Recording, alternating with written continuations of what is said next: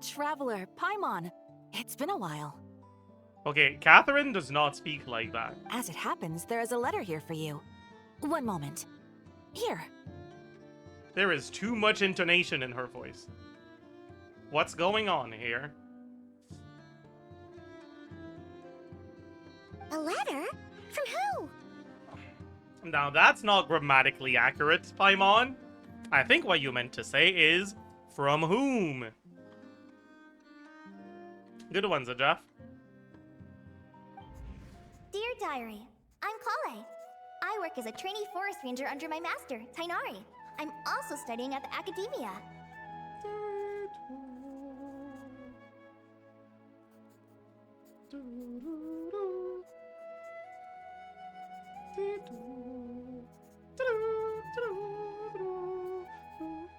Okay. I've been getting better and better at reading lately.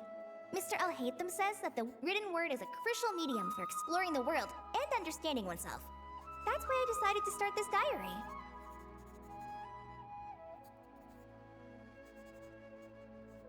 That said, what should I write about?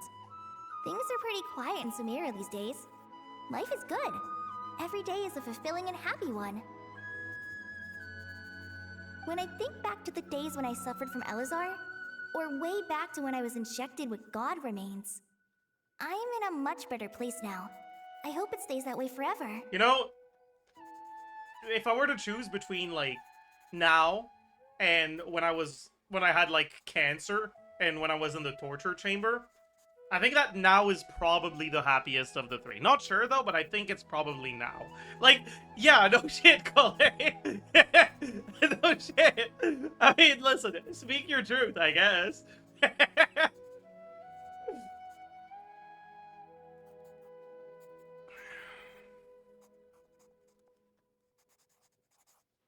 leave it there for now. Master said he'll take me shopping in Sumeru City today, which is great, because I've been meaning to visit the toy seller at the Grand Bazaar for a while now.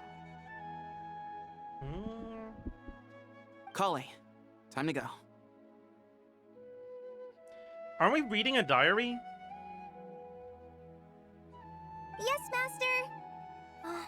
Huh? Where are we? What? Okay, what are we doing exactly now? What's going on?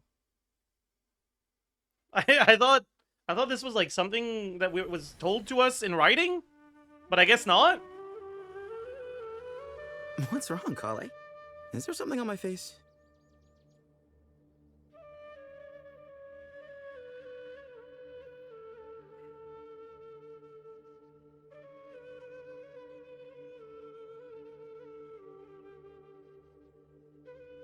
No, sorry.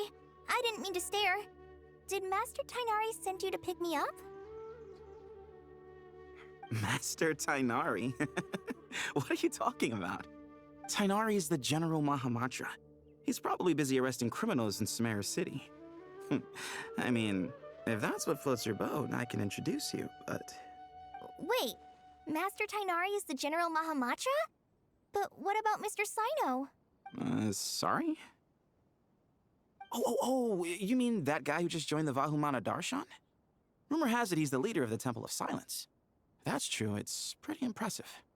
Sounds like you've been getting to know more and more people since you joined the academia. That's great, but don't let your forest ranger duties fall by the wayside, okay? What's going on? Sethos is acting like he's my master, and Master Tighnari has taken over Mr. Sino's job. Is this some kind of prank? This does not feel like it should be like our conquest type thing. Have we ever even met Sethos? Like in the main story?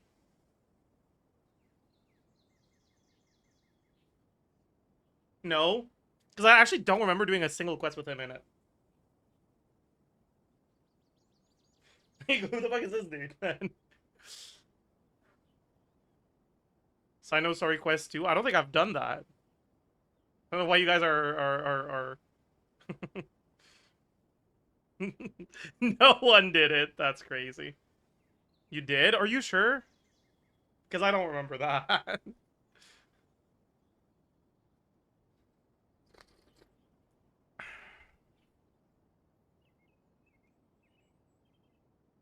If so, it's a weird choice of prank. But anyway, Zethos doesn't look like he's joking. What is this all about? Hey, you're zoning out again. I'm gonna buy some tools for the Rangers. Why don't you stretch your legs a bit? It's been a while since you last visited the city, right?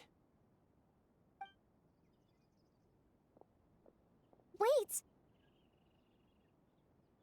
He's right. It has been a while since I last visited Sumeru City. Was it always like this? I mean, it feels familiar, yet somehow... something seems different. Is this really Sumeru City?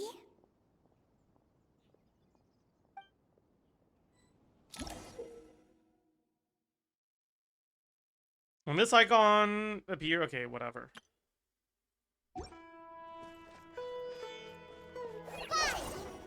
Did it say fly? Write this on for size! Dude, this fucking pathway? What was that?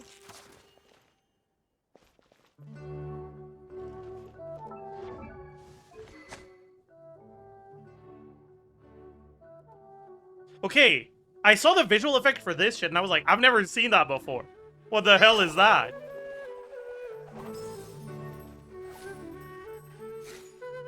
He's gonna do it soon, I think.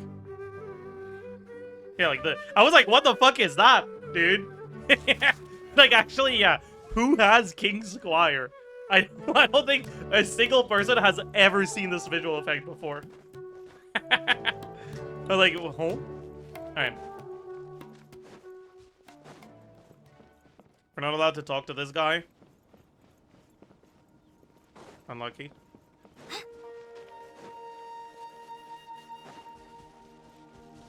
It doesn't seem like we're allowed to talk to anyone. Oh, these people are named. Did you see who just walked by? I think she's that famous merc. So this is like a setup where we're supposed to be like, See who just walked oh, by? so like we're about to meet Dea, and then they're gonna be like, haha, actually, the famous mercenary is Nilou. Hey, did you see? Because wouldn't it be funny if Nilou was the mercenary? Hey, did you see who just walked by? I think Okay, she's that you famous just said merc. that. Yeah, it's gotta be her. That red hair gives her away. It's The actually gonna be flame. Nilou, isn't it? They say she can take down a dozen tough guys with just one hand. Right? Because she does have red hair, right? Oh god. Oh god. Dude, what a surprising turn of events. Wait until you hear her voice. Oh god.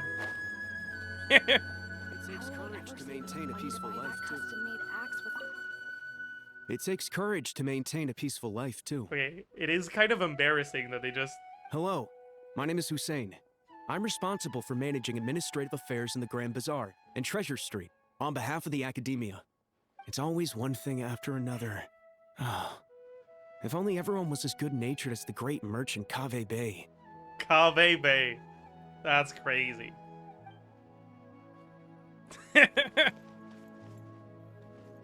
Tanamart? How will I ever save enough money to buy that custom-made axe with floral carvings from the blacksmith? How will I ever save enough money to buy that to use as a weapon, of course? As Hussein's secretary, I must ensure his safety. Don't underestimate me just because I'm a homemaker. I used to be a mercenary in the Corps of 30. Peace is precious, but you must always be prepared for the worst. Got it. It takes courage to maintain a peaceful life, too. Does it take courage to maintain a peaceful life, too? Do you guys think? When I grow up, I'm gonna join the Eremites and protect Sumeru City. Wow. I heard that Sage disappears without a trace as soon as he gets off work. It's a little mysterious. Okay, I don't know why I'm trying to listen to it heard before I that yap to Sage them. Like, okay. disappears without-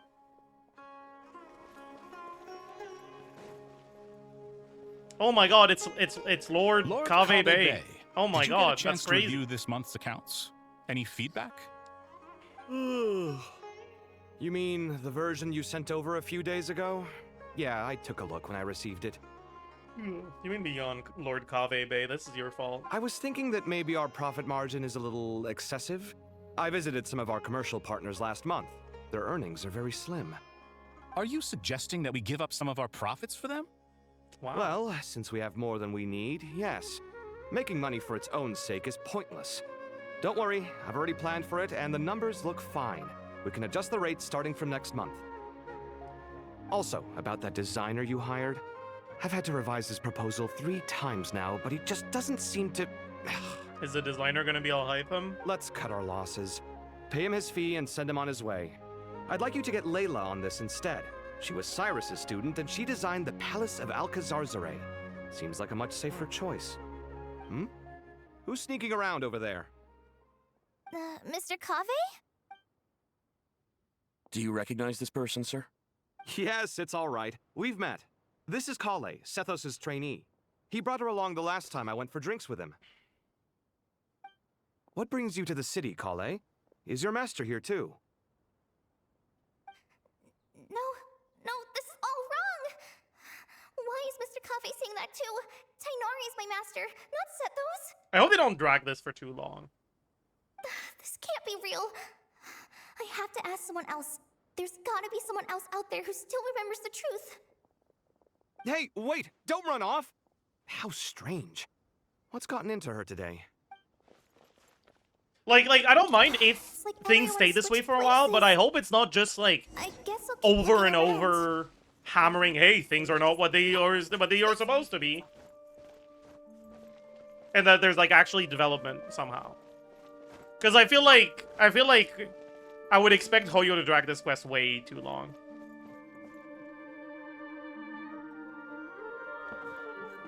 Who's that? Is that someone we know? He kind of looks like a mix of Cyrus and Wagner.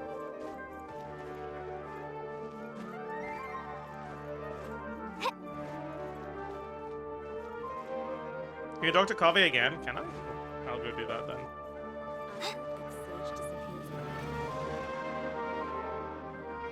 He remembers 2 NPC names, true. Remember a while back when I was working on a renovation plan for the House of Dana? Well, I submitted a report to the Grand Sage and he rejected it. It's infuriating. How does someone with no sense of aesthetics whatsoever even become the Grand Sage? Okay, from the way he's complaining, alhaitham has to be the Grand Sage, right? Please, calm down, Lord Kaveh. Maybe it's for the best that the proposal wasn't approved. Weren't you planning on paying for the renovations out of your own pocket? The Grand Sage just saved you a huge sum of mora. You're right. It's his loss if he doesn't want to work with me. Let him live out the rest of his days in an artless void for all I care. Anyway, enough about that killjoy. There's supposed to be a show at the Zubair Theater today. So is it gonna be Are you Dea guys who's free the later? dancer? Tickets are on me if you want to join. I heard that the sage disappears without a trace as soon. But like, if alhaitham is the Grand Sage, that's like really similar to his actual role. So would alhaitham be the one who Collei is looking for, or that like knows what's going on here? Look at the blacksmith. Where even is the blacksmith place? Because I have no fucking clue. Did I talk to this guy? The Grand Sage always used to disappear. We Yeah. asked him if there was anything unusual. Up and to the left.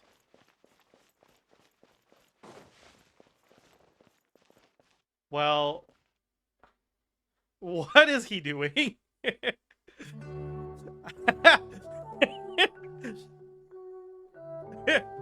Is that... Is that how you forge? Man. Shilona could learn a thing or two from this guy, is all I'm saying. Okay,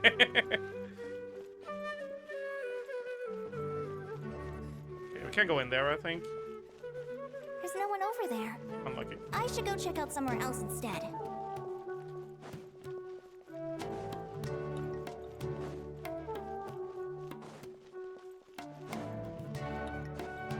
I know that, like, there's a spot on the map that's marked and all, but... I kind of want to look around a bit more before I go there.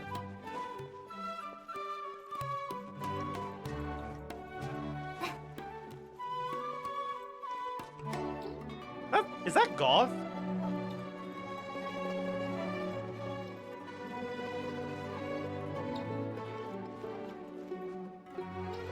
Same model? Who the fuck is goth? He's Mona's landlord. He's the owner of the Goth Grand Hotel as well. Which I thought was the Fatui Embassy. But it isn't. But it kind of is, but it also isn't.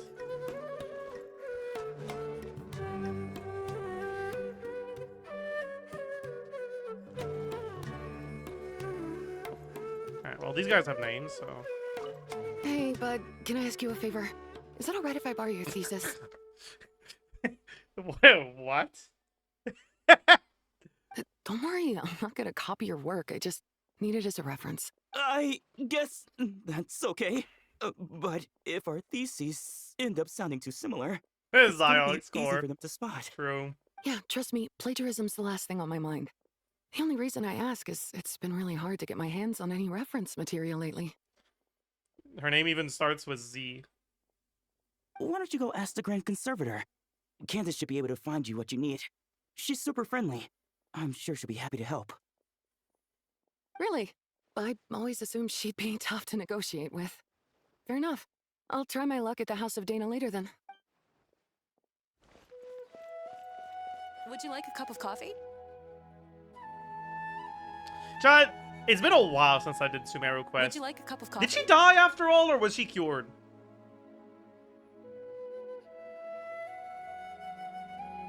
No, she's fine. She was cured. Okay.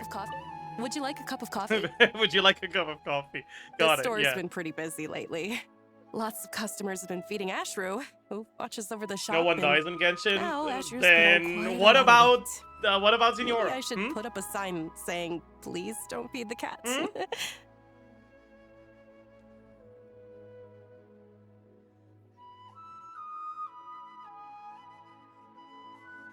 Chat, what if her name is Rosalind because she will rise from her ashes and come back? Thoughts?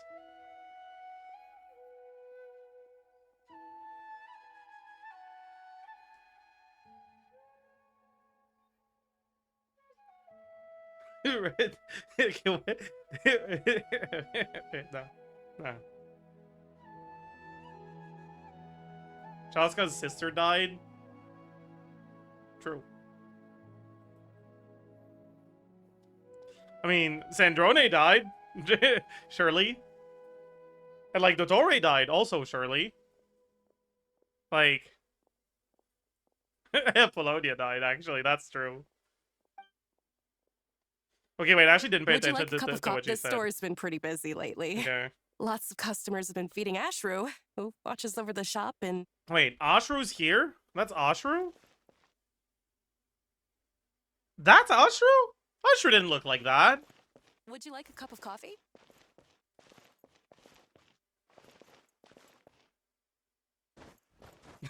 Whitewash him. Yeah, I guess that is what happens when you're from Sumeru in Sumeru. That's just... I see.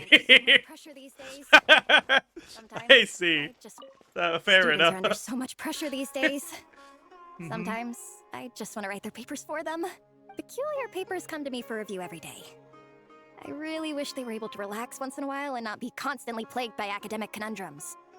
It doesn't do a person any good to spend too long down the rabbit hole. Oh my god, it's the Flame Main over there. I sure wonder which one of the two is the Flame Main. Lots of visitors today, I see. Welcome all. It's been a while. Hey, Rahman. You know that guy who sells face powder on Treasure Street? Okay. I haven't seen him around in a while. Any idea what happened to him? Are we supposed to believe this is how famous mercenary the Red Mane dresses? And this is how dancer extraordinaire dresses? Like, why wouldn't they, like, I get budget, whatever, but, like, this... That feels lazy. Oh, you mean a Hongar? Yeah, he got into a brawl with Shavirme on Treasure Street. He's been banned from setting up shop there for now.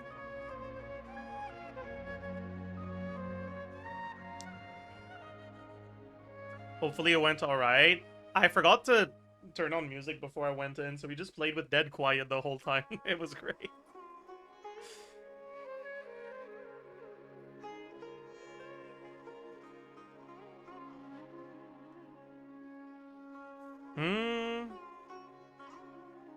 Seriously? Oh, well, that's a shame. I was planning to pick out some makeup for you. Oh, don't worry about it.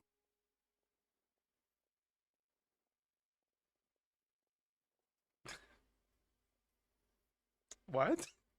The legendary Flame Mane discussing makeup with the Zubair Theater star dancer. They're really laying it on thick. Now there's something you don't see every day. Flame Mane? You know, I'm not actually sure when people started calling me that. Maybe the other Eremites thought I needed a fiercer title to scare people off? Yeah, he's thick, I see. I mean, it fits, you know? Like...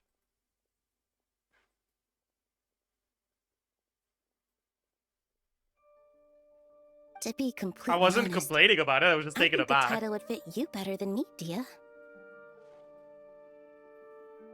You think? Can't say I've never imagined myself as a merc.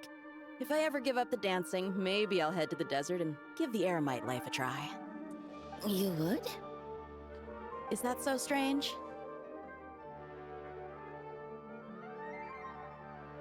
Oh, not at all. In fact, I've actually had similar thoughts before. If I ever get tired of sleeping out in the wild, I think I might go look for a job at the Zubair Theater. I've adored the dance of Sub-Zeros ever since the first time I saw you perform it. If the chance ever came up, I'd love to try it out on stage for myself. Really? If our manager Sataria heard you say that, she'd hold you to it. Probably grab you by the sleeve and never let you go again. Hey, I feel like this music does not fit the situation. Is it just me?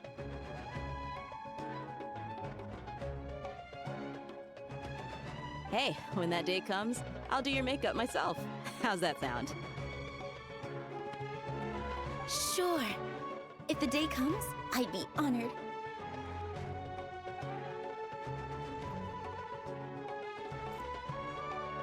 Everyone I know, everything I've ever known. Suddenly it's all a jumbled mess. The question is, who's right? Them or me? My head feels so heavy. I can't think straight. Wait a second. Hi, Mr. Sino. What are you thinking about?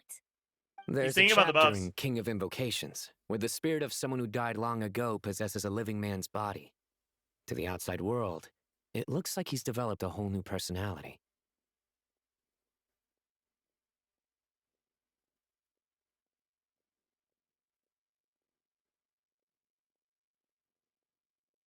Just like in Yu-Gi-Oh! Which is the only story I can think of where something like that happens. I was just thinking how terrifying that would be for his friends. Imagine waking up one day to find that a friend of yours has suddenly become a different person. Well, I get it, because in this quest, everyone is like a different person. Huh? So what got you thinking about that?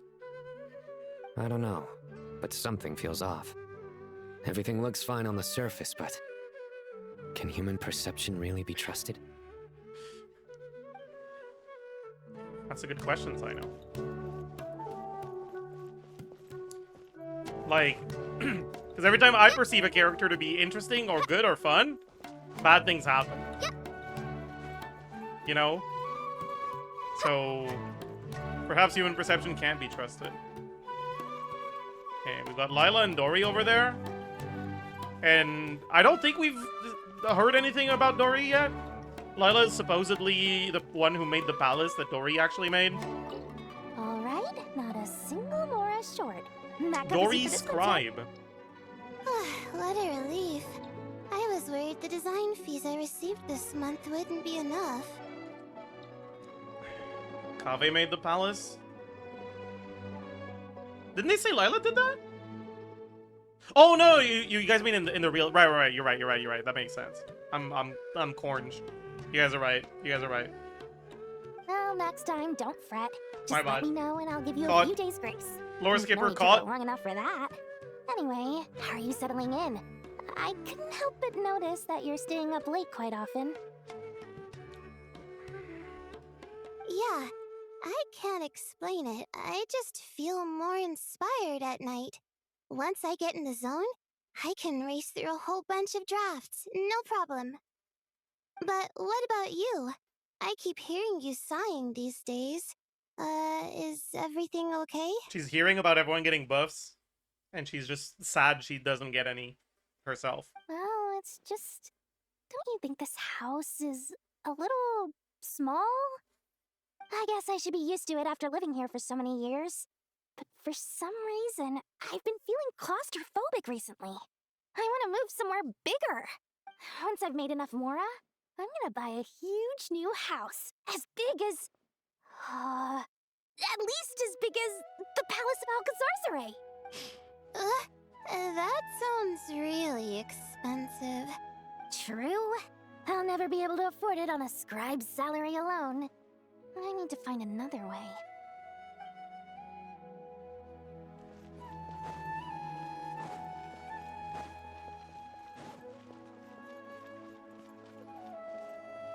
Mahamatra Tainari, we've apprehended the suspect.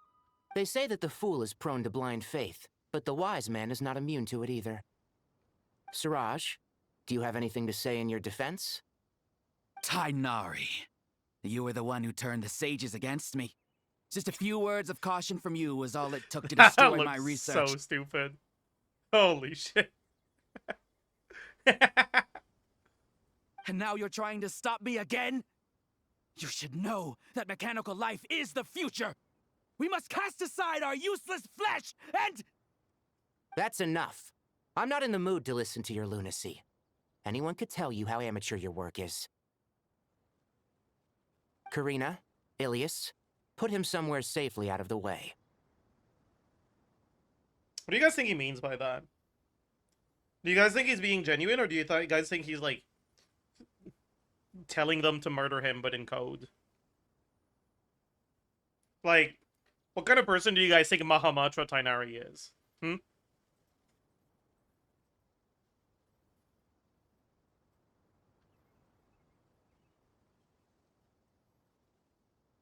Law-abiding? Yes, sir. Next on the agenda is... What is it? Wait, did Professor Zahahati send you? She's been encouraging me to take on an apprentice. Might be getting a bit ahead of herself there, though. No, Master! It's me! Collei! I wonder how I would, like, react in a situation like that. Because, like, rationally, it feels like Tehnari wouldn't be the right person to go to here, right? Like, the right person to share your thoughts with, who would be most likely to listen to you properly, is the person who treats you as though you are their student or whatever, right? As though they are your master, right? I feel like Sethos would be the right person to talk to about the situation. If Tehnari treats you like a stranger, right? But, like, I wonder how difficult it is to get to that conclusion if you're in that situation.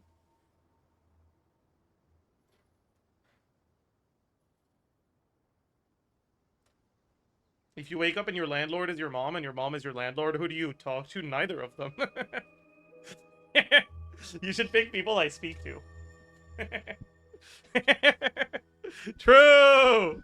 Elson. Good one, Zajef. Okay. Listen to me. Something really weird is going on in Sumeru City. It's like everyone's identities have switched around. You're not the General Mahamatra. You're a Forest Watcher. Just yesterday, we agreed to come to Sumeru City today to go shopping together and... All right, there's no rush. Let's back up a little. your name is Collei, correct? Although this is our first meeting, you do seem strangely familiar somehow. Is there anything I can help you with? Dude.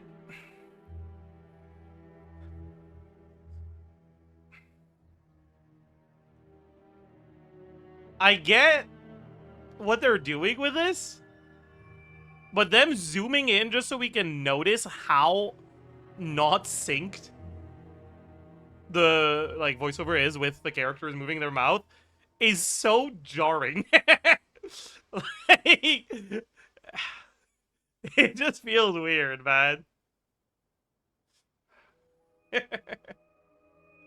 He got lessons from Nicole. True.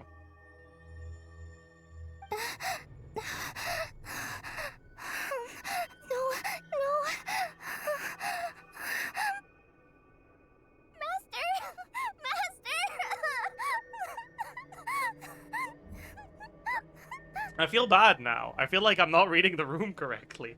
I'm sorry. That's my bad, collei. I'm sorry for making my bad. What is it?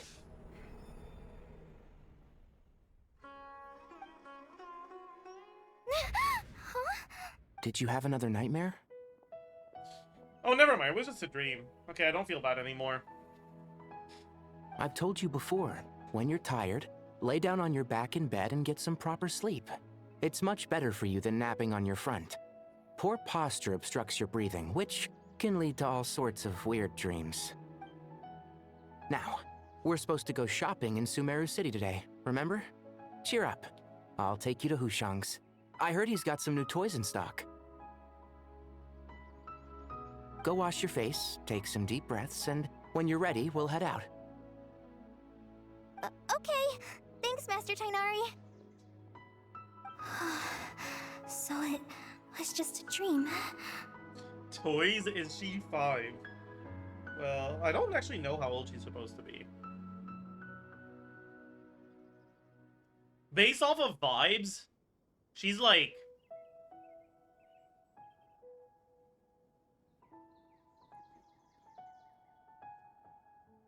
$15? Ish.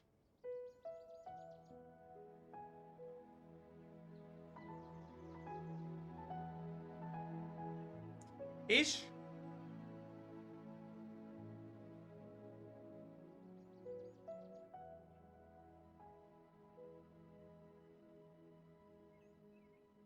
And yet, dreams can sometimes be a warning of things that will soon come to pass.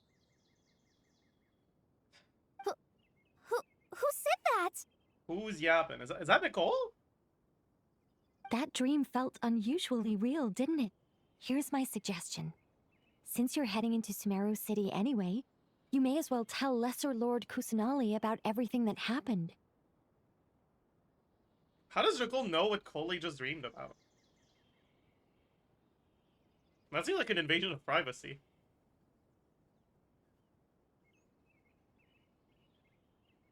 Does Nicole know what I dream about? It's our little secret. True.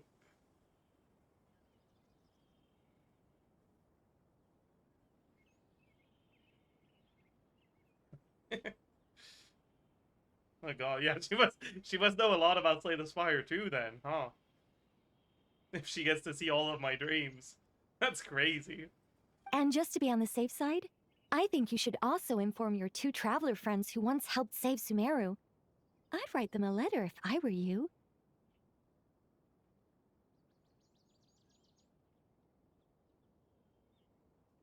Time is short.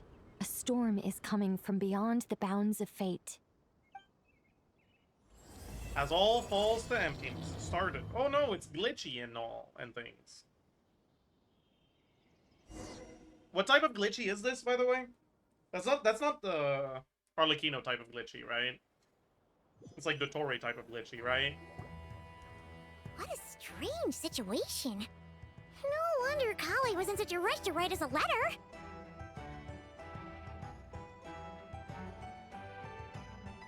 Wait, so I'm confused what did the letter say? Because, like, it started off as just a diary? But then it turned into narration? And now I guess we're aware of the situation? But like, why did it start as a diary then? Right? Like, I'm confused.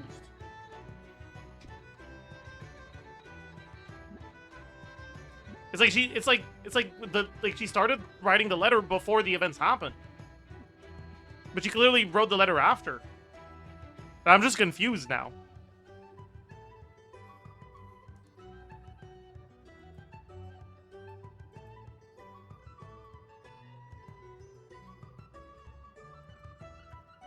The writing the diary part was also in the dream? I thought we were supposed to interpret the events as, like, Catherine was reciting the contents of Collei's letter, and Collei's voice was used for that. For our immersion. But I guess that's not the case. I guess we're just... This feels very confusing.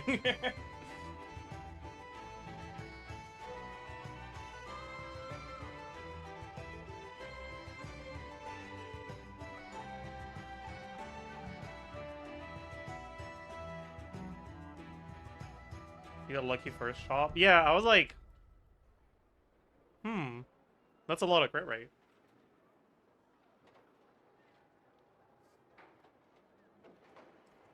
That dream was the reason why she sent the letter. The flow of events doesn't have to be linear. Yeah, I'm not saying it has to be linear. I'm saying it's a very confusing order of things. And it didn't flow in a way that helped that confusion to me.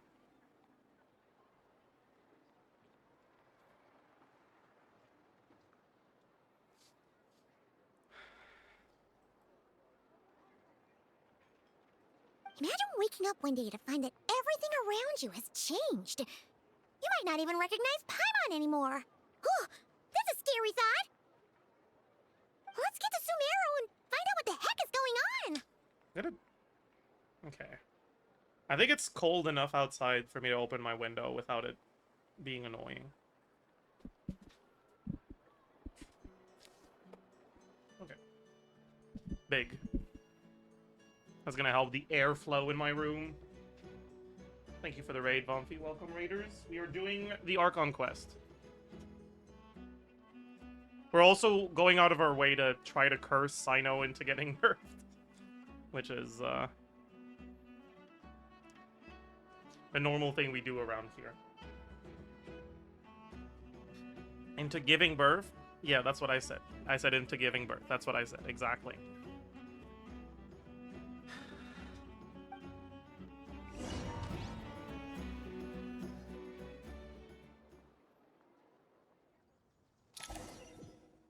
Look, you got it. Upon a speck of the... Unlucky. I was like, what is Flynn's doing here? I was like, oh, wait, right. Never... No, that makes sense.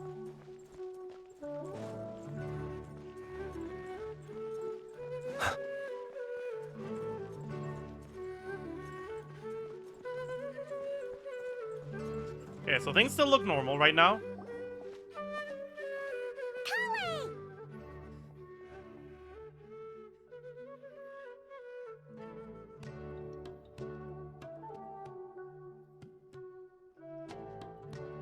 You remember that Sino is a cop? Yeah, I do. Traveler! Paimon! Thank goodness! I'm so glad you made it! Of course! We won't let anything happen to you, Collei. So, what's going on in Sumeru City?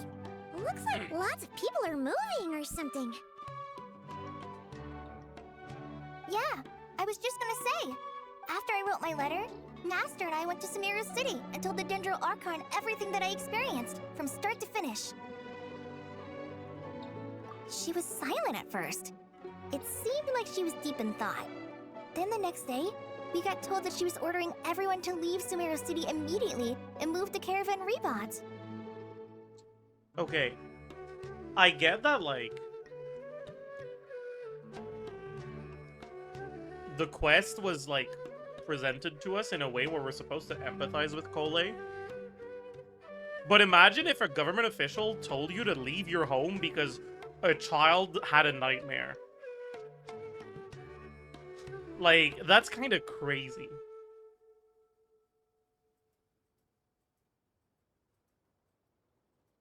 That's kind of wild.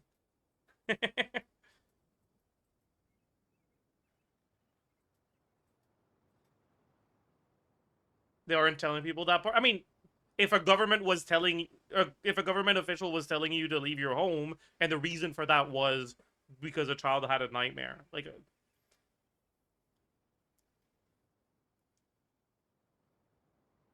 that's, you guys are getting stuck on the wrong part of this whole thing. Okay, it doesn't matter if they tell you or not. We, as an observer, see the situation that's going on. It is a crazy situation. Like, why the fuck is she doing this? It makes sense later. I mean, I'm sure it will. But right now, it sure as fuck doesn't.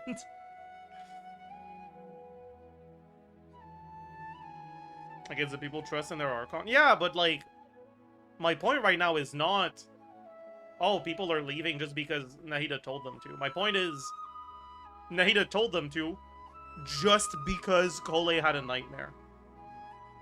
Which is fucking crazy.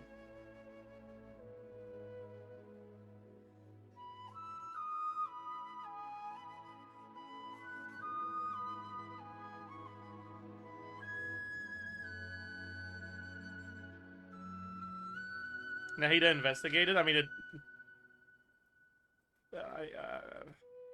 maybe she did.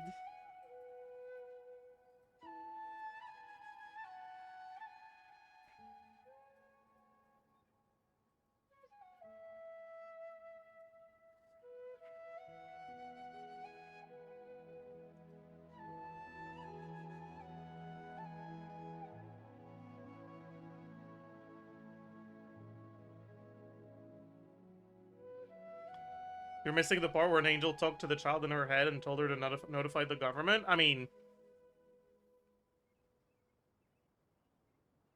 that's what Collei claims. She's not the first person to claim that a divine being spoke to them in a dream.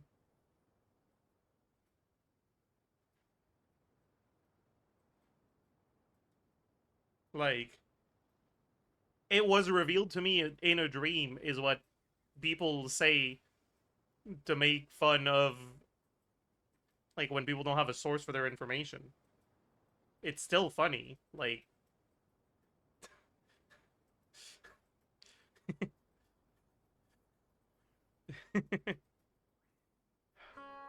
I don't know, man.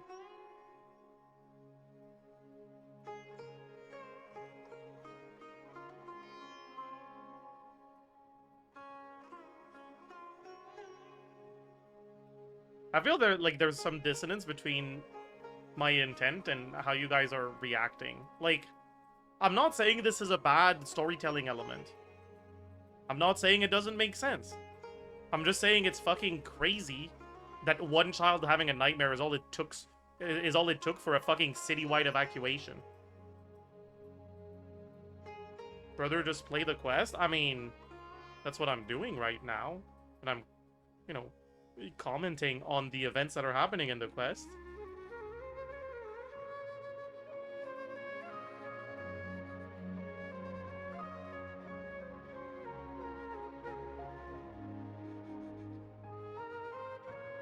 Sometimes joke doesn't really land. I mean, it wasn't really a joke, but like...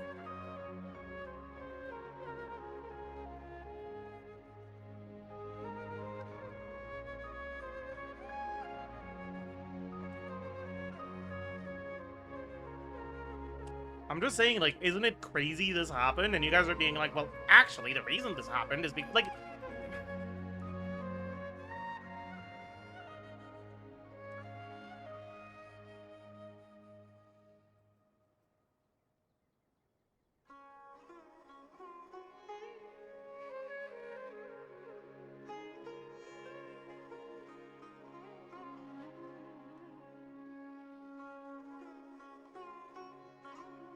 The entire population of the city has to move? Not just Sumeru City. The evacuation also includes Lokapala Jungle, Avidia Forest, Ashavan Realm, and Ardravi Valley. Whole quest this stream? Not if you guys act like this, I'll tell you that. Basically, everyone living in the rainforest must temporarily relocate to Caravan Ribat. It's like, what the fuck is special about Caravan Ribat? That like, oh yeah, that's the safe place. Holy smokes! It's crazy! Yes, it's quite an operation. Even if people only bring the bare essentials, the scale is simply enormous. They've requisitioned almost all the Sumpter Beasts in Sumeru for the task, including the entirety of Dori's Sumpter Beast Park. The Dendro Archon said that what Collei experienced was not a dream, but a warning. After our meeting, she immediately summoned the 6 sages to analyze the situation and discuss countermeasures. They concluded that the events seen in the dream are very likely to become a reality, and that an unknown danger is rapidly approaching.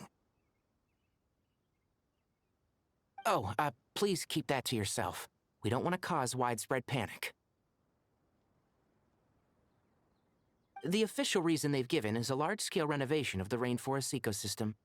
People are skeptical, but there haven't been any major incidents.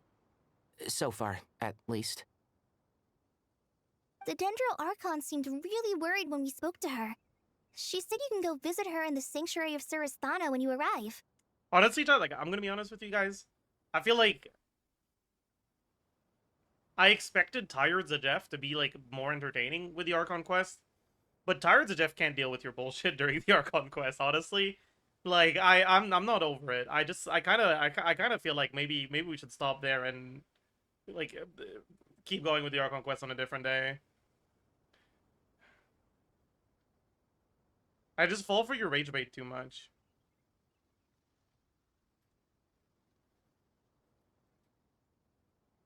She also said she'd hold out until the very end. Tighnari? Collei? You got a minute? I need a hand here.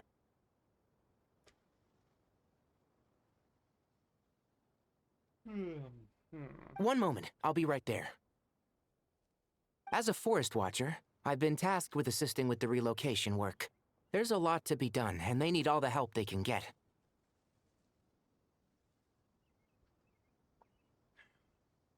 This will be the final group of evacuees from Sumeru City. While they're away from home, they'll be heavily reliant on outside help. Chad, there's a spider on my wall.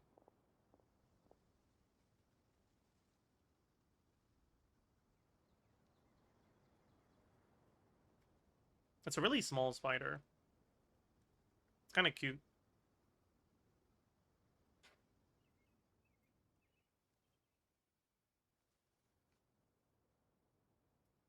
Thank you for coming in our time of need. As you can see, another crisis is upon us. What color is it? It's out of sight now. It like crawled outside of my field of vision. So, I don't know. It was probably black. Excuse me, sorry to trouble you, but could you help an old man find his medicine? It's buried somewhere in my luggage. Oh, it came back. I mean, that looks black.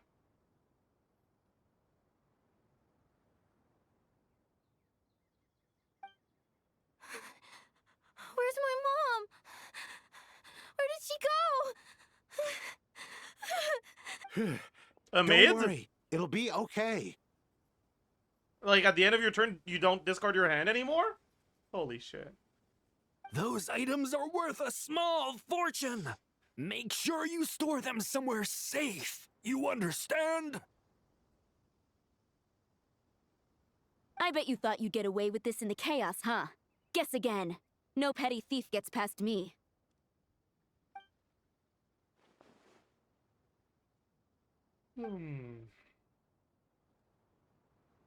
We should go help the evacuees. See you around. I'm so glad that you believed me and came all this way to help. I don't believe you. It means a lot. Please stay safe. I don't see the spider anymore. Oh, I see it. Never mind. It was hiding behind my lamp. Don't worry. We may not know exactly what's going on yet, but as long as we stick together, we'll find a way through this.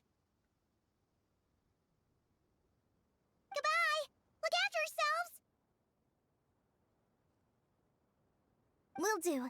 See ya. Paimon's not sure how she found the words to comfort Collei because, honestly, she's kind of nervous herself. Let's head to the Sanctuary of Surasana and see Nahida.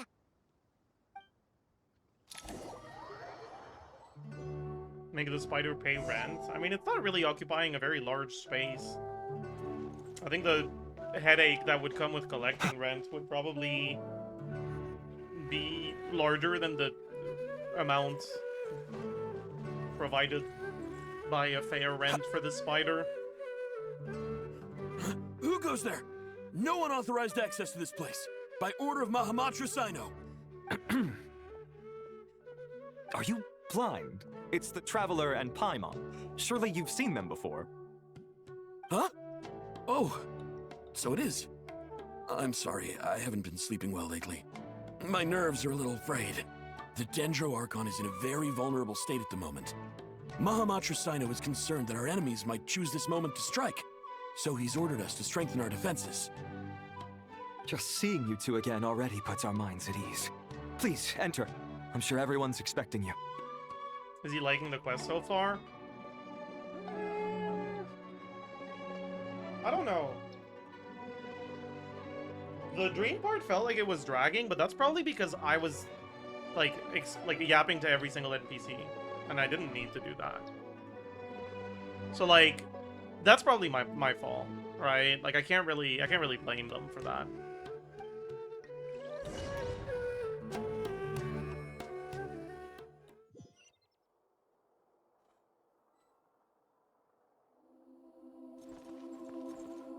You guys think I can die here? What do you think happens if I die here? Who should die? Flynn, Nefer, Sugars, or Columbina? Columbina? Columbina? Okay, everyone wants Columbina to die, alright. Damn. It does count as a death, by the way, because our energy's gone. And we lost some HP. Let's see if we can, like, die.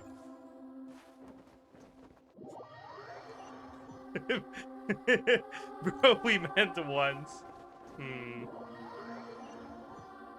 He will complain this part took too long as well.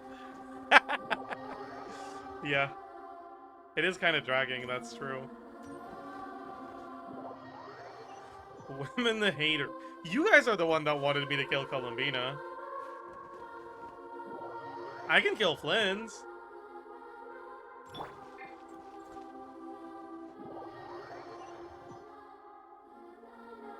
I can't kill Flynn's anymore. He's dead. Wonder where it's gonna revive us. We're just back here. Damn, that's crazy.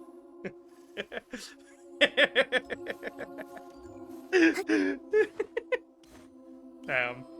We can't leave. Yeah, what if we die again, actually? Can Nefer die once? Sure. Let's make it fair. One Nefer death, one Sucrose death. Just for equality's sake.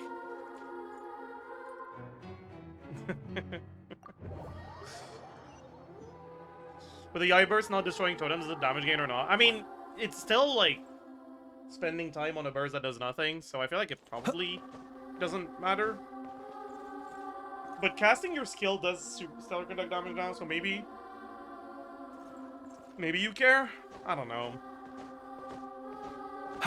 Like, as a way to reset skill cooldown, I could see it.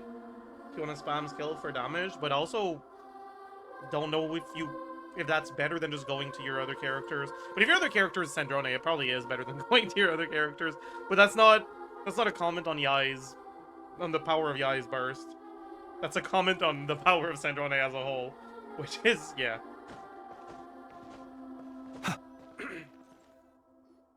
Yeah. Traveler, Paimon, you made it. Yep. Aha!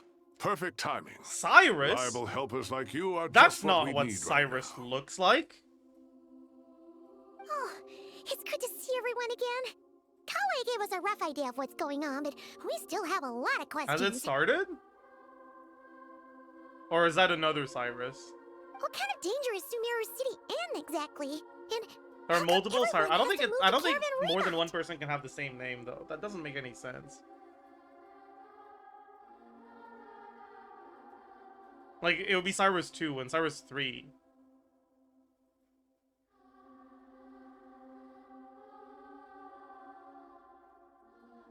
Like where do you think the 77 comes from? At this stage, we can't be certain. We're investigating, but But I guess no sometimes people call me definitive answers Zajef, yet. not Zajef 77. So maybe that's what's going on here. His name is like Cyrus 34, and people just shorten it to Cyrus. I take it that Collei told you about her strange dream? Yeah. Apparently, everyone in Sumeru City was acting super weird. Even you guys. It was like you'd all switched places. That's right. Collei and Tighnari reported the situation to the Dendro Archon. She believes that it wasn't merely a dream, and that whatever it was has something to do with Irminsul. It's a reasonable inference. Only through Irminsul can people's memory and cognition be so significantly modified in such a short time.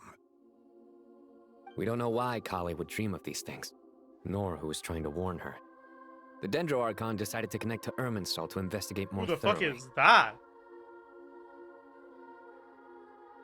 Irminsul is connected directly to the ley lines.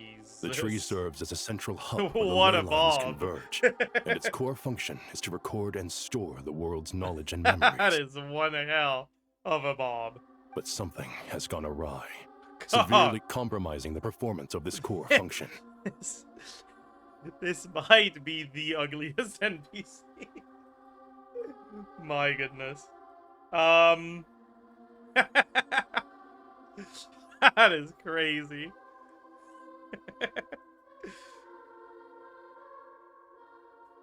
It looks like a Tomodachi Life character, I see. Information is bottlenecking inside I thought Irminsul, he was a hampering Yu-Gi-Oh the ley lines character. flow. So If this true. continues, He kind of new does look like information will Weevil. languish unrecorded, I think that's his name, with Weevil. existing records thrown into disarray. Weevil Yu-Gi-Oh. Yeah.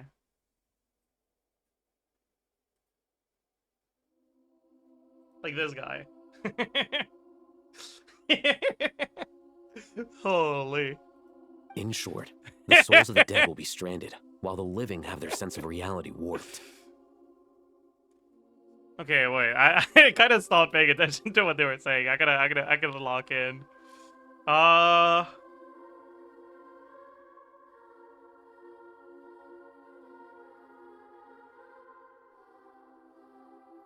Okay. In the long run, Collei's dream could well become a reality. And that's just the beginning. There's no telling what other nightmares could end up coming true. Irminsul, the ley lines. I love my magic slop. Injected directly into my veins. I have come this far.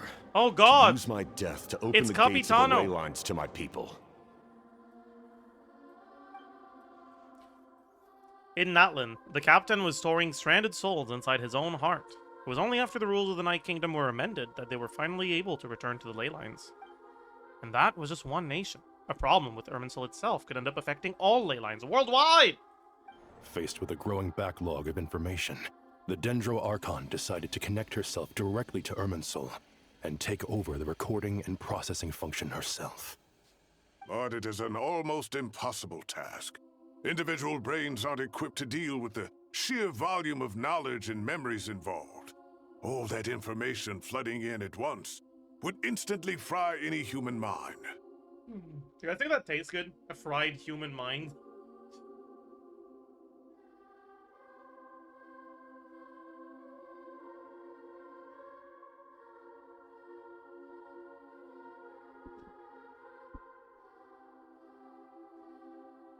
And for a god, even for a god, the suffering must be unimaginable. The Dendro Archon's power originates from Irminsul. Any issue with the tree itself takes a toll on her to begin with. On top of that, she's subjecting herself to the grueling task of processing all that data. It must be torture for her. Wow. She's knowing things right now. I feel like this interaction is not doing a good job of making me feel bad for Nahida right now. It just sounds like, okay, man, like, we get it, move on. And despite all of this, she is somehow finding the strength to investigate the irminsul situation from within and send us her findings. I finished analyzing the latest data. Looks like our working theory was wrong. There's no signs of irminsul having been attacked from the outside. So what's this gonna be? Like, dottore injected one of his segments into irminsul a long time ago as a way to, like, prevent himself from dying and, like, coming back. And now that segment is wreaking havoc inside irminsul. So it's internal then? Some sort of disease, perhaps? No. I've spent half my life studying the ley lines. If irminsul malfunctioned this easily, the world would have met its end long ago.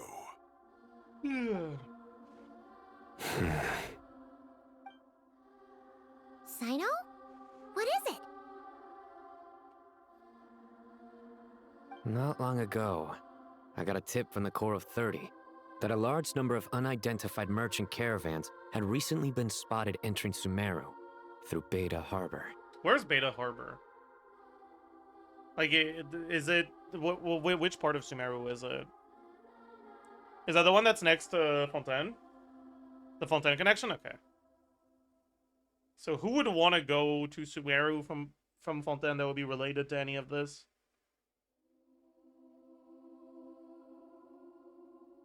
I don't know. At first, I suspected that they might have something to do with all this, so I sent some people to investigate. But if Irminsul wasn't attacked from the outside... Don't you think there are more important things to worry about right now than guessing who's behind all this? I can't think of that many. No. I think that sounds fairly fucking important, actually.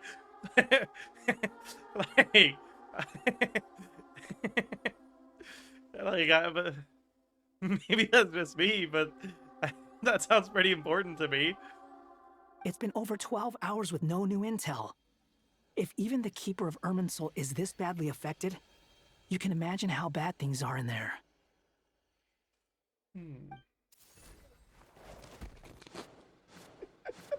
Dendro Archon. She just fucking ragdolled on the ground. Oh god, this is the most realistic physics we've ever seen. And it all went to nahida fucking...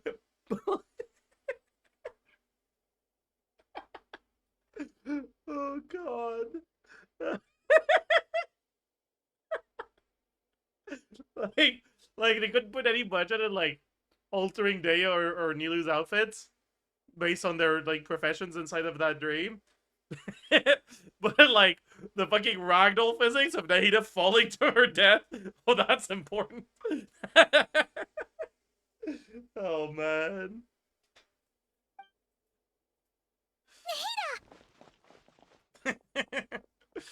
Gravity 1, Nahida 0. Yeah. Woman falls, hysterical laughter. Okay, I mean, listen. Coughing baby versus gravity. True. Listen, okay? I just need to distract you guys so you forget that I lost to a sandwich, okay? That's more embarrassing than losing to gravity. What's wrong? What was she floating to begin with? Don't question it.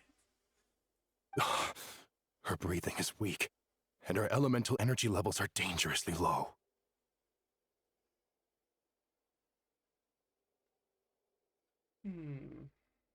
Looks like it's time to move to the backup plan. What's the backup plan? Get out of the city and take the Dendro Archon with us. The entrance to Irminsul is directly beneath the sanctuary of Surasthana. That means this is ground zero if anything goes wrong. The Dendro Archon has a very strong connection to Irminsul. But theoretically, this connection should grow weaker with distance. Under normal circumstances, she could unleash her full power here. But with Irminsul out of control, our first priority is to get her away from here. She looks so comfortable sleeping right now. The situation is critical. There's no time to deliberate. Everyone in agreement? I'll deal with it. I'll also let the Matra and the Corps of 30 know to start evacuating.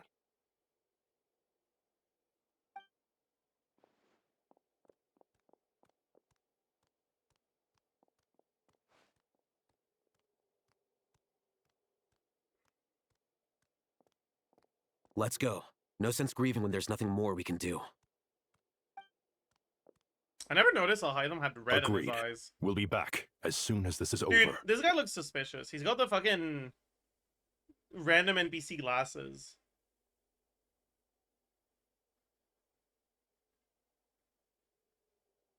Like that's all that's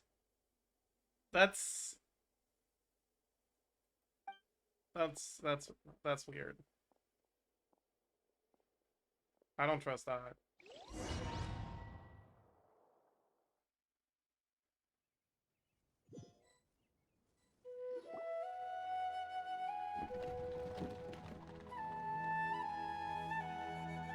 The last group of civilians has been safely evacuated. Dendro Archon's carriage will travel with them. Sino and Hat Guy will protect the convoy. I don't mind when they call him Hat Guy at With all. the Dendro actually. It's Archon not- in it a doesn't coma, make it. We've Yeah, lost our okay, whatever, means it's of fine. investigating the situation. And with Irminsul still deteriorating, we have no choice but to evacuate sumeru City. Feels as though we're being pushed along by an invisible hand. Okay, why are you saying this as if like this was a decision that was being made now? Didn't you order the evacuation of Sumeru City like a day ago or some shit? Like this is not new. This is already going on. Stop moaning, Cyrus. We're the teachers here. We should be showing a little more confidence, don't you think? A wise judgment. Let's move out to Caravan Rebot.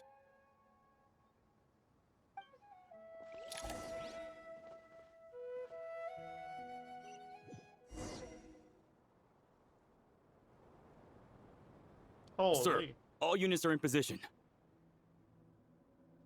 Bortnikov. That's how you're supposed to pronounce his name. I know that. Nicole told me in a dream, so you know it's true. Good. Everything is Dude, going I should to start plan. saying that. Interfering with Sumeru City is a Instead of necessary true. step, so do not hesitate. The Irminsul situation will not harm you. Oh, wait, you think this is pantalone? No.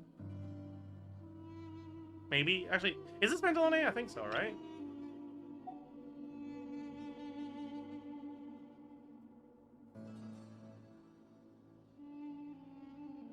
It's pants.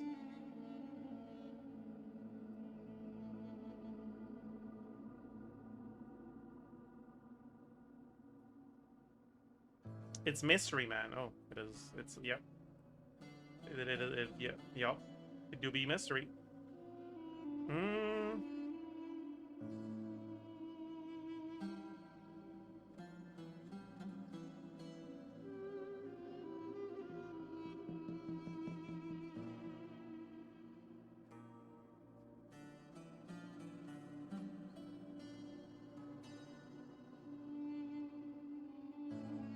If Pantalone liked Christmas, his name would be Santalone.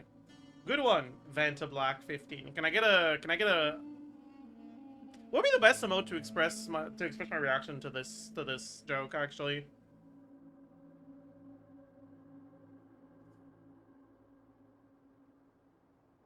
Oh, Megalol with eating an eggplant? Yeah, maybe. That's a good one. Can I get an Omegalol eating an eggplant, please?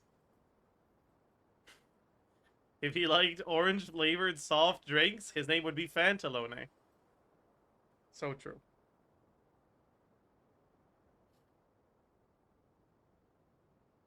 And if he restored to 22 HP when cooked on old-school RuneScape, his name would be Mantalone. True.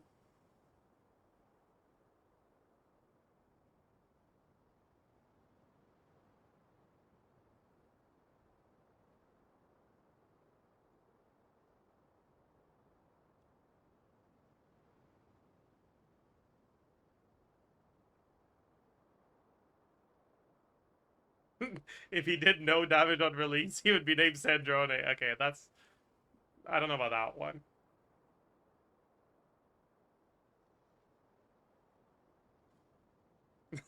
How's he liking the quest so far? He's 99% locked out. Yeah, I am kind of locked out. But, like, I'm still paying attention. We're just getting sidetracked a bit. And it's not the same type of sidetracked as usual. Like, it's like the quest is background for today's Yap sesh, you know?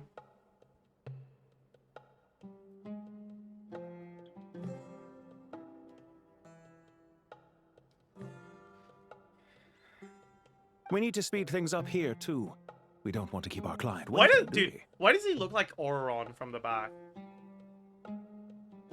Like, what a fuck-ass awful coat / cape. It looks so ugly.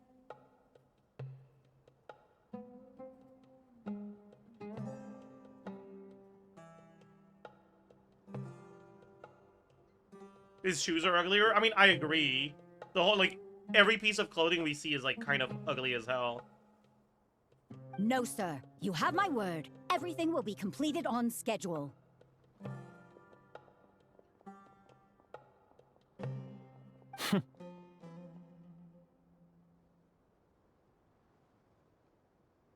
Yeah, this is awful, actually. They say that fervent ambition attracts the favor of the gods, and with it, Oh, a vision. God. Okay, this can't, surely this isn't actually Pantalone, right? Surely he doesn't look this fucking horrible, right? Like, there's no way. Pronounce that NPC's name, please? Who, Very Kachina? That doesn't seem very hard to pronounce.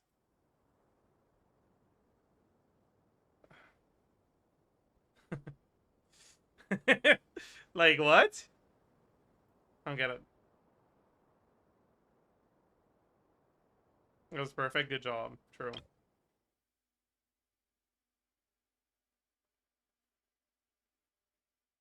Yeah. I don't know.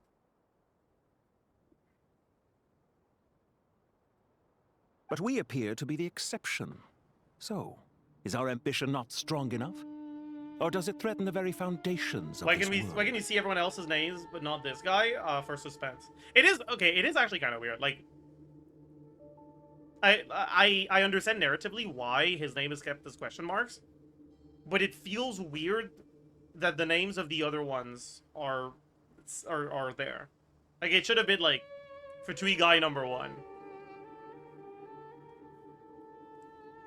Like, why do we get their government name exactly? Was that it? Nothing happened, though. Like, nothing was said. Nothing was learned. Did we learn something? Maybe I just forgot. I wasn't paying that much attention. Did we learn anything?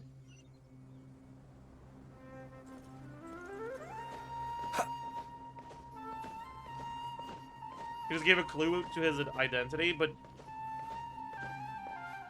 I mean, it's pretty obvious who he is, right? Like, even if you didn't see that there were Pantalone leaks, like, we know it's a Fatui Harbinger, and he looks like a fucking loser. So, like, it's not Pulcinella. It's not Piero. Who the fuck is left?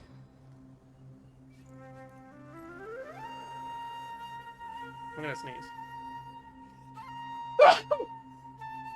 Could be a dottore variant, I guess. It could be Signora. I see.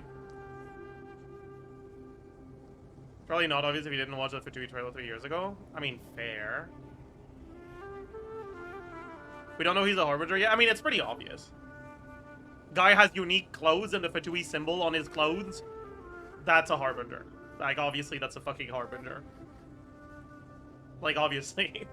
Like, obviously, that's a Harbinger. Like, obviously.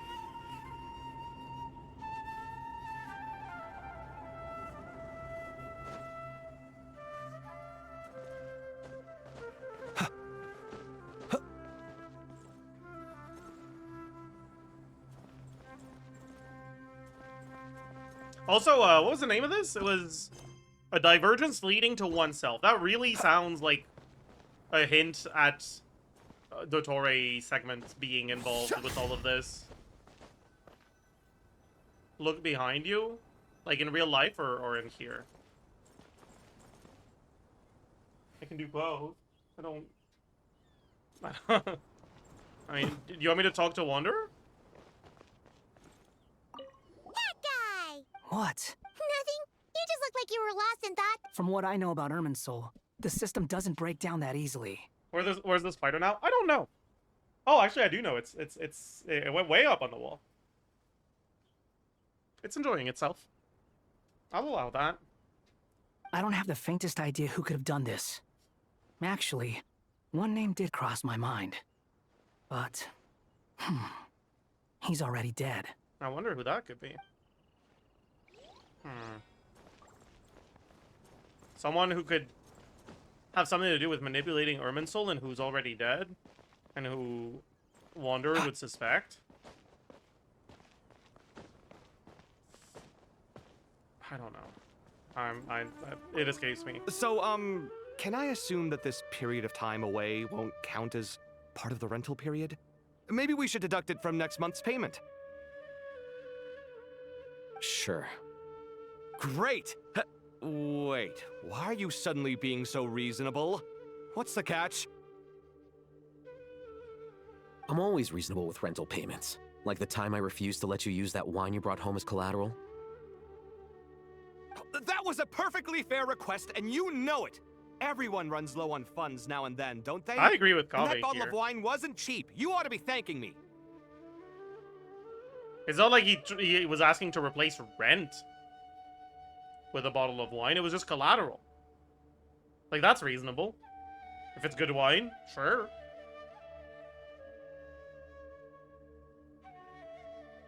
Anyway, Fuck-ass landlord. Sumeru City should Sorry. be empty by now, right? With no one at home, I've been worried about security. I'm worried about burglars. What would they steal? That new scroll you bought? Ah! I'd almost forgotten about that. Oh, I only went and hung it up in the most conspicuous spot in the house. If anyone breaks in, it'll be the first thing they see. Well, no one but you gave it a second look while it was on display in the shop. I doubt anyone would go out of their way to Do you steal think it. alhaitham drinks?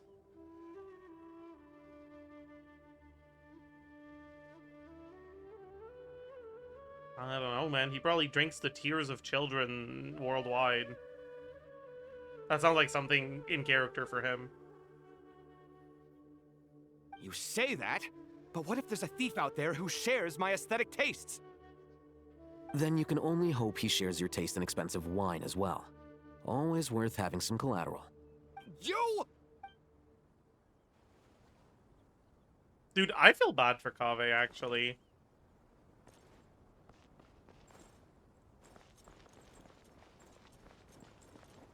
Like, is there any worse person to be in a situationship with than alhaitham?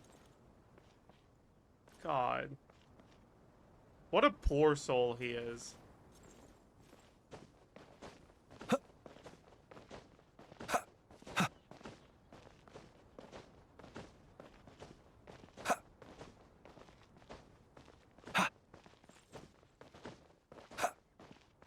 They love each other, it's fine. Yeah, but like...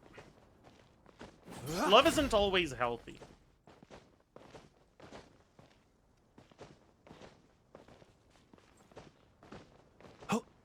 You know, like, people like to pretend like people that display abusive forms of love aren't actually in love. But, like, that's not how it works. They are in love. They're just bad people.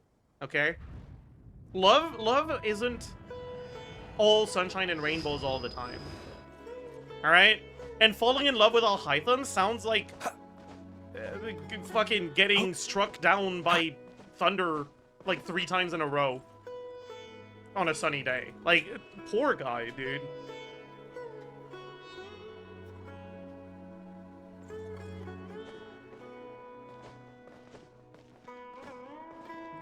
I'd prefer the latter.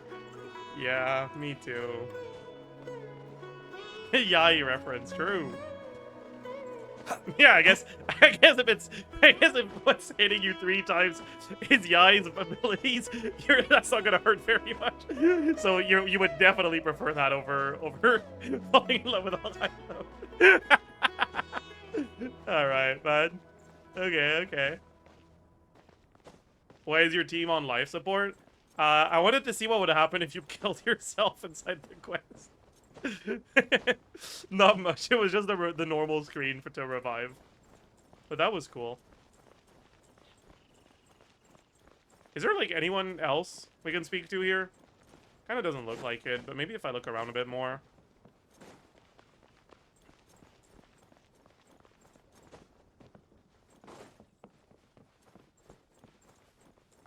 No. I don't think any of these people are... Oh, I mean, these guys have names. Take this medicine and get some rest.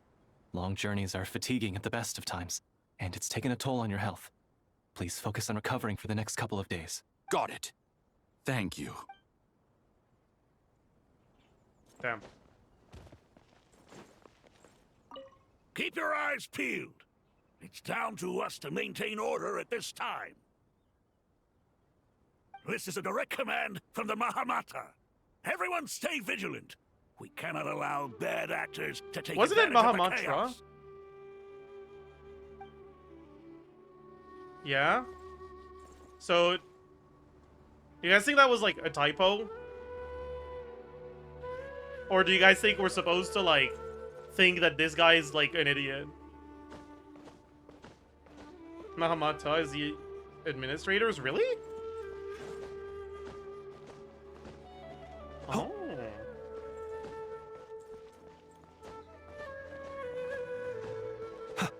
Cause like one of the things I like the most in stories is when like characterization happens through a character making a mistake. Like that's just fun. Especially when the mistake isn't necessarily pointed out. Peer into the abyss needs like somewhat subtle characterization where like you have to be paying attention to get it. Like I like that. That is my jam.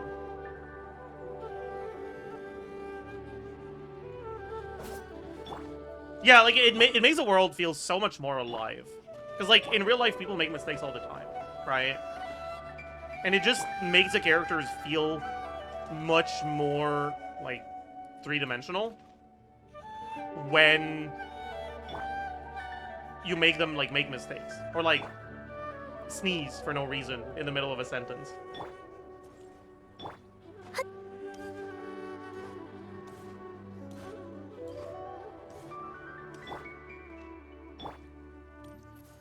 Spoken like a Yulamane. Okay, man. That was not sneezing for no reason in the middle of a sentence. That was a fetish thing. All right? Like don't bring that into this. Don't bring that into this. Don't bring that into this.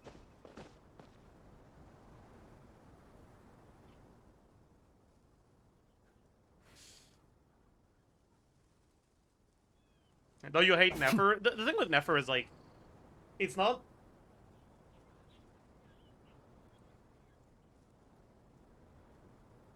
Her characterization, like, I like those aspects of her characterization. It's just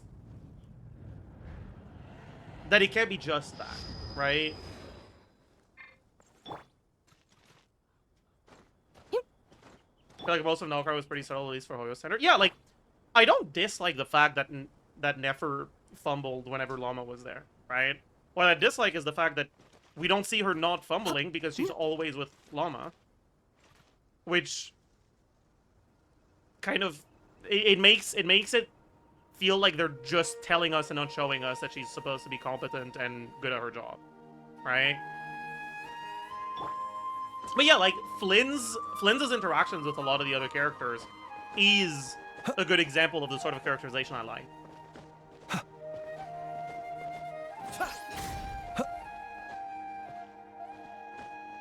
I don't know if that's a hot take, but Yehuda's characterization was one of the best. I don't know if it was one of the best, because a lot of her characterization hinges on her relationship with Nefer, And I feel like her relationship with Nefer was not explored very well. Like, it kind of just...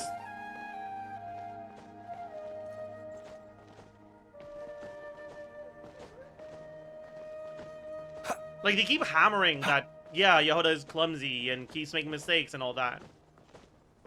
But all they show us is Yehuda succeeding at her job and Nefer failing. So we're just like, okay, can you, like, stop telling us? And, like, I don't think the intent is to make Nefer appear as incompetent and Yehuda appear as though she's the one that's doing, like, that she's the reason why Nefer is successful. But that's really how it feels. Similar to what happened with Varka. I think it's a bit different with Varka because I think with Varka it was intentional. I think you are supposed to half think that Varka is a fraud. I mean, I don't just think that, like, it's very obvious that you're supposed to. Like, the characters make fun of Varka directly in the story sometimes.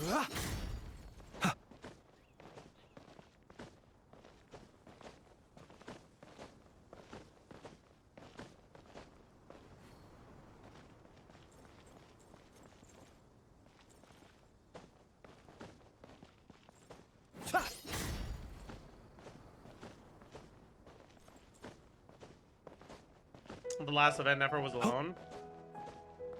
I didn't fucking... yeah, well, unlucky. Just, if you want good characterization, just play the time-limited events. You just won't get to see that in the story, I guess. GG.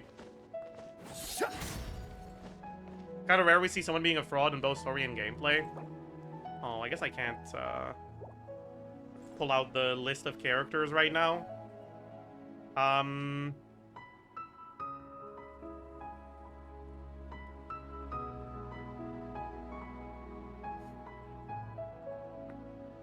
So I haven't seen, like, any story from Linnea, and I assume that there's going to be a lot of Nicole and Lowen development in this quest, so I won't speak on those yet.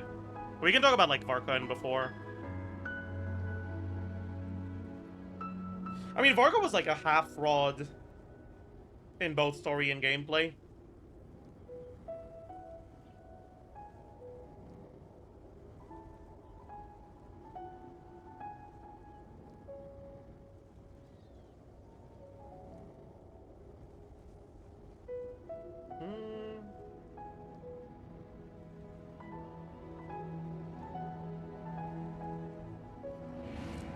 I mean, Nidalua had, like, 2 interactions. Zabai was, like, all event quest, or, like, world quest or whatever, and I kind of didn't really do any of that. Columbina! People ought not be so frightened of ghosts. Columbina is, like, just kind of good, both in gameplay and in the quest. I mean, her characterization is kind of ass. Or wait, were we talking about, like, the quality of their characterization or the competence of their person, like, of their character in the story?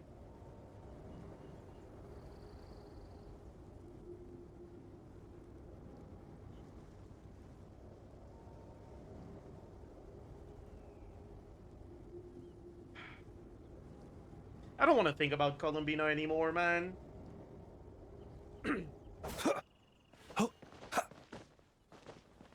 I want to forget about that last interaction she had with Rarier. Then I can pretend she's a good character.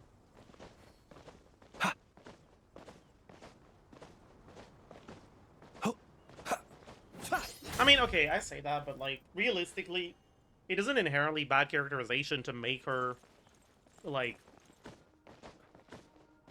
borderline evil. I just feel like that's not what they were going for.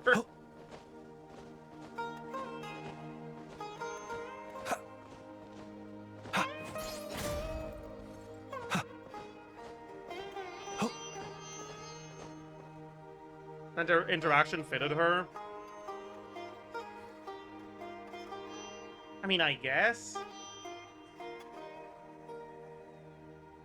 What made her evil? It's just a tacit acceptance of evil. Like, she acted like she was, like, not accepting dottore, or not dottore, Rarier's attempt at redemption, and then she basically just did everything she asked, or everything he asked her to do, and gave him a chance at achieving catharsis. Which is like... Your words and your actions are in pretty stark contrast right now, Columbina. Yeah, like, it makes her a very big fence sitter. And, like, that's not inherently a bad thing for a character. But it does... It feels like it wasn't, like... I don't think the writers wanted you to be like, well, Columbina is someone that I don't really respect, right?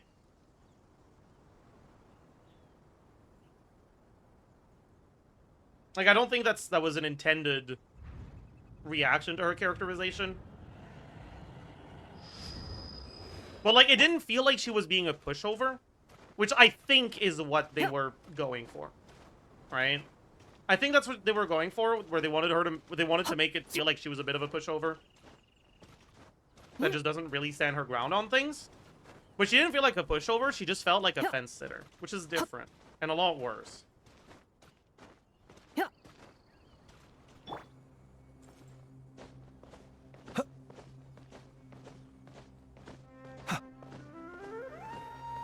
Harbingers are peak. Should we really be that friendly with this guy? I mean, I don't know.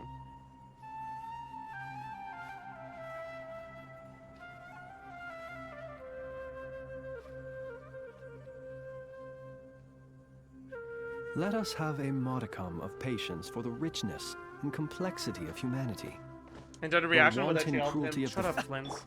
That she held him because it was on the way and because it didn't cost her anything. Yeah, but like...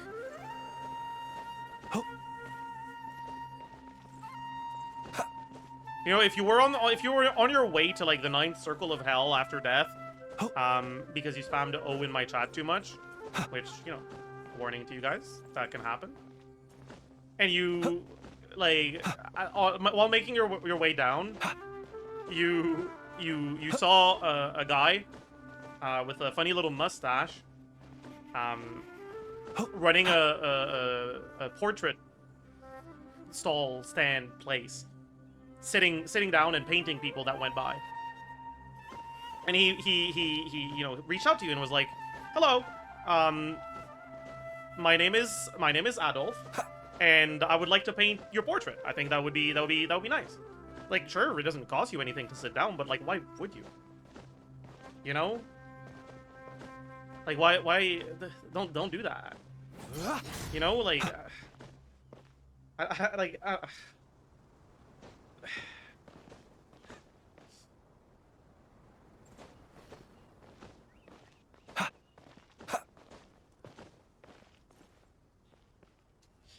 She's perfectly fine being friends with Sandrone and Arlecchino and Signora, who are also kind of shitty people. I feel like the ways in which they're shitty people are very different, though. Although, I'm not, like, really in tune with the Signora lore, so I can't really speak to that aspect of it. But she's also dead, so they're not actually friends right now, so who cares, right? Like, that part maybe we can excuse as, like, you know, pre us meeting her, Columbina was very passive and tacit, and, like, she just stood there and let things happen to her. Right?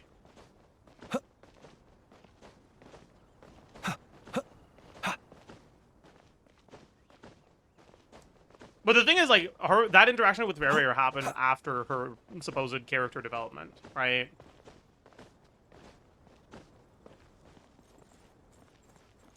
But I don't know, like...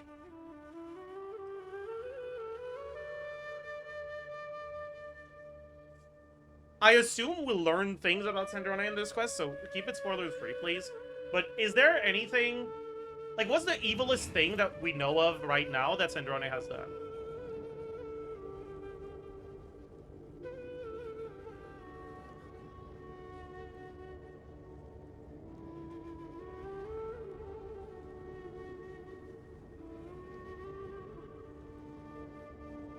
Colonization? I mean, the organization she's a... I mean, we've had this discussion, I think, in last Archon Quest. But also, like, without even getting too deep into that discussion, Colombina was part of that organization too, right? So, like, I don't think it really counts as a way to like, it doesn't count as something that Sandrone did that was bad, that would make Colombina look bad for accepting, you know? Like, the reason why it makes Colombina look bad is because that's the organization she was a part of. It has nothing to do with Sandrone, right?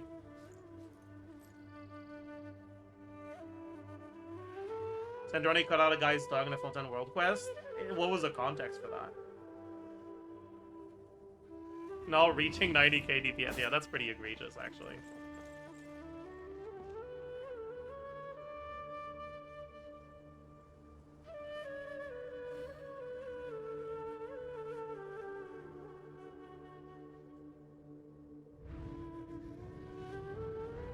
The guy deserved it. The guy killed a robot.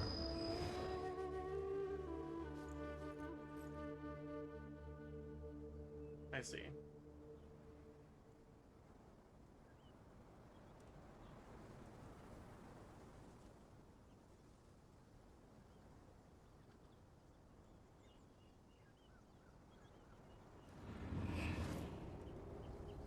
I mean, that, I don't know, like...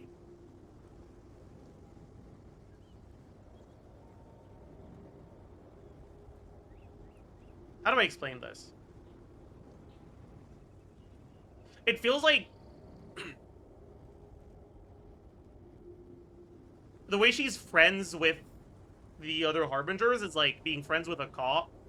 And the way she's doing what Rere wants of her is like doing Adolf a favor, you know? Like, it's an inherent, like, both aren't necessarily good things, but like there are levels to these things, right? People ought not be so frightened of ghosts. There are levels to these things. They are merely talking shadows, chattering away endlessly about their past affairs. So true. What did Colombina even do as part of the Fatui organization? That is a good fucking question. I don't know if we know, actually. We know she had a job to do, and that she did it. I don't know if we actually know what she did. I mean, it's probably just magic slop anyways, so like...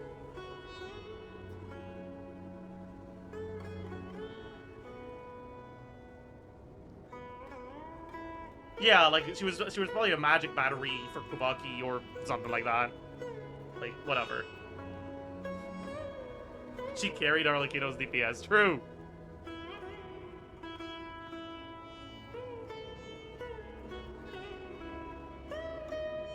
She also helped dottore with some experiments. Okay, let's get ahead of let's get ahead of the curve here. What experiments? Because like there are also levels to that. Like the collei experiment, or like making a volcano by putting some Mentos in your Pepsi bottle. Like.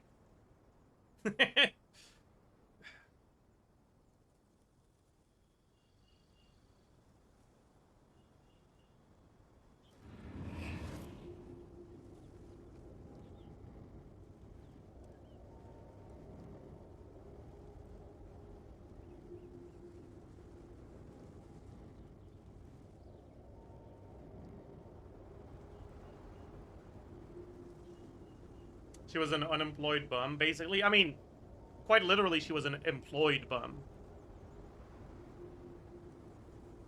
Right? Just because you do nothing at your job doesn't mean that you're unemployed.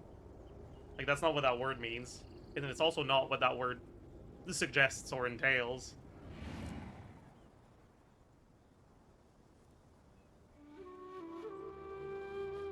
She was a nepo baby. I don't think that counts as being a nepo baby. Like... Let us have a modicum of patience for the richness and complexity of humanity. Like, if you got a job... The cruelty of the few is not worth our ire. Shut up, Flins. If you got a job,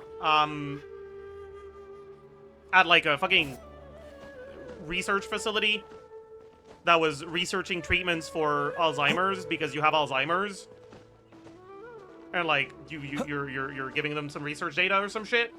Like that's not being a nepo baby. Like that. Like sure, it's something that is a result of like genes and whatever, but like that's not being a nepo baby, right? Like you're not getting in unfairly through connections. You're just getting a job that you wouldn't be able to get if you weren't who you are, but that's not the same thing, right? Nepo baby has the implication of unfairness.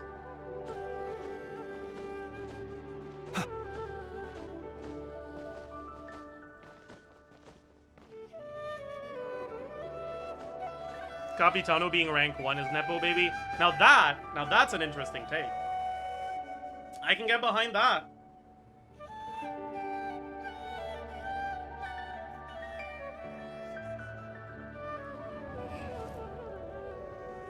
Like, was Capitano that strong?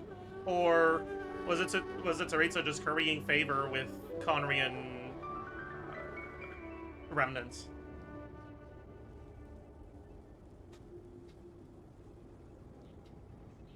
Caught? Caught? Caught?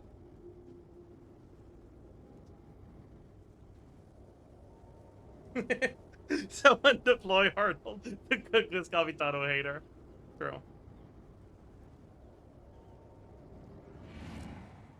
Child was #1 victim of Nepo. I mean, wouldn't Child actually be a Nepo baby, though? Like, is Child actually competent at all, or did he just get in because he was Kirk's apprentice?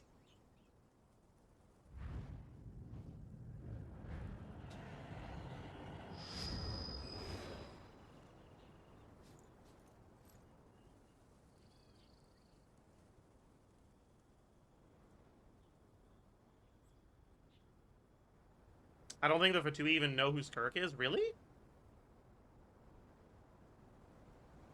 Huh. People ought not be so frightened of ghosts.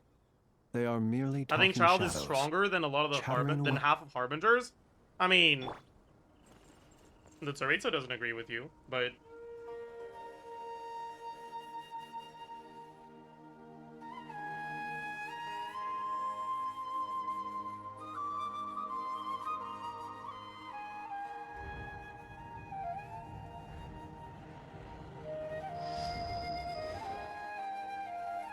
the Tsaritsa made him 11th of 4 Harbingers. Yeah, that is true. Is Child still the 11th Harbinger after like half of them died? Because that's kind of funny.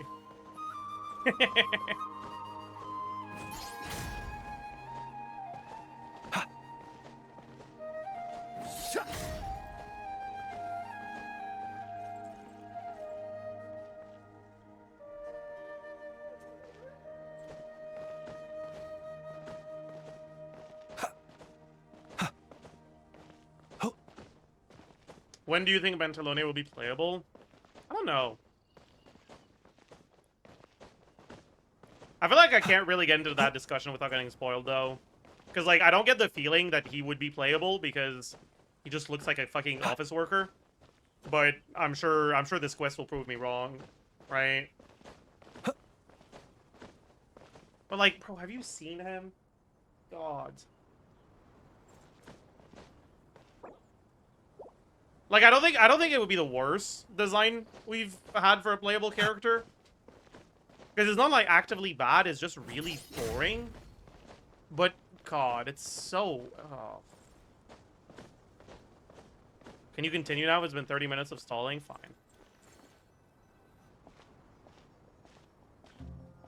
How is the Dendro Archon? Her breathing is steady. I prepared some therapeutic incense for her, but it hasn't had much effect. Her vitals are still very weak. Based on the information you've provided, I have a working hypothesis. Her condition is partly due to Irminsul's influence, and partly due to a physiological imbalance caused by the rapid depletion of her power. Magic spell. Elemental energy usually flows through the body at a relatively constant rate. The body grows accustomed to this rhythm, so when it's thrown out of balance, physical symptoms will appear. Is this similar to the ley lines? Overloading and withering both directly affect their vitality, potentially causing irreversible damage. Overloading? Correct. From a biological perspective, if you overexert yourself, you pay the price with your life. The Dendro Archon is not only drained of power, but her life force is at a critically low level. Okay. Chat, is it just me or does his skin look darker? I think it's like...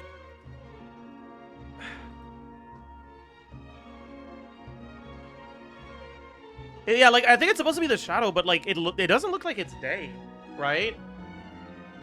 Like, maybe it's just that maybe it's just the background, but, like, it looks like it's a very dark lighting, and, like, the shadow should not have such a stark contrast.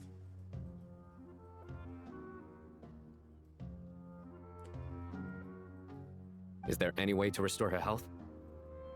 Like, I think you guys are right. Like, it's just that, like, there's a shadow here. But because of how dark the background looks, I don't know. I know the ley lines have strong self-healing. I guess it is day. It's just cloudy. As long as any blockages or pollutions are dealt with, they can quickly regain their vitality. But what about people? Well, gods. The walls look What's so their capacity dark for this self-healing? lighting, though.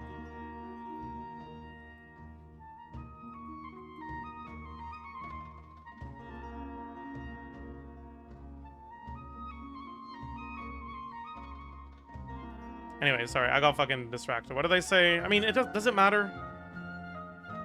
Before we think about that, there's a bigger predicament to resolve. Restoring the Dendro Archon's power requires us to heal Irminsul first. But that will be extremely difficult. Dude, without the that's Dendro like getting a Archon's job, power. you know? In order to get a job, you need to have years of experience, but in order to get years of experience, you need to get a job. So how are you supposed to get a job? So true. Oh, Zajef, that was a good one. You're so relatable. You're not a billionaire, gajillionaire streamer who sits at home doing nothing, collecting money. You understand us, the working class.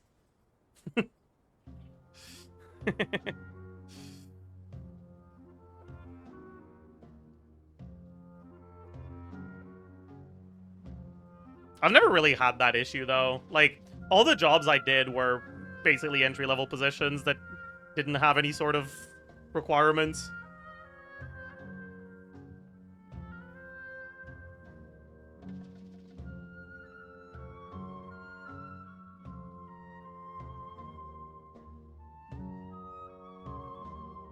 Worked at the Tim Hortons? No.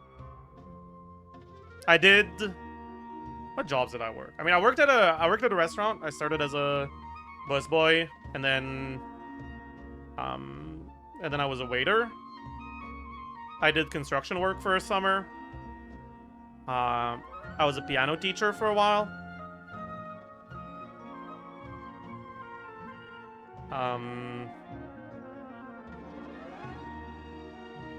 Were any of your jobs full-time? I mean, the construction work during the summer was... Does it count as full-time if it's, like, a summer job, but you go there full-time? Like, I think so, right?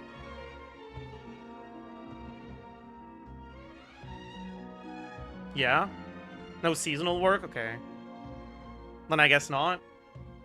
But, like, I did some fucking 80, 90-hour work weeks for, like... If it's 40-hour a week, it's full-time. Oh, it was a lot more than 40 hours a week, I'll tell you that.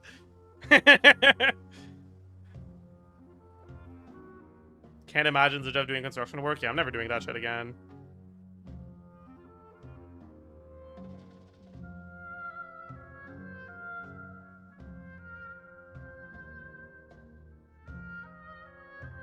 Construction is tough? Yeah. I was like half lucky, half unlucky. Right? I was lucky because, like, I wasn't the strongest. Right? And I still got the construction job. Right? But, like, I think I still pulled my weight enough. I also saved them a lot of time. Because there were a couple of times where, like, their planning was kind of ass. And I noticed that their planning was ass. And I saved us, like, doing a lot of work and then realizing it was ass. And then having to do a lot of work dismantling all that and then do it again. But... But yeah, but I was unlucky because the job was like really fucking shady. And the pay was like fine, but honestly low for what it was. No helmet? No, no. They followed safety regulations, at least. Tells the pay. It was minimum wage, but it was minimum wage in Ontario because it was a job that was in both Ontario and Quebec, and at the time, minimum wage in Ontario was like $5 an hour higher than in Quebec. So to me, it felt high.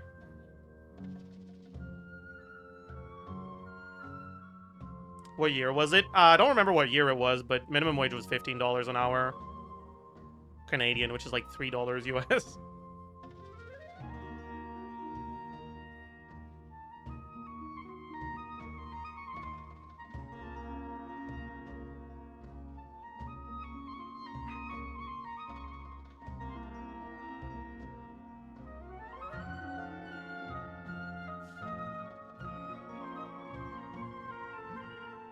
Federal in the US is still $7.25. Yeah.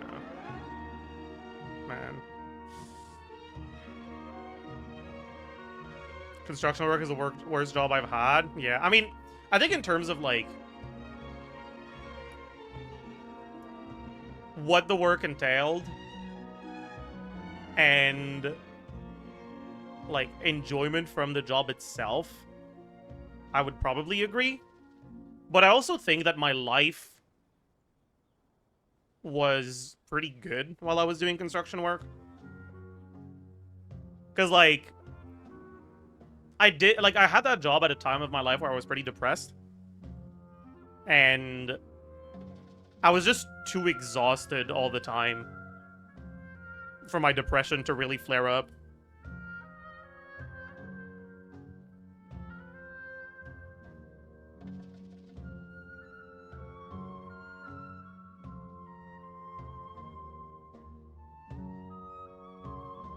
No, but the working conditions were, like, really bad. Like, I remember, I did, like, a 20-hour shift at some point. And I was like, dude, I'm like, way too fucking tired. I have to fucking leave. Like, I have to go to bed. I'll come back tomorrow. And I went home. Almost fucking died in a car accident because I was very tired. Fucking slept for, like, 5 hours. Woke up, drove back. It was like maybe 8 hours later. And my friend who was working the same job was just fucking still there, still working. Like 28 hours into it. I was like, Jesus Christ, dude, there is something wrong with this place.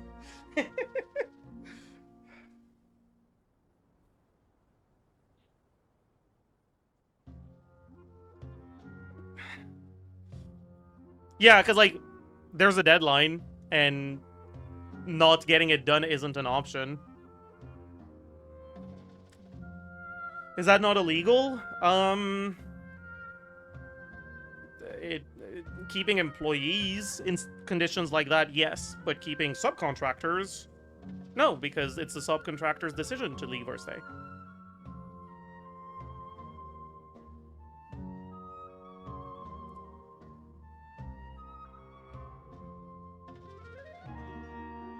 I love legal loopholes. Yep, so do I.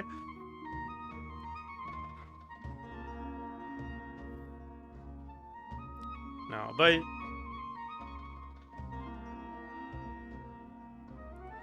it is what it is, man. You think your construction work helped lower housing prices? No, I wasn't building houses. We're building like things, I don't even know what they're called, dude. But like we were working on like festivals and stuff like that. Like getting the festival areas built up and then tearing them down.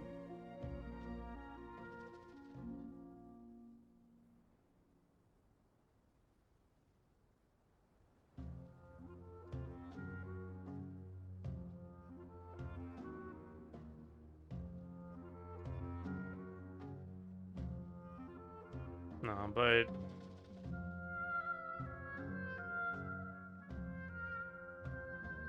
builds, yeah, stages. That's the name of those things. I don't know why I couldn't find that word, but yeah.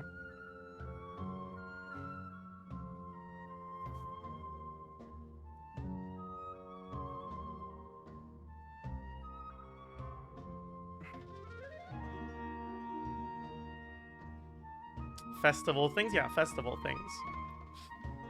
But I wonder what my favorite job other than streaming, because like streaming is the best job I've had for sure. A lot of the downsides as a streamer are like not objectively bad. Like, yeah, like it's a job that like inherently doesn't really entail a lot of job related social interaction. Like actual social interaction, not parasocial interaction. And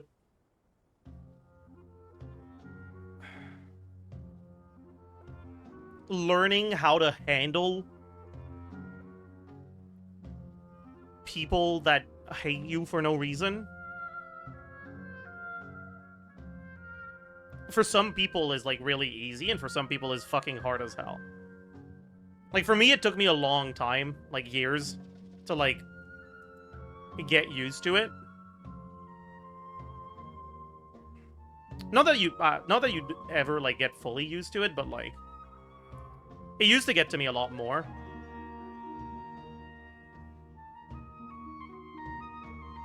And now it's just like, yeah, alright, whatever.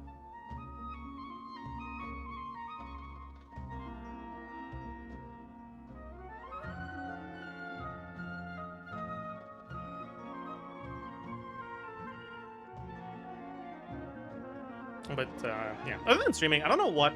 It was probably being a piano teacher. That was pretty fulfilling.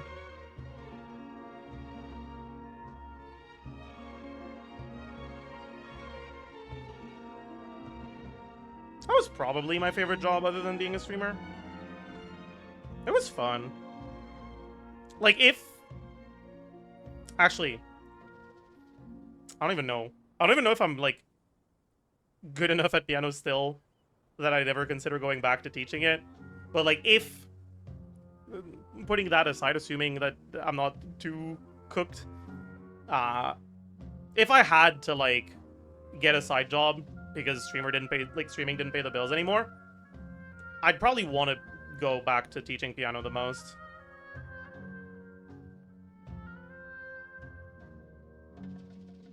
Teaching music theory is funner than teaching piano. I mean, being any sort of instrument teacher, when it's not like a very specific class for people that are studying music as a whole, you're going to teach music theory as part of your piano classes, right? And like I wasn't a music teacher at a music school. Right? I was a piano teacher for like extracurriculars in elementary schools. Where like students would sign up for piano classes and I'd be like, all right, bet. So like you're the only person teaching them music. So music theory has to be a part of what you're doing.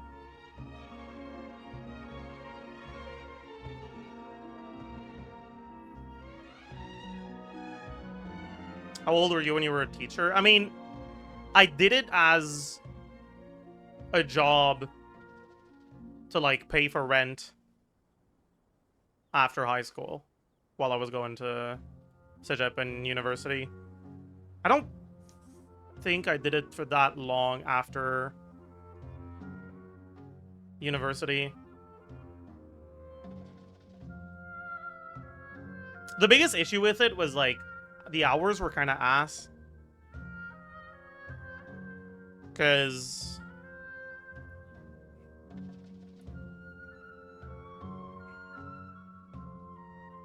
it was like the students would sign up, but the schools weren't that big, so there weren't that many of them. So often you had a shift where like you went to the school for like an hour and 30 minutes, had 3 classes, and then you're done. And it's like, well, fuck, it takes me like an hour to get to the school because I don't live near that school anymore. Right? It takes me an hour to get to the school, it takes me an hour to come back. That's like fucking $5 of gas already. Right? And I like, yeah, it's just... Or like taking gas into account, taking the actual amount of time it takes to get there and come back, because the shift is so short, I end up making way less than minimum wage, and it's just not worth it anymore.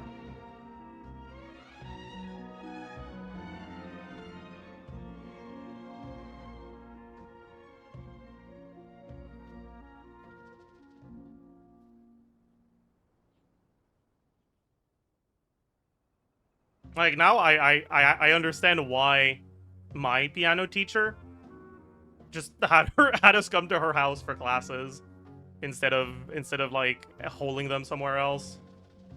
Like that's how you do it, man. Like, that's so smart.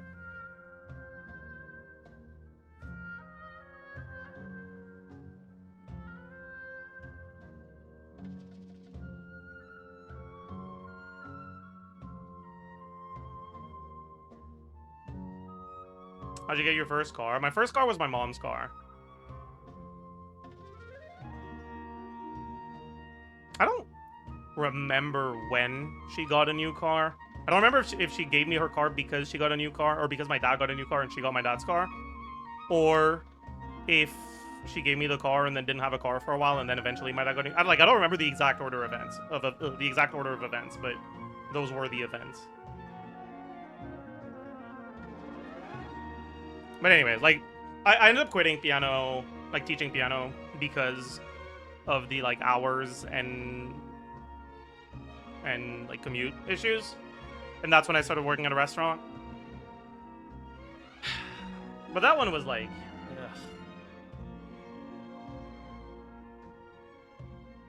ugh. Like, I liked being a busboy a lot more than being a waiter, but that shit did not pay, like, at all. So if I wanted to actually make any money, I had to become a waiter. And it was just so much less fun.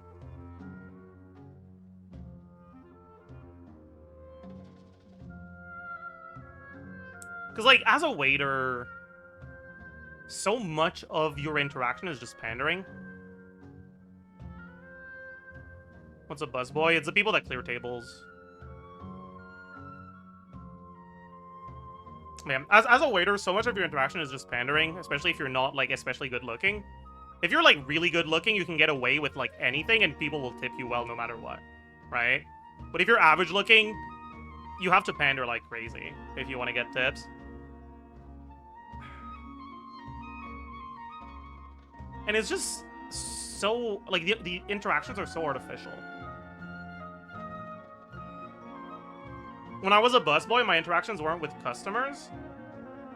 They were with the other employees, right? Because, like, as a waiter, your interactions are, like, 70% with the customer, like, 25% with the kitchen, and, like, 5% with the rest of the staff. But as a busboy, you're basically the 5% of everyone else, and all of your interactions are with the rest of the employees. And, like, there's actual human connections there, right?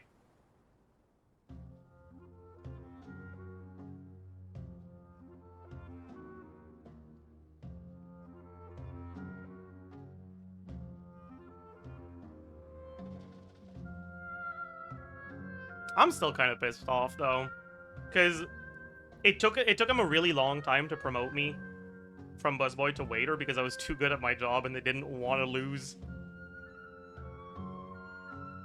They didn't want to lose my efficiency.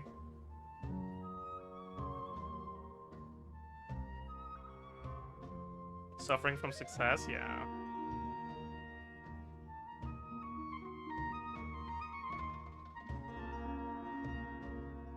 But, like, all they had to do was fucking raise my pay, man. Like, they could have kept me as a busboy.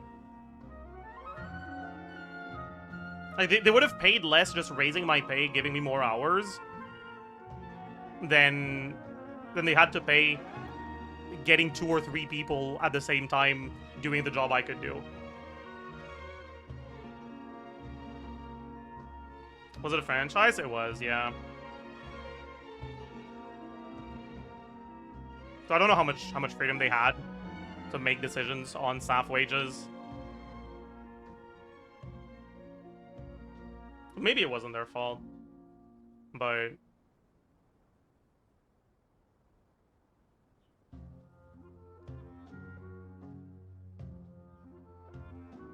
was it a local place or a chain? It was a chain, but I don't know where it is other than here.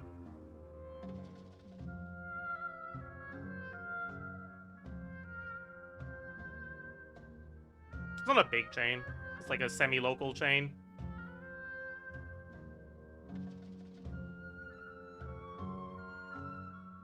Did I do any other jobs? Like I did summer camp work, but most of that was at a music camp, and a lot of the work was similar to piano teacher. But some of the work wasn't really similar to piano teacher. Like, imagine seeing Zajef at your summer camp. Dude, I was good at that job.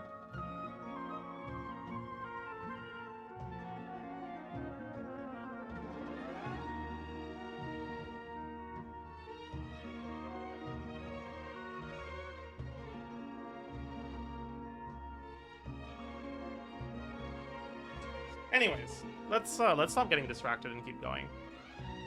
Oh, Paimon's already getting lost here. Where'd you get Excel experience? Okay, well maybe we keep getting distracted then. I didn't really get Excel experience anywhere. Like I had an Excel 101 class in Zajef. That taught me like a little bit. But it was like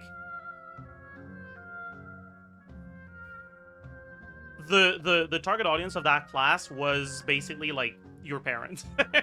Like the syllabus was assumed that the students were very technologically illiterate.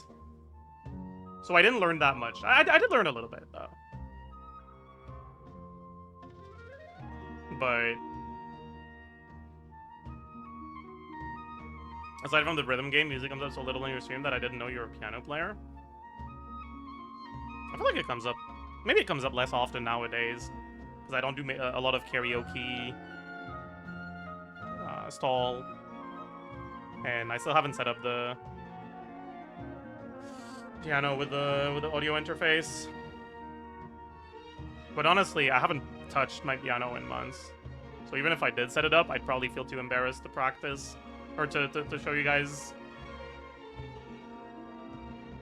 You do karaoke streams? I mean, not karaoke dedicated streams, but I have sang on stream before.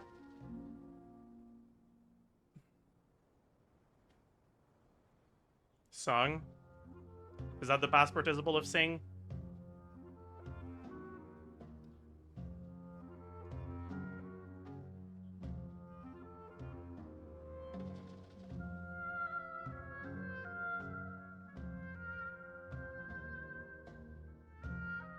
You did sing in a choir, though? Yeah, I sang in a choir in university, but it wasn't like a serious...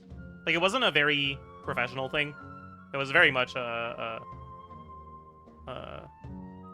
it was more a social thing than it was like a music thing. Like, it was a music thing, don't get me wrong, but...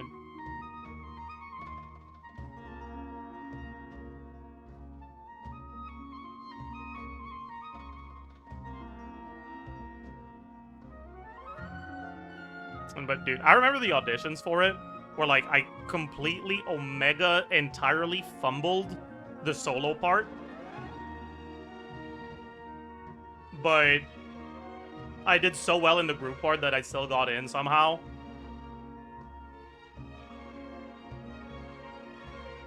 Dude, I felt so embarrassed though.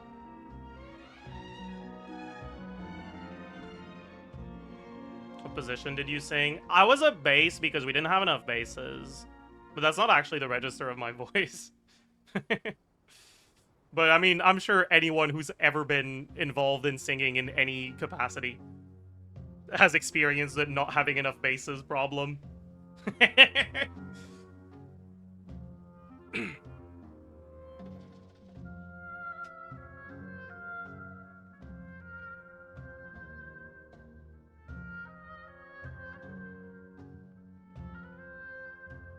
I could reach the notes for bass. I didn't have the I don't have the volume for a lot of the lower notes in the bass register, where like I can reach the notes and make them sound stable but not very loud. And one of my best advantages, I guess, as a singer, best qualities as a singer, is like stability and good projection when I'm locked in. And I don't really have that in the bass register, which is like unfortunate. But like I still have decent projection. It's just it's like average, you know? Whereas in tenor range,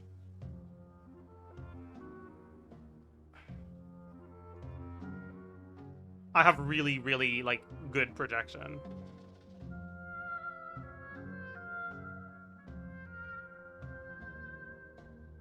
Yeah, you always project on chat. Yeah, you get it.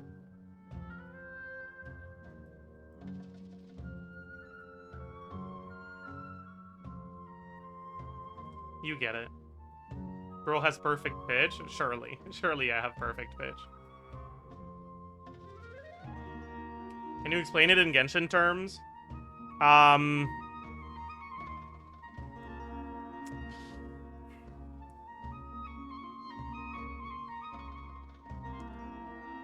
I was Columbina as Hydro application in a Skirk team.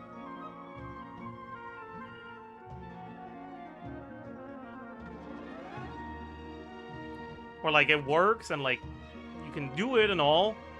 But the only reason why you're doing that instead of what you're actually good at is because there's a lack of Farina and whatever, right?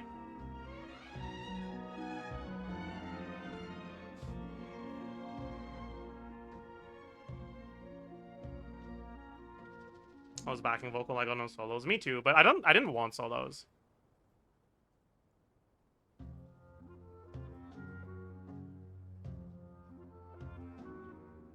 Anyways. Dial dot. No, I did that a while back. I got like 9.9 4 times and 0 1 time. Because I was exactly 1 octave off.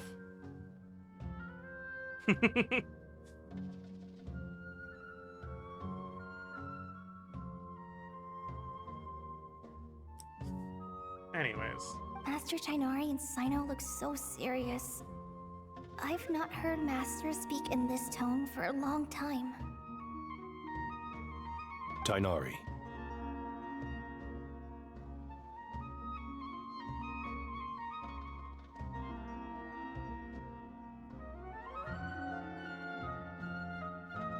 Master Nephis, sages. What was our conquest about? Collei had a bad dream and everyone's overreacting, basically. Tighnari, haven't seen you in ages. That is a nice beard model. I like that.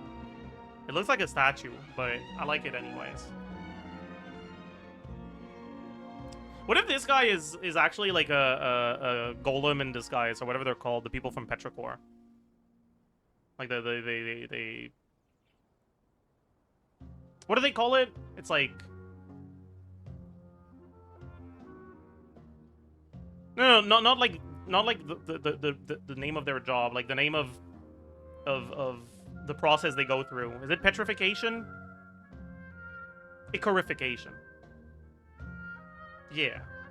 That, sure. Like, bro looks Icarified. Icarified? Icarified? I don't know. Whatever. You get the point. Have you gotten taller? Or did your ears get longer? It's the better to hear you with, dear Baladuri. Hopefully the former, Uncle Baladuri. Sino, where's Professor Cyrus? I thought he'd be with you. He went out into the wild to investigate the situation. He said that the irminsul anomaly will likely start to affect the real world soon. He shouldn't be trotting around alone at his age. Which way did he go? I'll look for him later.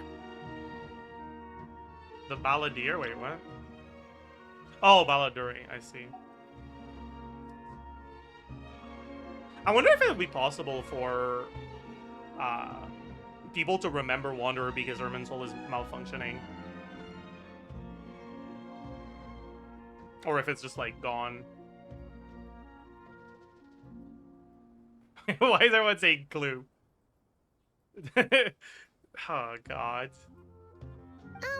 Would someone mind introducing us? It's fine. Because, like, you guys will say that even if I say the stupidest thing. Ah, yes, of course. Allow me to do the honors. Mayhaps you know a bit too much lore. I am a bit of an expert on lore, that's true.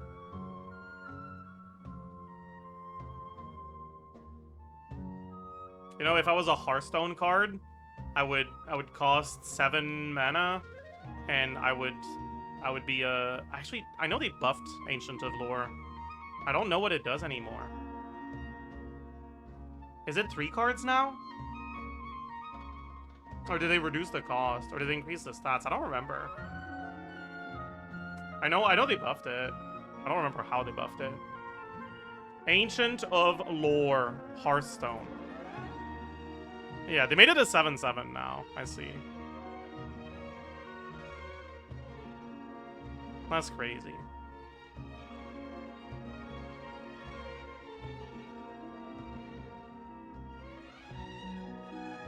If I was a Hearthstone card, I would be a 7/7. That's why my name is Zajef 7/7. Oh, because I would be the Ancient of Lore. I know all the lore. I'm sure we're all familiar with the Traveler and Paimon. They're the heroes who helped foil Azar's conspiracy and save Sumeru. I like the verb foil. I don't like the noun foil, but the verb foil really... it's really got something to it.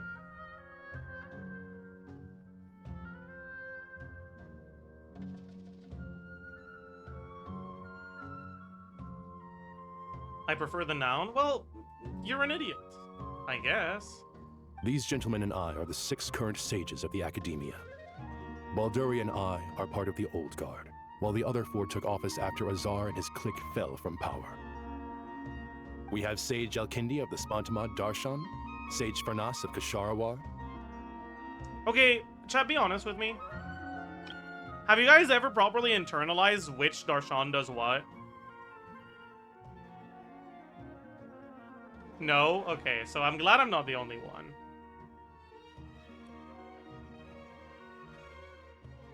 What the fuck is a Darshan? Okay. Okay, that makes me feel very good about myself, because I know what a Darshan is.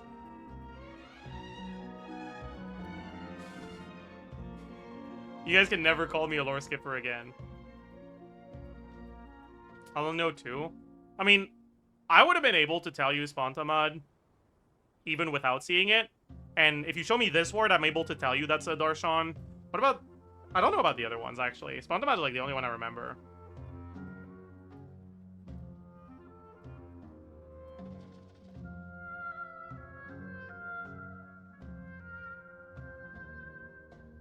Even his teacher calls him Darshan. Is that a fucking reference to the League of Legends player?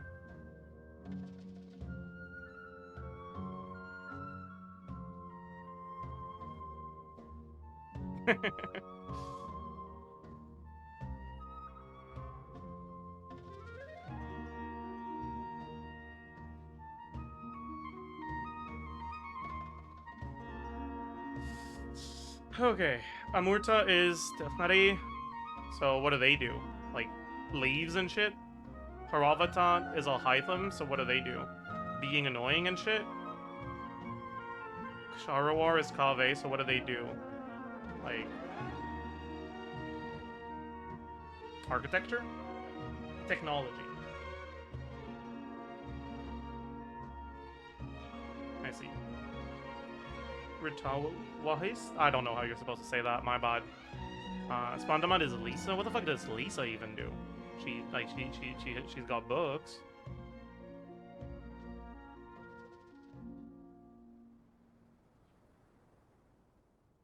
Alchemy. Elements. Oh.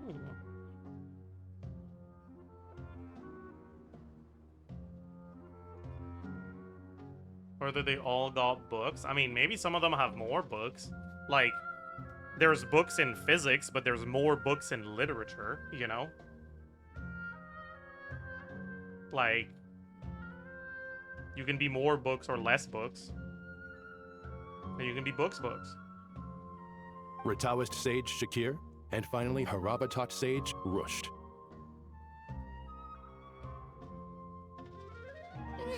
Nice to meet you all. It's an honor. I've heard much about you. Delighted to finally meet you in person.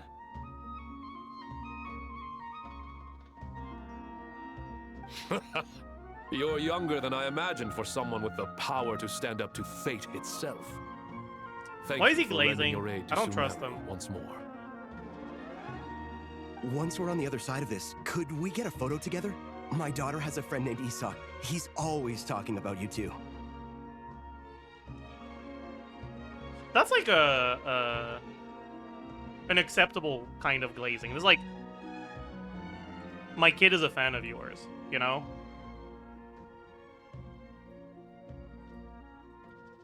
Like, can I have an autograph? My kid is a fan. That's like an understandable type of glazing. Of course! No true hero would deny a child their wish.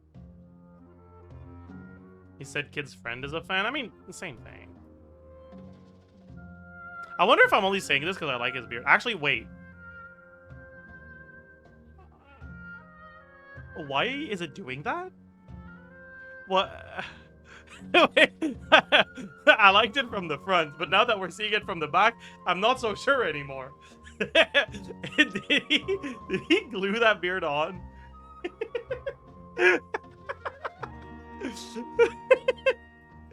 Holy fuck. Back to business. So with the Dendro Archon I mean, currently honestly, in a coma, fair the enough. people have taken temporary refuge at Caravan Rebot, but they cannot stay here forever. We need to come up with a plan He's pulling as it soon as off. possible. For Nas, any thoughts? Well, firstly, having reviewed the data, I'm inclined to agree with your assessment. This doesn't look like an attack on Irminsul from the outside. Rather, it resembles a malfunctioning machine. Calculations going haywire and sparks flying. That being said, before we consider how to fix it, we need to understand precisely what has gone wrong. Furthermore, we somehow need to ascertain this without relying on the Dendro Archon's power. Chat, what would you think if someone in casual conversation said the word furthermore? Would you think nothing of it? Would you think they're trying to look smart? Or would you, like, in a negative way? Or would you think, wow, this guy's got a really wide and vast vocabulary? I would call him a dork. That's tough. I use it all the time. I have a lot of coworkers that do that. That's crazy.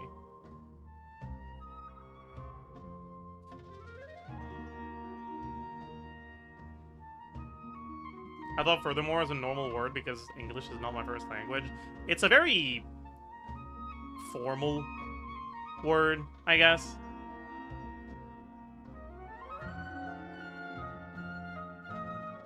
Like, it's not a complicated word, but it feels very formal. Yeah, like, it feels very textbook language.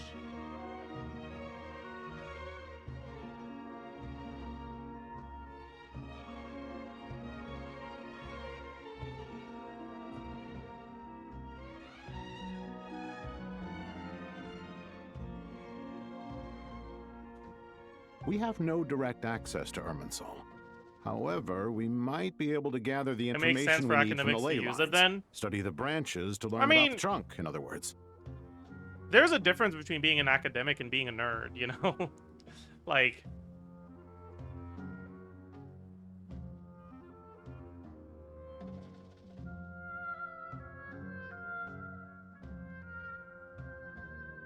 Academics are nerds, not all of them.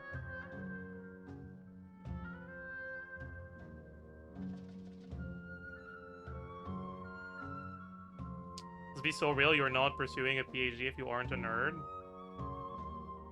PhD, I guess. I don't know. Maybe my perception of the world is warped by my upbringing. Because I went to a high school you had to test into. So... The, like...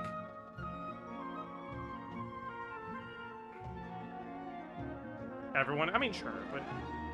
The like, dumbest people at my school were still, like, decent students, you know?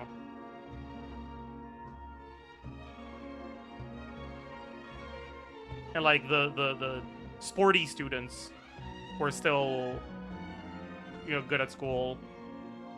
And, like...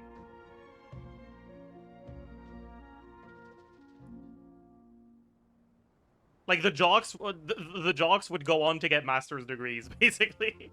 Right? So it's like...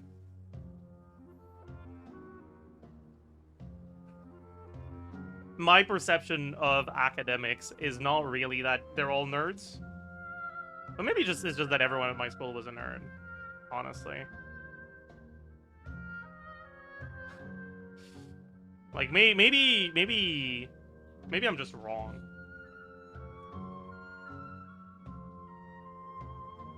Didn't you go to school with Nick? How did he get in? Must have bribed. I don't know, man.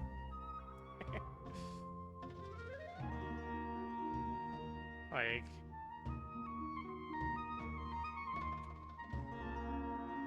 Nah, Nick is a hard worker, kind of.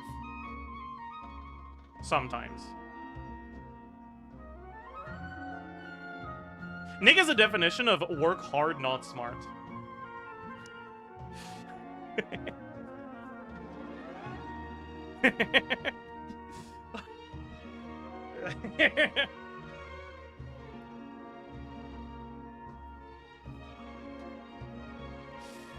Wait, is that what Cyrus is up to? No wonder he ran off to research in the wild. Karsa's always one step ahead of me, isn't he? I heard that while in the sanctuary of Surasthana, the Dendro Archon had to serve as the central information hub herself.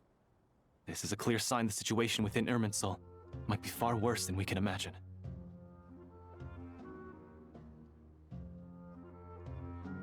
Irminsul is vital, not just to the safety of Sumeru, Are you paying but to attention? all Kind of of. Thoth. We must be the ones to bear But this responsibility is just for magic this slot, world. To right? be on the safe side, I think we need to consider. Like, I'm pretty some sure I could backup follow plans. along with the main plot of the story, even if I don't pay attention to any of this interaction. Are you saying we should consider a scenario in which Irminsul is completely destroyed?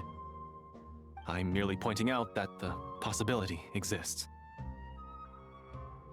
It's pretty important. The way in which it's important isn't important, though.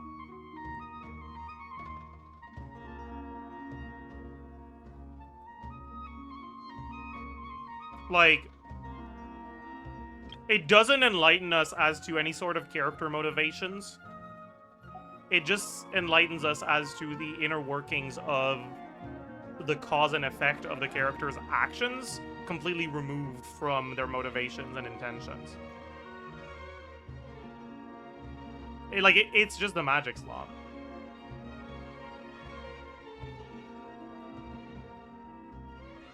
And it's not that it doesn't matter, but the ways in which it matters are not important to the plot, right? They're important to the world building. But I can still follow along very easily, even if I don't pay attention to any of this.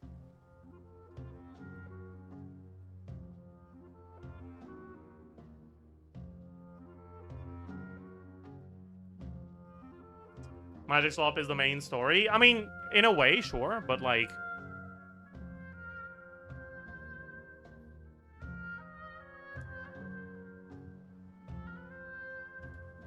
I've kind of seen and read too much Magic Slop, and at this point I kind of just tune it out.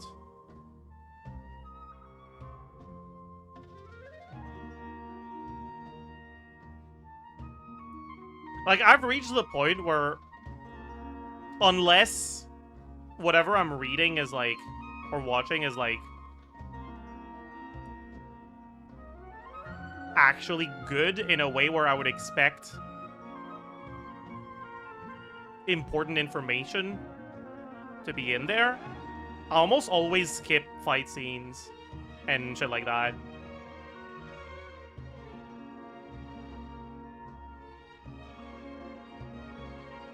Cause this is like, I don't care, man. Get me to the plot. Get me to the things that matter to the story.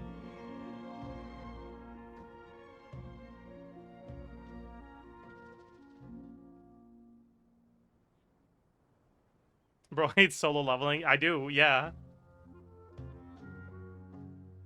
Cause that's all it has.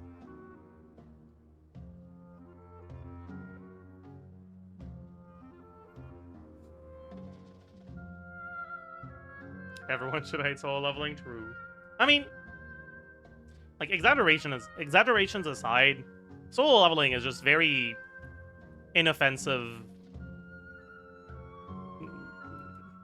Watch people fighting, you know? It's like,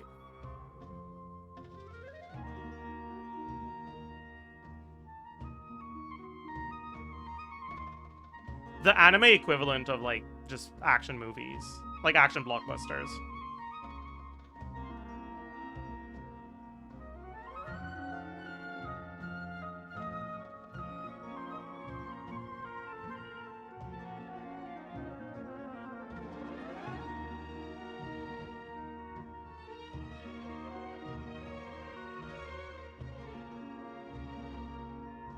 And, like, some people like watching that when they have nothing else to do. So that's fine. I don't like it.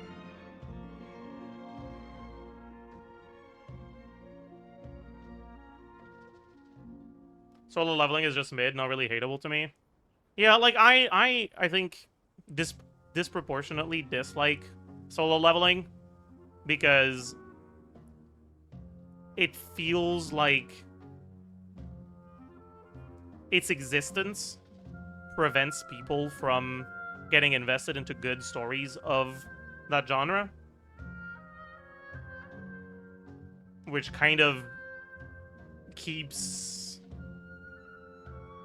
I don't know.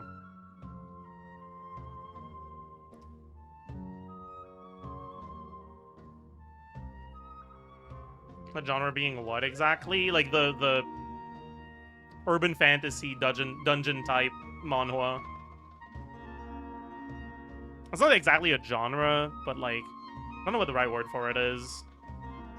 I guess it's just the trope. But like, it's a bit more, it's a bit broader than trope, but a bit more specific than genre. I don't know what the right word for it would be. Setting? I mean, it's more than setting.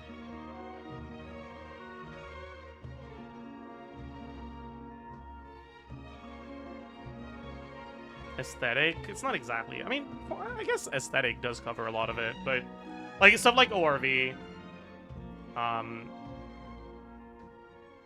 and Suicide Hunter, that like actually has a story behind the power fantasy dungeon leveling up garbage.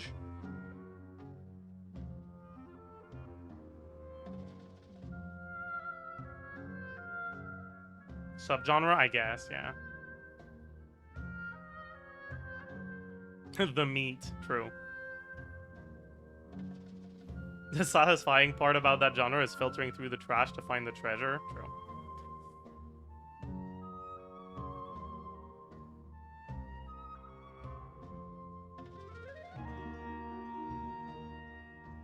Which is worse, Naruto or solo leveling? I mean, I think solo leveling is worse than Naruto, but I think Shippuden and Naruto aren't, like, very different stories.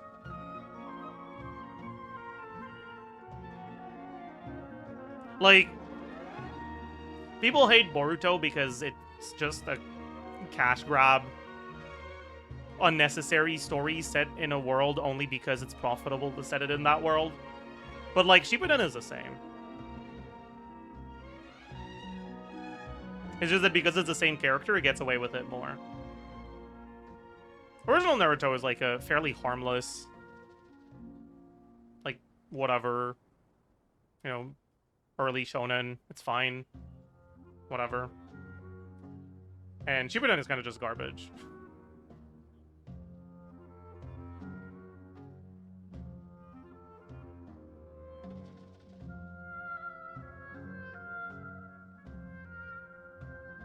The biggest problem with solo leveling is anything and everything is written in a way to relate to Jinwoo. Yeah, I mean, that's an inherently different storytelling flaw from the flaws present in Naruto.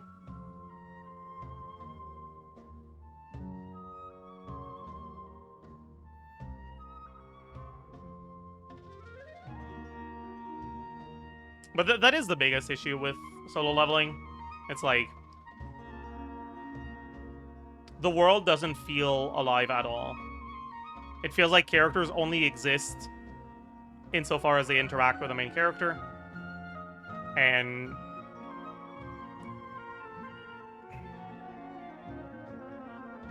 like,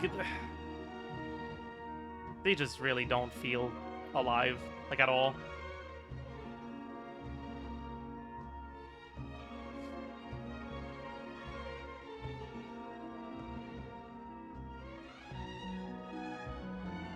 What characters? There's only one. Yeah, pretty much.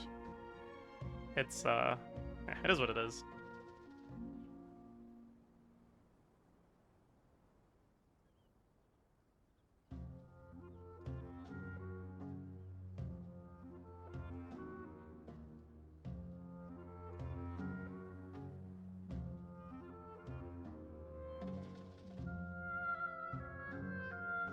Anyways. You have a valid point. But until worst comes to worst, I believe we should focus our efforts on resolving the irminsul anomaly and helping it recover. Collei, I understand that you were the first to foresee this crisis. If it's all right, I'd like to talk with you about it in more detail. Was this the guy I thought was suspicious because he was glazing us too much? I think so. Of course. But even I don't know how I came to have that dream. If there are no signs of external damage, could it be a stress fracture? Metals tend to suffer from this issue with long-term use. And irminsul has existed for centuries, after all. It's possible, but surely a stress fracture would be more likely to cause a complete shutdown rather than chaos. Everyone is suspicious to you? Look at him, though. Why is he standing like that? And why does he want to talk to collei alone?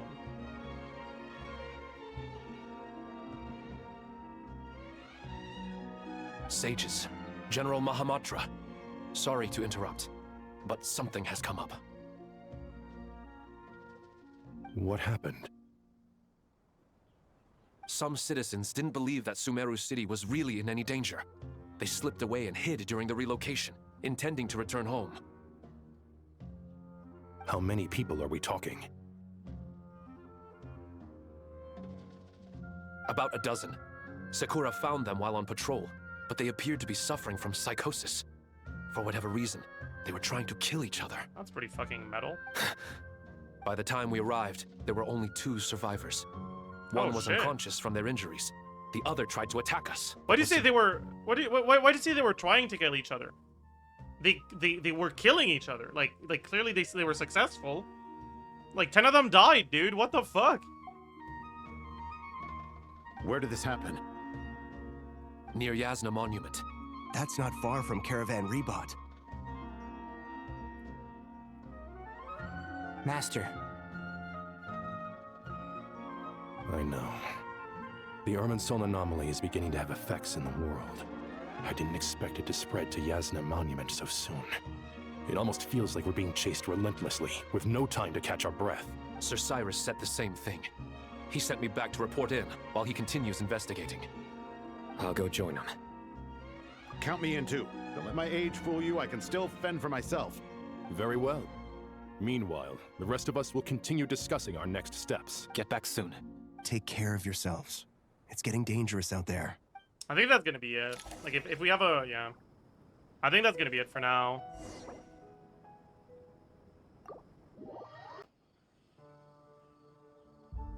They're bullying him. Uh-oh. Please, don't go any further. As you get closer to Sumeru City, there's no knowing what dangers you might encounter. I know this guy's name. That's Cyrus. It's a fake Cyrus, though. Real Cyrus is taller and stronger and better. So this is our mentally disturbed man? Okay, I mean, I guess I did deserve that. I'm sorry, Cyrus. That was mean of me. Okay, let's both apologize. Okay, let's reach a proper. Let's reach a mutual understanding, please. I'm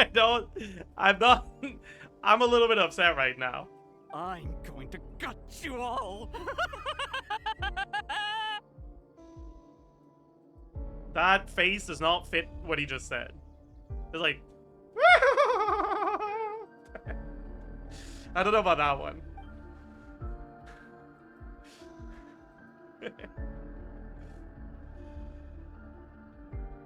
Cyrus, you didn't even bring a single guard? Do you think you're some sort of warrior? It's fine. Come here and look at this. Is this the first time we see a ley line, like, canonically? That's not just, like, the ley line you claim? Because I don't remember ever seeing a ley line like this before. Yeah? Okay. Oh, it's... That's right. Flowers that bloom from openings in the ley lines. Shit, man, those are indicating real? Some sort of anomaly. I don't believe I've ever seen a color like this before. Brother, your clothes are that color. Are you stupid? Are you dumb? That's the color of your clothes. Alkindi. Did you discover it nearby? Yeah. Who made him the sage? Does sage stand for, like, stupid grandpa?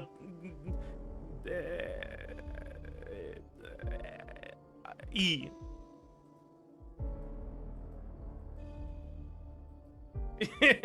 Like, is that what sage?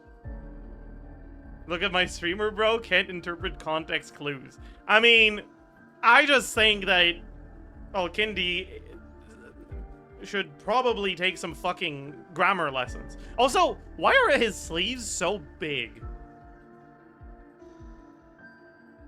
Like, those are some big-ass sleeves.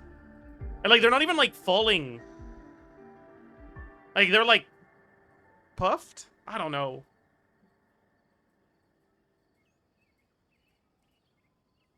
Like, the fact that they're like this means that there's something inside of the sleeves that's, like, keeping them open.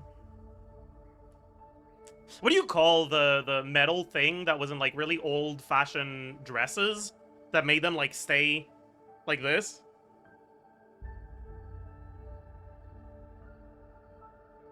Corset? Okay, you're an idiot. That is not at all what I'm talking about. Petticoat hoops? Is that it? Petticoat.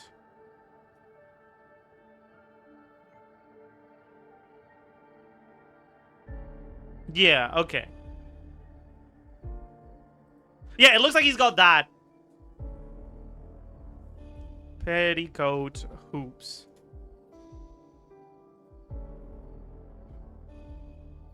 Like, let me see if I can find a good image for it. Okay, I can't find a good image. But, like, this is what they look like, but it's not showing like what's inside for some reason. I don't know what to look up to find what's inside.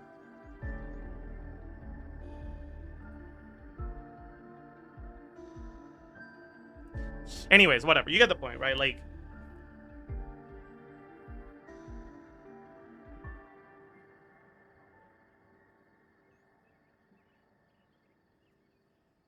why are his sleeves like that?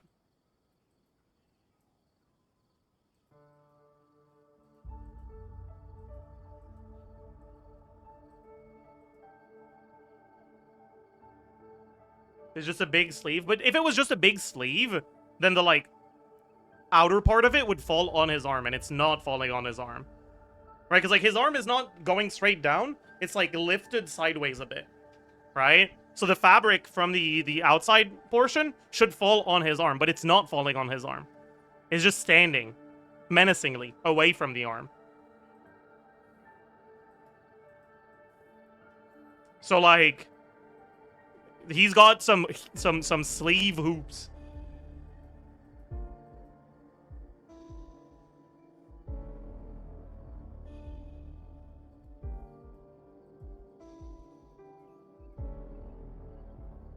That's kind of crazy.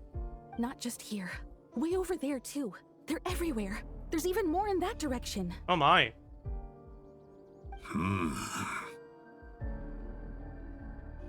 How did you ascertain the situation? Holy shit! What What is point? that? Whoa! What are the sleeves doing right now? Now, that one I don't know what's going on. That one's a bit too out there for me. But Alkindi's fashion is like kind of popping right now.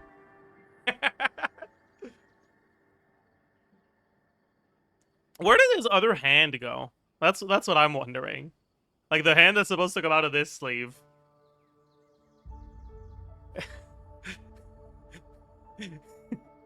Is it inside the other sleeve?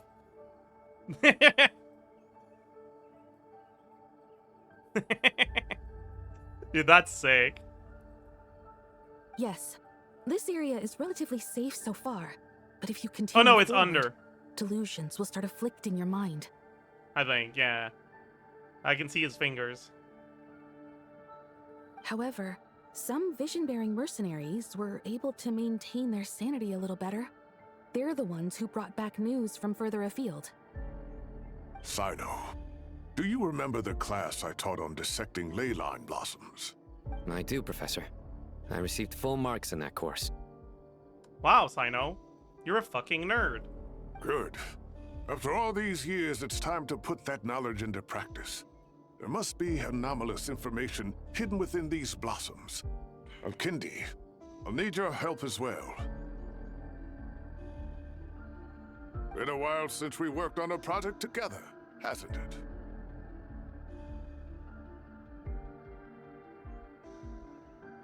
Sure has. Well, what are we waiting for? Let's get to work. Anything we can do to help? Paimon, let the adults talk. Nahida once said that Irminsul doesn't contain any information about me, so theoretically, I shouldn't be affected by such anomalies. We'll see what else we can find. You need my help? No, Sino. I don't think you would be much help, actually. I think you've earned a well-deserved rest. All right, well, don't go too far. There's too many unknowns at this stage. Let's regroup at Caravan Rebot later. Don't worry if you don't show up. I'll come and find you.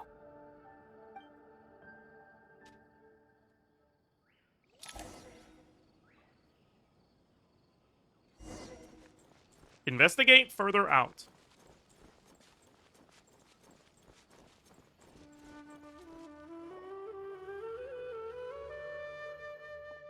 Dark clouds gather in the sky, a sure sign that a storm is approaching.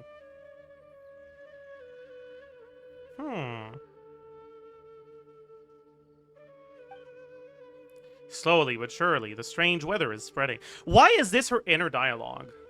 Or her inner monologue? Like, who talks to themselves like this in their head? Slowly but surely. Like, The rainforest creature. Like, the rainforest creatures? Be so for real.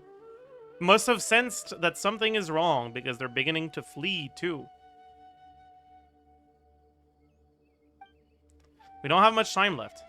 Tefnedi said that to help the Dendro Archon regain her power, we need to heal Irminsul, but healing Irminsul requires the Dendro Archon's power.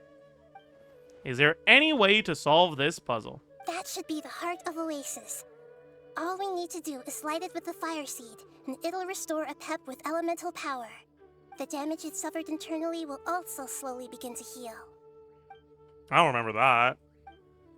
If I use apep's Heart of Oasis, I might be able to help Nahida replenish her lost Dendro power without any need to rely on Irminsul. What is it? You thought of something? I know a way to save Nahida. Really? Then let's get I back know. to the others! Present! What's the point of having us walk forward to the leyline blossoms if the conclusion we got to had nothing to do with those? Glad to see you returned safe and sound. I mean, I guess they needed the exposition of the leyline blossoms at some point, and they figured, well, might as well put it there. Sure, why not? I mean, we need to have the exposition at some point. We can't really make it fit narratively, so just slap it somewhere. It'll be fine. Looking at the rainforest creatures calmed us down. True, actually. Fair enough. Glad to see you've returned safe and sound. Yeah, Kaveh, I've returned safe and sound. Any longer and we would have gone out looking for you.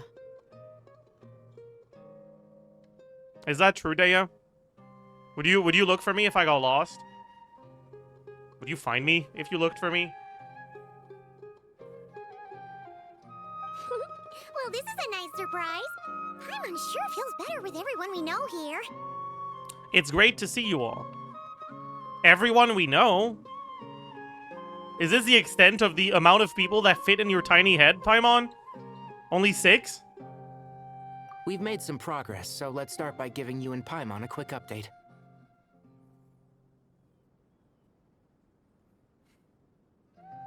By dissecting the ley line's blossoms, we've been able to deduce that although Irminsul is experiencing an anomaly, it has not completely rejected access from the outside. The Dendro Archon has the power to connect to Irminsul, but there's also another way. I assume you recall the devices everyone was wearing when you first arrived in Sumeru? Oh no, not the Akashic Terminal? Akashic device? something? Akasha Terminal.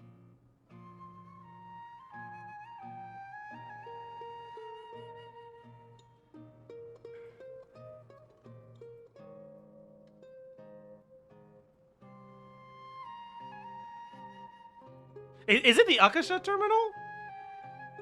Why is it not an adjective?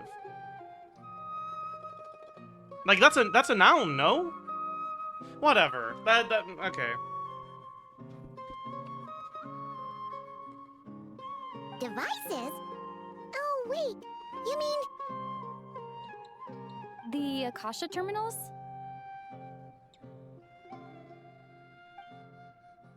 That's right. Of course! It's been so long, Paimon almost forgot all about the Akasha. Wasn't it shut down, though? Yes, but although the system isn't currently operational, the technological infrastructure is all still there. And it turns out that a certain someone gets so bored at work that he's actually read through every single one of the instruction manuals. No prizes for guessing who that was. Good one, Paimon. If praising others is that embarrassing for you, you can simply spare yourself the ordeal. As much as Good it one, pains me alhaitham. to say anything nice about him, there's no denying his intelligence. I beg to differ. He rarely forgets anything he's read. I beg to differ. No joke, alhaitham and Kaveh are so insufferable next to each other. I mean, you can't put that on Kaveh. Like, alhaitham is so insufferable that anyone becomes insufferable when they interact with him. But that's not Kaveh's fault. That's alhaitham. The Akasha is exactly what Sumeru needs at this moment. Between us, we should have all the knowledge and expertise we need to get it up and running again. Dude, expertise? So draw cards until you have 6? Or 7 if it's upgraded? That's crazy. But if I recall correctly, doesn't the Akasha need a gnosis to function?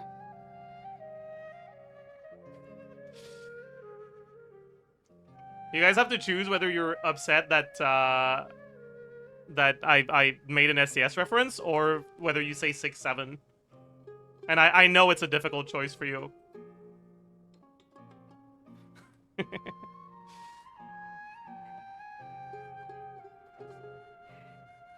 That's exactly right. The Akasha relies on the Gnosis as a power source, and in its absence, we'll need to find an alternative. To tackle this problem, it looks like we'll be relocating once again. Namely, to the Temple of Silence. Any bells? No, that's a World Quest thing, I think. It's the only major institution in Sumeru dedicated to preserving the knowledge of King Deshret's civilization. You might find the answers you're looking for hiding there. I agree. There's a good chance. Master Nephis and the other sages have discussed it. As the chaos from Irminsul continues to spread, Caravan Rebot won't be a safe haven for much longer. Spread? That's a reaction you trigger! Holy shit! Is that a meta reference? We have to move into the desert next. The scholars and sages will head to the Temple of Silence, while the civilian population seeks refuge in Aru village.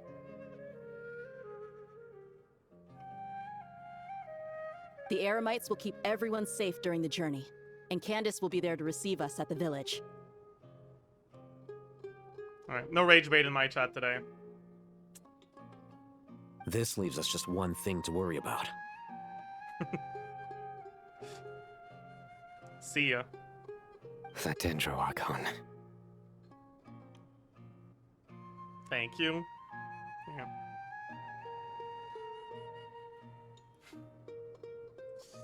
She's very weak. We can't afford to wait until Irminsul is fixed. By the way, There okay, has to be like, another way okay, to help her. Side note.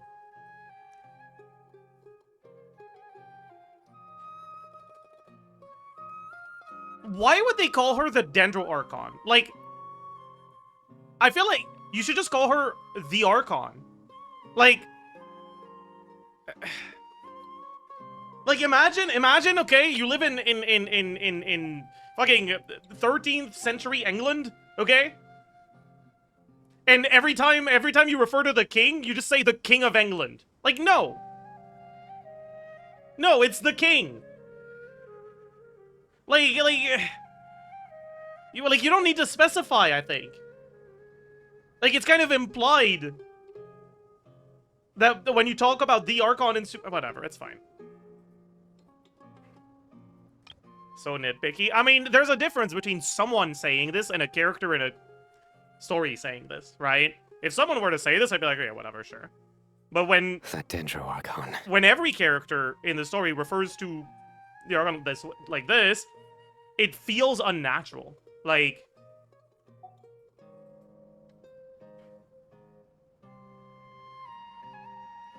yeah, like, imagine if every time a Christian referred to God, they said the Christian God. Like, no. I mean, that one's a little bit different, because Christianity is monotheistic. I don't know what the adjective is, actually. Whatever. It doesn't believe in other gods. So, like, making a differentiation would be a form of blasphemy, if anything. And it's different for Archons into that, but whatever.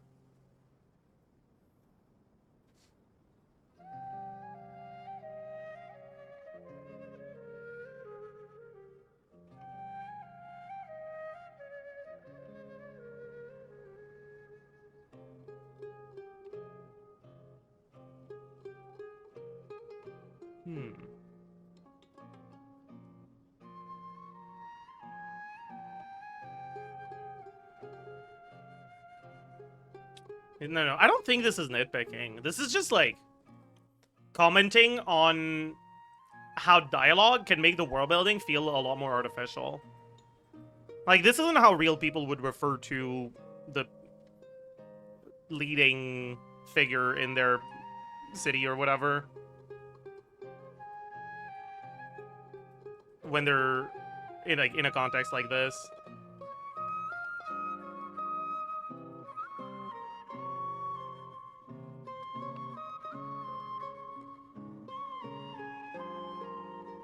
So ongoing theme in Genshin, they always pull out whole names. I mean, sometimes it makes sense in the context, but here it kind of bothered me. People say Mr. President? Yeah, but they don't say Mr. President of the United States.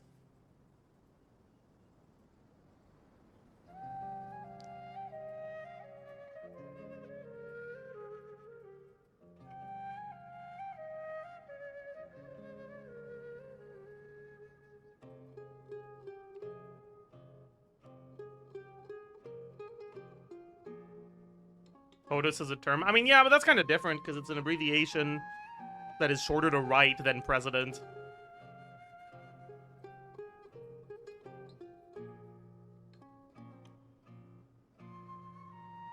Yeah, like, this isn't something that's, like, wrong. It's something that's, like, it makes it harder to get immersed. Huh. Wow, luckily, the Traveler had a eureka moment while we were out investigating.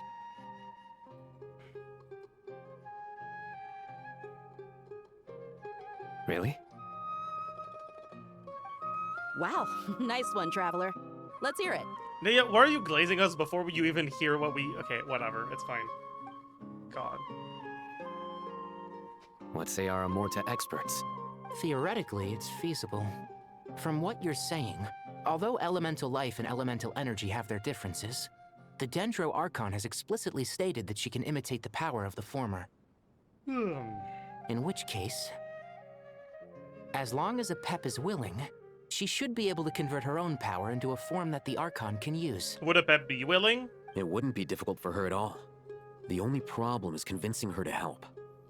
I don't remember that much about that quest, but I remember apep was kind of a piece of shit. Yeah! Even though she wasn't exactly friendly the last time we met. I vaguely remember that. When she realizes the danger that Nahida is in, surely she won't turn a blind eye to it. Well, hopefully not. Either way, we're not exactly spoiled for choice here.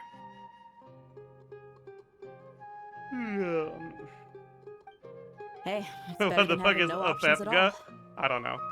I agree. Without Irminsul's aid, the legendary Dendro dragon apep may well be the only living thing in Sumeru who can help our Archon recover her power.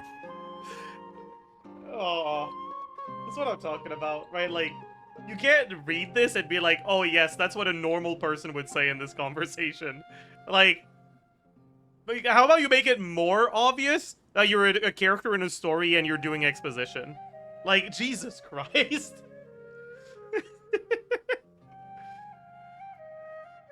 Like, the Archon, like, now they're referring to nahida in a more natural way, but, like, the legendary Dendro Dragon of... Like, okay, buddy. Like, okay, man.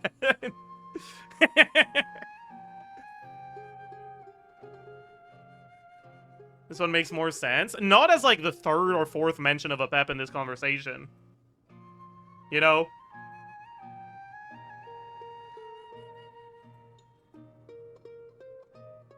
There's no time to lose.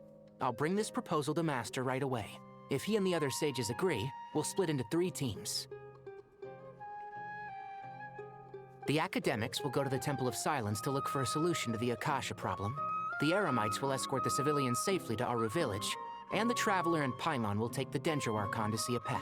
So, like, why was he looking at alhaitham and kaveh when he said the academics?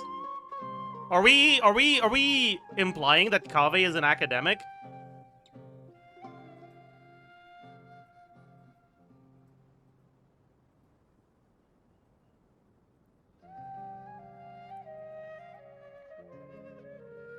He is? I mean...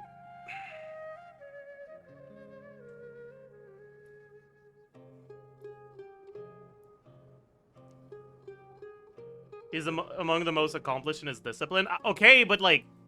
Yeah, like, he's not in academia. Like, he's... Like, having a degree and being an academic aren't the same thing. Like...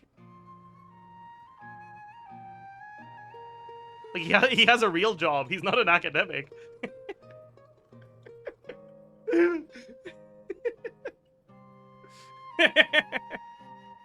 Like...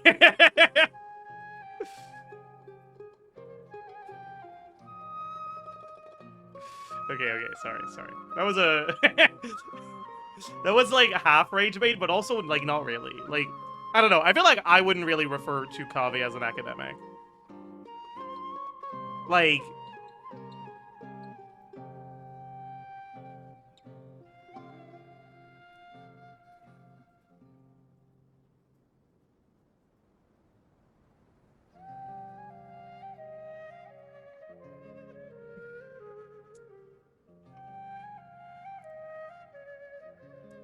he's an architect. I mean, yes, that is his like job. But like, he's not an architecture academic, he's an architect. Like, he doesn't...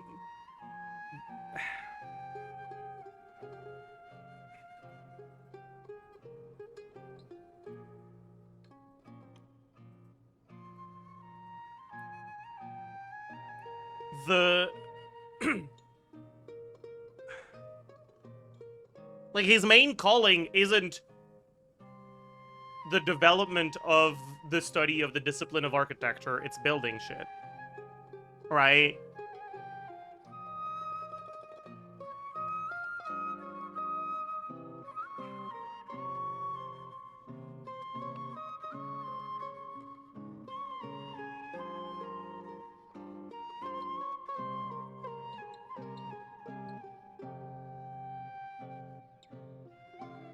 His main calling is to be annoying. That's not very nice.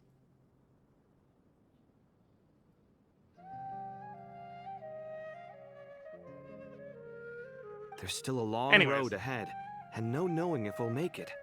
But at least we have a direction now. I'll take it over floundering around in confusion. Why are they paimonifying Kaveh right now?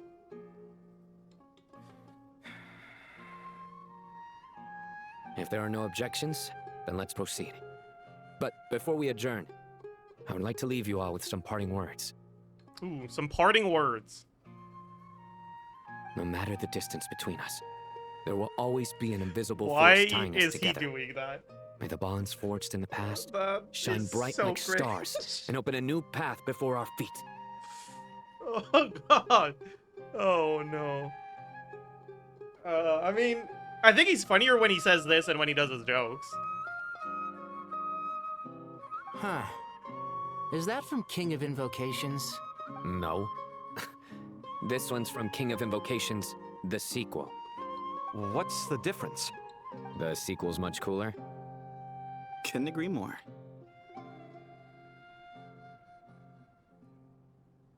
Holy shit.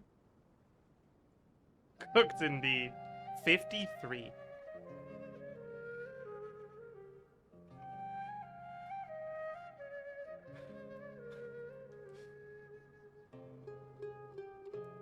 That's crazy. Thank you for the 53 months, my cuz. Well, it was very apropos. Once this is all over, I'll give everyone a copy of King of Invocations and the sequel to show my gratitude. Come on, let's get moving.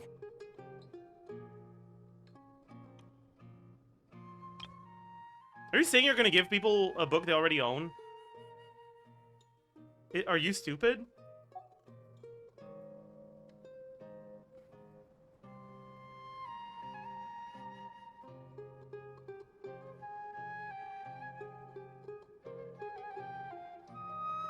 He has extra copies. Yeah, he needs to get rid of his extra copies. True. Look at his clothes, man. He might be. Oh, man. Poor guy. Inform the Grand Sage of the plan. Wait, who the fuck is the Grand Sage right now?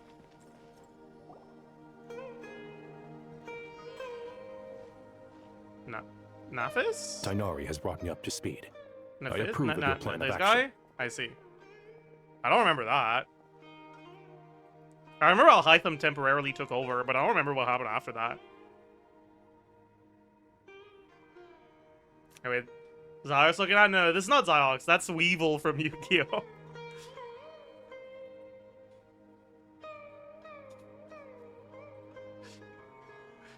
It's this guy.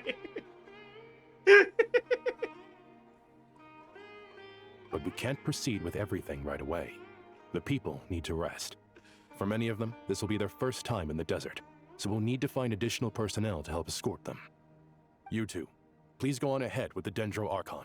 Let's rendezvous at the Temple of Silence later. No problem. We got this. Words can't express my gratitude. So let me just say, I hope everything goes smoothly for all of us. Mm-hmm. Goodbye for now. All right, let's get going. If Paimon remembers correctly, the last time we saw apep was in... Traveler, Paimon. Could I borrow you guys for a moment? It'll only take a second. Collei, we're kind of doing something important right now, so like... make it quick. Collei, what's the matter? Well, the thing I don't have all day. Master Tighnari once told me, after you raise a problem, you should think about how to resolve it. But ever since I had that dream, I feel like I haven't been of any help at all. Okay, but like, your self-esteem issues are not quite as important as the calamity that is approaching. So, maybe keep it for later? I tried my best to keep up with the conversation, but there was so much new information. I couldn't take it all Like, we're in. kind of busy? So, I just wanted to ask, do you have any tips for me there? Like maybe go ask someone who doesn't have anything to do, like Kaveh?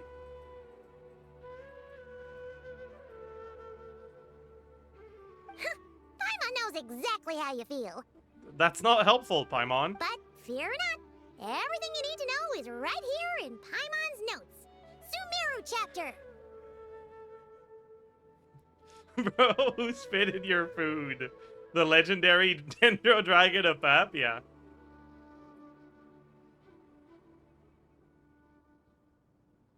No, but like, I'm obviously playing it up a little bit, but like, also, like, jokes aside, aren't we, like, kind of in the middle of something really fucking important? Like, we don't have time to babysit her right now, I think? It's got tons of info about all the things we've seen and heard on our adventures. Some parts are a little simplified, but hopefully it all makes sense. You see? Being the greatest guide in Tibet isn't just a fancy title. It takes a lot of hard work. Paimon doesn't always understand the things you're talking about with other people. Whenever that happens, she notes down the confusing parts and goes over them in her own time. This is perfect. Could I borrow it? Sure. Matter of fact, you can keep it if you want. Paimon has another copy. The spare copy was originally meant for the traveler. Paimon used to worry that one day she might not need a guide anymore, so she wanted to have a gift for her, in case we ever parted ways. I refuse to believe that Paimon wrote a book. Oh, yeah. It doesn't seem so necessary nowadays. We have so many more places to see together. One copy will be enough for both of us. Thank you so much. But still, these are your treasured memories. I think I'll make my own copy and then return the original to you. Anyway, that was all. I won't keep you any longer. Have a safe trip. I'm glad you recognize you're kind of in the way right now. See ya! Alright, time to bring Nahida to see apep. Let's hope that old grouch is in a negotiating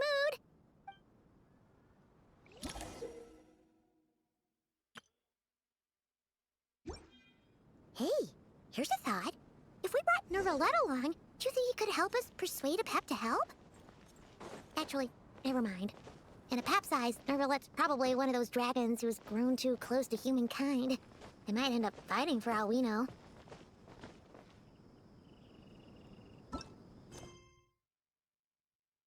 Where's the thing? Is it in quest overview? We don't have a new J for this, by the way, which is very unfortunate.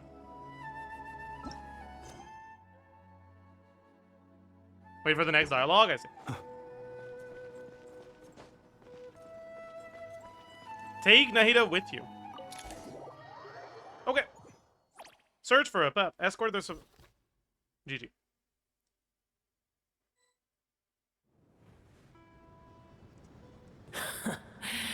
I had a feeling your kind might come calling. Oh. You think I'm kind? Oh, thank you. The ley lines are in disarray. Something has gone wrong with Irminsul, yes. Alright, let's view guiding notes. Holy shit. Apep.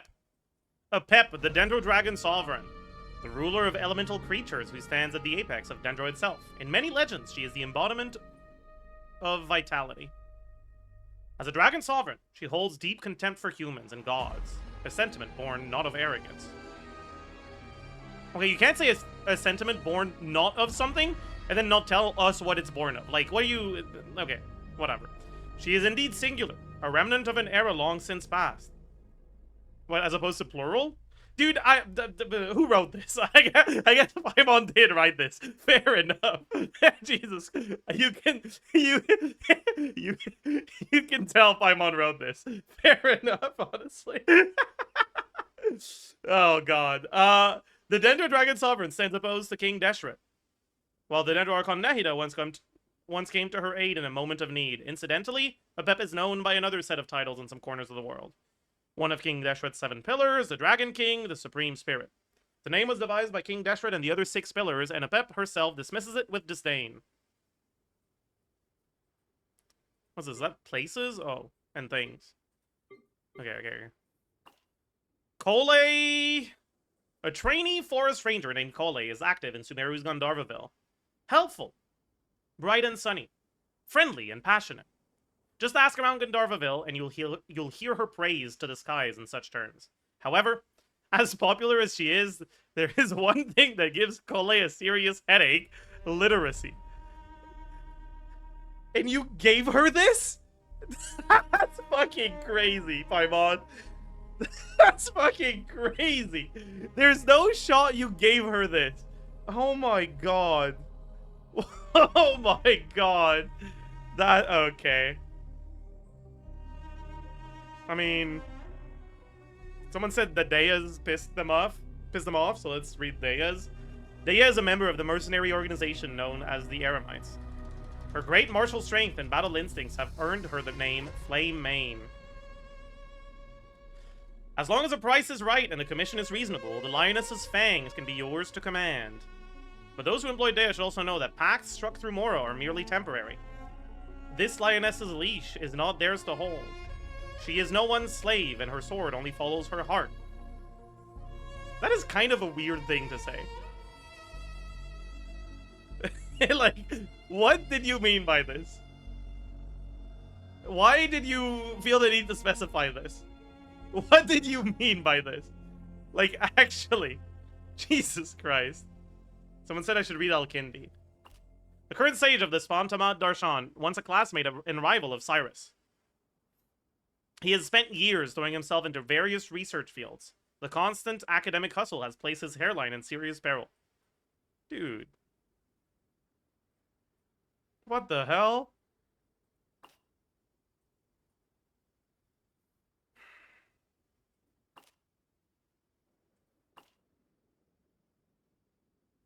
Who was the one I thought was sus? Was it this one or was it this? I think it was this one. Eh, whatever. What do you have to say about Dunyarzad?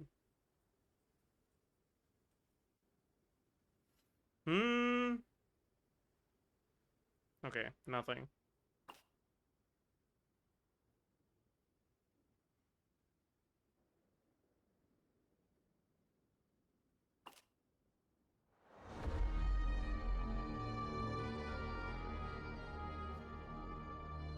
So, are Collei and Deya the only people she talks shit about?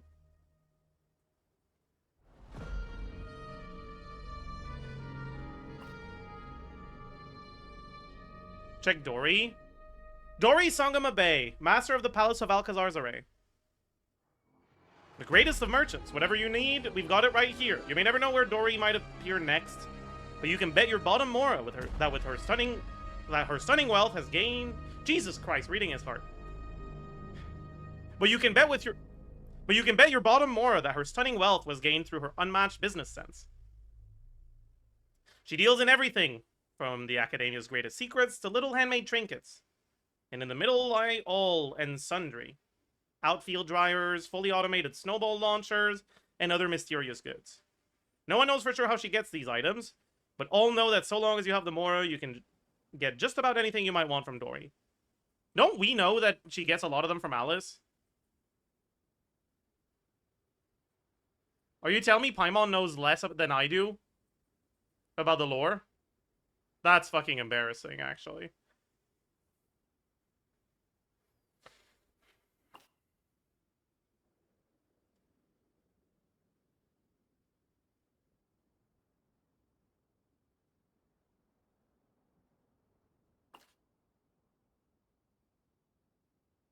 Does she talk shit about anyone else?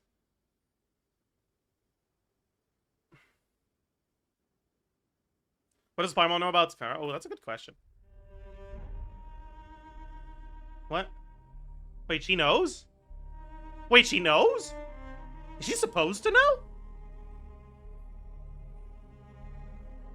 Yeah? Didn't we tell her? Dude, I don't fucking remember that. I guess so. That makes sense, I suppose.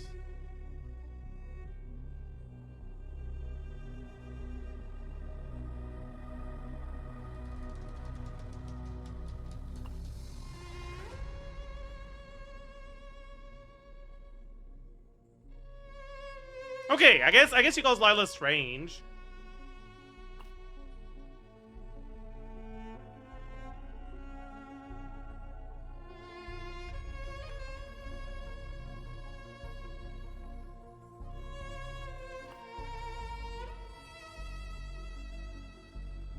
Someone knows, but she's not supposed to be telling Collei. Yeah, that one is fair enough, actually.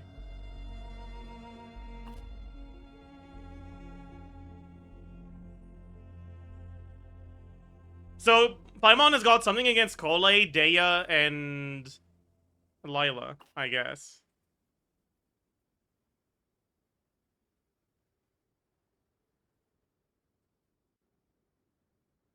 I guess she doesn't have something against Daya, she's just racist. Right, like... like, this isn't, like... What's the word?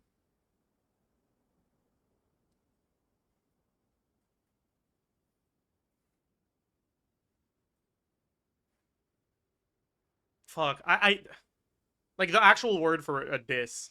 What is it again?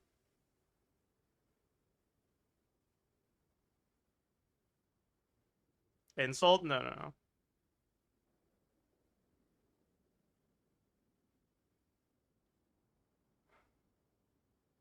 Slander? Not exactly.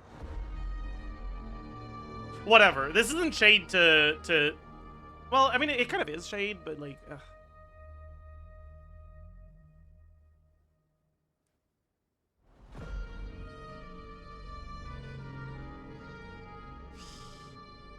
But, yeah, like, it's like... This is not an attack on her as an individual, but it's like... The same vibe as that one, you're rather fair-skinned for a desert dweller line.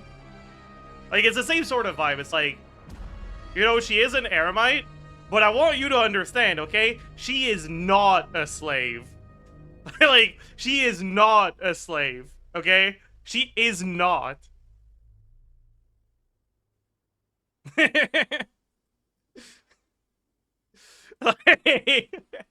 Yeah, it's...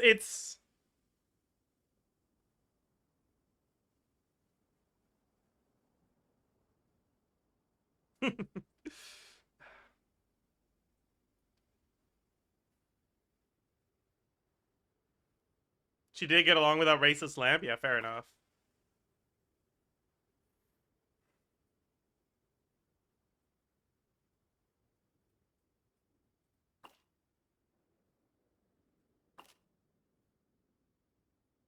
I mean, okay.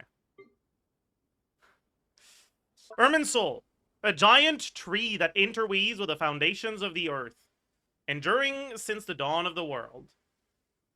The Irminsul trees... Trees? Like, plural? Okay, that's new to me.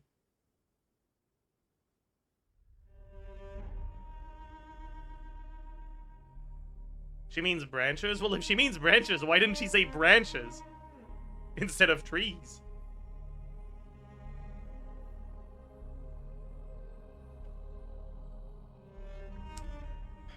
The Irminsul trees scattered across the land are but its branches. Oh. I see. I mean...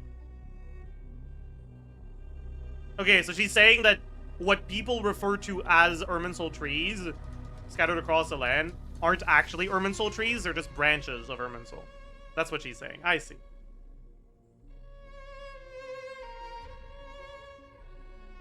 My streamer can't read. This is not on me. This sentence is informed by the context of people in Teyvat thinking this wrong idea that there's a lot of irminsul trees, but I don't think that to begin with, so that's why the sentence confused me. Like, unironically, the sentence makes more... Like, if you just read half the sentence, and you're not a lore knower, it's gonna make sense to you. And if you are a lore knower, you're gonna be like, what's going on here?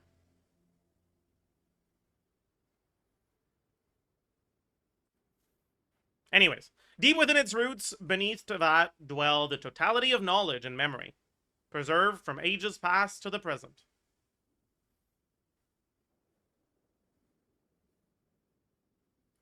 Mainly confuse you because you didn't finish the sentence before stopping? I mean, yeah. Am I not am I not allowed to react in real time to words? No? Okay, my bad. Temple of Silence.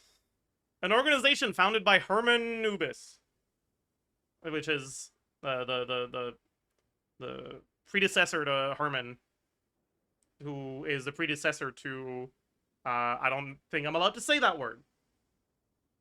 One of the 7 pillars of King Deshret, along with his followers during the chaotic age of the Sea of Sand. Its purpose is to protect and regulate the knowledge and technologies left behind by King Deshret's civilization, shielding them from the grasp of those with ill intent. Are they good guys or bad guys? I haven't done this quest. Like, some people are telling me I've done this quest, but I haven't done this quest. Like, they're lying. They're good guys? It's Sethos. Okay, I see.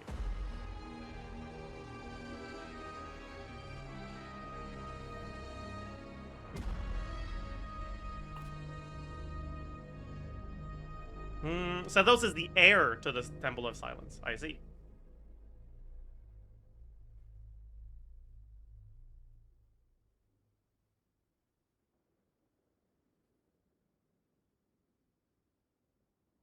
They used to be medium guys, now they're good guys. I see.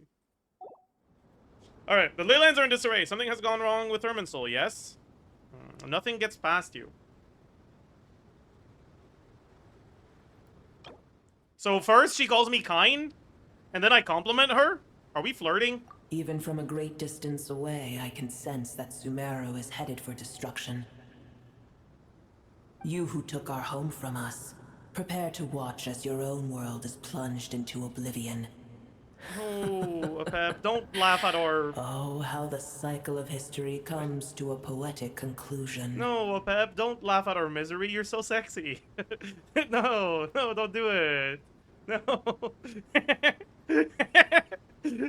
apep. This isn't a joke, apep. The heat is in grave danger. Can you please help her? Is she now? Then do explain. For what reason should I lend Boer my assistance? Because you are... Not only are you incredibly pretty, but you're also overwhelmingly kind-hearted. Your generosity knows no bounds. You're beautiful inside, just as you're beautiful outside. Okay, it's probably because you owe a debt of gratitude. Actually, would she respond well to that? I don't know. Like, how would I expect... I feel like apep would not respond well to any of those, actually. Like, I know the choice here doesn't matter, but like...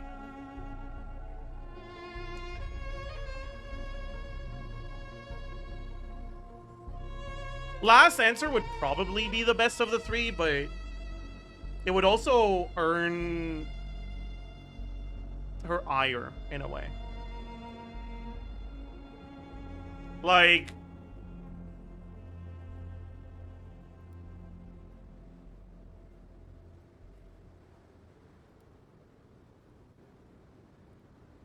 Like, I feel like she'd be like, I mean, you're not wrong, but like, I should be the one making that decision. Why are you making it for me, you manipulative piece of shit? Apep, if you truly despise gods and humans so much, well, after the great humiliation of being helped by a god in the past, shouldn't you be jumping at this chance to balance the scales? Speaking of scales, Apep, your scales are beautiful. What's your scale care routine? I would love to know.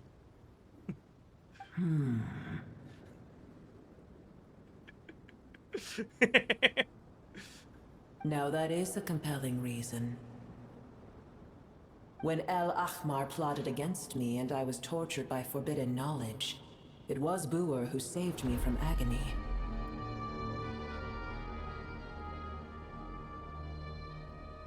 And though I regard with shame the pity of my enemies, to receive aid without repaying it would likewise tarnish a dragon's dignity. Okay, can we see Apep? Like, are you gonna just keep her hidden like this? Like, come on. Tiny Boer, puny humans.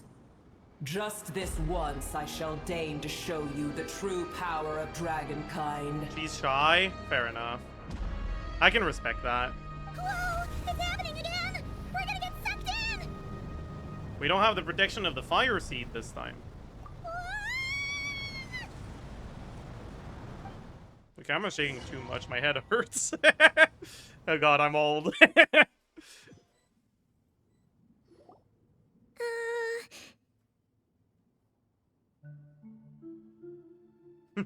Oh no, Apep, don't suck me in. No, stop sucking me in, Apep. Please. Please don't suck me in.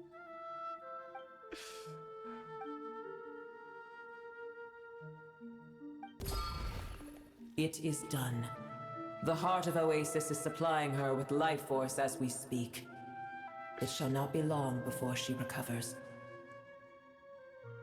But I should warn you. Boer's existence is closely intertwined with Irminsul. Unless the issues plaguing it are resolved, she will never completely recover her former strength. Thank you. Spare me your words of gratitude. Will giving your power to Nahida affect you in any way? You may also spare me your feigned concern. It's not feigned. I care about you, Apep. What a shame it would be if your scales lost their luster.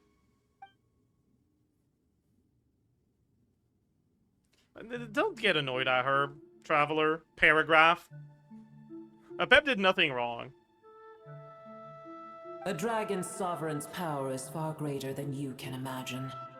While I was indeed weakened when the heart of Oasis ran dry, providing Tiny Boer with a morsel of my life force shall have little consequence for me. Oh, good to hear. Elemental being, floating hydrofungus. Elemental being, floating animofungus. Paragraph. Just like Apep once said, the elemental life forms who merge with her have now been reborn. The knowledge, memories, and emotions they once had are gone. They're brand new individuals now. And yet, for some reason, they seem drawn to Paimon and me. Ever held in high favor, I see. Oh, well, you know. The compliment was sincere. Simply accept it. Come to think of it, I'm curious how Apep sensed the leyline anomaly from so far away and immediately guessed that something was wrong with Irminsul. Could she know something that we don't? Apep, do you know much about Irminsul? I did once. That tree was not planted by the heavenly principles. Irminsul existed before they ever Is this a lore arrived into bomb? that. Is this like information that would make Arnold go? Yeah? It's new, he knew. I see.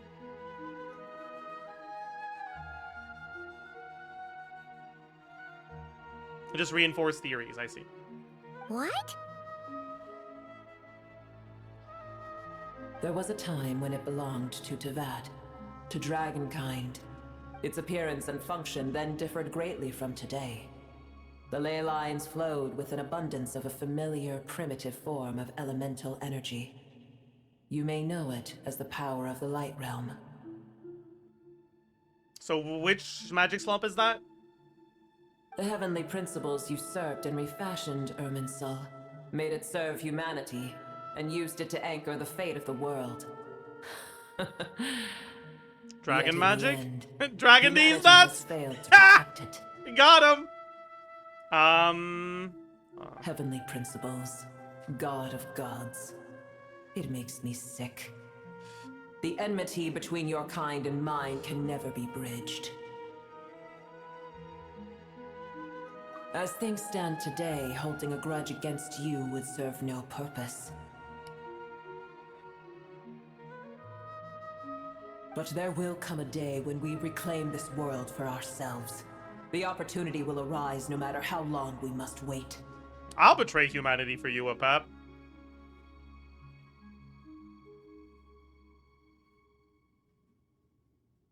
I can already sense that far away from here, the Hydro Dragon has wrested his authority from the hands of the usurpers. Though we have yet to meet, I know that we are both preparing for our revenge day and night. True, actually. That sounds like Navidad. Uh-huh. That sounds like something he'd do. It's probably best if we don't tell apep that we're on such good terms with the Hydro Dragon. What, you wanna withhold information from apep? And you think she's gonna like you after that? Fucking loser.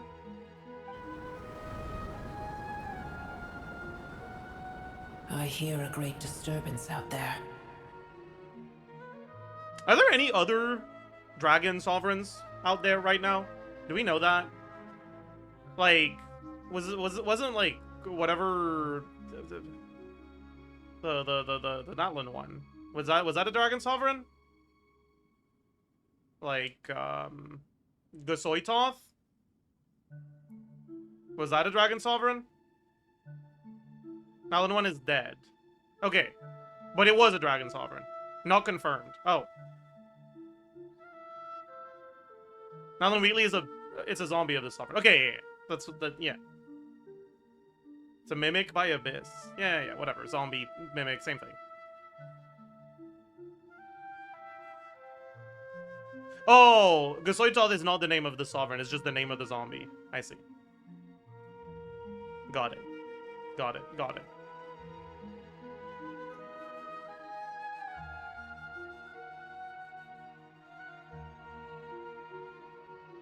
Ajdaha is like soft confirmed to be a sovereign. Isn't Ajdaha like a frog or some shit though?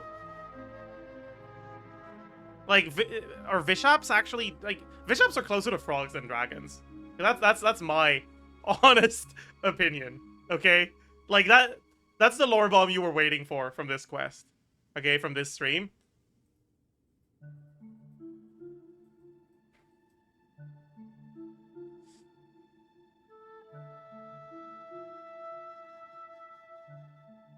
Is level 90 relevant on Throne? Eh, not particularly important. Not useless, but not important. Electro Sovereign is the most unknown one.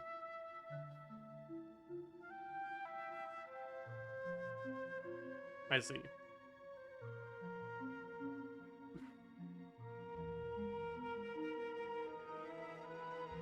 Done right and cut in half. Is that Urabashi? Urabashi wasn't the Sovereign?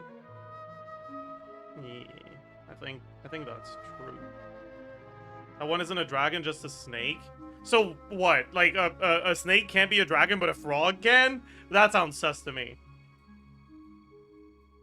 That sounds a little out there. Okay.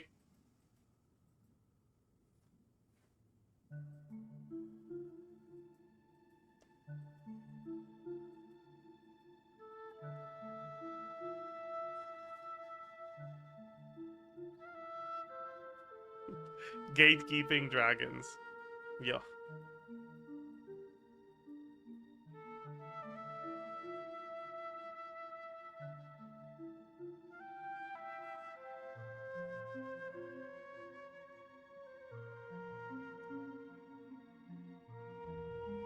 There's a compelling theory that A is the sovereign, but she doesn't know it. I mean, she doesn't know shit, so I could see it. I bet she doesn't even know how to wipe her ass. Like, she is incompetent and useless. All right, like I'll believe you. Sure, whatever. That's just rude. I mean, they gave her a passive that she like can't cook. Like, that's so embarrassing. like, like.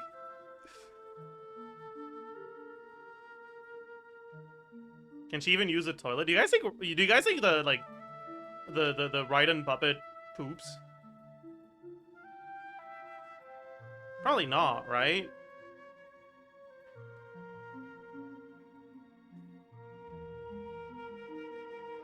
She eats? Does she? I guess we did fucking go on a date where we gave her some fucking dongo milk or whatever.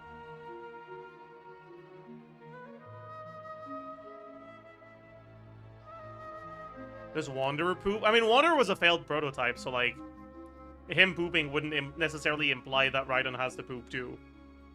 Like, maybe that's the reason why he was left behind. Because he poops.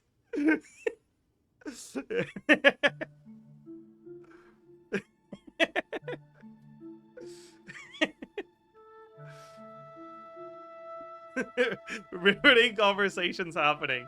Yeah. Yeah.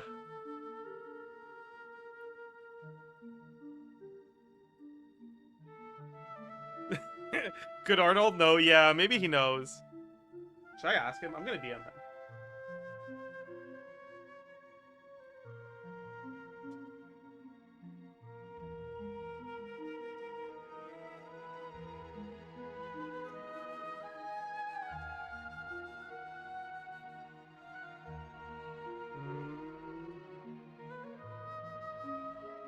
Hey, Arnold, I had this question that I think is pretty difficult to answer about the lore.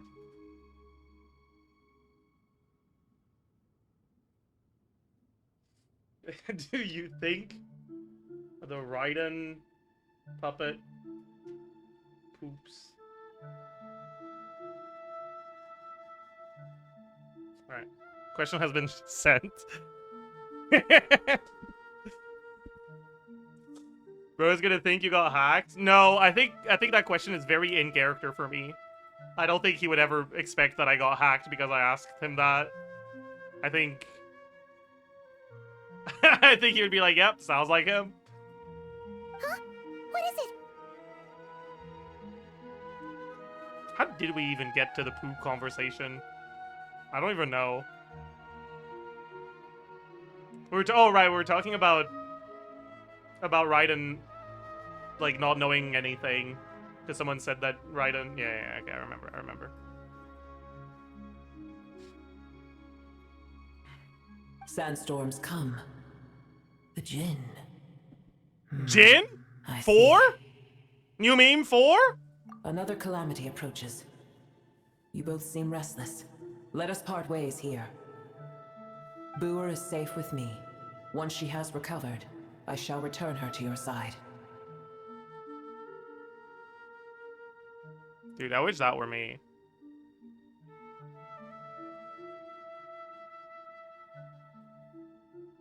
Oh, thanks again.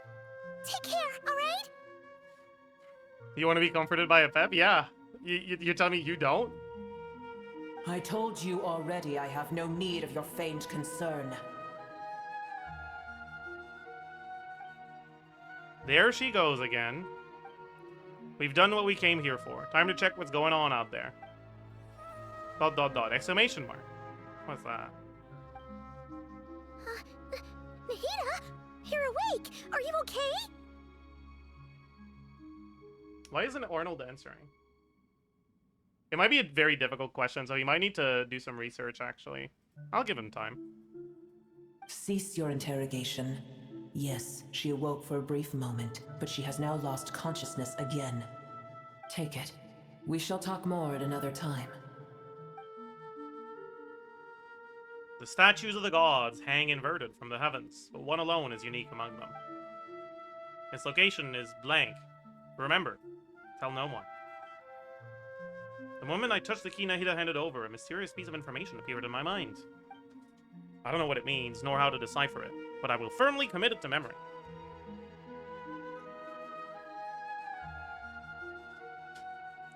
I will decipher it. I will decipher it. 1, 2, 3, 4, 5, 6, and then another. So it is a 7-letter word. Probably not actually 7-letter, right? Like, that probably doesn't mean anything, right? It's 7 in every language? Oh, GG. So it's a word that has 7 letters in every language? There's probably not a lot of those. Thoughts?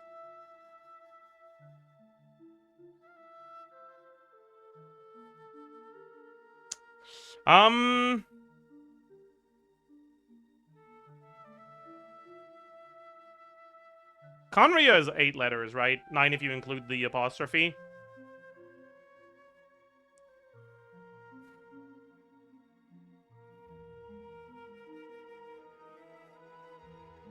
It's Inazuma.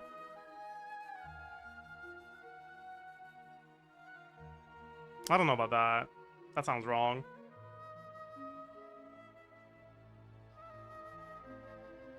The moon. I don't think so. Toronto. I see.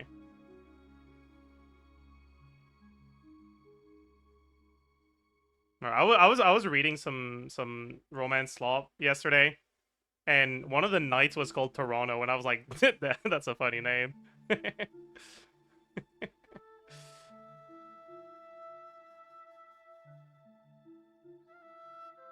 Remuria? What would Remuria have to do with any of this, though? Like, when I think of inverted statues, I think of that one quest we did, like the first Dainslift quest, right?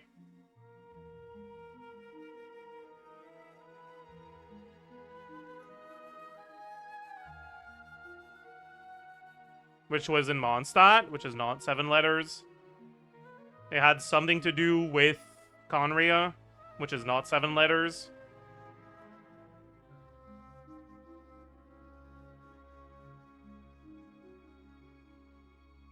I guess there was another inverted statue later on, right? With, was it with a follow-up quest to Carry Bear, I think?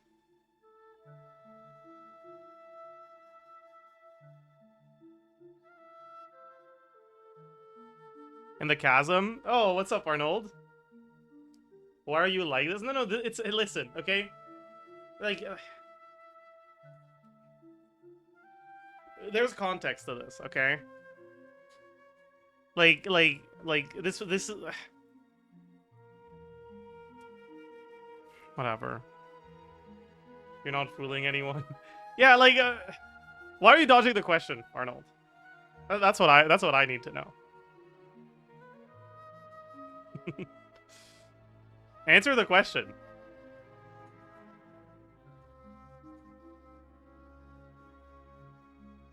Yeah, by the way, you are catching me on like the 3% of the Archon Quest stream where I actually like think about the lore right now. Or like we've moved on from the it does ride and poop thing, and we're now trying to figure out what the location is. And this is a very rare moment for me. We can go back to the ride and pooping thing though. Like if that's what you want, I don't mind. But yeah, the reason why I started thinking about it is because someone brought up the theory that Raiden is the Electro Dragon Sovereign, and she doesn't know it. And I was like, I mean, that makes sense because Raiden doesn't know how to do anything. I bet she doesn't know how to. She doesn't even know how to wipe her own ass. And then that brought us to does the puppet poop? And you know, someone had this interesting theory that the reason why Wanderer was discarded was because Wanderer pooped.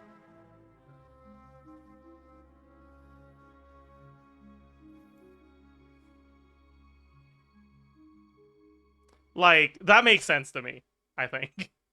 I think that makes sense to me. I could see it.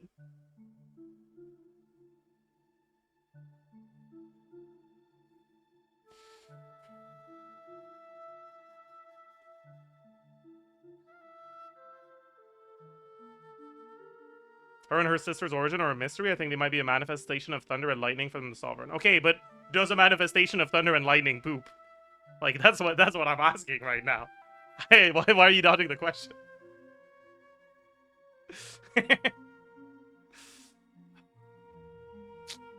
Anyways, let's get back to let's get back to this.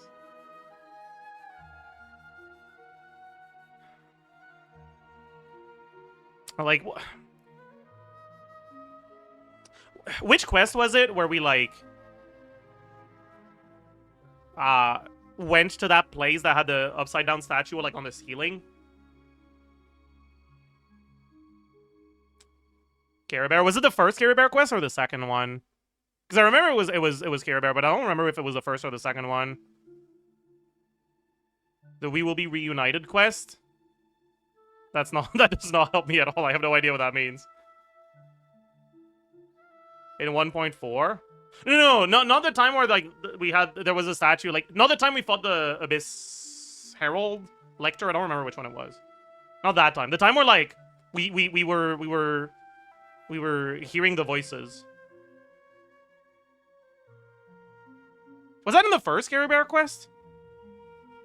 I was in Care Bear 1. Okay, yeah.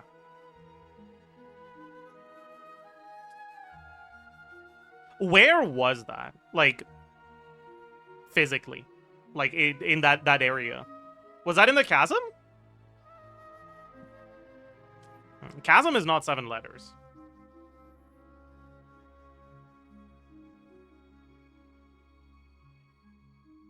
Sumeru is also not 7 letters. And Long Gone is 7 letters. Holy, bro is on to something.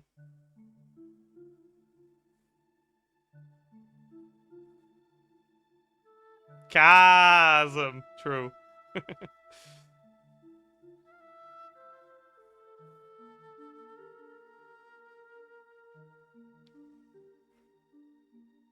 Okay.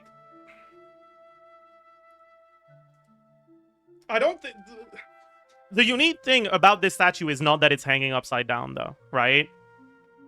Like, I think this is saying there's a lot of statues that are hanging upside down, but one of them is special, right? And what makes it special is something that's not unrelated to the fact that it's upside down. Right? So it might also just be one we haven't seen yet. What do we know so far about the upside down statues?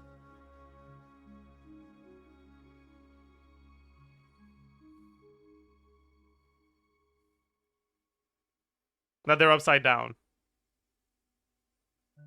Next to nothing. Okay, well, GG, I guess. Do we know anything about the locations of the ones we haven't seen? I'm thinking... Oh, is this not, like... Is this not revealed in the rest of the quest, Arnold?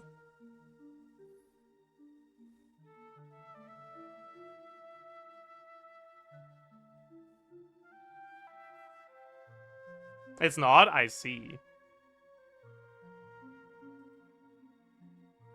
Yeah, I guess that is a spoiler. GG. Arnold spoiled me. Unlucky. He wants to ruin my experience engaging with a quest. I'll never do it again. I'll never think about the lore again. What did I spoil? Oh, it's fine. Like, you technically you spoiled that the reveal of what this is not in the quest. But, like, that's not a real spoiler.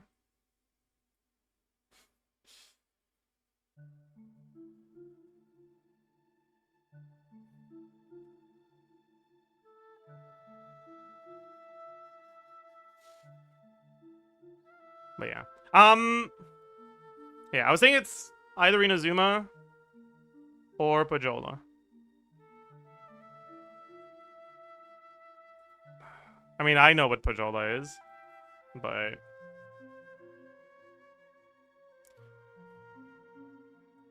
Let's try to understand the context of what's going on here.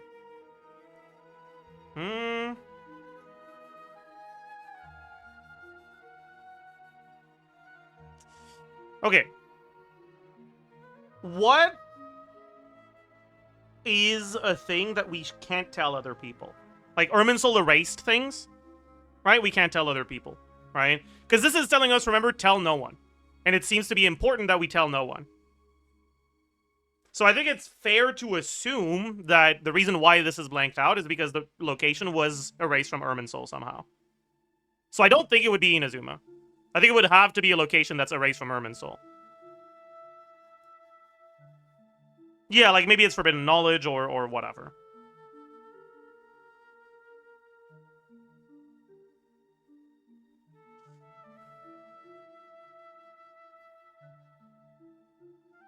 Thought of it as one of the 7 Archons as an outlier. But why would it be blanked out? I feel like the only... actually...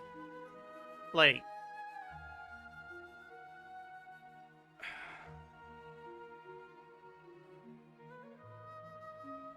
the only reason to keep it blanked out that wouldn't feel like just major plot convenience, plot contrivance, bad storytelling, is because it's erased from Irminsul. And today, I'm feeling optimistic and positive, so I would like to give them the benefit of the doubt.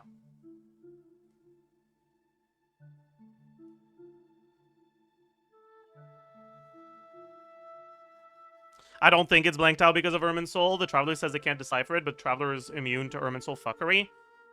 I mean, Traveler's memories can be rewritten by Irminsul fuckery, sure, but, like, this isn't Traveler's memories. This is new information that Traveler comes across. But that information might have already been censored when the Traveler comes across it. I don't think that would make it immune to Irminsul fuckery. If that makes sense.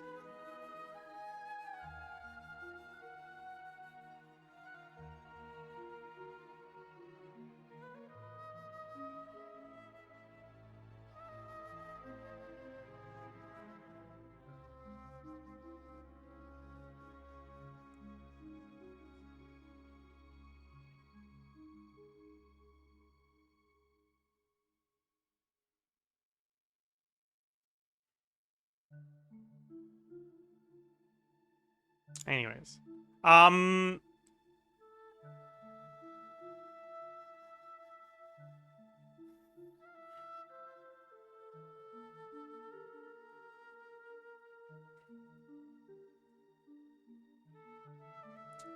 But, like, what exactly could the important implication that one of the statues is different from the others, like, mean?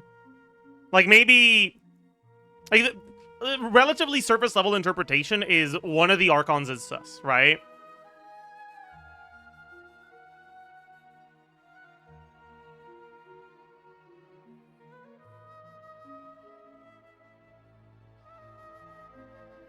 Statue dodged the inversion? No. Because I don't think this is implying that the statue that's different from the others is different in the fact that its inversion didn't happen.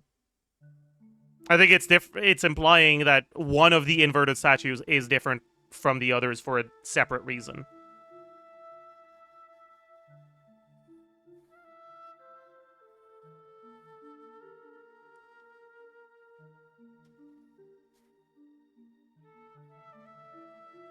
At this point in time, Zhongli is the most sus by far.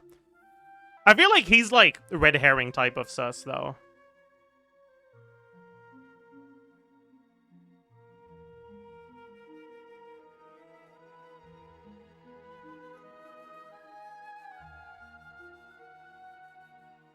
What does that mean? Like, it feels like you're intended to believe he's sus as a way to build your expectation to subvert it later.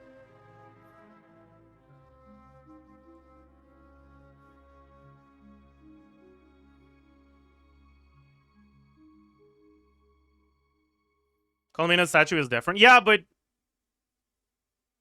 she's not really a statue of the gods that's inverted, right? Do the non-Archon regions have inverted statues?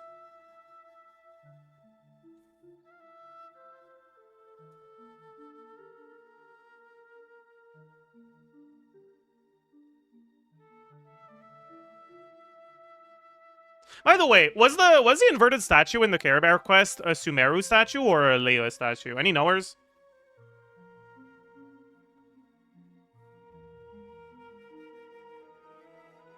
It was a Mondstadt statue? But that's sus as hell.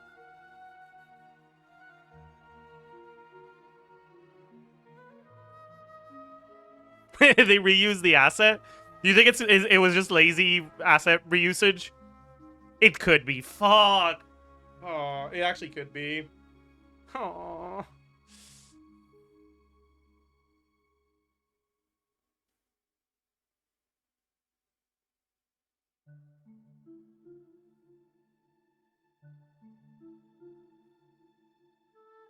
No, they mentioned an Animo statue of the 7 went missing. I see.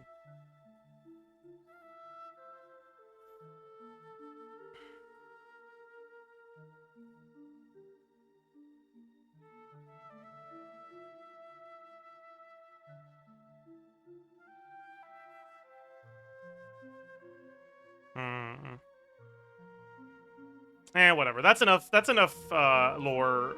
That's enough lore for the day. Yeah. This must be incredibly important information.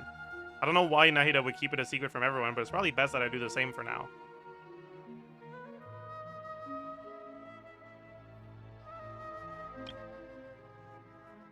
Wait, also, why is he saying this now? Like, what does this have to do with the current situation? It kind of doesn't have anything to do with the current situation, right? So most likely, this is like... Okay, this is actually a spoiler thing because of Arnold, though. Like, the fact that I know this doesn't get resolved in this quest means that this is going to link with Snezhnaya Archon quest, not with the rest of this quest. Right? So it doesn't have anything to do with dottore, it doesn't have anything to do with any of that. Madge. Arnold ruined my life. Don't blame him, you messaged him. It was an important question.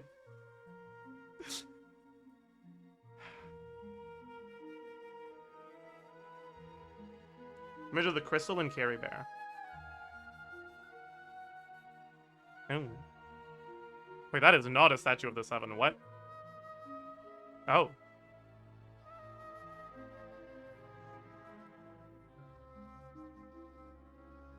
That is not a statue. Oh, I see.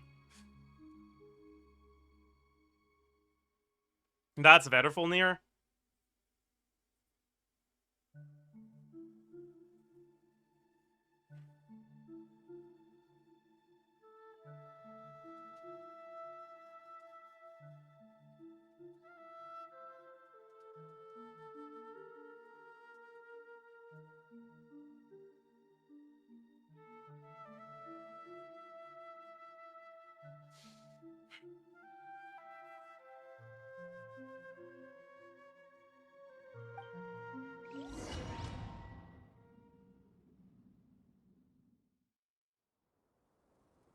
Where the heck are we? Did you just dump us in the middle of nowhere?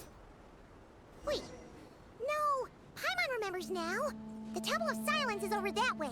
Come on, let's go find the others.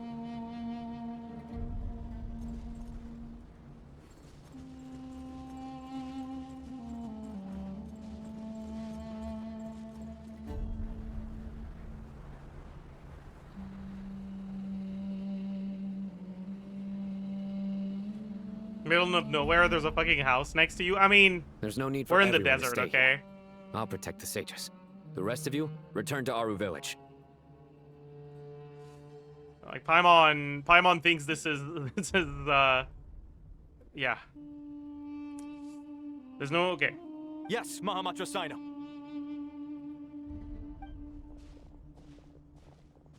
They always run really funny. Sino, what's going on? You're back. How's the Dendro Archon? She's still with apep, but she's recovering. What a relief. What's with these sandstorms? It's the Jinn. Oh! Countless Jinn have stirred up violent sandstorms across the desert. The Jinn? Blocking our path to the Temple of Silence. 4. The Jinn were familiars created by the goddess of flowers, Nabu Malikata, for herself. After her passing, they pledged their loyalty to King Deshret until his civilization too was swept away by the storms. As a legendary race, they live on in the tales and songs of the desert people, and even now, their kin may still be encountered amid the sands. So, is that like... Is that liloupar? Was that a Jinn?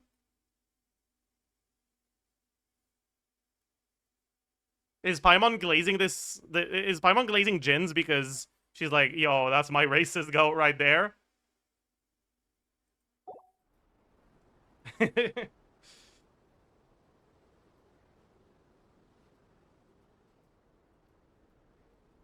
Tainari and Krai have returned to Aru village to help. The Jinn are being highly aggressive, so both the village and the merchant caravans require protection. It's just one thing after another. Where did all of them come from anyway? In all my trips to the desert, I've never seen anything like this before. Kaveh, you're whiter than I am. You don't take trips to the desert, be honest. As I see it, the only possible candidate is Gurabad. The city of Gurabad, the royal capital of a mortal kingdom that once stood above the great red sand. Is that the city that the eremite, like the lore scorch master, I don't know, that eremite yaps about? Like, for the glory of Gurabad or some shit like that. Yeah, the pyro one.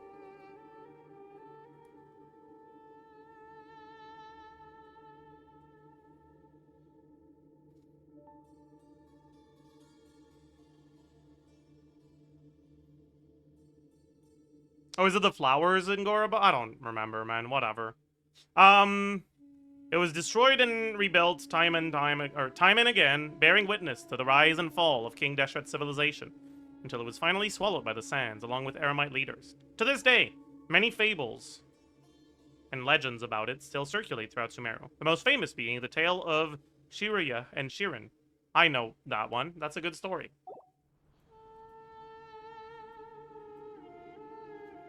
Maybe it wouldn't have fallen if they called it Guragud. So true. Gurabad? Baladuri could explain in more detail if he were here. All I know is a rumor I've heard about from previous trips to the desert. Supposedly, a great number of dormant Jinn lie sealed beneath that city. Jinn from Gurabad, huh? A familiar figure comes to mind.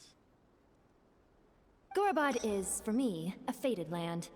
I must therefore return back to this city, where my destiny okay, awaits me let's see what glazing Paimon's got in store for Liloupar. Liloupar, known as the Mother of the Jinn, was once the daughter of the Water Lily under the Goddess of Flowers. Later, at King Deshret's command, she sought out and served the kings of mortals, and so brought about the tragedy of the city of Gurabad. For this, King Deshret passed his ultimate sentence upon her. Her soul was divided sevenfold and sealed by the 7 pillars, until you awakened her. Now, having entrusted you with her true name, she recognizes you as her new master. Oh, I see.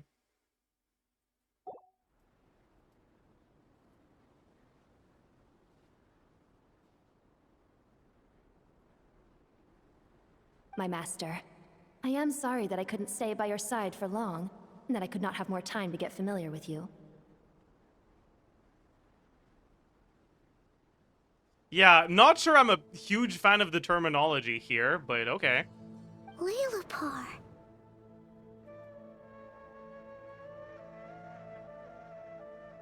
Paimon and I should take a trip to Gurabad. Yeah, we once said goodbye to a friend there. Well, maybe not a friend exactly, but someone we met on the road anyway. She was a strange bottle.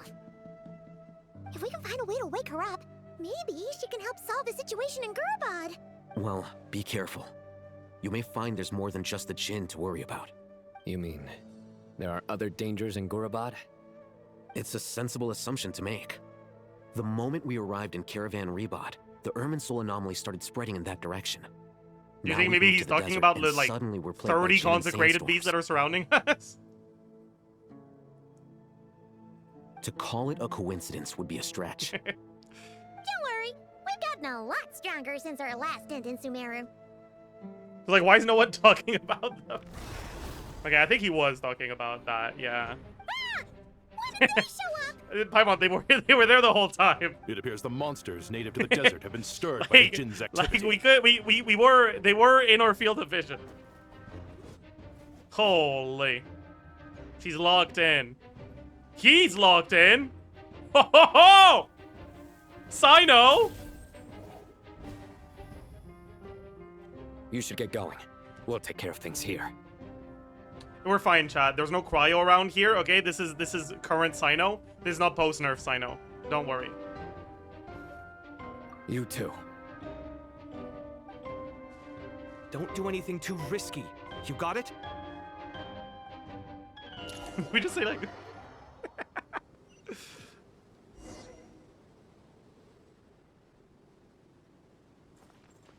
Party setup.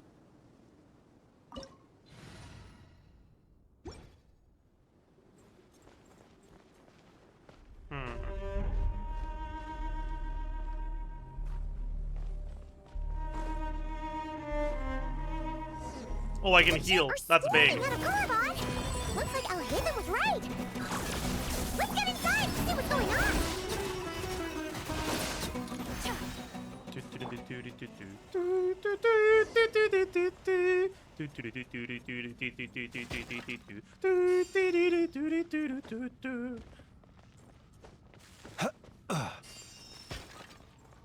Did I break a vase by accident? I swear that was an accident. Okay, that was not. I didn't do anything. Okay, that was Columbina. You're gonna get angry at someone. You should get angry at her. How many of these things are there? We'll never take them all round. Let's just head further inside for now. Bro, please, I just wanna. Absorption test. Be silent. Close your eyes.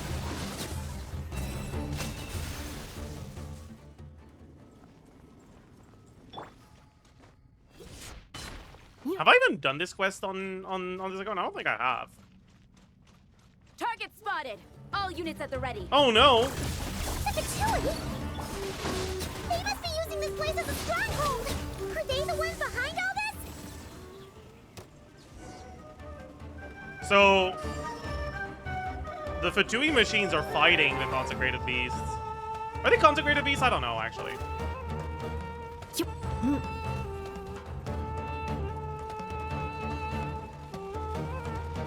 We're seeing power creep, by the way.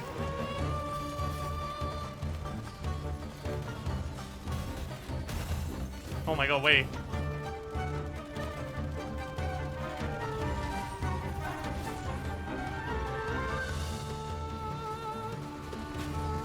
I got swirled, dude.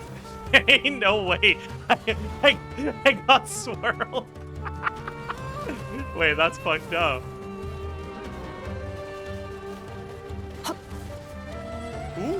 Ooh? No. Yeah. Power creep is too much for... Wait, it respawned? Wait, they just respawned. Oh, that's crazy. Huh. Fighting Jinn with one hand and Fatui with the other? This is pure chaos. Holy. Bro, stop targeting me. I didn't do anything. Was it not enough to swirl me? Accelerating.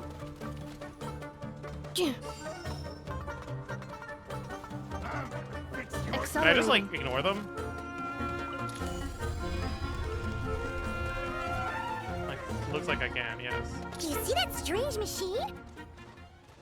Paimon has a sneaking suspicion that that's the thing wrecking Gurabad and setting all those dangerous Jinn free.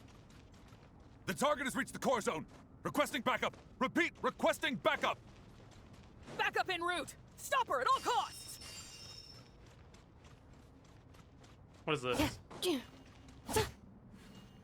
Accelerating. Careful!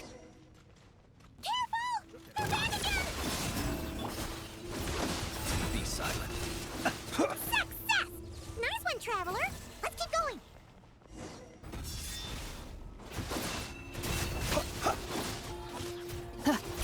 defensive mode. Stand clear! Observe. Be silent. To dust. What am I supposed to do exactly? I don't know. Whatever. To dust.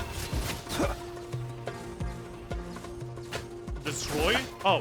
I just gotta hit him. I see.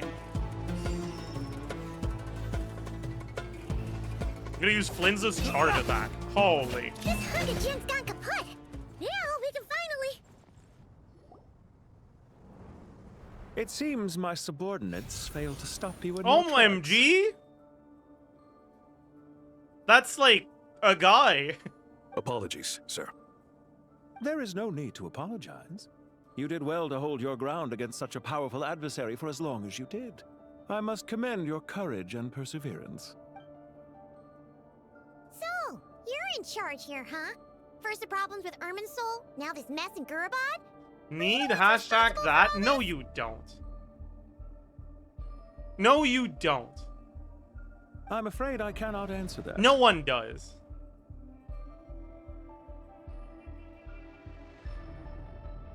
Bro is dressed like the first Assassin's Creed game. I assume you aren't naive enough to expect answers from an enemy. Oh, this guy is so snooty! However you want to spin it, you're clearly involved in this somehow. So you can either start talking, or we'll have to make you talk. Let's get him! Traveler, what's wrong? Something seems unusual about him. Is he trying to provoke us? This feels like a trap. Judging by the tents and supplies, there must be many more Fatui stationed here than the few we saw on the way in. So, where are the rest? You're remarkably calm. Some would act more rashly upon finding the ringleader all alone. But you keep your cool. Even as your enemy, I must applaud you. Wow, you're so smart and intelligent. Did you show yourself just to say that? Is this you trying to take back control of the conversation? Unfortunately, I Oh really wow, don't have he's so anything to say intelligent. to you. I am here merely to indulge my own curiosity. Your names are well known among the Fatui. Naturally, I wanted to observe Oh you wow, up he's close. really intelligent. Hey! Don't treat us like we're some kind of exotic animals in a zoo! Oh, I wouldn't dream of it. You seem rather predisposed to misunderstand me. Ooh, predisposed. That's a big word. I think he's intelligent, chat. I'm quite aware that you are both heroes of great renown. You have resolved crises in many nations and won countless allies along the way. Wow, thank you for the exposition, Mr. Question Mark Guy. I've been following your adventures with great admiration. My only regret is that the trajectory of your journey conflicts with our goals. What do you mean, admiration? He has big Sorry, words but taped that sounds pretty weird under coming his from hood you. to use. Yeah, do you guys think that's why the hood covers his eyes? Because it's like his bank of big words? I don't see why. We may happen to occupy opposing sides, but there is no cause for deep-seated enmity between us. To respect one's enemy is to respect oneself. Well, now that you're observing us up close, what do you see? I've observed as keenly as I can. Yet, while I endeavor to understand, your true strength remains a mystery to me. Violence is not my area of expertise either, so you see, I would much rather converse with you like this than determine a victor with the edge of a blade. Besides, I've heard that even 3 moons in the sky fail to eclipse your brilliance. I know better than to bite off more than I can chew. 3 moons? Oh my god, 3 moons? That was the last Archon quest. So, you have a connection with the Harbinger, the Doctor. Oh my god! You're telling me this high-ranking Fatui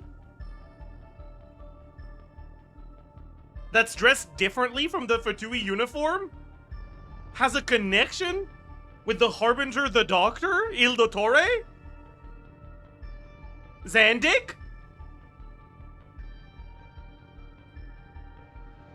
OMG!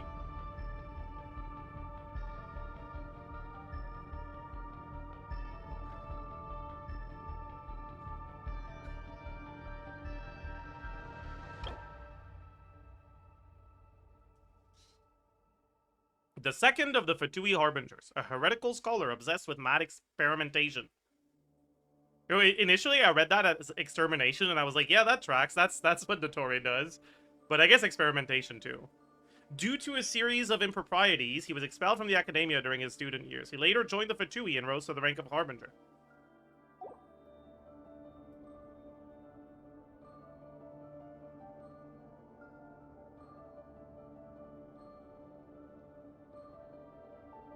Well deduced. Our commander, dottore, died in Krai, but there are things I don't that know do if not I end believe with you. his departure. We must... Look at me. I almost divulged more than I should have. Good one, pantalone, Mr. Trousers. We almost got him. Damn. What are you after? Revenge for dottore? Or are you plotting something else? I've said quite enough, I believe. There's no point in continuing this conversation, except to say, I've noticed that you seem to know your way around here quite well. A repeated visitor to Gurabad, are we? Ugh. I'll take that as a yes. Then I'm sure you'll have heard the story of this place. The mother of the jinn, Liloupar, and the tragic tale of her vengeance that spanned 3 generations. It was right here that Liloupar once helped the wise to ascend to the throne. But from that moment on, every king who sat upon it was corrupted by power. These degenerate rulers lost control over their nation, and with it, the right to occupy that exalted seat. What are you trying to say? He sounds like he says "ta-ta" when he leaves. You're right. He does sound like he says "ta-ta" when he leaves. You're so right, actually. I once admired you for your adventures. That is the earnest truth. But it appears to me that your journey serves ultimately to uphold the rules of this world. Are these rules truly just? Does the heavenly principles rule with wisdom or folly? And how can we be sure that the 7 who wield authority over the world will not be corrupted? So true. Do you seriously think you're gonna convince us of anything? Convince you? I'm sure my commander already tried that. Why would I waste my breath doing the same? Okay, Trousers, like, you're supposed to be smart, no? Like,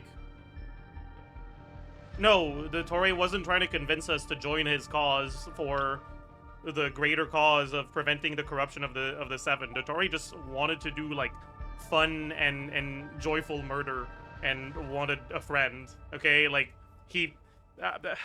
you wouldn't be trying to convince us of the same thing. No, that's not what's going on.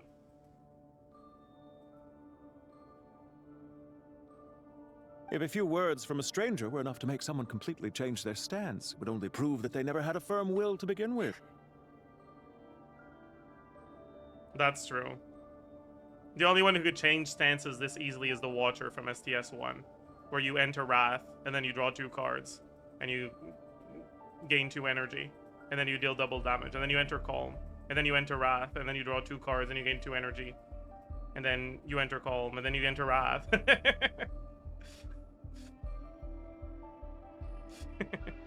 I'm merely stating my position, so that we might understand each other better. One's enemy in the present may not necessarily be an enemy for life. As for what game I'm playing here... It's STS! Holy shit! But now I must bid you farewell. Holy, he knows. He knows about changing stances. It was a wise decision not to attack me immediately. Since you did not fall for my ambush, I will now have to ask those in hiding to reveal themselves. Leave this to us, sir. Very well. I trust you to do what is necessary. Stall her while I execute the next step of the plan. Sumeru City, Irminsul. How are they gonna...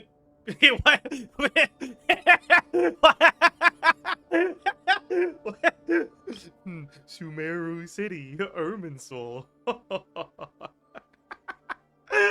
What the fuck is bro saying? Why is he saying these things out loud? Is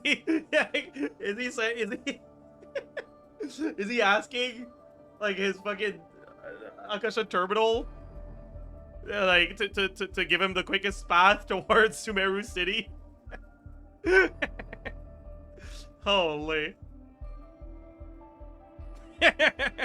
Sumeru City. I gotta. Sumeru City. Irminsul. Oh, that's so stupid. Why would he say that? Why is he laughing too? Like, oh man. Hey, stop right there! Don't you dare leave without explaining yourself! Like, why is he googling his destination out loud? All units, stop them! Man. Protect the commander! Did you hear that? He mentioned Sumeru City and So, like, Irminsul. what's the reason why we don't definitely just, like, know something. run after him right now? We can't let him get away! Get rid of these pesky soldiers! Like, why do we have to beat these guys up?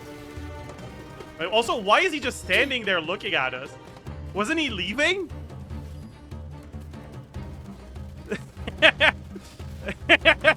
Cleanup sequence initiated. Also, why is there a waypoint here? Accelerating. No, my waypoint! Absorption test. Observe. Rear guard to the front. Don't let them through.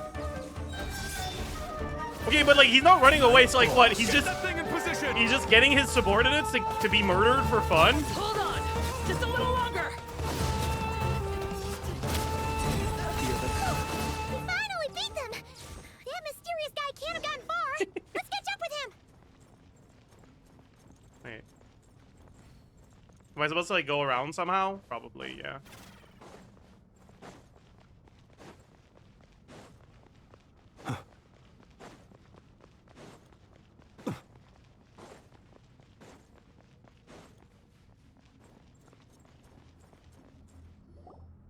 Like, why is he still there? You're very persistent.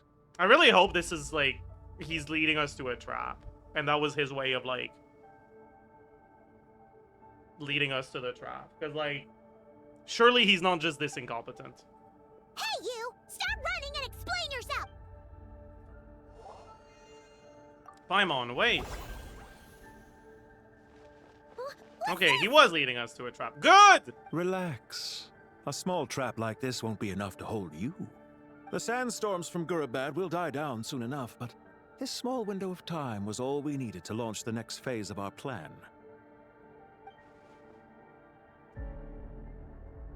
So there was more than one ambush. I shouldn't have let my guard down. I mean, Don't to be be fair, that was a very discouraged. good plan of his. I knew that I someone never would could have come seen here it coming. eventually, so I planned ahead. Where to chat with you, which door to exit from, even which mechanism to wait by for you. I thought through every OMG. detail.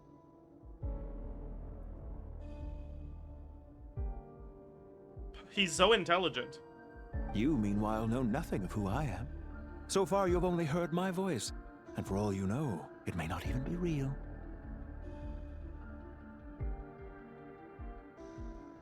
I mean, it's pretty obvious from the way the other Fatui are treating you that you're a Harbinger. And I feel like we've met every Harbinger except like 3. So I think we should be able to have a pretty good guess, like, even as the Traveler, without external, like out-of-story... But not to worry. This is only our first meeting. It shan't be our last. Traveler is not smart. Yeah, fair enough. Just answer me one last question. Why do you continue to follow Dottore? He has conducted countless cruel experiments, even on his subordinates. Follow isn't quite the right word. Let's just say even those you see as villains have their friends, even if they aren't the most sincere of friendships. When any set of rules is established, there will be those who benefit and those who lose out. People will do anything to justify what they have gained or escape from the hardship imposed upon them. Neither he nor I are tolerated by the rules of this world. We were both searching for a new order. Our ideas of the final form that should take may have differed, but our journeys took a shared path. Dude, feminist icon Dottore that just wants women to be allowed to wear pants. Goodbye, traveler. Is that why they bonded? I wish you a timely escape, albeit not too soon. I will need a little more time to Holy. prepare, after all.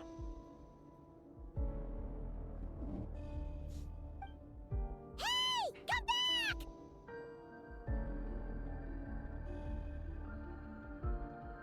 Wait, this dark wall. We've seen these on our adventures before. It swallows people up! Oh, I'm sorry. It's not your fault, Paimon. That trap was really hard to notice. I didn't notice it. Let's just focus on getting out of here. Okay.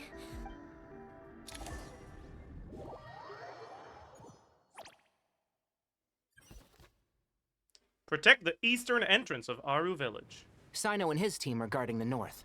We'll take this side. From what? From the Jinn? There's so many Jinn. We can't let them get Wait, into those are our Jinn? village. Don't fret. I am well I did not know prepared for that. this situation. Huh. So you have a solution? Perhaps you're unaware that I have a trusty genie partner of my own, Plumpy. If I send her to negotiate with the others, this whole thing will be resolved before you can say Mora. Off you go, Plumpy. That sounds like it's gonna work.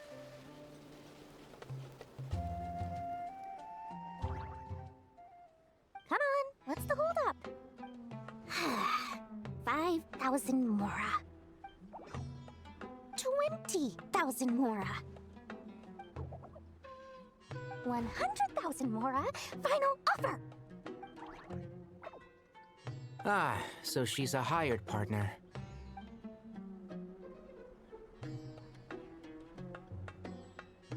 Hired partners are reliable too. Plumpy here is a highly skilled negotiator. You'll see. Just a few words from her and... Wow. That was really funny. Plumpy! Because, like, she said something and then the opposite happened. Don't you Jinn have any respect for the rules? This was supposed to be a negotiation! How dare you treat my messenger like this? You wanna play rough? Two can play at that game!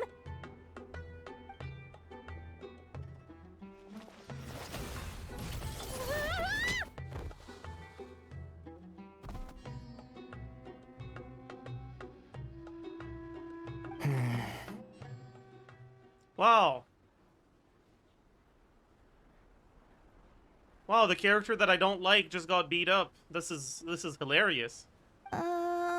Looks like it's up to us now. Be careful, Collei. All right. Thank you for the humorous sidetrack. We can get back to the plot now. What happened? How did I pass out? Never mind. Oh god, wait, I'm kind of getting murdered right now. Is that C6 Dori? You know, No, it is not. This reminds me of when you first Wait, arrived I'm like in the kind of Hidden dying Forest. right now. Like, stop that. You were trying to help a Bro, child retrieve bro, a lost toy. leave me when alone! you stumbled upon Jesus spiny Christ! crocodile territory by mistake. Yeah, I remember. Our first time fighting side by side. Fighting side by side. I seem to recall swooping in to rescue just you with a fucking team of miss? forest rangers. Okay, we don't talk about that. Jesus, that one was me missing. Fair enough.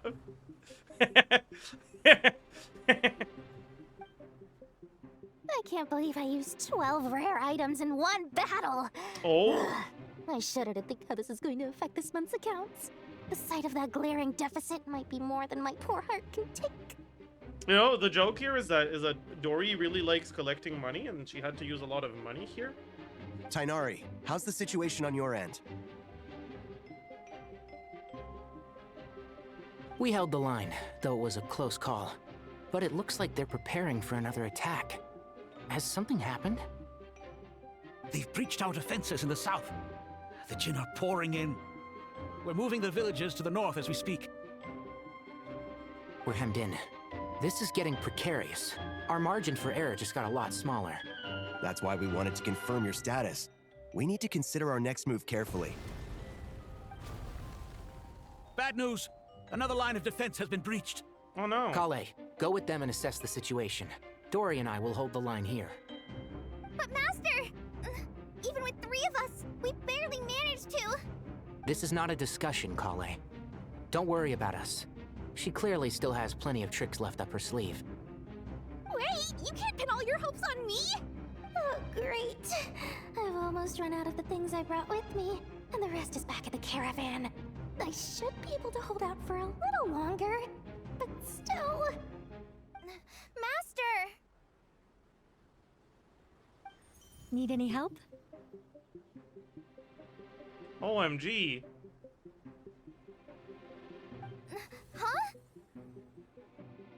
What is it, Collei? Nicole, why are you spying on this teenager?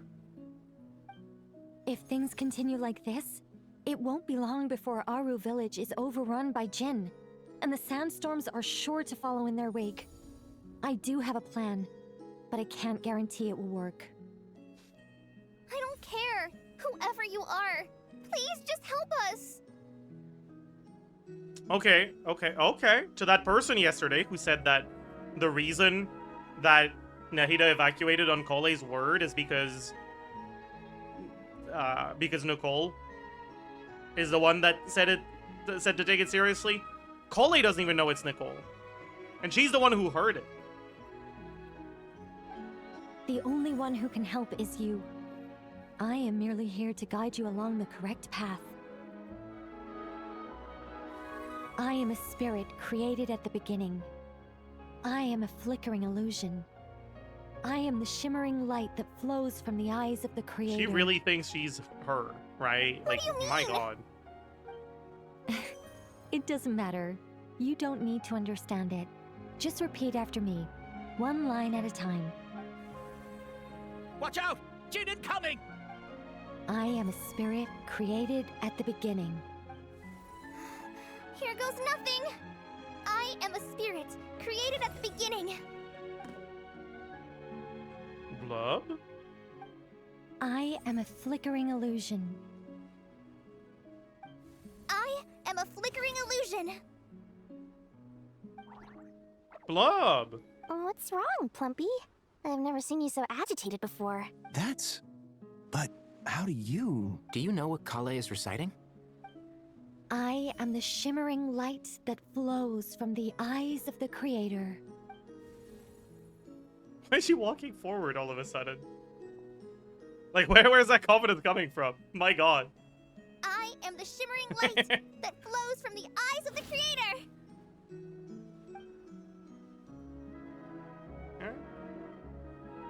Aura. True. Roar! I'm kind of bothered by the lack of symmetry because of this guy. Like, stupid snake, go away. It's a song composed by the goddess of flowers, but very few records of it remain, even in historical texts. All we have is a few fragments.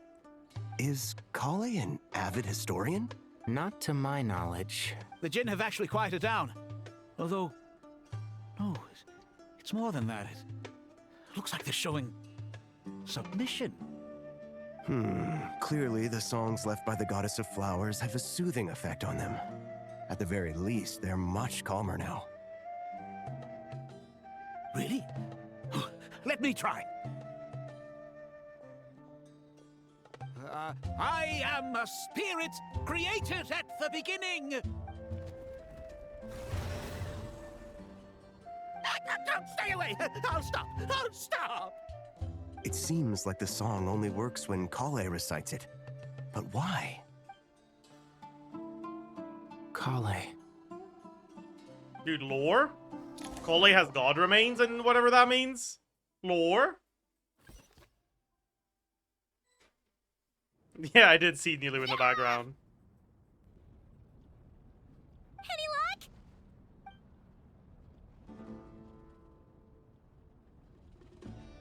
God remains are basically ultra lead.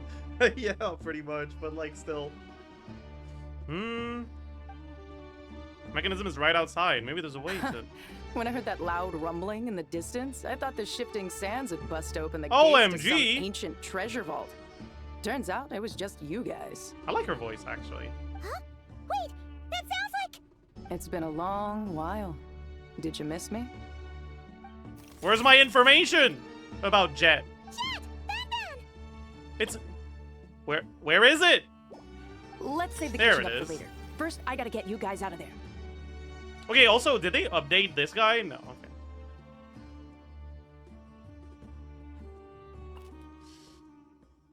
Jeht Ufaira Hindi, a desert-born mercenary, once explored the mausoleum of King Deshret alongside you and witnessed the sacrifice of her father, Jabrail. Afterward, Jeht returned to her father's homeland and joined the Tanit tribe, hoping to lay her parents' relics to rest at the Eternal Oasis. While searching for the Eternal Oasis, you met Liloupar, the mother of the Jinn, and gradually uncover the conspiracy hidden within the Tanit tribe. After destroying the Tanit tribe, Jeht founded her own mercenary company and continues to roam the Sea of Sand. This should be the right mechanism. Ben, can you handle it?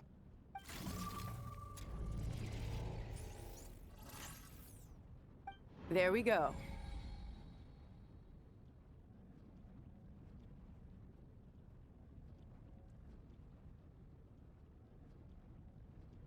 I mean...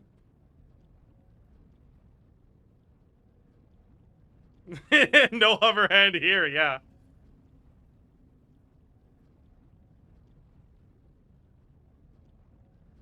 She does not do that to either, by the way. Yeah, I mean, it's pretty obvious.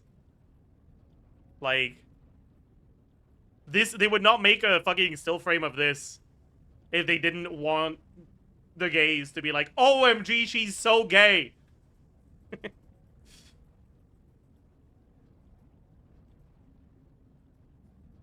It's like, ever so slightly manufactured, but it's okay. Come on, let's leave this place. I am queer and I am baited, yeah. Pretty much. What happens if I just walk into it?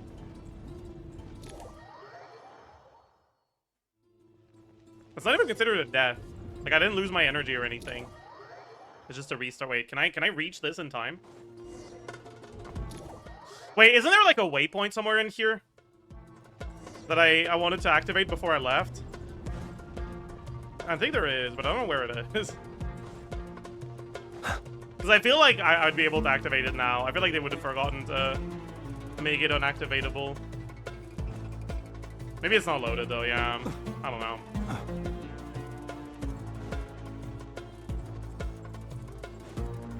Well, that's fine.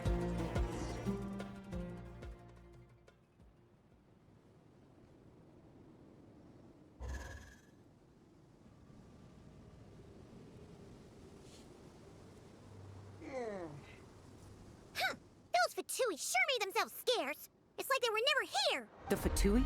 They came to the desert again? I just remembered that they foreshadowed a guy being a Fatui by him playing Fatui agent in the TCG. That shit was so funny. And that had completely left my mind. But now I remember that. That was very funny. My god. Oh. Yep. No idea what they're planning this time. They were being very coy about it. How have you been, Jeht? Bro, that is not the music for this sort of conversation. Well, since we last met, But I've okay. started my own band of mercs. We've actually made quite a name for ourselves. Okay, if this is new information to us, how did Paimon know about it? Wait, maybe Paimon actually is good at her job. Oh, yeah. On a slightly different note, I have some good news. I finally took care of Masaira. Not much to write home about. It was just another day. Found his hideout. Dragged him out of his cozy little bed. He tried to talk me into seeing his point of view, as usual. But I'm way past that by now. There was nothing he could say to save his life. Dude, that's so sick. You kill people. What about you guys? Bet you'd forgotten all about me and Ben, huh? No, we could never forget about you, Jeht. You're the token lesbian in this story. Like, you're too important here. Of course not! We're super duper best friends! Wow. Sounds like I should make time to visit some other nations too. Anyway, what brings you to Gurabad? Oh, right. I almost forgot. We're here to look for Liloupar. That bottle? Seriously? Yeah! We need her power to calm the Jinn and stop the sandstorms. Here's hoping we actually manage to find her, after all the trouble we've been through. Surely with everything's been going on in Gurabad, she must have woken up, right? Only one way to find out.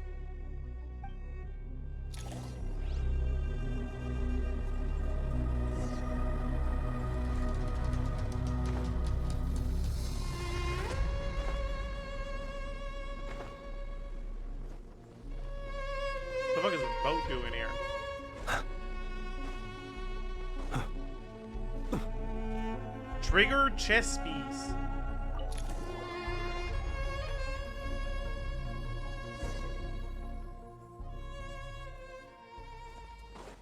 Let's see. She should be around here some. Aha! Found her! That does not look like a very comfortable bed, honestly. Liloupar! What a long dream that was.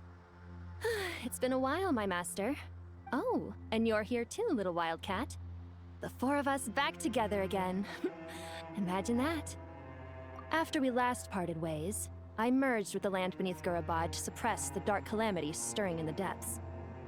It rekindled the flame of vengeance within the Jinn, depriving Gurabad of any hope of peace. I fought against it for a long, long time. Until one day, I sensed a change in a foreign land to the west. Suddenly, the pitch-black abyss fell silent. Is that Krai? Or is it Notland? That's Notland, right? Notland is west of... Yeah, okay.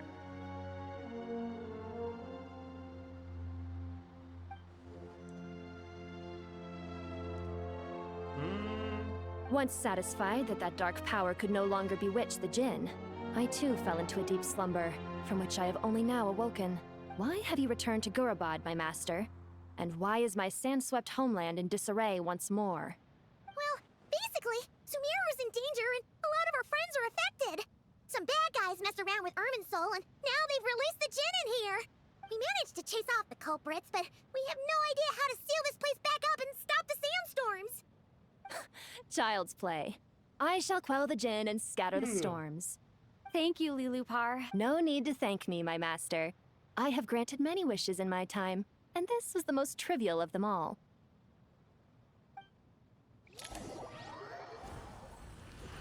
She kind of didn't say anything racist there. Like, the my little wildcat could be interpreted, but like it's like a very tame, you know? The sandstorm's gone. Yes, the sun yes, shines true. bright again. Yes. When I said that we'd meet again under a lovelier sun, this was exactly how I imagined it. Yay! Although, honestly, Paimon would love to hang out with you more. Bro. Even if the weather sucked. Jeht, Paimon, Jeht doesn't care about you. Like... Well, there shouldn't be any more Jinn breaking out, right? Are we okay to head back? Sounds good. You can introduce us to your other friends. Another adventure begins. Lovely. City, Irminsul. So, this is the Temple of Silence. Sorry. I've heard the Nagarjanites mention it in passing, but I never imagined it would be this big. It's colossal. Whoa. Does that mean that it takes only half damage from enemies that are vulnerable? That's crazy. I thought the temple moved to the rainforest ages ago. When did they scamper back into the desert?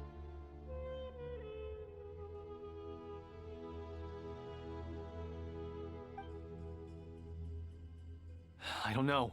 This plan sounds a little too risky for my liking. Rushed. You guys think he's in a hurry? Get it, chat? Because his name is Rushed? Isn't that humorous and funny?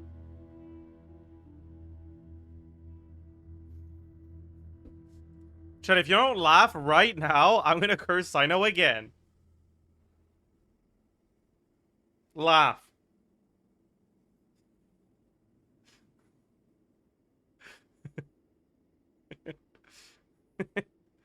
Nobody cares about this, about that dumbass. Okay, who do you care about? Unaware Luna.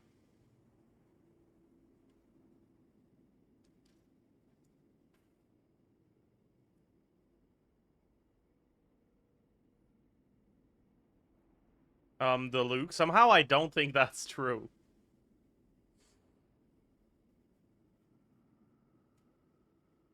I'll just curse Sendrone.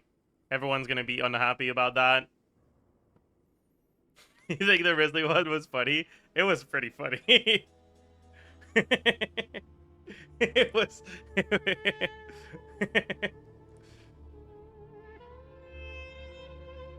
Even in King Deshret's day, this was experimental technology. We have no idea what could happen if we activate it.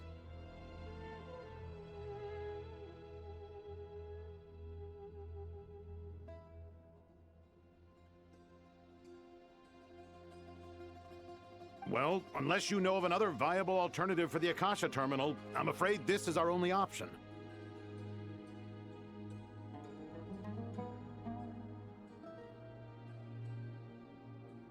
The plan is sound, and the risks are manageable.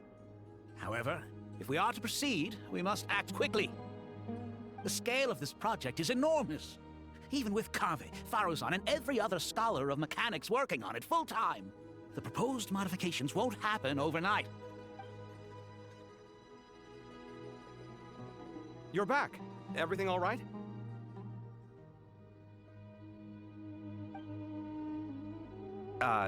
And who are they? Damn. Do you guys think that's a singular they or a plural they? I think it's a plural they. Kaveh is already attributing personhood to Ben at first glance. Friends of yours? Pretty much everyone in the Temple of Silence is. This guy's Kaveh, and the one next to him is alhaitham. Hello, I'm Jeht, and this is liloupar.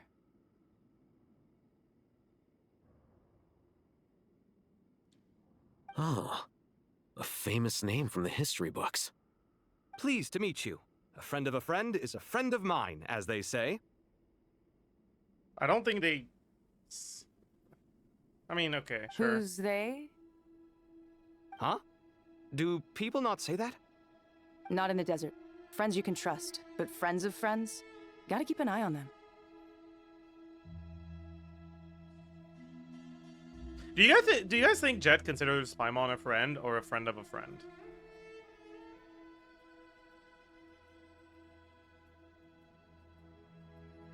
An enemy. Still, I do trust the Traveler's judgment. I'm sure you're good people. The sandstorms have calmed down. I take it the Gurabad problem is resolved? What did you find?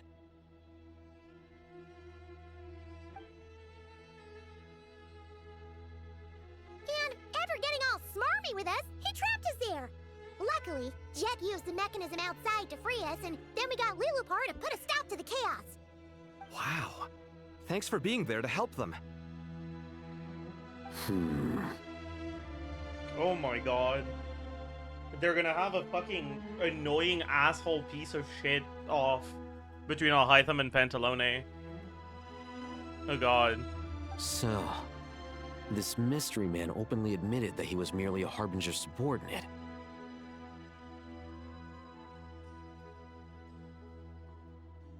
Yeah?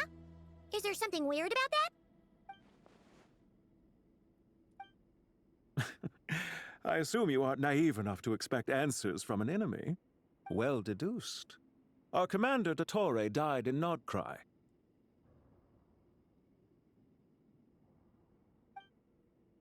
Wait, were we supposed to see that as him trying to pass off as like just a fucking guy?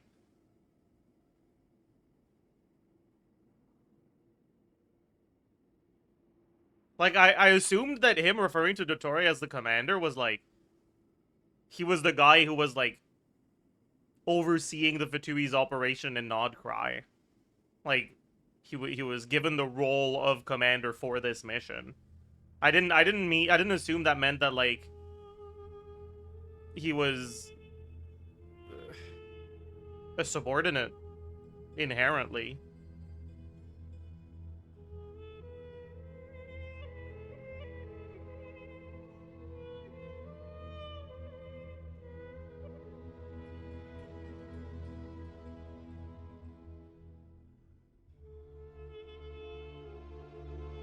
If I played that quest without any hype league and watching a Winter Night Lazo, I probably wouldn't know who he is. I mean, sure, you wouldn't know who he is, but you wouldn't know he's a Harbinger. Unless you're fucking blind and stupid. I guess blind or stupid.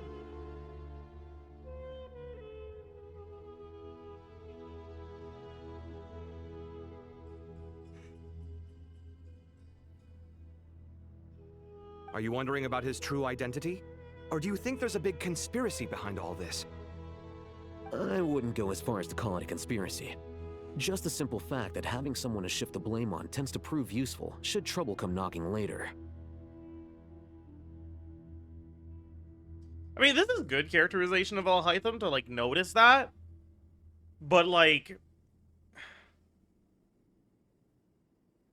what I don't understand is how the Traveler could ever believe that that was just a random Fatui guy and not a Harbinger.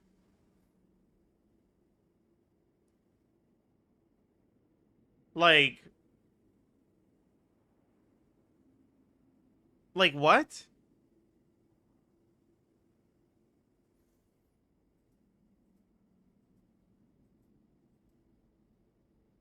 Why would it believe that he's a Harbinger? Look at his fucking clothes. He's dressed like a Harbinger.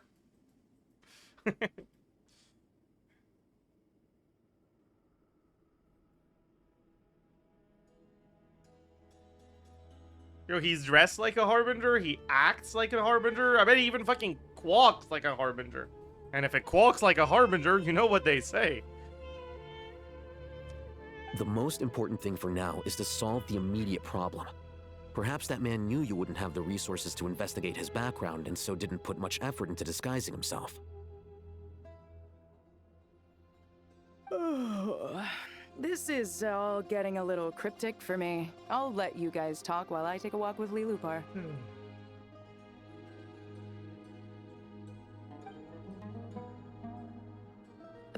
Jeht? Aren't you with the Blazing Beasts? What a coincidence. Didn't expect to run into you here. We're mercs. You can run into us anywhere. Who's this with you? So, did you find the solution you were looking for in the Temple of Silence? You bet we did. This place is incredible. It has everything. So far, we've discussed a plan and verified its feasibility. Building a new system from scratch is out of the question. So our only option is to modify the Akasha using certain resources we hope to find in the mausoleum of King Deshret. What the hell? Okay. The mausoleum of King Deshret. Okay, cool.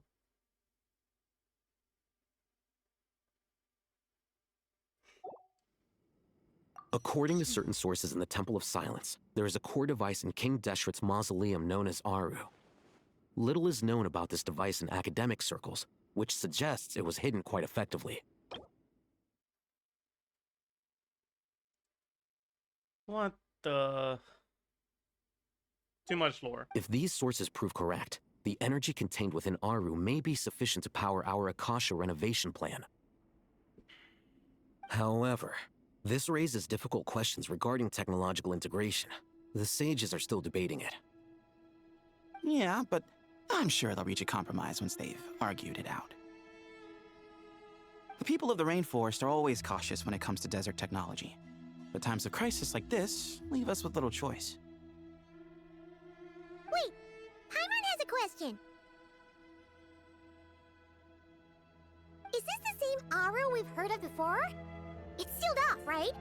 Some sort of prison where the Goat King, Ibis King, and Crocodile King are locked up. The Goat King? That's me. You know, that's another word they have for me. Well remembered. Yes, that's exactly right. According to our records, Aru was the most brilliant creation King Deshret ever conceived of. Built by divine and mortal artisans working together. It was a miraculous accomplishment, and it lies hidden deep within the king's mausoleum to this day. That being said, what Aru actually does and why it was built, those are deep secrets we are not privy to. Until recently, I wouldn't have been optimistic that the place even exists. The only reason I'm inclined to believe it now is because we heard it from the Ibis King Thoth himself at his temple. The tale. Oh, totally I thought he gets was that. done. When My bad. Paimon first heard about it, she thought it sounded pretty unbelievable too. The tale of how the 3 retainers of Al-Ahmar were imprisoned in Aru. Do you guys still remember that? The Ibis King told us they were trapped in Aru and that they had to answer 3 questions to get out. So I have 3 questions for you and you have to answer them, otherwise you're not allowed to leave. Okay? 1. Chatter on the monitor. Who is the best streamer?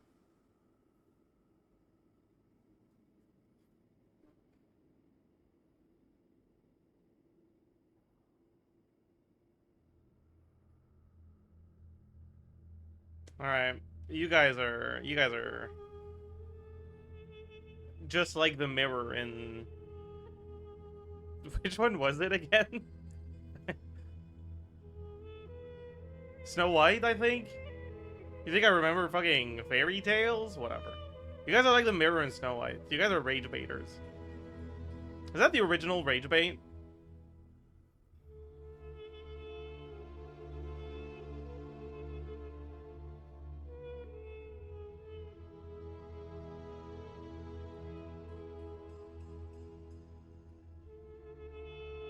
Anyways, that was question number 1. Question number 2.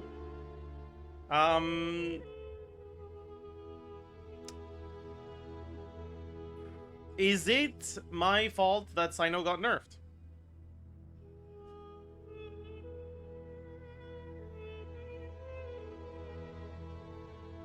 Okay, I see a few right answers in the chat, but not many. Everyone who said no? Congratulations. You're smart, respectable. You're a role model.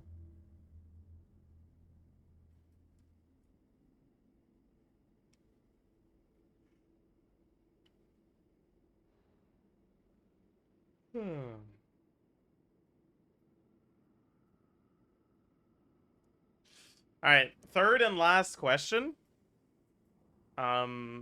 What is your credit card numbers and what do the 3 funny digits on the back say?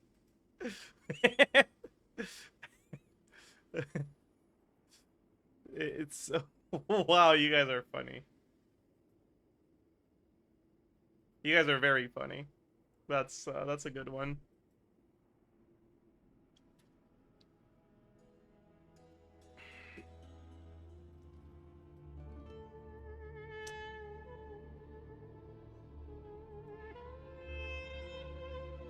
I think I remember.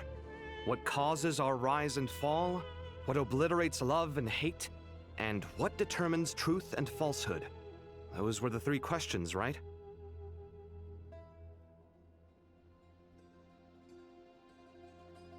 Okay, guys, stop typing believable credit card numbers. This is making me, like, anxious, actually. I don't like that.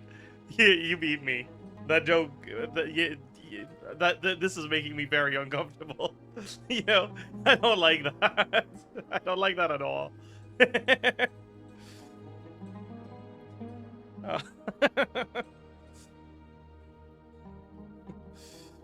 What causes... Wow, okay. What causes our rise and fall?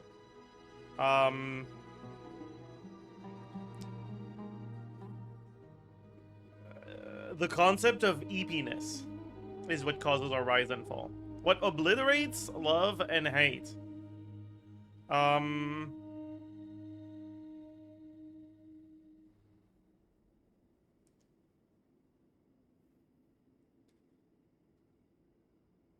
The concept of eepiness does that too. It's pretty powerful, actually. What determines truth and falsehood? That's not the concept of eepiness, actually.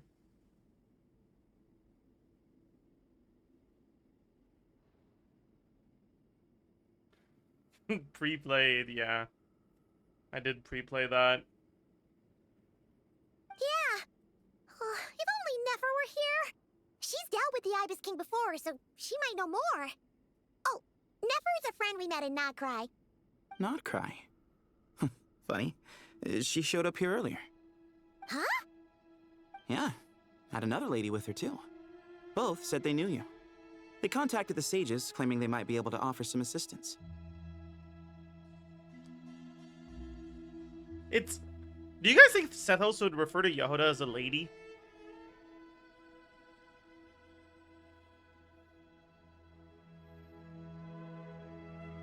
Because, like, my initial reaction to that is, oh, so she was with Lama.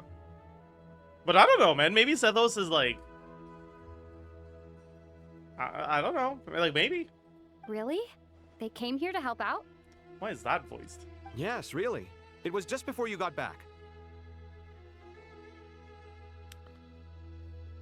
One of them said she's made Nod Krai her home. If she's the person you were talking about, then... Looks like betting on Aru was the right choice. See? They're right over there. It's Nicole? Nicole! Nefer! What the hell?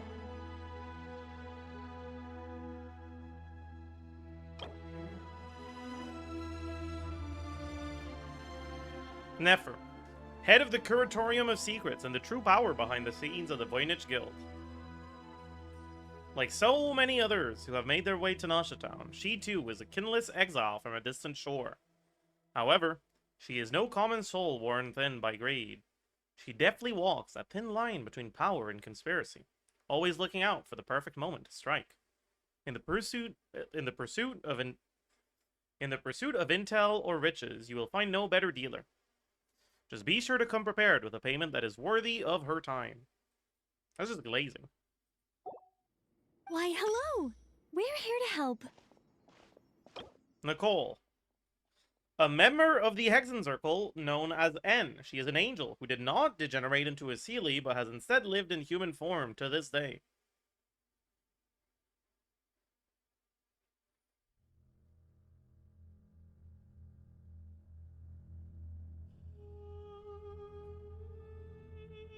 What was the things that they had to choose between in that trailer? I forgot.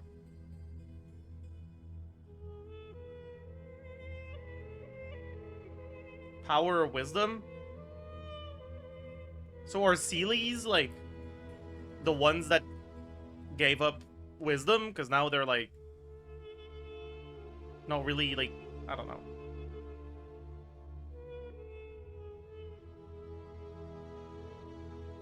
Wasn't it power or form?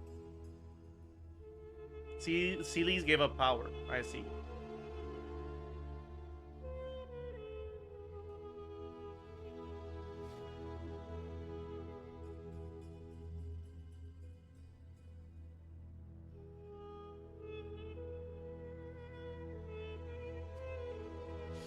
That was not my fault, Makuya.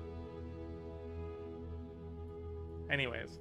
As she cannot speak, she communicates with others using a unique method, conveying thoughts directly into their consciousness. Into the consciousness of her opposite. You know, like, I really feel like being able to just telepathically speak is just speaking. Like, clearly she's still just speaking to people. She didn't have to sacrifice shit. Like,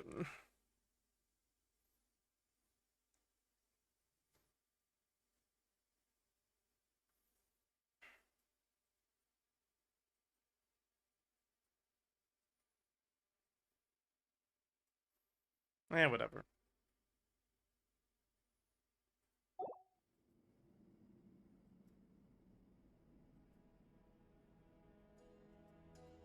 Was something she had to learn how to do? Yeah. I mean, I had to learn how to speak too. I did it in 2 languages on top of that. So, like, is that really that admirable? I don't know. I don't know. I don't know. I don't know. I don't know. I don't know if it is.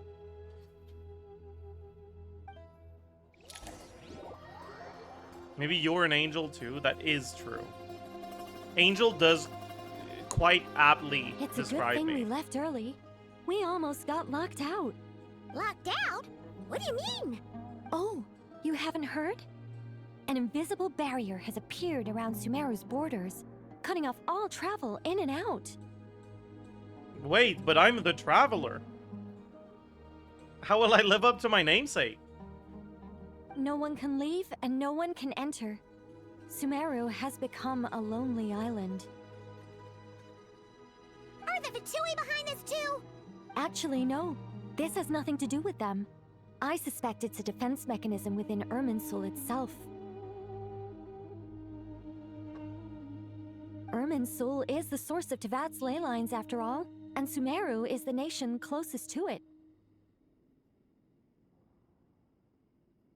I heard you were really good at guessing the angel between 1 and 360.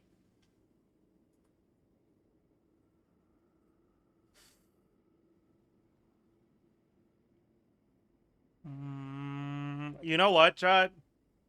I don't like what I'm about to do, but okay.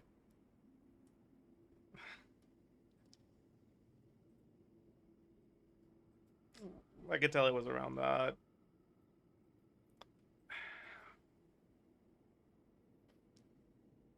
I imagine this function was put in place to seal the entire region off in the event of serious damage, preventing the disaster from spreading to the rest of Teyvat. It may have been implemented long ago.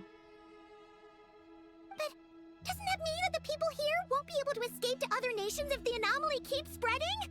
Currently, that does appear to be the case, which is precisely why I am here. This is a critical moment for the world, and Sumeru is the eye of the storm. Yeah, okay, Nicole, you think you're her. We get it. Paimon, surprised you managed to convince her to come back to Sumeru. Indeed. Even for someone of my wisdom and eloquence, this tested my skills to the limit. That's like so easy though. Just have Llama ask her, and you're like easy, bam. And why should it concern me that Sumeru's in trouble? Surely you don't think I still have feelings for that place? Judging by your tone, I suppose you don't. Sounds like you don't know much about my past. And here I thought you knew everything. All I know is that the Ibis King is the source of your power. He was. As for your past, my bad. I have ways to learn the full story if I wish to. But everyone has secrets they'd rather keep to themselves. Wouldn't you say?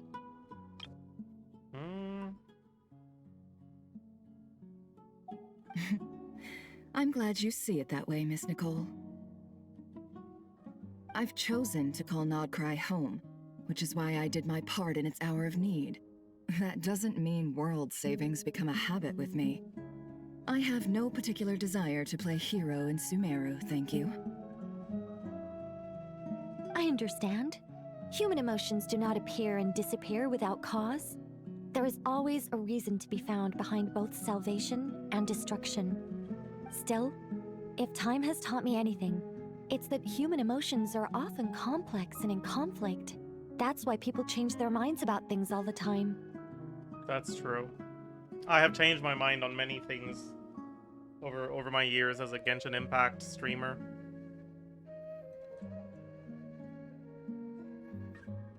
Name 3? Well, I used to think Sino was good.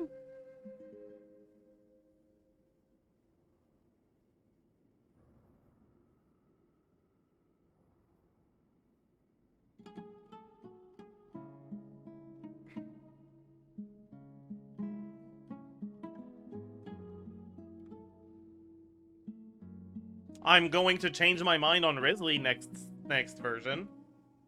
Next beta cycle.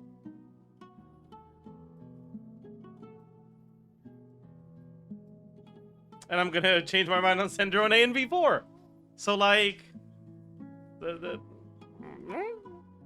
But that's where we angels come in.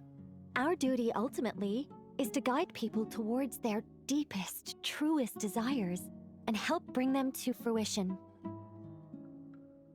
So I wish to hear about your past, because I do not believe you are motivated by hatred alone. And if we still arrive at different conclusions in the end, that's okay.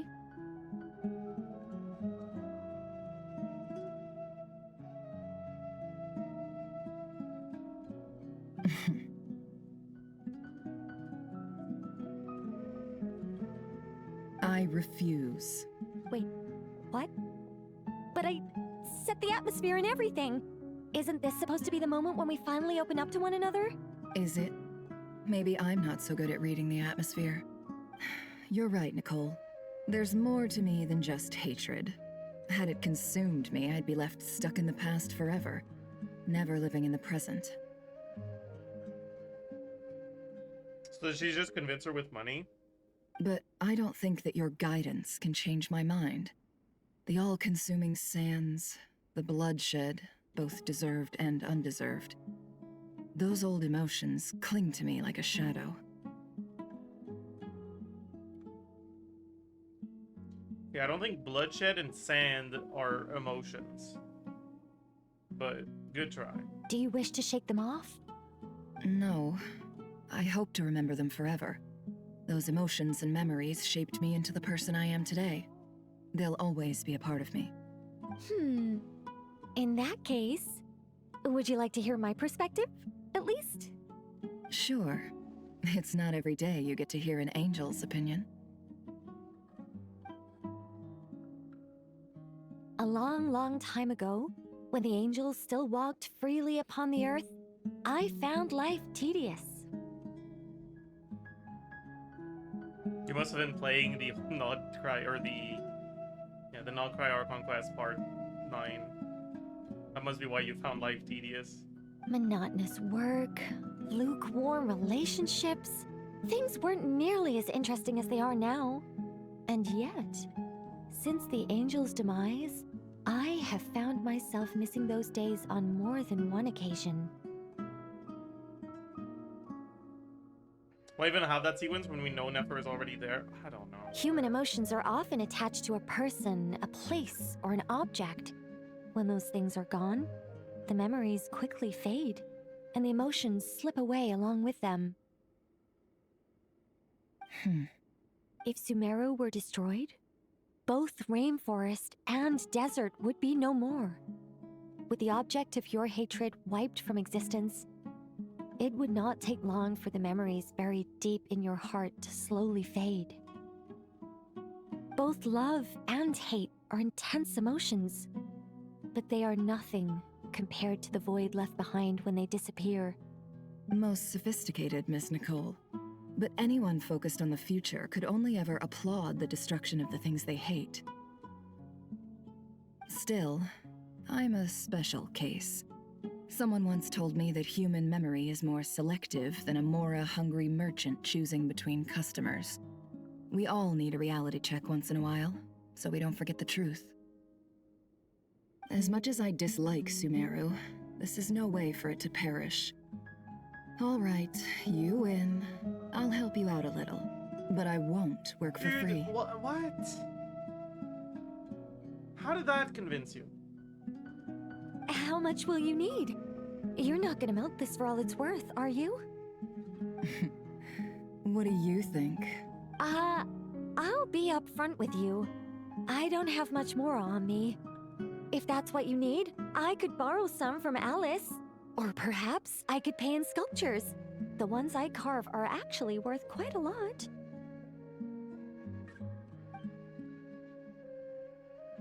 Just cover my travel expenses.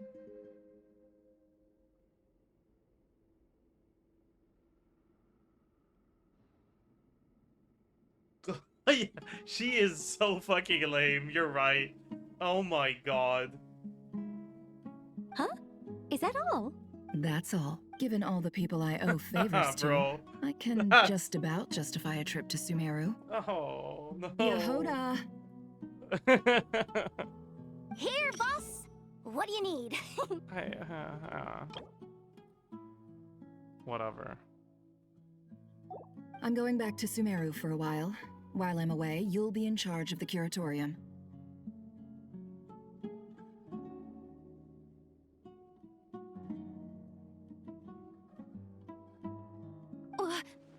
Me? I'm in charge? Whoa! Don't worry, boss. You can count on me! And that was how the ingenious angel Nicole brought you the perfect person for the job in your hour of need. I didn't realize that was Nicole narrating this. Maybe Nicole is lying. That was far more detailed than necessary. Not lacking in embellishment either. I never thought I'd return. Especially not the desert. But life doesn't always go as planned, I suppose. What's Candace up to? I don't think I've seen her yet. Yeah, maybe they made a deal under the table. Maybe Nicole is gonna sculpt Llama for Nefer. Maybe that's why she accepted to come. But she doesn't want to tell us.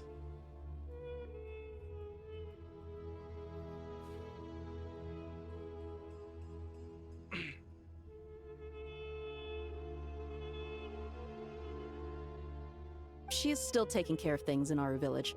Should be joining us before too long.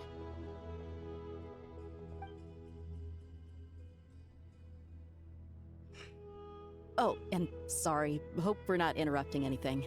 We have some good news, though. Nefer just likes hot, tall women. You can't fault her for that. We're planning to go to the mausoleum of King Deshret to look for the legendary Aru. Nicole? Then use it to try and restore the Akasha system. According to records in the Temple of Silence, the mausoleum houses something called Aru's Chute. Really? Which can be used to establish connection with Aru. We still have some time before we leave, so there's no rush. She's kind of boring, but she is pretty. I mean, pretty I can agree with. Hot, I don't really see it. By the way, who are these two new faces?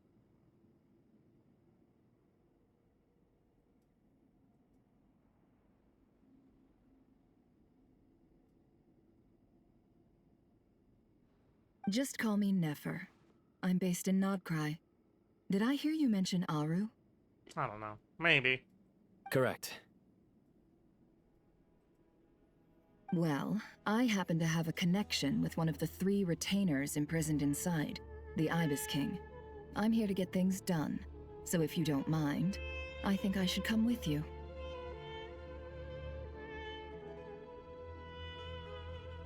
That sounds perfect. Miss Nefer, are you from the desert by any chance? Why do you ask? I don't know. There's a familiar air about you.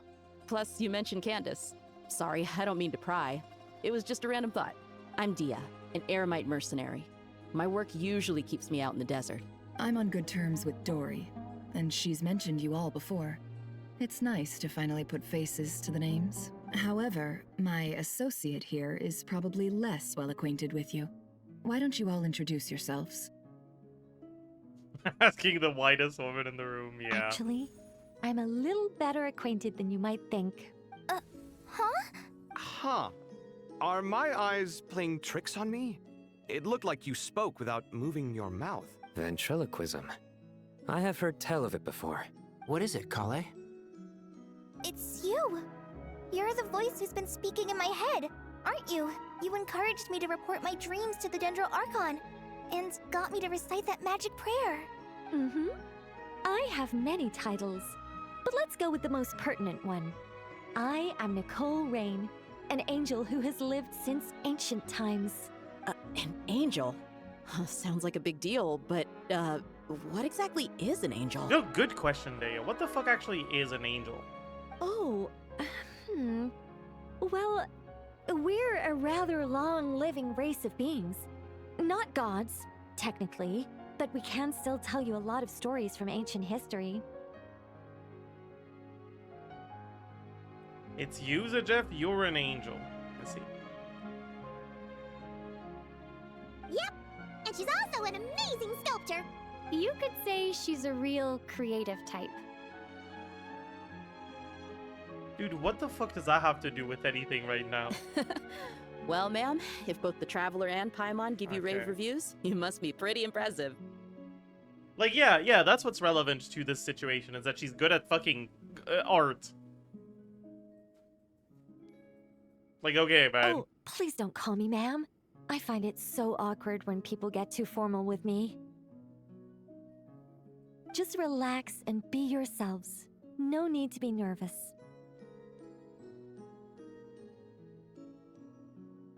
Miss Nicole, if it's okay, could I ask you a few questions? Yes, you may. I can see your heart is filled with confusion, and you are desperate for answers. I also know which questions you want to ask me. Why did you dream of Sumeru City in disarray? Why did those verses soothe the jinn only when recited by you? I can guide you to the truth, but it involves a personal secret of yours. I'd prefer to speak with you alone, if possible.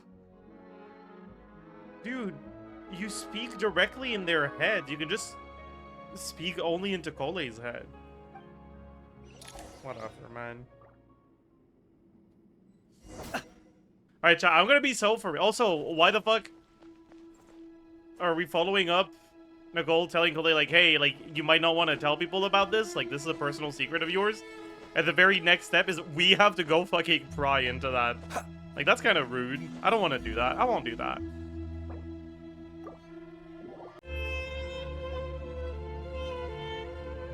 I thought we were going to speak alone. This is a lot more people than I was expecting. What's wrong with it?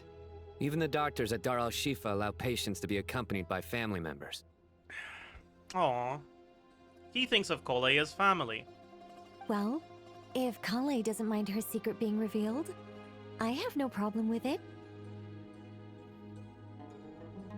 Okay, what is Alhaitham doing here, though? Like, what is Alhaitham doing here? Why is he here? Thanks for being so considerate, Miss Nicole. I don't know what secret you mean, but whatever it is, there's no need for me to hide it from my closest friends. Closest friends? It's so nice to hear that. Dude, I feel like that is not the time, Kaveh.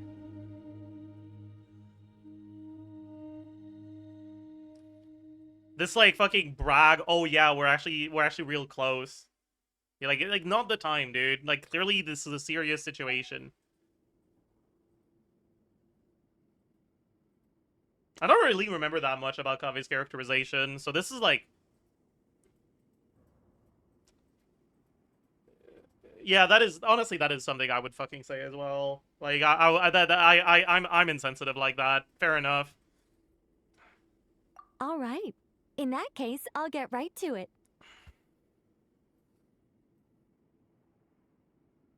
He's too compassionate. That's not compassion.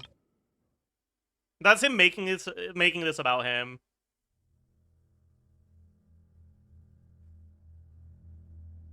Like Collei is having a moment where she's like, you know, I get that this is serious, but I don't need to hide it from these people. You know, like I trust them, that we're close. And Kaveh is like, OMG. You think of me as your closest friend? I'm so flattered. Like, not the time, dude. Like, but it's fine. Collei, are you aware that there are god remains inside your body? I am. When I was young, I got sick with Elazar. Nothing could cure it. Okay, I'm gonna close my window, because... because of that. Okay, why is it not... Dude, why is it stuck?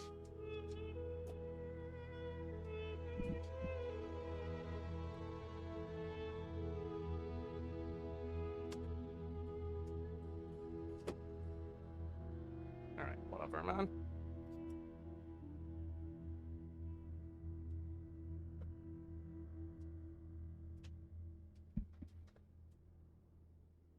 The Fatui convinced my mom and dad that they could help, and I was I sent hope I to didn't an fucking unfamiliar break my place. frame, dude. That would be bad. There were a lot of other kids just like me there. This creepy guy injected us with some strange medicine. Does she not know the which creepy I guy is heard the contained Dottore? God remains. I can still remember the pain like it was yesterday. But thanks to the friends who've stuck by me all this time, I've gradually been able to overcome those memories.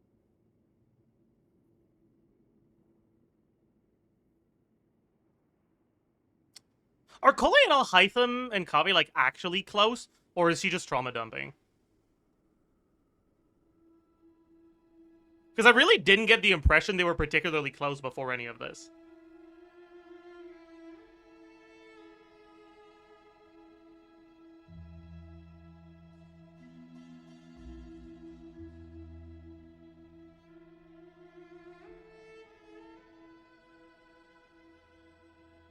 Anyway, so you're saying that what happened to me has something Thank you for the to do with exposition, God Collei. remains they injected me with? Like it was a bit of trauma dumping. All right, we've interacted like 3 times ever, but the exposition is helping me follow along, so I appreciate that. Your trauma dump is forgiven. Yes. Those were the remains of Nabu Malikata, the goddess of flowers. What? Huh. Fascinating.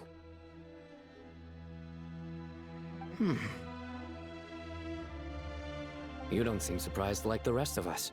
Why?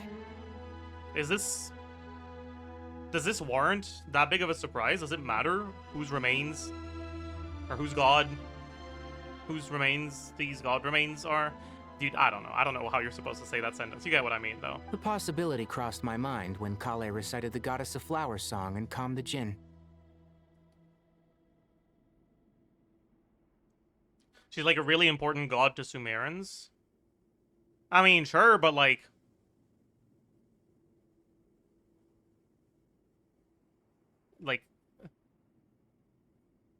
I don't know, I thought it was kind of like already clear that it was someone important since they're called god remains and not guy remains. Like, to me, it was already conveyed that these were the remains of someone very important, so I'm not like, I didn't know whose remains it was, but I did assume it was someone really important. So the confirmation of who it was, to me, doesn't really strike... It doesn't inspire as much surprise in me as it does in Kaveh, Sino, and Liloupar.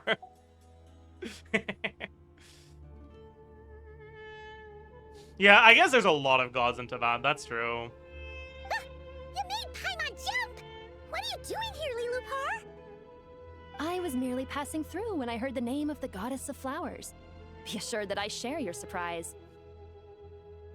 You, with the hat. Are you certain? I sense no trace of the Lord of Flowers within her.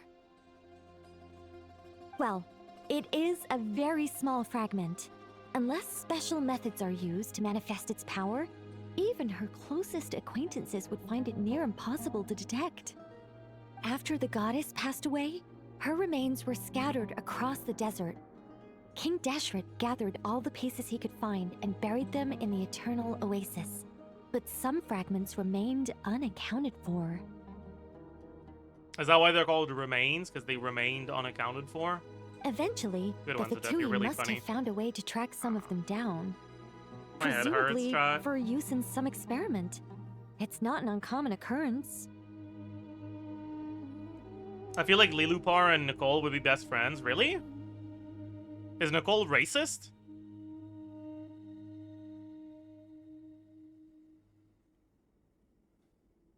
Probably.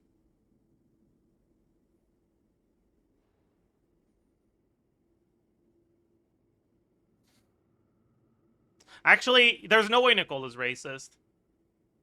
Because, like, with her personality, if she was racist, she would have fucking told us already. So there's no way she's racist.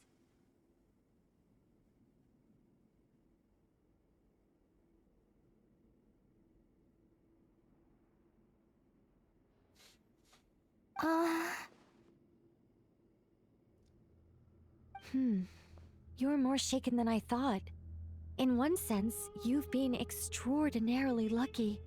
So many people who yearn for this kind of power never attain it, yet you have coexisted with her all this time without even realizing it. you know the fucking, like, crime against humanity that was committed against you? Well, you're actually kind of lucky this happened. You know, like, you should be thankful. You know, that dottore guy was onto something. I don't know what to say. I'm glad that I could help everyone with this power, really. But knowing that a fragment of the Goddess of Flowers is inside my body is... it's a strange feeling. Well, people value their autonomy very highly. Even a well-intentioned intruder can shake one's sense of self. I understand how you feel, Krai. But once you get used to it, you'll find it's How is nothing to be alhaitham concerned the about. voice of reason here? There's no fucking way.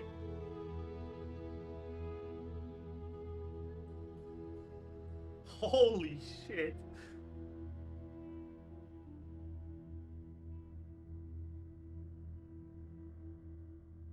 That is fucking insane. He's the voice of I don't give a fuck. Dude, this is so insensitive, though. This, like, collei is basically a fucking cyborg it's not a cyborg, because she's not a robot. She's like a hybrid of like human god that was the product of an experiment. And Sino is like, you know, like, what, you're feeling uncomfortable about that? You're feeling uncomfortable about being a subject of inhumane experimentation? Well, honestly, you just need to get used to it, actually. It's nothing to be concerned about. Your concerns are unwarranted. And honestly, that's kind of embarrassing. Like, Jesus fucking Christ. Like...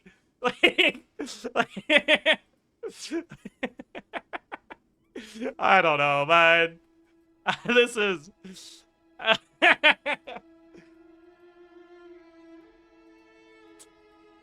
Huh. I guess you, of all people, have a good reason to speak on this. He's saying he too has it? I mean, does that matter?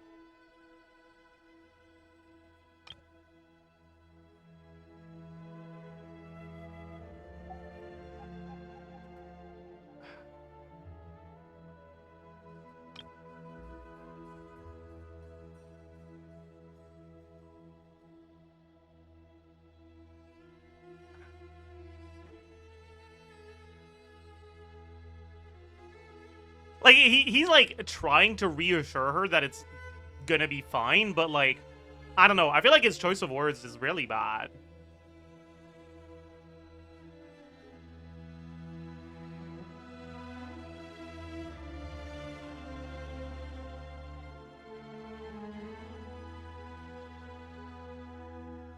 You're reading too much into it? You know, sometimes you guys say that, and I have to wonder, like, if you're actually an idiot. Like, yeah, that's kind of the point, dumbass.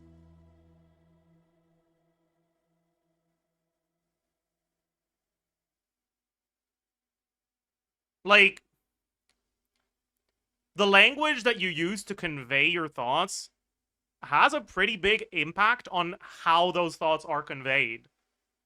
And when you use language that is insensitive, well-meaning, like, well-intentioned thoughts can end up being kind of shitty to say.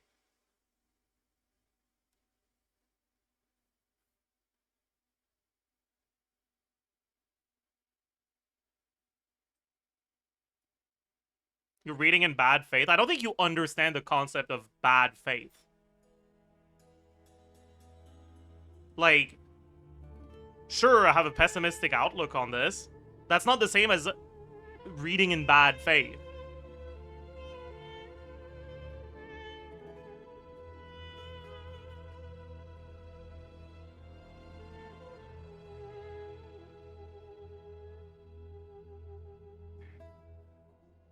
It's bad faith because you don't believe in the gods of Teyvat. True. How is it insensitive for him to tell her he knows, or tell her he knows the same feeling she has and that it'll get better? But that's not what he said, though. Like, that's the meaning he's attempting to convey, but the words he chose don't say that. They imply that, to some extent, but the actual words he chose are, it's nothing to be concerned about. And that language implies that the concerns are unwarranted and are...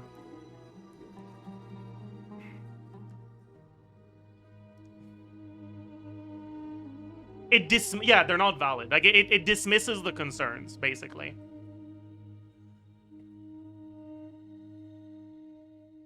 Like, this is not a very empathetic way of conveying the thought of, it'll get better, you'll be fine.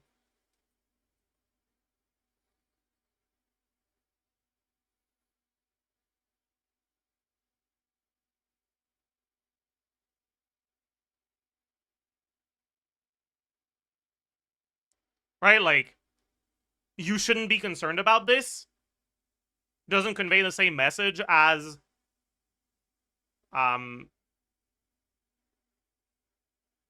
you'll be fine.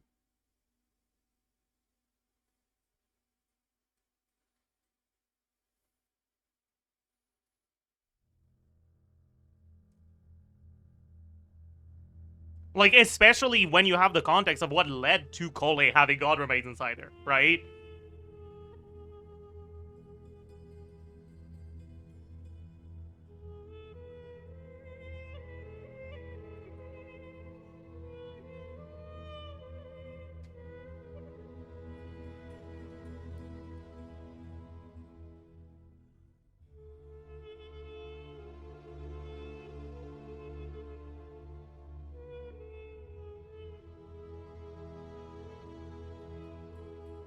You think Collei understood what he meant? I mean, it's Genshin. They don't think of this hard about the dialogue when they write it.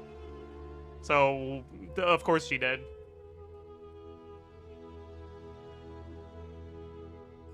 You can have valid irrational concerns, Zajef. Calling one's concerns irrational doesn't mean you're dismissing them necessarily. But, like, it does, though. Like, if you're trying to comfort someone who is having irrational concerns, the way to do them isn't by telling them your concerns are irrational. If someone is crying because they're an ugly loser, saying, well, you might be an ugly loser, but I like you anyways, isn't comforting. Just because something is true doesn't mean it has to be said in every situation. You know? Like, this is basically just very tactless. And the reason I reacted so strongly to this is because what Alhaitham said is what an actually well-adjusted person would reply. And I'm, like, very fucking surprised. I think this is the first time I see Alhaitham saying something like this.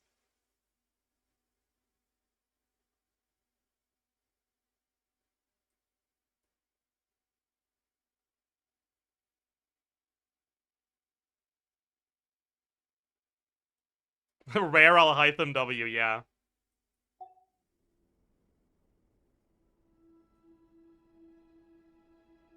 Two good reasons, in fact. Incidentally, 3 is the maximum number of Hermanubis' Ba fragments that I could bear. Ba.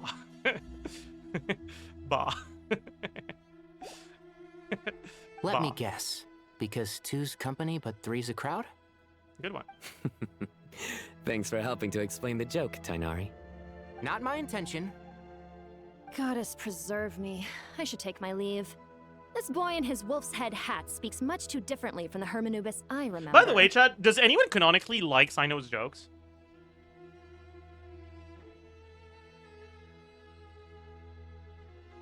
No? Nahida?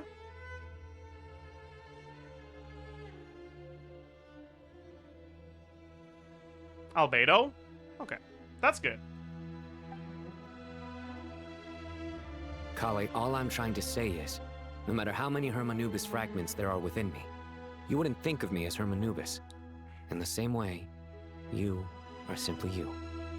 Like, these are good words of comfort. Like, he redeemed himself. Yeah, I know what you mean.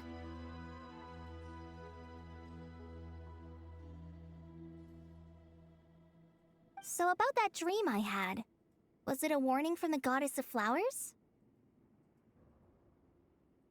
Can't wait for him to redeem himself in the meta. V3.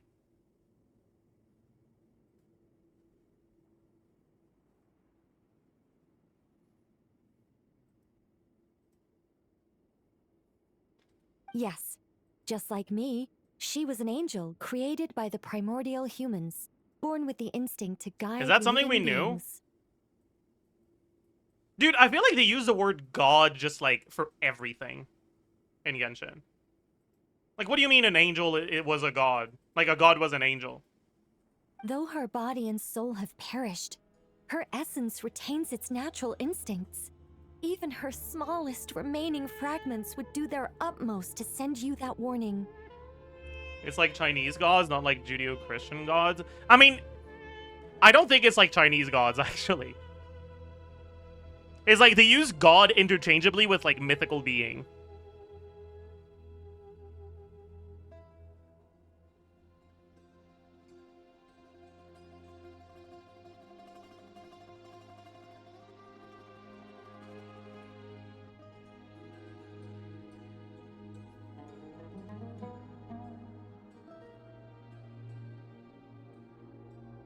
Like Greek gods? No, that's not. It's not like that.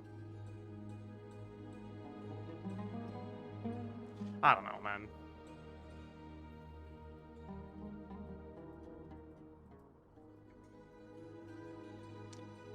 I think they have quite varied terms, actually. Adepti, yokai, witches, fays, angels. I mean, yeah, but, like, half of those are gods, and whether or not they're a god is just whether it fits the story to call them a god. I don't know, man.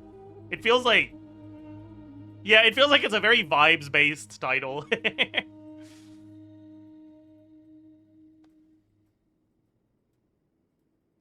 The mother of dreams? Lord of flowers and oases? She must have had a premonition. That is why she gave that dream to you. We won't let our efforts go to waste.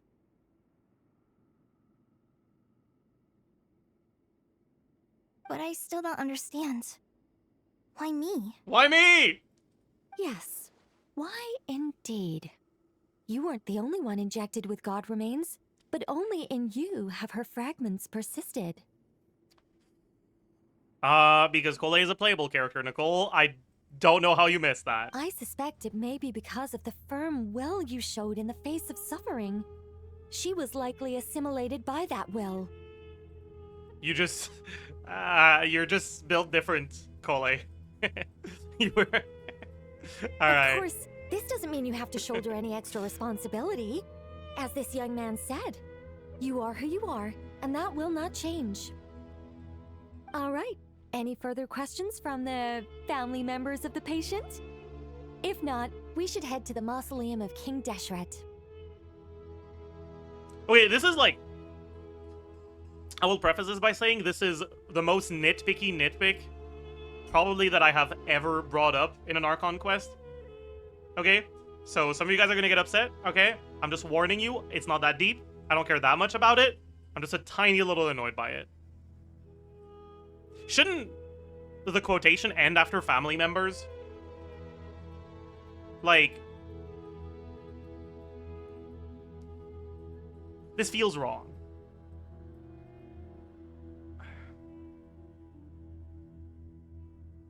Like...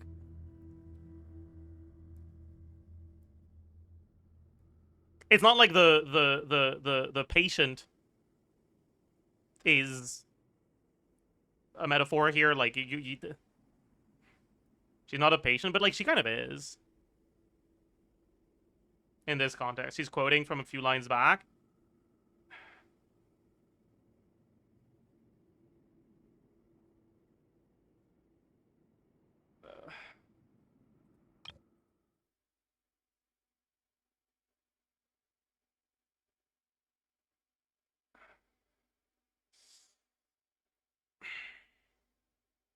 I guess.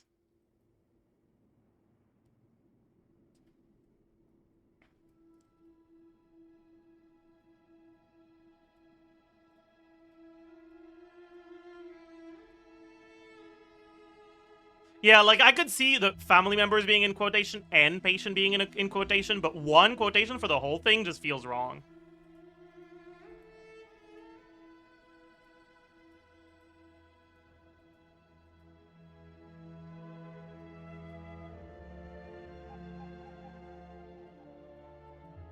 Whatever. Let's move out.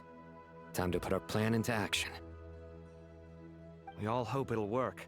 But will we really be able to open Aru? And even if all 7 pillars of King Deshret agree to let us proceed, the scale of the work to follow is daunting, to say the least. Haven't you handled other big projects before? I mean, the biggest project I've worked on to date is probably the Palace of Alcazarzaray, I guess? But this is orders of magnitude beyond that. Dude. It's a total nightmare. This is a lot less nitpicky. Okay? He needs to stop bringing up the stupid fucking Palace of Alcazarzaray. I feel like this is something they do with their minor characters, where, like, they relate them to one thing, and every single time we interact with them, it's mentioned. It makes them feel so artificial and one-dimensional. Like...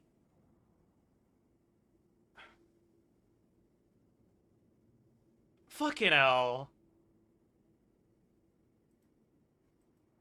It was relevant this time. Yeah, but the reason it was relevant is because they wrote the conversation to bring it up. The way they wrote the conversation to bring it up doesn't feel particularly natural. They were just like, yeah, Kaveh, Palace of Alcazarzaray. Yeah, Kaveh, yeah. Did you guys know that Kaveh built the Palace of Alcazarzaray?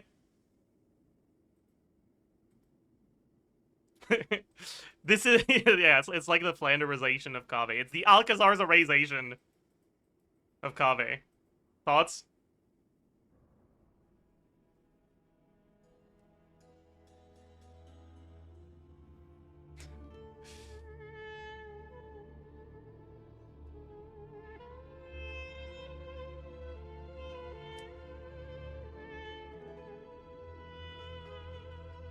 But yeah, it's just...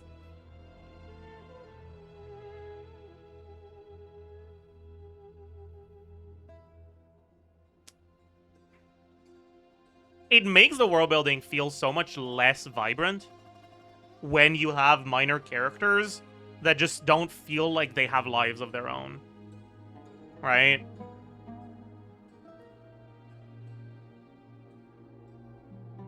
And Kaveh is not the only one who does it. I'm just noticing it now because it's very obvious here. Yeah, like, it feels so shallow. And it makes it harder to, like, stay invested in the story.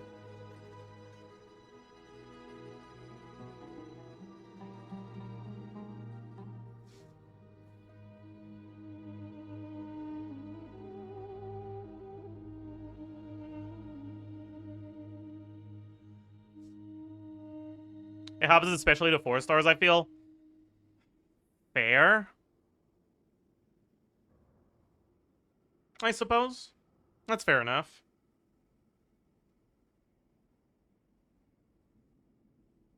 Not really to the recent 4 stars, though. Like, not as much, at least. Because the recent 4 stars have not really been minor characters. Other than Ilua, but, like... I don't know, Ilua wasn't really given time to be poorly developed. He just kind of just didn't really do anything. Right? I'm sure when they bring him back 2 years from now. Yeah. Aoife? I mean, Aoife wasn't really there ever. He was there in events, right?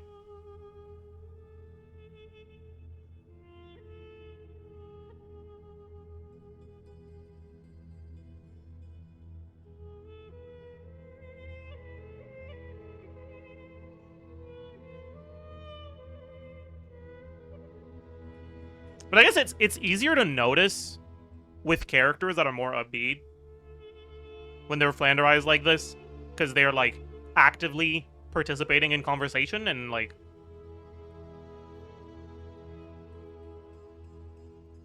offering thoughts of their own without being prompted necessarily, right? So characters like Candace, for example, like, I don't really know if she's flanderized, because, like, she never really, like, offers thoughts, you know?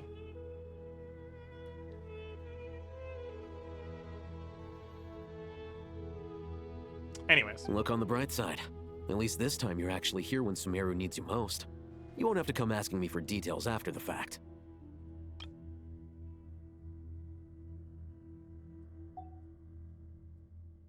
Mock me all you want. But now that I'm here, things will be resolved far more quickly and smoothly than last time. Kaveh's self-doubt disappeared in an instant. Like magic. Collei discovering the power of love. Well, this confidence is most gladdening. Now, go and pack your things. We'll head to the mausoleum as soon as you're ready.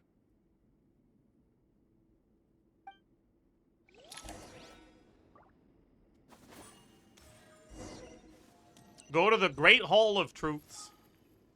Okay, I'm not allowed to use my map. Got it. I have to walk.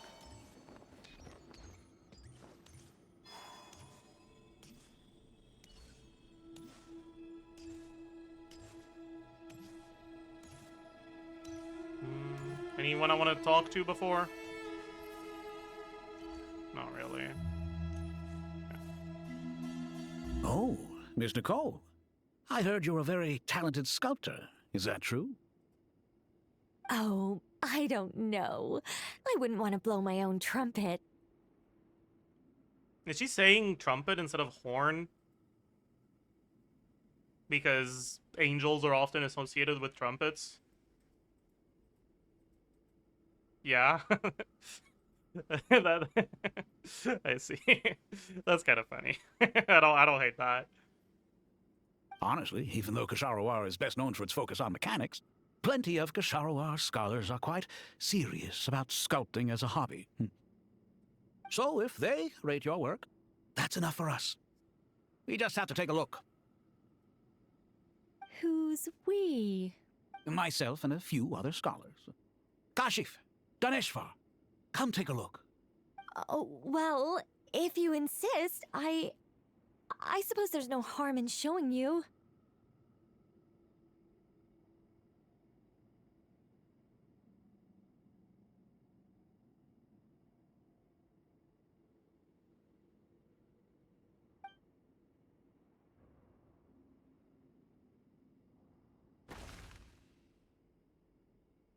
Whoa.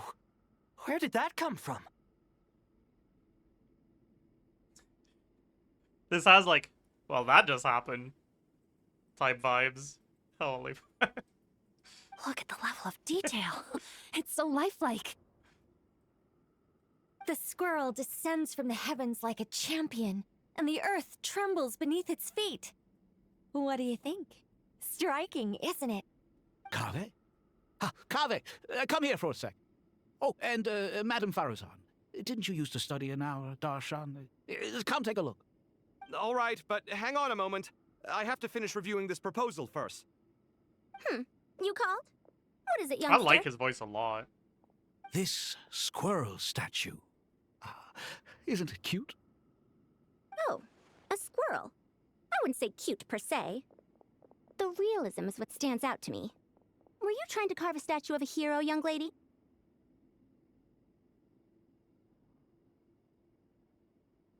Oh, a hero? I suppose so. Actually, I didn't really have a specific theme in mind. I just started working on it, and this is how it turned out. I see. Well, do you tend to read novels about heroes in your spare time? As a matter of fact, I do quite enjoy those. Everyone loves a good tale of daring do, right? What the fuck is daring do? I have never heard this before.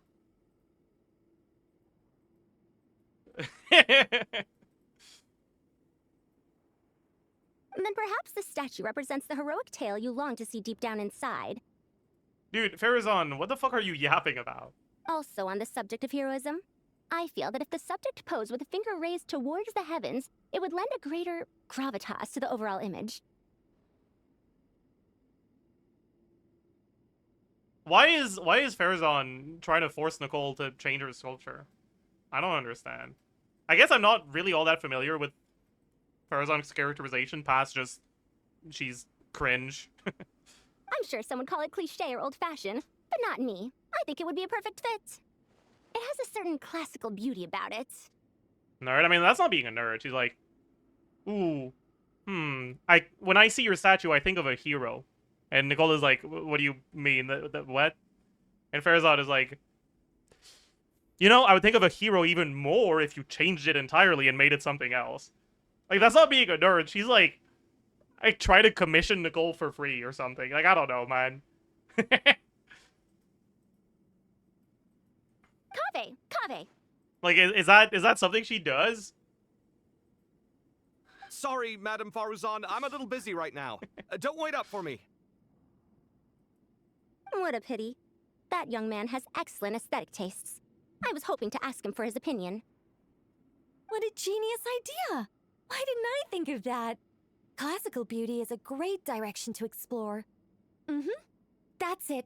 Once I get back, I'm going to sculpt a heroic squirrel pointing its finger Is Nicole towards the supposed sky. to be this naive and stupid? Precisely. A declaration of victory. You understand my vision. Then place the two statues face to face.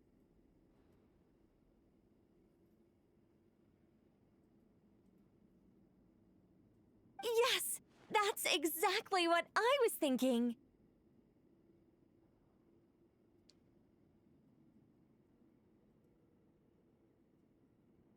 Yeah, like, I wonder if this interaction is supposed to be interpreted as Nicole humoring Farazan or as Nicole falling for what Farazan's fucking saying.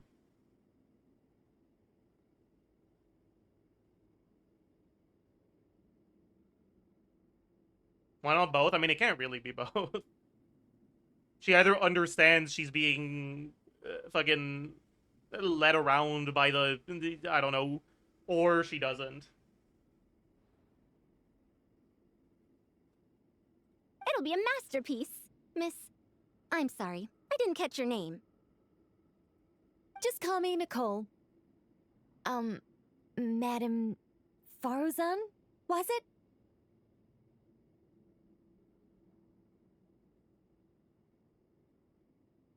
I don't know if I like the delivery here. Because it's like, the way she's saying the line, it's like...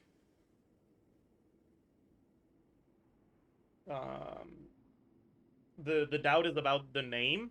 And I feel like the intent of the line is supposed to be...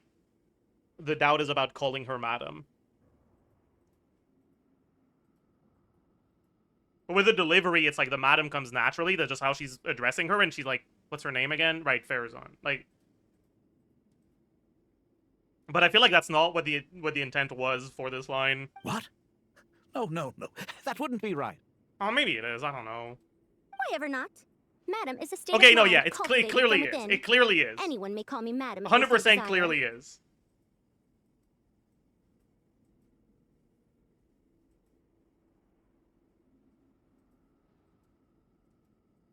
My dear Miss Nicole, once we make it through these trying times, should we have the pleasure of meeting again, I shall look forward to seeing your new work.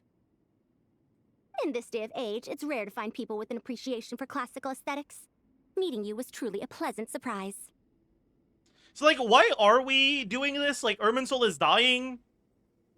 The Fatui are doing something. Like, do we really have time to be doing this? Honestly, I feel the same way. It's been a long time since I met anyone interested in this style of statue. Clearly, they don't call you madam for nothing. Also, I have to say, you're a very good judge of character. Because when I think about it, I really am someone who likes stories about heroes. That must be why I've quietly kept watch over generation after generation of them. Sorry, keeping watch over heroes? What exactly do you do for a living? Oh, never mind that. Let's not tell Madame Farazan about Miss Nicole's true identity for now. Why are we getting his inner monologue right now? Whatever. Good idea. Let's limit the Wait, conversation. that's not to inner monologue? That's supposed to be him talking to someone? Okay, dude, sure. Whatever. Yeah, like, they clearly don't. They clearly can't hear what he just said. Okay, man. Whatever. Sure. Nah, I mean, okay, whatever, fine. He's supposed to be whispering to Kashif. I mean, maybe he should have either whispered or, you know, been looking at Kashif when he said these things then? Perhaps? My god. Okay, it's fine. It's fine. It's fine. Okay. Kaveh. What? Kaveh! Okay. Well, so we can talk to Collei, but we can't talk to Kaveh. Alright. Paimon, thanks again for your notes. I'm done copying them, so here you go. You're welcome. Just let Paimon know if you ever need help again. I wonder how Collei felt about the insults Paimon had about her. Okay, she doesn't say. GG. Milo, what the fuck is she doing here? Oh, so many books. More than I could ever read in my life. That does not look like... Well, I guess if you're including, like, the whole place here, sure. But I've learned a lot that the textbooks could never teach me. I never realized that people in the distant past thought about some of the same questions we ponder today. So true.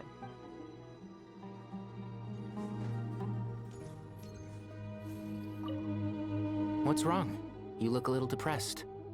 Collei got a fragment of the goddess of flowers, and all I got was one of the 7 pillars who served under King Deshret. I lost out, didn't I? That's what you're upset about? You're such a child. Good one. I like that Jeht has a name, but never and day you don't. Also, what's that? Oh, I can't check. Oh, GG. Good to finally meet you in the flesh. It's a little surreal seeing you here after exchanging letters for so long. In my head, the boss of the Curatorium of Secrets didn't look so young.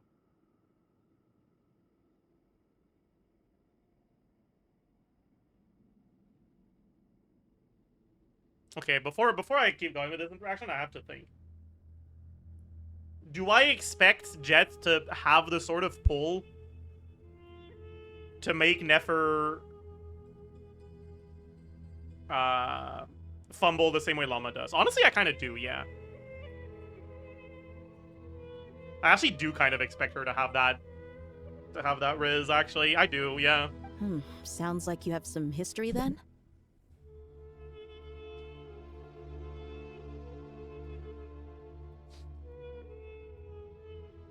Any budding mercenary group needs a steady supply of intel. They, in turn, can prove an exceptional source of the same. The Curatorium of Secrets is happy to cooperate with friends from all over the world. If you're interested, you'd be very welcome to join our network too, Miss Dia. Can't say no to a solid partnership, especially out here in the desert.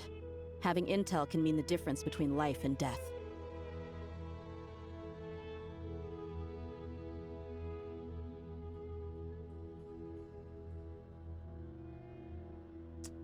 So, like,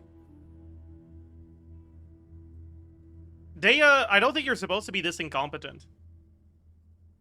You know, I don't think the first thing you should emphasize when, like, meeting a new, like, trade partner or whatever is how much you fucking need them. Like, way to give her all of the negotiating power. Like, congrats. You're fucking stupid.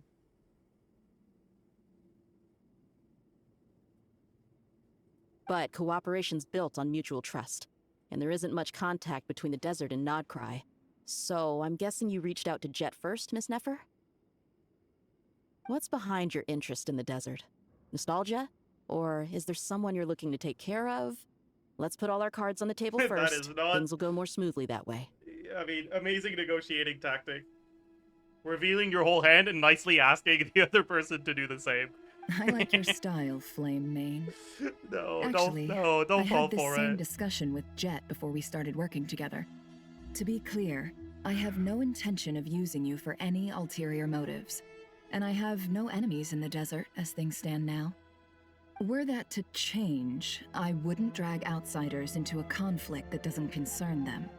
There's no point in doing certain things if you don't do them yourself.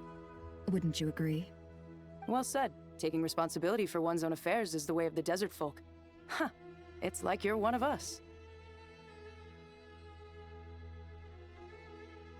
Just like she's one of us, true. You sure that's a compliment? Absolutely. I'll take it. Perhaps we can discuss our cooperation in more detail now? Sure. I love working with no-nonsense people.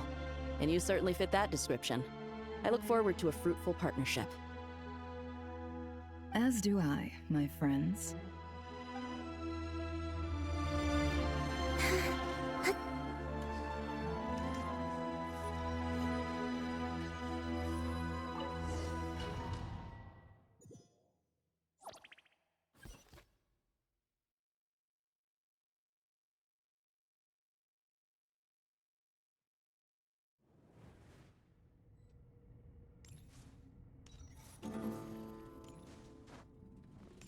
I hope everyone's ready.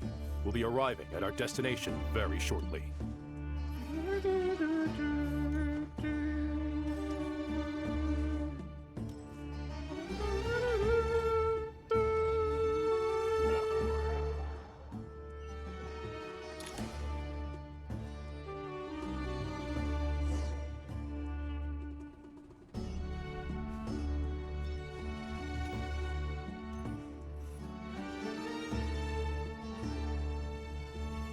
Why, we've not seen so many visitors ever, really.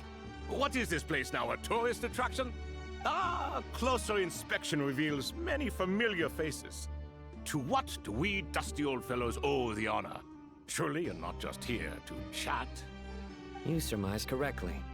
We are here to carry out a rather enormous project. Ho, enormous, you say? How large, then? Larger than the gaping void in our lives? Why, you've even put a smile on Goatee and Krako's faces. All this activity is making for quite the special day. I know that laugh. Liloupar? What on earth are you doing here? Oh, this is hilarious. Turns out good things really do come to those who wait. As long as you stay alive long enough. When did you three get locked up in here? And still you act all high and mighty, putting on a show for the younglings. Truly hysterical. Why you? Yes, I know. No need to shout. You're right, liloupar. Goatee, Croco, and I all have the same problem. But didn't King Deshret seal you away? How did you break free, and how did you get in here? Who knows? Perhaps you can ask my master one day, should you ever get the chance. Behold, the executioners of old.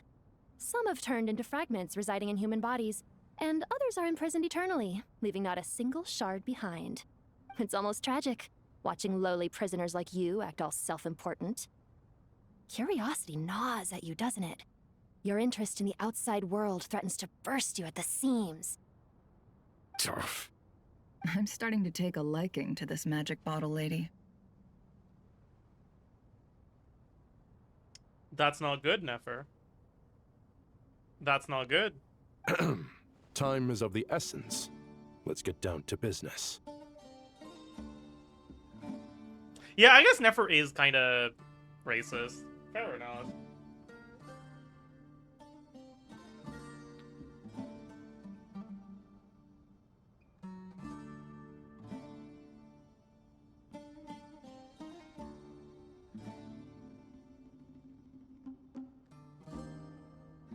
She's like,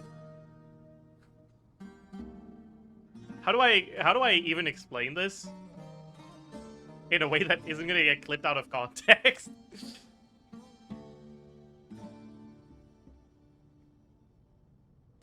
She's the type of person to say, oh, I'm not like those other desert dwellers, you know?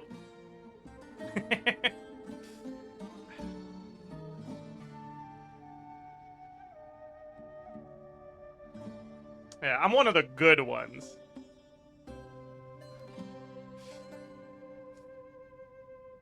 We come to you, O three ancient lords, to request your assistance on behalf of the Academia.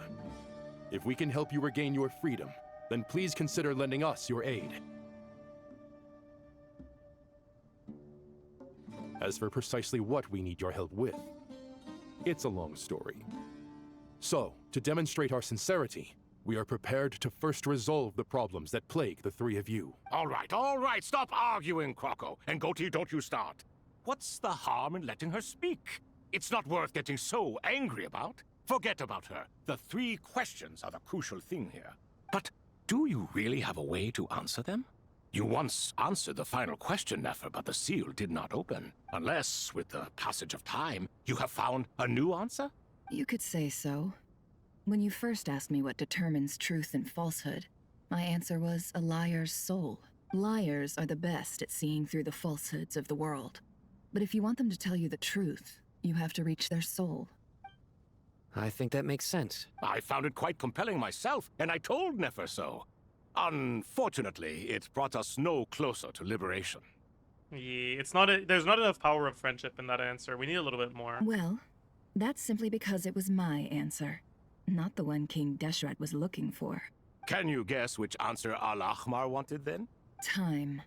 And that's not only the answer to the final question, it's the answer to all three of them. All things wax and wane with the passage of time. Love and hate eventually fade into nothing.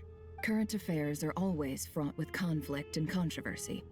Only time can distinguish between right and wrong. That's not true. There's a whole saying about the fact that that's, like, very clearly not true. You know, history is written by the victors. Like what? You once described King Deshret as a proud man. I'd say that the prouder someone is, the more inclined they are to believe that only time is qualified to be their judge. Time. Well. Indeed, perhaps in building Aru, our king was in fact attempting to reverse time, to bring love and hate, right and wrong, the rise and fall of all things back to their point of origin. Yeah, wait. Like, I kind of forgot what this whole thing was about. But, like, now that I see you guys in chat, I'm like, oh. So, like, this whole thing is, like, these gods got locked in here and given a riddle? and they've been here for like a very long fucking time because they never guessed time. I see.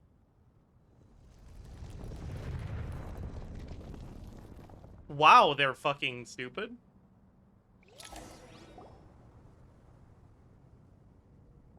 Their present is a giant hourglass? Dude, how is... Ugh, it's fine. Everything is fine. This is the most eventful day I have experienced in a long, long time. You have my sincere gratitude.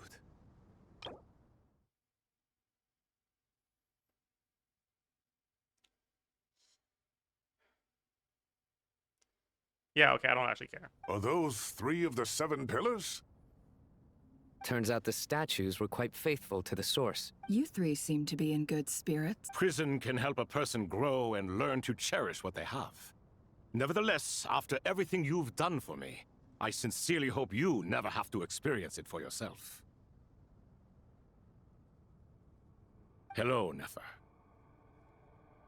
It's good to see you, Thoth, the Ibis King. Nice, nice, nice. Definitely puts my mind at ease, seeing you two getting along so well. Should we maybe introduce ourselves, or... Sure.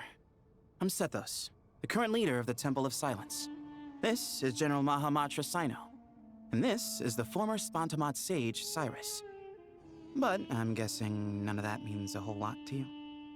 Everything is equally new to us, in truth. We've been gone from this mortal world for longer than you can imagine. Let's hold off on the introductions for now. We can always ask Nefer about you later. It'll give me something to talk about with my chosen disciple. You're like a helpless parrot. Gods and people of yore are not necessarily welcome in today's world. I don't know why, but this guy's face is funny. Self-awareness is one of my It's finest really funny. qualities. I thought I ought to share its fruits with you two. The other two feel so serious, and this one is like... silly. Is that so? Well, I think we'll take it in stride, just as we did with the 3 questions. Let's not forget, it was my persistence that won you both your freedom. Fair point. I have to applaud your persistence. And I must praise you for your wisdom.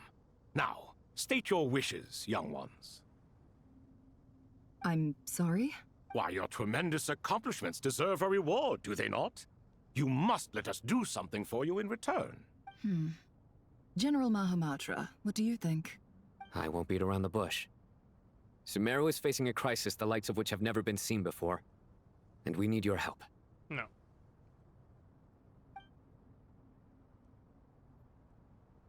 Every calamity throughout the ages has been connected to us in one way or another. Whether we were its cause or Dude, consequence. the way his mouth is moving is so funny. It's like...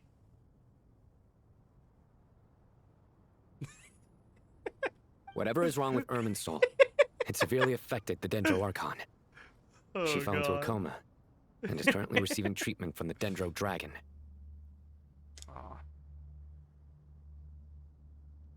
The Dendro Dragon? I'm sorry, the Dendro Dragon is helping to heal the Dendro Archon? Not apep, surely. Not vicious, cruel apep who possesses no virtues aside from her basic instincts. Ah, good heavens.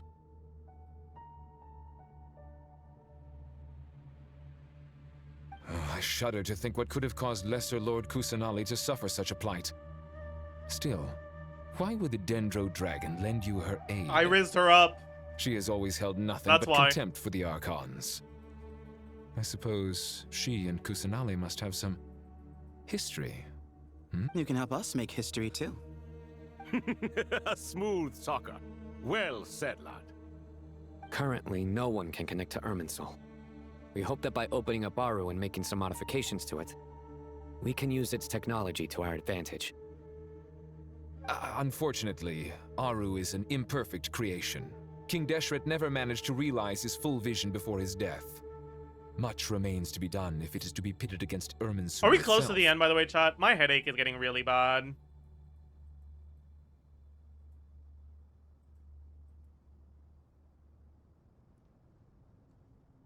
No? Of Act... Yeah, like, not of the whole thing, just of Act 9.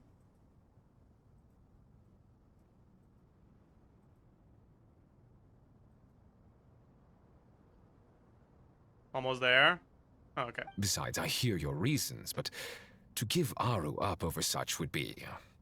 The archaeological records clearly indicate that although Aru's construction took a long time, it was not beyond human means to achieve. Modern technology should solve the efficiency issues. We have no choice but to go all in on this. This is by no means a threat. But the only reason we helped you escape from Aru was to gain the necessary leverage to negotiate with you. You asked us to state our wishes, and we have. Each one of us here needs your help, as do all the thousands of people living in Sumeru. They need you. What do we think, my fellow old fogies? Shall we lend our support or not? Since you ask so nicely, naturally. Naturally what? Are you for or against? I simply mean we shall do what comes naturally. You claim that you wish to open Aru. Know you then that the golden slumber created by King Deshret is preserved within? We do. We understand the risks involved. In all likelihood, the mortal world will never again be able to replicate King Deshret's work. Never will there be another chance to come so close to creating a utopia. Knowing this, are you sure of your decision? We are sure. Before people can dream, they must first live. If your minds are made up, very well. We shall summon our erstwhile colleagues to discuss this further. Saint Shezepank, Saint Bennu, once you surrendered to silence and were buried with King Deshret. But now, we invoke the right to awaken you with our voices. I don't know Shakespeare was a pillar of King Deshret. Saint Bennu, responding to your call. 3 kings detected. Initiating autonomous will. Saint Shezepank, responding to your call. 3 kings detected. Initiating autonomous will. Ah, Lord Herreshoff. What a long time it has been. Then your trust in my well-being has long outlived your physical body. You have always opened with that same phrase, in life, death, and now even beyond. Al-Akhmar is long gone. What is the reason for this meeting? You're awake? Good. We are voting on whether to give the people of present-day Sumeru access to Aru and permit them to perform technological renovations. You have the right to support or oppose the motion. Aru is the pride of Al-Akhmar. Opening Aru requires the unanimous consent of the 7 pillars. I hope you have a convincing reason to present to us. Sumeru is currently in the midst of a major calamity. Let us not forget that while Al-Akhmar was a stern ruler, he was also a teacher of wisdom. A god without his people shall cease to exist, and King Deshret's greatest wish was to provide protection for his people. Let us then honor our God King's wishes as we consider our decision. I do not mean to mock these proceedings, but what is the point of a unanimous vote when we know that the last of the 7 pillars... Don't worry, Shakespeare. ...will never All communicate with us. Like, you might be a bit familiar with this concept. Let me explain it to you in terms that you would understand, okay? I'm Romeo, okay, and apep is Juliet. Thoughts?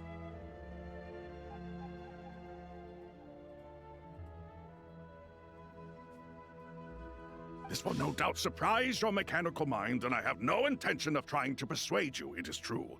But apep is, in fact, healing the Dendro Archon as we speak. Huh? Huh? Can someone attest to this? Do we have any proof? I ask the 3 kings. Can any of you vouch for the truth of this claim? Naturally, the Ibis King, Thoth. What? It was Thoth's disciples who revealed the truth to us. We need not debate its veracity. Simply let Thoth bear accountability. That way the rest of us may have a clear conscience. Herreshoff, you diabolical fiend! I awakened our former colleagues for you, supported your opinion, and backed your decision. What sort of fiend would do that? I miss the days when Hermanubis was still around. At times like this, he would offer to take accountability. What are you trying to say? Is my word worth less to you than Hermanubis's? Hypocrite though you are, Lord Thoth, you are humorous in equal measure. How could we bear not to associate with a character such as you? I, Saint Shezpank, approve the Goat King's proposal. Since King Deshret is no more, we shall receive no reprimand for acting beyond our remit. Nevertheless, I sincerely hope that those before us understand the significance of what they intend to do. What is the point of this whole thing, by the way, if they're just gonna agree? Like, narratively, what purpose does any of this serve? Remember, the moment that Aru is liberated, the myriad souls residing within the golden slumber will return to the ley lines. And once the ley lines flow again, I guess it's this, right? These souls shall in turn be received by Irminsul. Like, I guess it's supposed to be exposition about the magic's law. To take this step is to bring the perfect afterlife created by our king to a permanent end. We understand that well, and we have decided to proceed regardless. Furthermore, the contemporary human perspective would contend that confining souls in this way is no act of benevolence. The deceased have a right to rest in peace.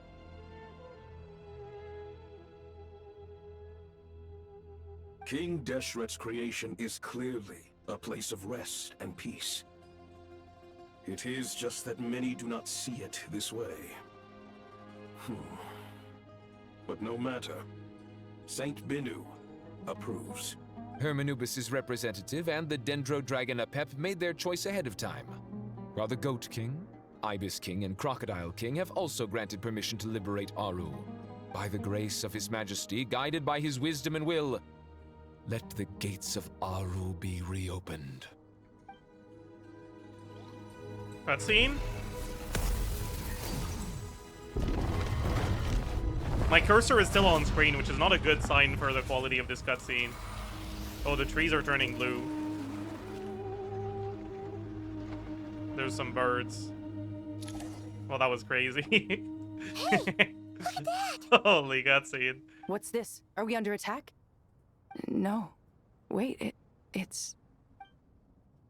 These look like souls. Silhouettes approach us from within the light, then pass through our bodies like wind through a veil. Here you are, through the sands of time. Oh my god, is that Jet's dad? Jabrail? Father. Father, is it really you? It's Jet's father, Jibriel! I see. I wasn't pronouncing it right. My bad. My bad. I smell blood and sand on you. You've grown, strong as a wild beast, and without shedding a tear.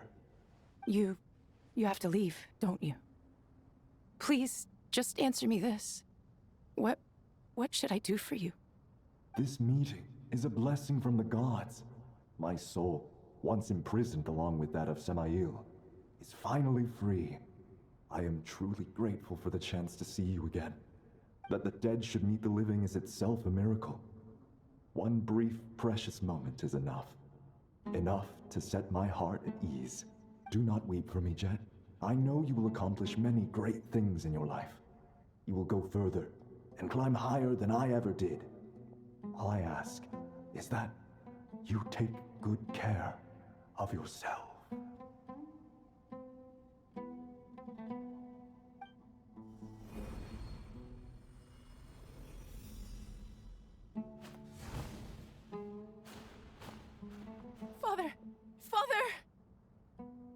Father. Hey, Jeht. Do you want something to eat? Maybe it'll help you feel better. I'm fine. Thanks, Paimon. It was just a little sudden. The chance to see my father again meant the world to me. He was trapped in the golden slumber for our sake. And now, after all this time, he can finally rest in peace. I'm glad. It's a huge relief. You've grown strong, Jeht. More than enough to fend for yourself. Yeah. I'll leave the past in my memory where it belongs. My family, the good times and the bad. Goodbye, Father.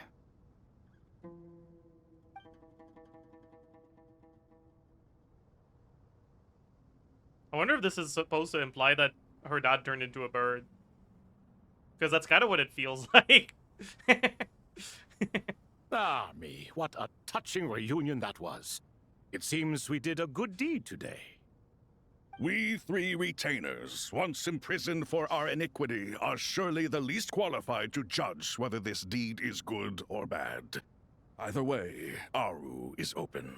Now you have your opportunity, and with it, whatever trouble may ensue.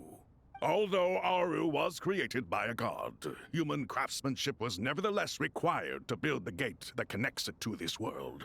Perhaps the relationship between gods and humanity follows a similar principle.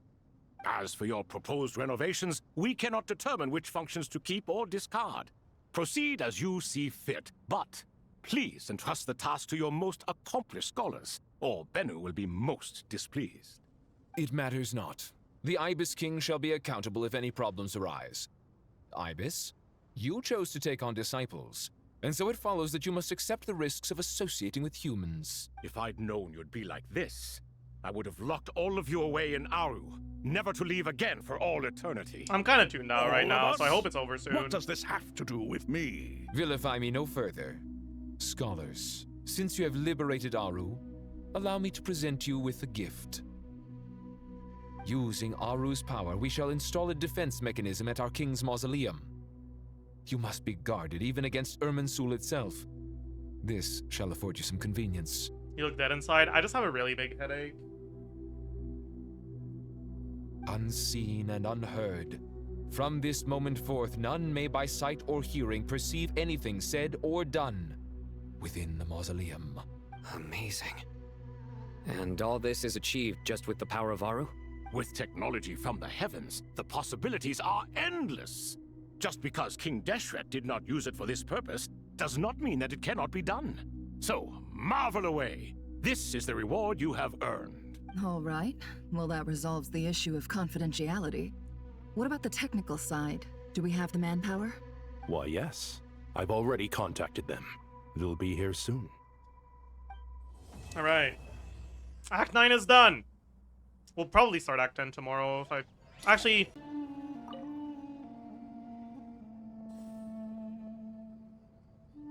You must be the ones tasked by the Academia with renovating Aru? That's right. Good afternoon. I'm Kaveh, and these two are Termezi and Naisaburi. Hey, alhaitham, come and introduce yourself. We've met before. This is Thoth, the Ibis King, and everyone knows these two. Afternoon, gentlemen. I've only ever seen these two in murals. Ah, the paintings in the temple. They show us chatting, playing cards, playing chess. Precisely the activities we most enjoy, funnily enough. Chat, I'm not adding naturally. You guys ruined it. Because everyone was just, like, talking about, like, bringing up naturally over and over again before I saw him say it. And, like, it built up an expectation, and then he just said naturally, and I was like, okay, so, like, what's the fuck is funny about that? You guys ruined the joke. It's all your fault, and you should be ashamed of yourself. No, only you enjoy playing chess. We were just humoring you. I wouldn't go that far. Back to the matter at hand.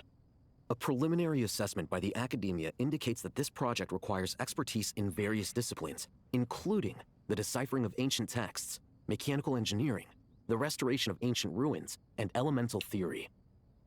Oh my god, is alhaitham gonna teach people about gauge? I mean, I guess that is something you would do. The most capable minds in their respective fields are here before you. He's an expert in elemental gauge theory. We'd like to begin our work. The artisans who built Aru for Al-Ahmar gave their very lives to create this splendid work. Follow their example by giving your utmost devotion to this project. I didn't know that. We'll do our best, of course, but we certainly won't be sacrificing our lives.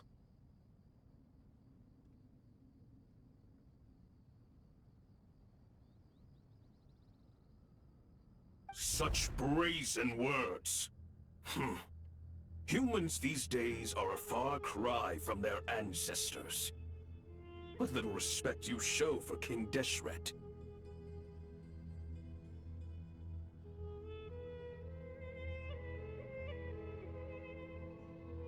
What is the purpose of this? Like, wow, okay. He's a boomer. But, like, why would I care that fucking hologram named Bennu is a boomer? No, that's not what he meant. Please, don't mind him. He shares your sentiments, just not your, penchant for hyperbole. Assuming that's what you were going for? I just think it's important to manage expectations. Forgive my lack of courtesy, but we simply can't sacrifice our lives to the gods on completion of the project like people in the legends of old. Here's the first draft of the project proposal for your perusal. Please let us know if you have any requests.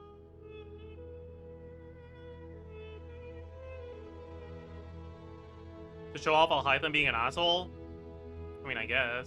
Normally, I'd have made it look a lot more visually appealing, but we were really pressed for time on this occasion. I hope you'll forgive me if it's a little rough around the edges. Naturally. Wow. Good one. That was so funny. My fellow ministers deem this meager display of respect sufficient, I suppose I can consider agreeing to their proposal. Why are you so preoccupied with the ostentatious displays of respect to Al-Ahmar?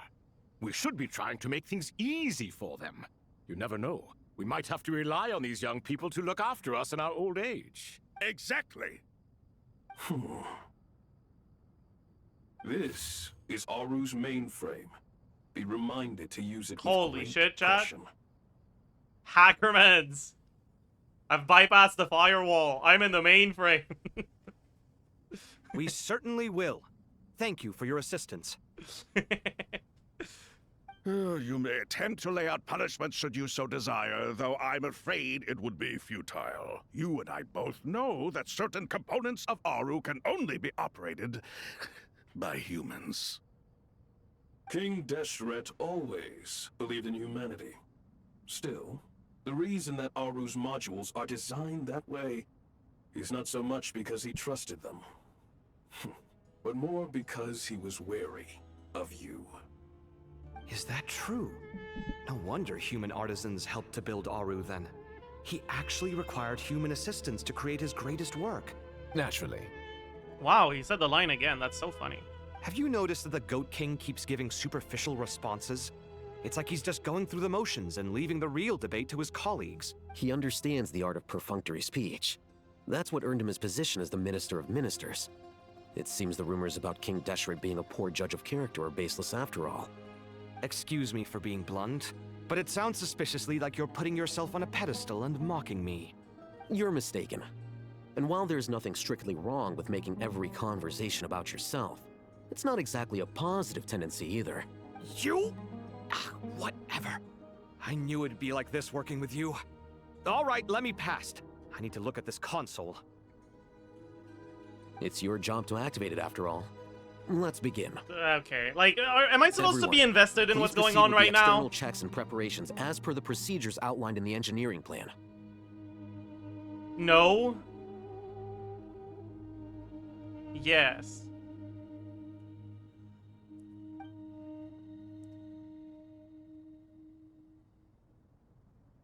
The text log is relevant to the plot, but, like, I don't want to pay attention to the text log. Hello there, youngsters. Holy. Whoa, the Ibis King came to life.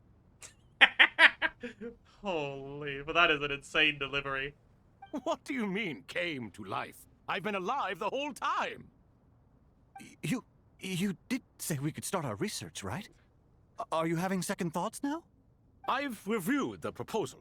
The work you're planning to carry out on this grand device is ambitious in its scope. You have ample confidence in your abilities, I take it? I wouldn't say I'm feeling hugely confident, but given how bad things are, I'd rather at least try something than sit around waiting to die. You are the top scholars of your day. I trust you are aware that there are countless links between Aru and the Akasha? Aru and the Akasha? But I thought the Akasha was the Academia's greatest technological accomplishment, created years ago by the Dendro Archon to help her people access knowledge.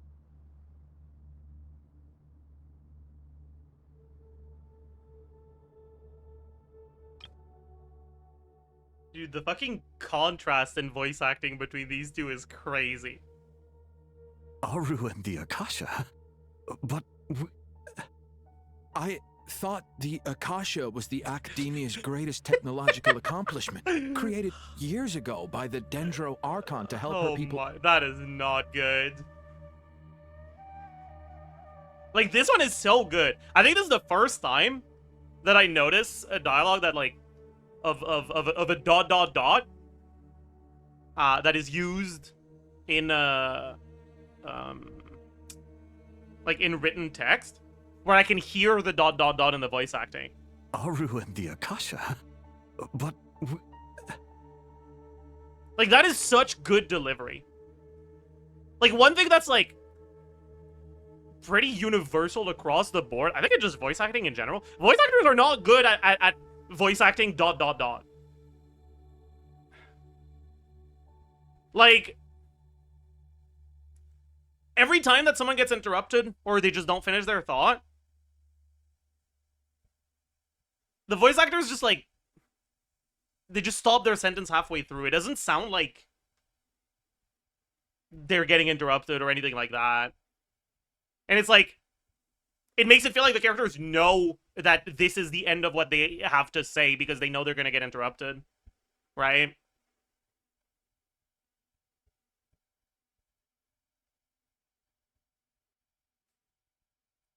And it's rare that, like, it feels like they're doing it well, and I really like this one here. And then this one was... I thought the Akasha was the Academia's greatest technological accomplishment, created years ago by the Dendro Archon to help her people access knowledge.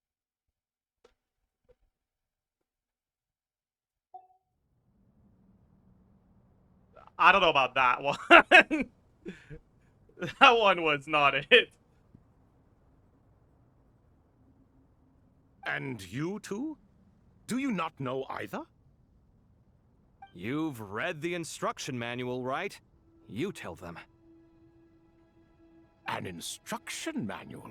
The Akasha has an instruction manual? The Dendro Archon is a kind and thoughtful god indeed. It used to sit on a shelf in the corner at the House of Dana. Not the most popular read. If the manual is to be believed, Aru was in fact the original inspiration for the Akasha system.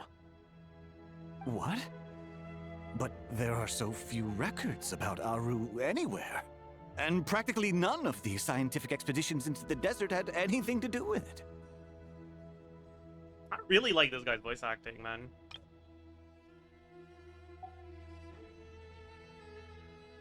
Ah, but this is something you could not possibly have known. You may have heard many stories about the desert, but what is the most important aspect of history? Consider this a quiz. Anyone from Vahumana present? I'm from Vahumana. It's, well, veracity. I really don't like this guy's voice acting. Precisely. And a large part of veracity is the chronological order in which events occur. I may as well tell you. In the beginning, Nabu Malikata, the goddess of flowers, descended upon Sumeru. The glory of the heaven was within her. She brought life, oases, and knowledge to this land. Then she created the Jinn, enlightened them, and ordered them to serve her. Two other gods also walked upon this land where wisdom flowed in abundance, and the three met beneath the great green trees. It was the first and greatest alliance. We should speak with reverence of this covenant between the three, which transcended both time and life. For they promised that in Sumeru, wisdom would be shared with all. All the great changes in Sumeru's history began with the goddess of flowers. For King Deshret's sake, she pried into the secrets of Celestia, and for this was burned to ashes by the flames of wrath. So grieved was King Deshret by her passing, that he lost all interest in state affairs, and devoted himself instead to the knowledge that she had brought back. It was after learning of the technology from that floating island in the sky that he first conceived of Aru.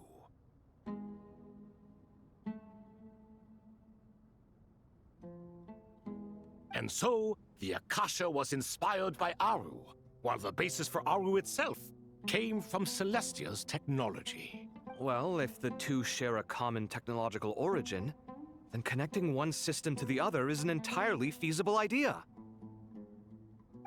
Unbelievable. Have you no reverence at all for celestial technology? No, I do, but there's no time for that. The schedule is too tight. Blame it on the deadline. Perhaps you could try coming up with our cutoff dates. You know what it's like having to turn around 5 different drafts in one day? I wouldn't wish it on my worst enemy.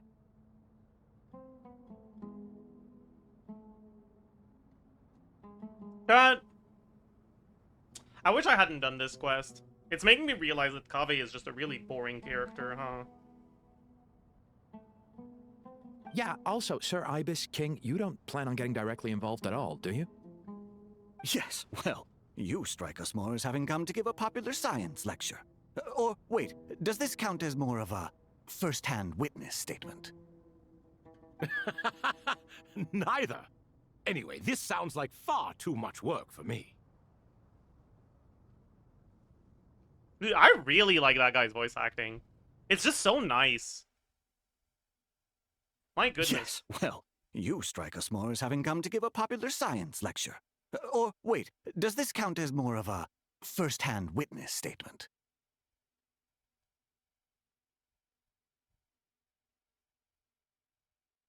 Like, the intonation used doesn't sound like a question. Right?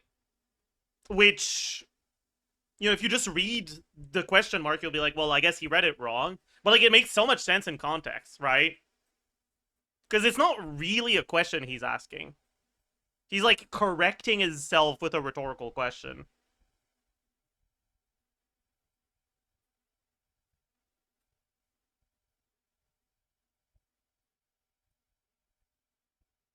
I don't know, this is really good voice acting. I like it a lot.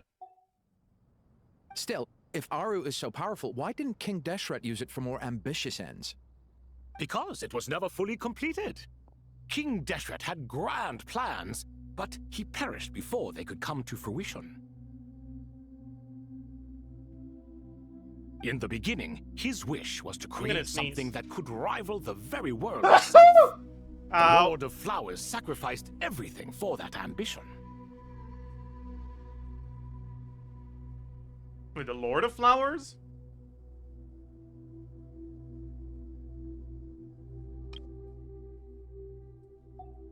Who's the Lord of Flowers? Oh, is that just another name for the Goddess of Flowers? I was like... I don't remember them calling her the Lord of Flowers before. So I was like, is that a new character? Is that another person?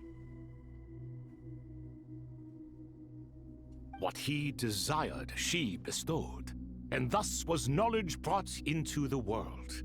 Her courage and sacrifice had to be honored with the most splendid of monuments, or King Deshret would surely have deemed it a grave injustice. Why does bro have a fucking lizard?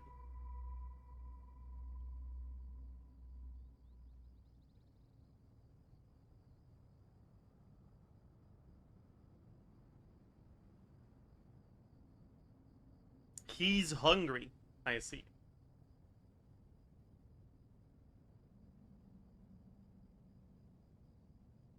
And that monument, built from knowledge and technology, etched with a sacrificial and courageous love, even in its unfinished form, it deserves to be treasured. At that time, King Deshret said the following to the Lord of Dendro. Since we share an eternal covenant, I shall never be your enemy. Hence, the fruits of wisdom from the heavens is not to be devoured. Remember, it is not that I lack the power to become the enemy of wisdom. Yet you and she have taught me much and shown me kindness. For this, I cherish you both. In the end, Aru was only used to store a portion of the souls. It was but a primitive form of the masterwork the king had envisaged. His final hope for Aru was to return to the past, when she yet lived. So the point you're making is, King Deshret was both powerful and ambitious, and he only ceased his imperious ways out of affection for the goddess of flowers and the Dendro Archon. You could see this as an act of mercy, but you could also see it as the sentiments that lay between these three gods placing constraints on him. This was, after all, the foundation of the alliance between them. This explains why Aru was both a prison and a monument, and why the answer to the three questions was time. You have to be careful who you get involved with, or you invite all manner of misfortune. This is as true for gods as it is for humans. Love is the same. It is both a prison and a monument.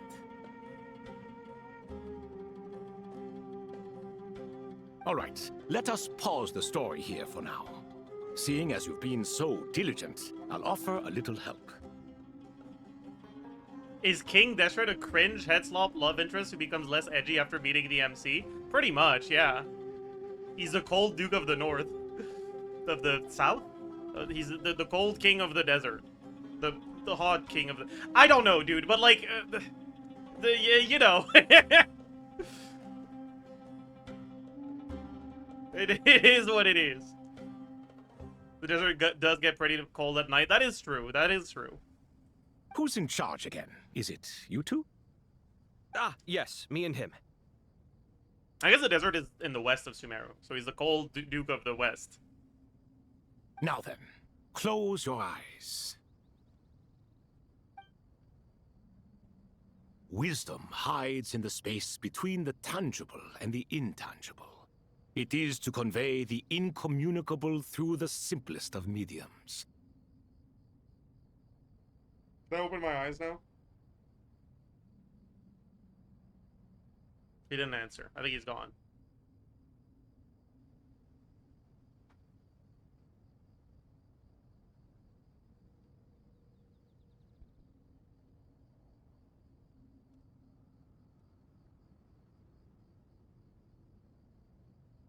Don't close your eyes, you'll fall asleep. You know what? I probably could.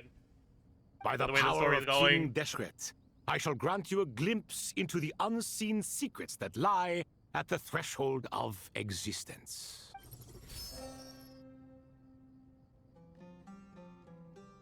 Where did this come from?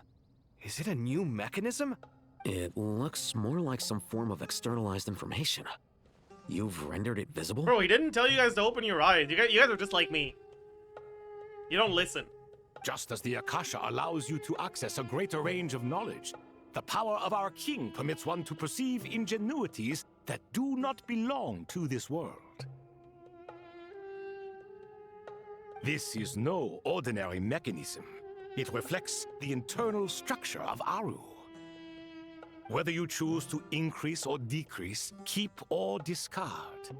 Come, use these to achieve the outcome you desire. Looks mechanical to me. Better let me handle it, just in case. But wait, how do I get up there? Turn around. So that's where the elevator is.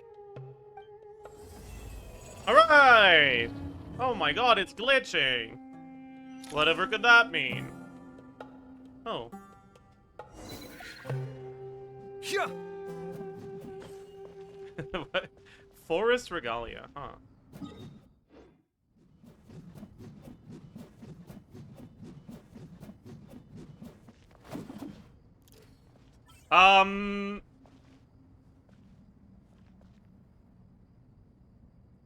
So...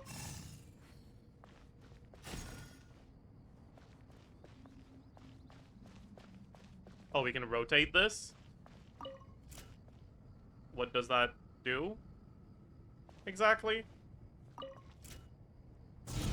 Oh. I see.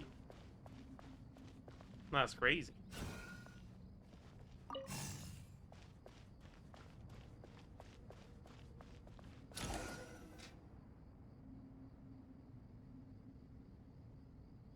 Obelisks were used to record important information in the ancient desert civilization. Hey, Alhaitham, there's some writing here I'll need you to decipher. I've sent it to your screen. Do you see it? Got it. It's a little blurry, but I should manage. They should have made us play STS2 to hack the Aru. That's so true, Take a look actually. and tell me what it says. Oh, and I'll send any other similar text directly to you from now on. Let's start with this one. It's a variant of an older script. Herein lie verses written for the Yellow Sands. Looks like cultural information from the age of King Deshret. If so, I suggest you delete it. Words thrown together merely for fun. I had no idea Aru kept a record of this. Well, as long as you're certain that this is strictly private information, that's fine. It is unimportant. All right, well, I guess I'll start now.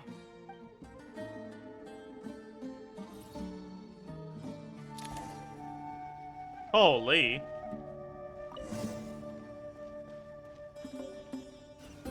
Where does it go next? Okay, it goes over there.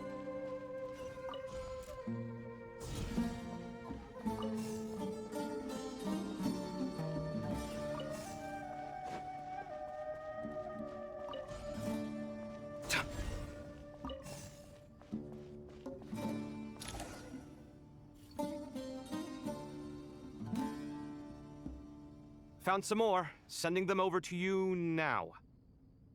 These are all reports about the Gurabad conflict. Can we delete them? I'd say so. Most of this information has already been archived anyway. What if there are details in there that Vahumana missed? What are we supposed to do if they come after us in the future? They'll just have to live with it. If we don't resolve these issues now, there won't even be an academia in the future, let alone a Vahumana Darshan. Yeah, you're right. There's some other similar monuments nearby. I'll check them out.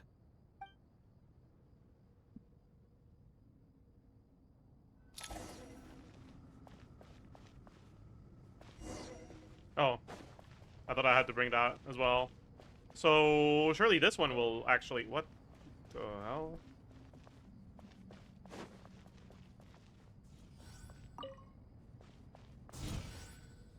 Well, that was so difficult.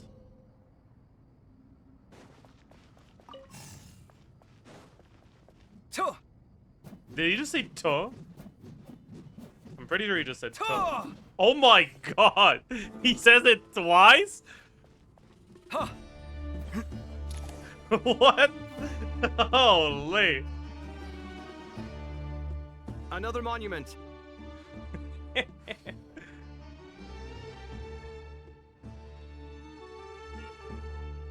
Hold on.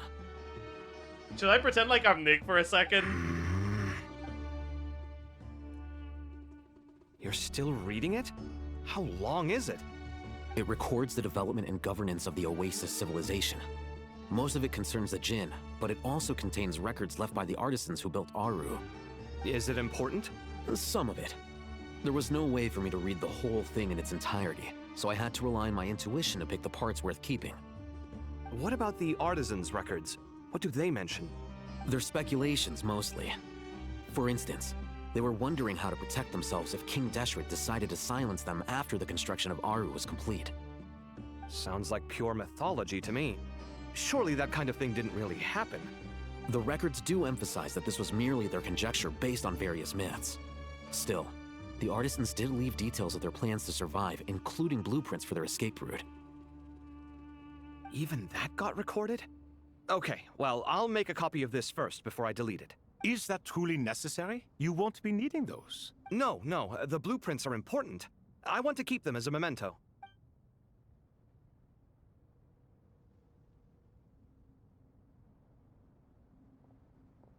Oh, are we done with the kaveh section? I think that should just about... It meets the requirements of... I didn't mean to do that. I think that should just about do it. It meets the requirements of the contingency plans, so we should be good. I gotta say, it's the strangest feeling. This cross between reality and the intangible. Dude, intangible? Like, damage is reduced to 1 this turn? It's like drifting between life and death. Or in and out of a dream. Using my own hands to manipulate illusions that are forever out of reach. Chasing dreams in the most literal sense. Definitely a novel experience. what happens if my spirit just floats away? That won't happen. Anyway, I wouldn't celebrate just yet if I were you. There's likely to be a phase 2 of this project. All right. I'd better keep my wits about me then. How long is this section, by the way? Because, like, this is not fun. Okay. Let's pretend like we're Nick, okay? Yeah. Ha. Ha. Ta. Like... He said the thing.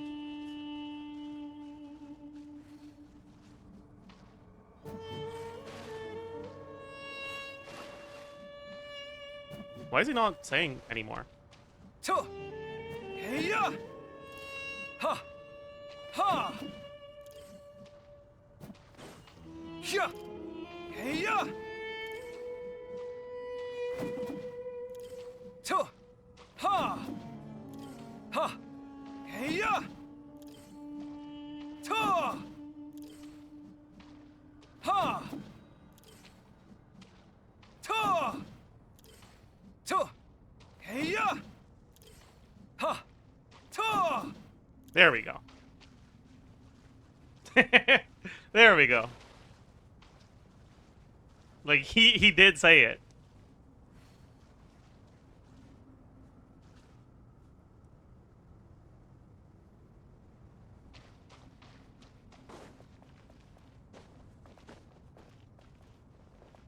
Anyways, let's rest for a while.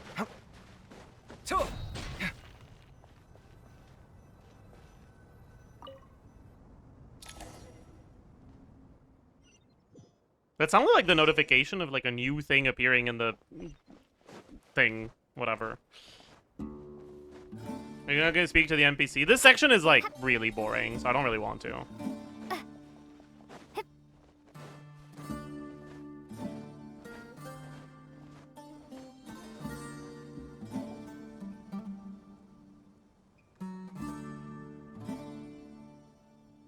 Traveler from afar, do you worry for the fate of Sumeru as well?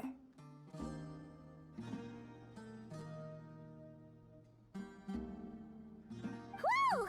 It's Sobek the Crocodile King! Greetings, Crocodile King. Please be at ease. I'm just here to chat with you about Lesser Lord Kusanali. Sounds like you really care about her. Yes, although to be exact, it is a mixture of both concern and curiosity that I feel. Speaking of Nahida, Paimon was wondering how she's doing. Wait a moment. What is it? I tried calling out to apep, but there was no response. This can only mean that she is focusing all her energy on taking care of Lesser Lord Kusanali. All the gods who serve King Deshret seemed super surprised to hear that apep agreed to help Nahida. Guessing she made a bad impression on you or something. Are you aware of the history between her and our king? I'm not, but I also don't know if I care. The story begins a long time ago. Al-Ahmar was always a wishful thinker where the Dendro dragon was concerned. Without consulting her, he decided to list her among the 7 pillars and declared his own power to be far superior to hers. That was when our king was at the height of his power. Ibis Goti and I were no match for him, and so we chose to submit and serve as his ministers. But not apep. No, she never thought much of him. To apep, Al-Ahmar's pride and sense of superiority were nothing but ignorance and hubris. In fact, they fought numerous times, but usually the battle ended in a draw. In the end, King Deshret coveted the power of Celestia, only to end up corrupted by knowledge. His final act was to trick the dragon into swallowing him whole, leaving her to bear the torment of his sins. He made apep do what now? The Dendro dragon stands for the glory of a bygone era. She hated Al-Ahmar and what he represented. all the gods, all the power they wielded.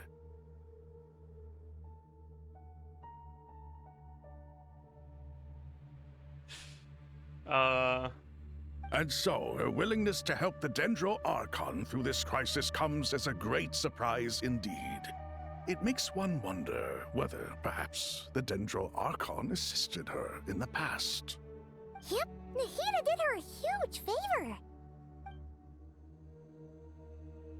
So Lesser Lord Kusanali put an end to the Dendro Dragon's many long years of torment. As much as she loathes the Seven, Apep knows kindness when she sees it. No wonder she was willing to make an exception. Yeah, that's the sense we got from dealing with her too. She is not incapable That's what I of could coexisting with other living things. Rather, and she would know actively that. chooses Like, she to would notice avoid that. coexistence. And this, despite the fact that she symbolizes life itself. How ironic. All of this being said, I wouldn't expect too much from her if I were you. Nothing will change her hatred towards humanity and gods. We'll keep that in mind. Anyway, how much longer do you think Nahida needs to stay with Apep? For all we know, the Fatui might still be in the desert. Just to be on the safe side, why don't we grab anyone who isn't busy right now and go look for her? I'm alright, Paimon. Huh? Was that Nahida's voice? It seems the treatment was effective. Since when do my deeds require your evaluation?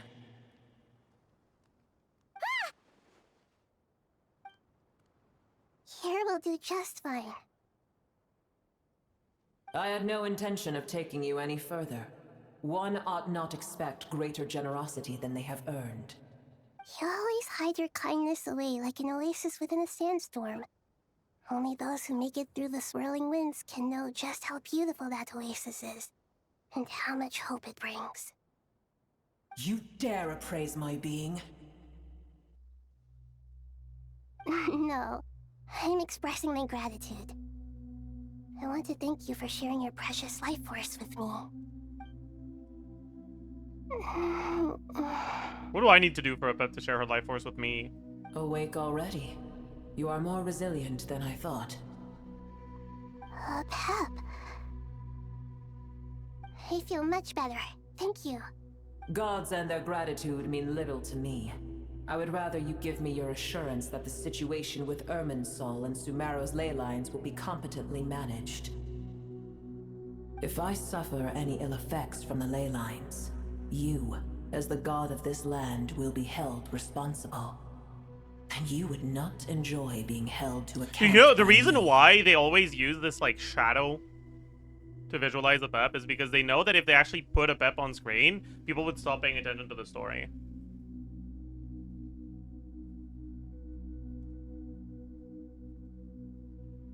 I understand what you require, but I would assume this task even if you did not demand it. Sumeru is my responsibility. I must resume my duties as soon as possible. A farcical notion. God of Sumeru, I hope you realize how unextraordinary your strength is. And yet, maybe it is precisely what defines me. A god of wisdom is not meant— Then hold steady. Oh, no, I misclicked! We go GG. forth. Is not meant to rule by force. Well, I'll be. Is that Apep? Do my eyes deceive me? Of all places, the Dendro Dragon has decided to visit the mausoleum of King Deshret? I see that after all this time, Al-Ahmar's menagerie of ministers remain as vile as ever. It's a pleasure, Dendro Dragon. Had you arrived but a little sooner, you might have attended a meeting of the Seven Pillars. What a nauseating thought. Oh. You are not the first insects I have had the displeasure of dealing with today. A swarm of them tugged on my tail on my way over. Goodness knows what hovels they crawled from. Why do all the creatures of this world remain so lowly after all this time? Yeah, I'm not above wanting to tug on your tail, Apep, so that's fair enough. What did you do with them? I cast them away. What would you have me do? Keep them as trinkets? Boer, this is where we shall part ways. To be clear, My bad. I do not wish to see you or anyone else here ever again, unless absolutely necessary. Then I wish you peace as you return to your dwelling place. It matters not to me. Simply refrain from bothering me again. Where's her up? She's leaving. A force to be reckoned with. I don't want to At impose times my like this, thoughts I and feel beliefs glad upon that she apep. has no interest in any of this. I'm not gonna force her to stay if she doesn't want to. I'll just visit her.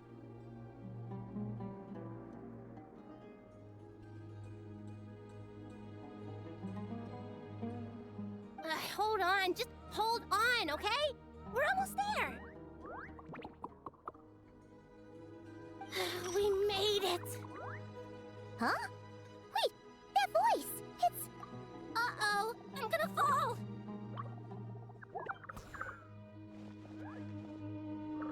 Yeah, I haven't really done this quest, so... I mean, I've done the Aranara quest line.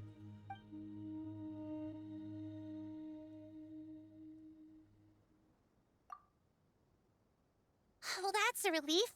A pair of safe hands indeed. So, like, why is it that the only one of them that you caught is the only one of them that can fly? By the way. Are you stupid? The Dendro Archon's familiars. They are the last thing I expected to see here. Huh? Wait, what are the Aranara doing here? Don't you guys hate the desert? Obviously I was worried about the Dendro Archon. I've been supporting them with my party powers the whole way here. Oh, you seem pretty nervous. Is it because there are too many people around? Not just people. It's all these non-human beings, too. It's hard on them. I can't believe you made such a long and dangerous journey just for my sake. I appreciate your support so much. Thank you all. I'll have to ask everyone to wait while I help our new arrival settle in. Once I'm done, I'll gather everyone to discuss our next steps. Traveler, Paimon, shall we find a place for our friends to stay? Awesome! Let's go! Well, first I have some questions. Okay, I think that covers everything. Thank you. We can get going now.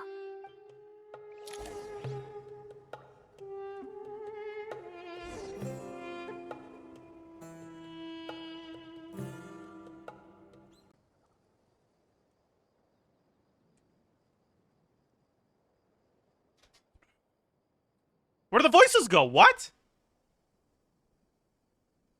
Are the Aranaras not voiced? Oh. Alright.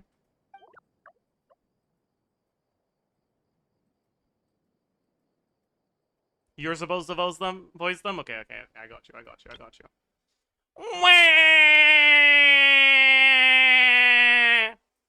Big Dendro Dragon threw us across the sky! So scary! And so many Nara here! Cheer up, Erebus! They're all looking at us! Wait, they're all looking at us? Surely all those Nara can't see us. Nara are always so busy, walking here and there. Hide! Hide! Don't let the Nara catch us. They can have the pod, but... Wait, no! The Nara can't take the pod! My sister and I have to look after it. The Nara are coming! Hello, everyone. It's only us. Oh! Lord of Dendro. Nara Paragraph and White Floaty. Lord of Dendro! Nara Paragraph! Paimon! It's been a long time! It must be very tough for you coming all the way out here. Especially since you don't like the Mavuika. Is everyone back in Vanarana doing well? Araja is a Vasara tree. Vasara trees protect Vanarana. So that means Araja is protecting Vanarana. Wow, you're so smart. Chat, if all crows are black, and all crows are birds, are all birds black? I feel like Arabalika would get that one. I think he would. Don't worry! Everyone who stayed behind will do their best to protect their home. And we'll all do our part too. Ah, everyone's here. Good. Are you okay? You look like you were about to pass out back there. Then you're forgetting who I am. Don't underestimate I am me. forgetting who you are, actually. Who the fuck even are you? I haven't done your quest. Any Sorush? Yeah, okay. Sorush is the Bloom Lord of the Pari, an ancient race that lives within the Vorkasha Oasis. Pari are manifested from the Varena of the divine bird Simurg, and dwell deep within the desert in order to protect the land and suppress the abyssal calamity. As a younger Pari, Sorush was always fascinated by the deeds of ancient heroes. It's Arnold's favorite quest. Is any quest not Arnold's favorite quest? Is there a quest he doesn't like?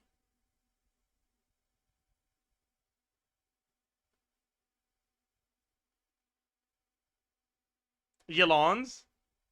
Damn. He didn't like the Nefer quest? Okay, based. But no one did, so like... unstoppable force, immovable objects type thing. What a quandary. Though she still enjoys being praised by others as much as ever, after having completed the rite of Abzor with her Yasnapati, the Sorush of today has already grown into a mature Bloomguard.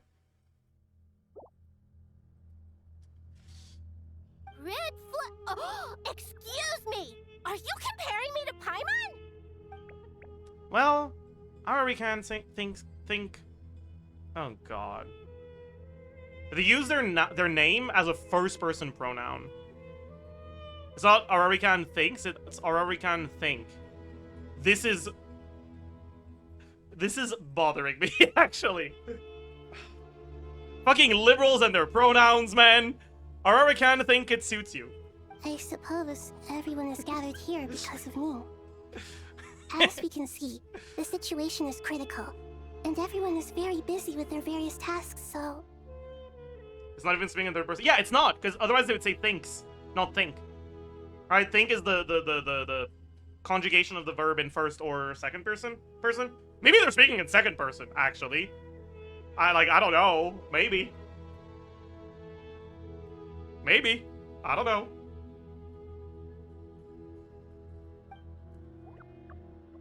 Need help? Arpus can help. We can all help.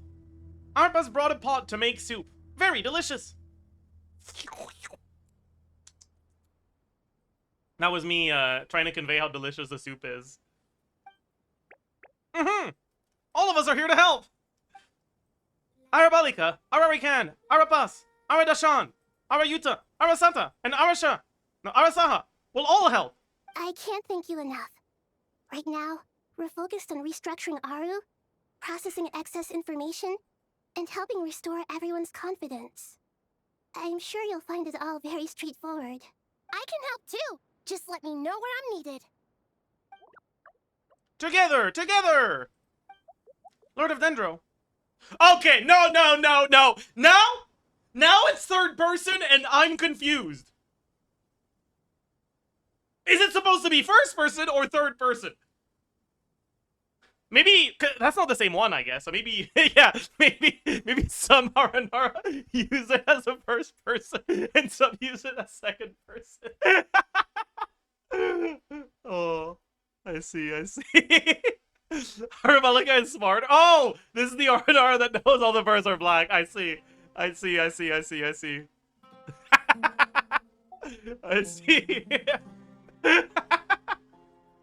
Oh.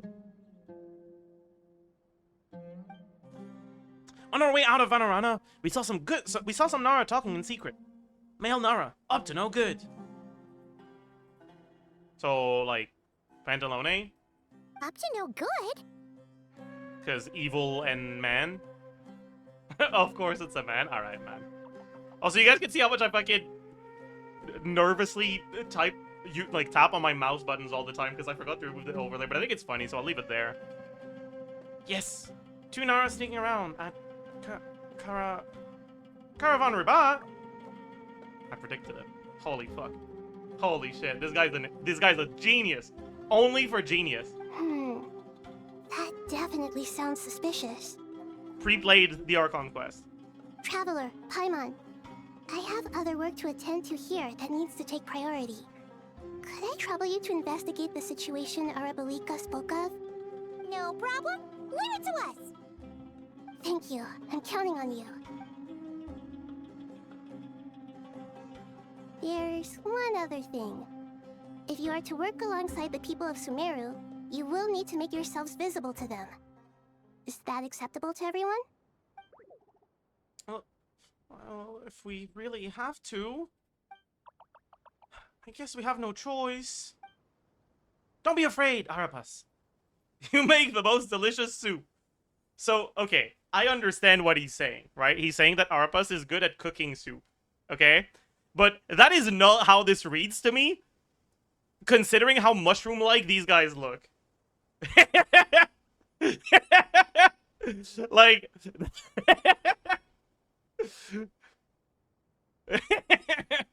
You make the most delicious soup. Everyone will like you. There's nothing to fear. No one here will hurt you. But if you do feel afraid, don't worry. Just call my name and I'll be there. Okay. Very well. Now, I shall bestow a small blessing upon you all. Whenever people see you and interact with you, from the moment their gaze meets yours, they will experience the most beautiful of dreams. Wow. Is that why Apep owed you a favor? Because you gave her that blessing a long time ago? Because when I see Apep, I experience the most beautiful of dreams. So... that would explain it. I'm connecting the dots in my head right now. This makes so much sense. Nahida gently raises her hand. You don't know what she did, but you feel a wonderful presence, like something out of a lovely dream indeed. Sunlight trickling through the branches, glistening like gold leaf. The trees chanting softly in the breeze as the flowing water plays a symphony. Your heart swells up like a balloon as it fills with happiness. There are many terrible things yet to be resolved, but in this moment, all you feel is peace, friendship, and love as you stand side by side with dozens of other creatures together in the forest. The people around you turn their heads and scan their surroundings. They hear it too. Ancient voices speak from the forest, soothing everyone's hearts. Do not fear. Do not be afraid. Do not be overcome by the storm. Do not fear. We will face it together. This too shall pass. This should have rhymed. This should have rhymed. Okay, your repetition of "do not fear" works a lot less. It works a lot more poorly when there's no rhyme at the end of the sentence. Okay, it should have rhymed. It should have rhymed. You're a bad poet, mysterious ancient voice.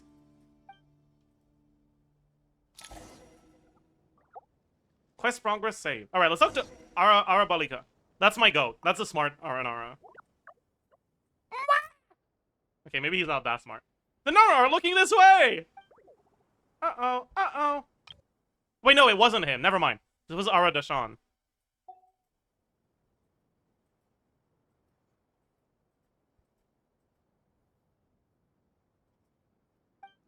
It's okay, it's okay. Arabalika will protect you all. That's the goat!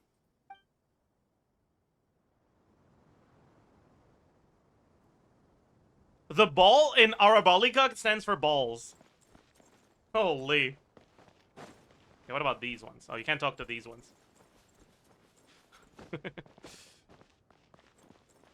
I leave? You think? I can't leave. I'm trapped.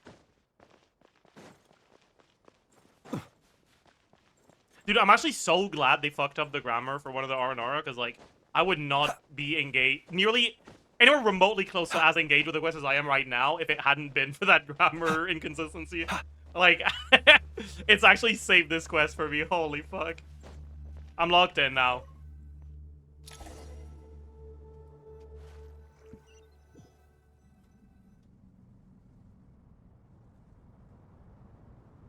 Name every Aranara. Okay. Arabalika, Aradashan, Arasaha, Ararikan. I only got 4, actually.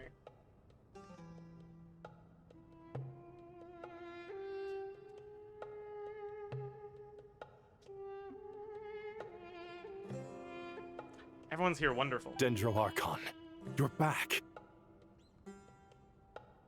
Why is he clicking right mouse button? I can't.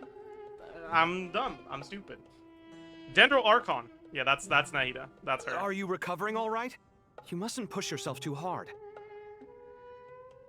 I'm glad every time they bring her up, they say Dendro Archon, just in case we were confused and we thought Nahida was the Electro Archon. I'm doing very well. Thank you for your concern. I see. Using the power of Aru to reboot the Akasha and gain access to irminsul. It's a sound. Did she not know this? Although, I guess she didn't know this. I regret to be the bearer of bad news, but with the state that irminsul is currently in, it's impossible to access via traditional means. Even It's the called Akasha respect, won't bro. change that. But like, imagine like when you speak to your boss, you're like, president of the company. Like, not the company, like, president of, I don't know where you work. Maybe you work at, like,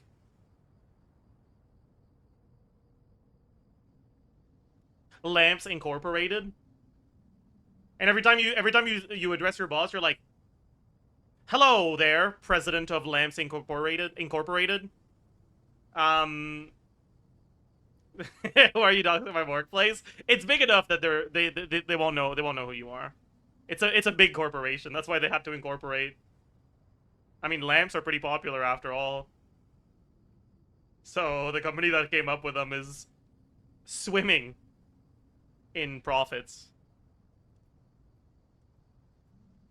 Okay, I kind of got distracted, so I didn't listen to what she was saying. I regret to be the bearer of bad news. With the state that irminsul is currently in, it's impossible to access via traditional means. Even the Akasha would change that. Okay? Alas, we had feared this may be the case. And what about non-traditional means?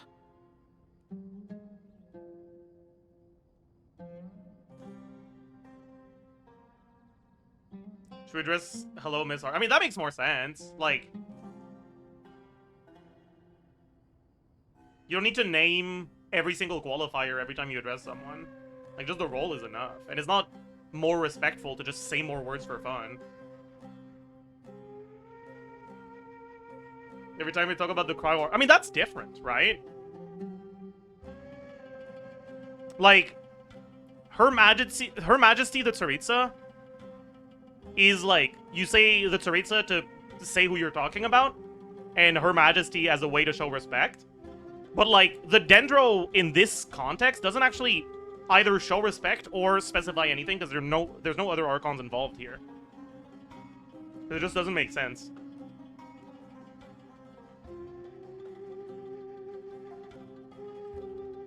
Non-traditional means? Are you saying... Desperate times call for new measures. That's the saying.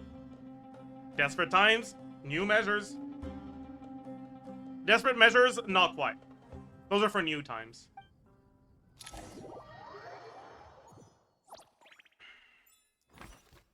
I wonder what we're supposed to, like, gather from that statement, or from that saying. Like, do they not say desperate times call for desperate measures into that? Did they fuck up the localization? Or is alhaitham just being alhaitham? I'm gonna choose to believe that that's alhaitham being an annoying little shit. Are you with me on that one? Agreed? Oh my god. I got Wanderer? Holy. Search forth. Hey, we're here! Yeah, I do feel like it would be in character for alhaitham to, like, think that saying or proverb is, like, nonsensical and, like, use a twist on it that makes more sense to him.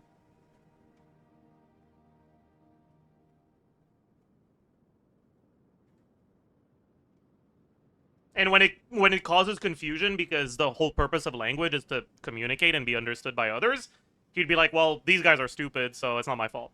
GG.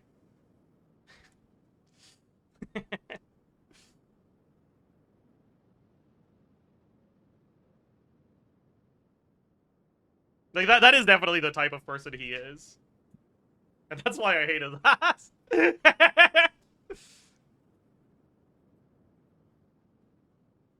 Ah, it's you. Is there a situation?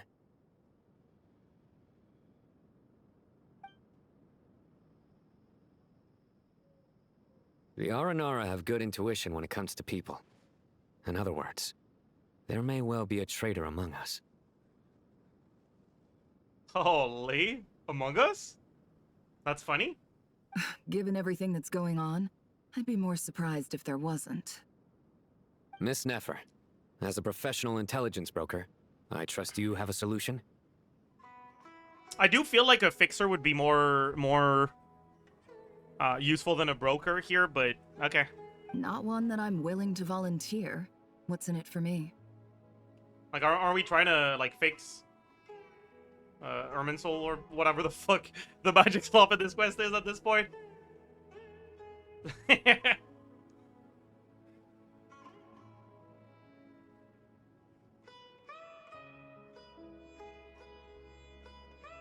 What is the magic slop in this quest again? It's like Irminsul is getting, like, polluted or whatever, and we're trying to fix it. And yeah, with the fucking ley lines.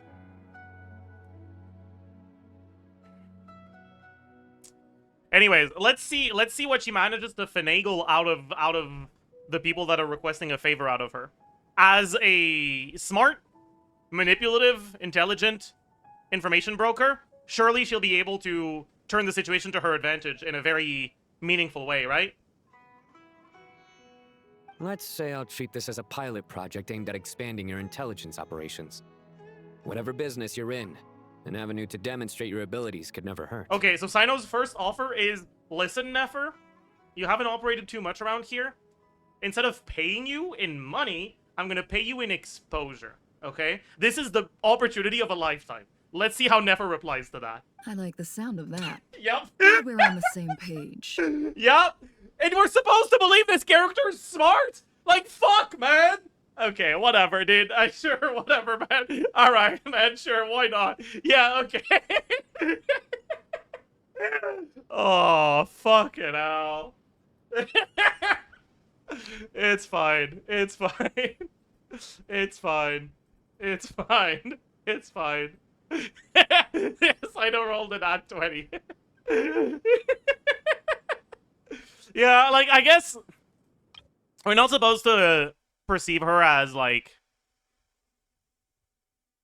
actually not wanting to help. But even if she does want to help, like, she could help while still getting something useful out of the situation, right? That's what I liked about Arlecchino in the early parts of the Fontaine Archon quest, was that she was very much portrayed as a character that, like, didn't really want anything bad to happen to Fontaine. But if she could... She wasn't going to offer her help for nothing, right? Like, she had the upper hand in the negotiations, and she knew that. And sure, she wanted to help, but we didn't know that. And she used that to her advantage to get better deals, right? And that's how it felt. Like, I feel like Nefer should do that too here. Why isn't she? God, whatever, it's fine.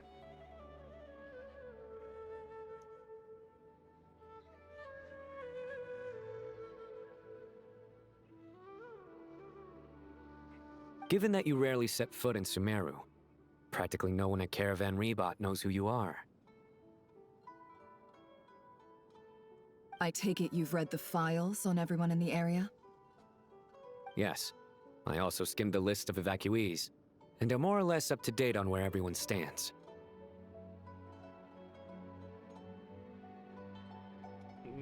Are you going to bring them chairs? Any initial suspects? Limiting the They're all scopes to standing? males whose That recent seems- activity could be viewed as suspicious. I've identified 3 names.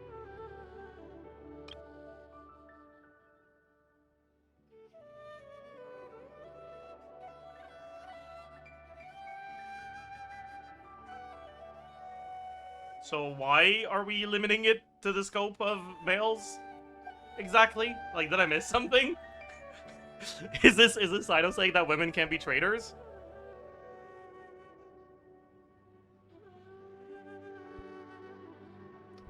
Did the Aranara say that? The Aranara said male Nara. I see. Okay, I didn't remember that. Thank you for reminding me. The Aranara saw two people talking, but currently we only have one suspect. The other person was probably just a messenger, and in all likelihood has already left Caravan Rebat. Everyone is heading for the desert per the evacuation order. Anyone willing to turn back at this stage is almost certainly with the Fatui. I think it's a bit weird that the Aranara have a concept of gender. Is it? I don't remember the Aranara questline well enough to have an opinion on the gender studies, the level of the discipline of gender studies, or like in the societal, in the Aranara society.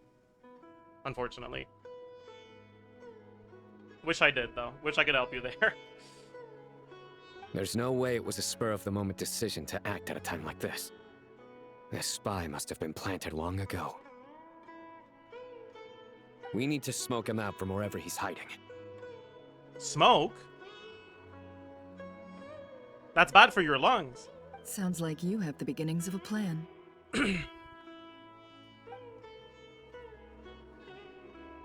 Sino and Nefer quickly exchange intel and narrow down the relevant information. I see. Your suspicions are well-founded. I'd be watching him too if I were you.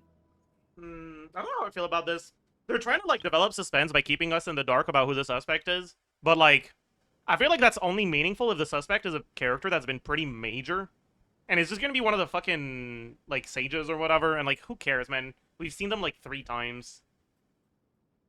I haven't developed any sort of, like, attachment to pretty much any of the NPCs involved here, because none of them has been present enough, really. So I feel like the suspense that's, like, attempting to be built up here by not revealing to the player and, like, keeping it as information that the character knows but the player doesn't. Like, the whole point of that is the suspense, but, like, the suspense isn't really working for me here. So far, we still lack solid evidence that he's been bribed. He hasn't made any recent purchases that would indicate he came into some cash. If there was a chance this was one of the playable characters, then, like, the suspense would work a lot better. But, like, historically, Hoyo hasn't really done that sort of stuff for their playable characters. Then let's get closer to him to confirm before we make our move. I can handle it. I'm not based in Sumeru, so It's barely Lohan, anyone true. at Caravan Rebat knows who I am.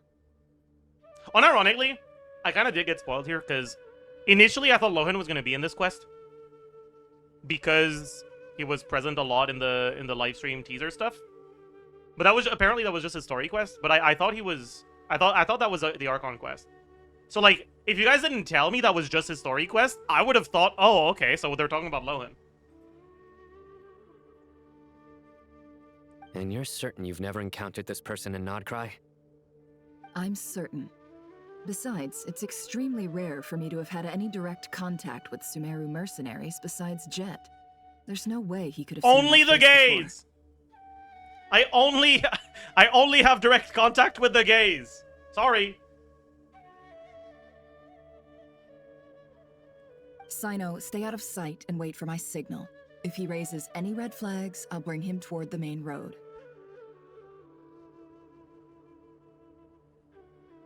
Understood. I'll take it from there. Excellent. Well, it's a pleasure working with you. Ooh, now we're only Nefer. Wait. It all adds up. Wait, is that not... How do you do this again? Oh yeah, it's the charge attack.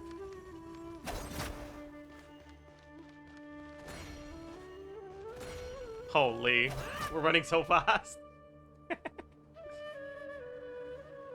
Darker skin, scars, frequents the desert, and has ample combat experience. No fucking shot. The first thing that's revealed about the guy that got marked as suspicious male is darker skin. No way, dude. That's so on the nose at that point. Like, what the fuck, man? Holy shit. My god. Nothing unusual about how he dresses or acts. What's that he's looking at? A coin. Interesting. Could that be how his contact paid him? With money? Conveniently discreet for someone trying to hide any unexplained income. And Oh yet my it could be god, highly dude. valuable. Getting paid in money and then you can hide it somehow? That's fucking crazy. What is she saying? What the fuck is she yapping about? Dude. Sorry to bother you. Has everyone here already left? It's not more. I don't Oh, suppose you I happened to see. a lady wearing a hat? I see. It's like a coin that is not currency. That is not currency here. Ma'am, what are you doing in Caravan Rebad all by yourself? The main group evacuated some time ago. Didn't you pass them on the road? My friend and I lost some of our cargo along the way. I didn't want to miss out on potential business, so I told her to go on ahead and meet the client while I retraced our steps. I didn't think it would be so late by the time I found it. Least suspicious undercover op, yeah. And then there was a terrible sandstorm.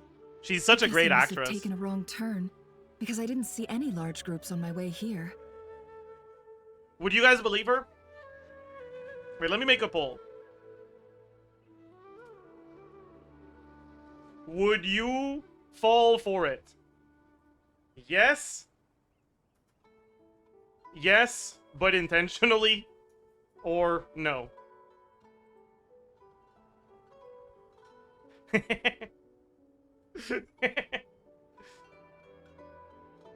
Lots of yes, but intentionally, huh?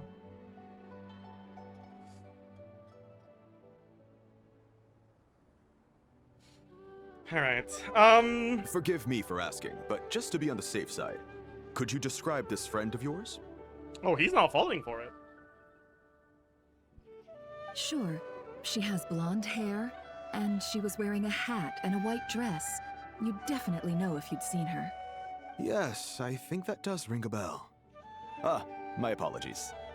During this exceptional time, the Corps of 30 are under orders to be extra cautious when dealing with unknown people, whoever they might be. Don't check the poll result? Why? Oh, that's why. I understand. Well, sir, is there anything else you need to know?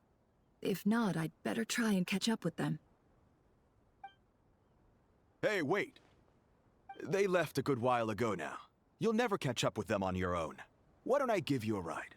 I'm here to collect the last few people anyway. We have plenty of carts, so one more won't be a problem. That would be amazing. Traveling with a group will be much safer. I'll have to pay you for your trouble. By the way, imagine being a citizen of Sumeru. Do they have citizenship in Sumeru? I don't actually know how their government systems work. How recent of a concept is citizenship, actually? I don't know. Whatever. Imagine you were a denizen of Sumeru, okay? And you see someone dressed like this, and you think this is just a random person. Like, are you stupid?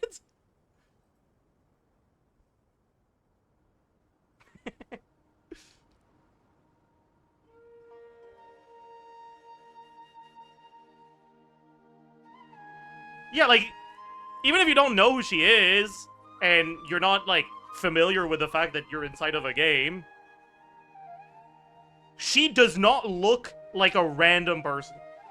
Okay? Like, the least perceptive person would at least think, like, oh, she's really fucking rich and probably some sort of big deal somehow.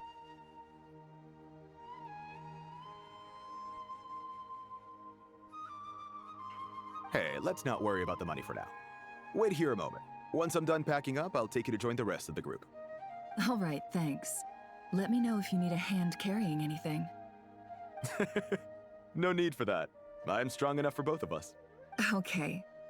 Well, I wish there was some way I could repay you. Guess it's my lucky day, running into someone who knows what they're doing here. You might have just saved my life, you know? My god, she is not a good actress. Holy fuck. You're not wrong there. I mean, what kind of cargo is so important that it's worth risking your life to get back? I hope for your sake that it's priceless. Sex, please laugh. I don't think that's the intended joke here. I think the intended joke is Nefer is trying to rizz up a man, but she's really bad at it.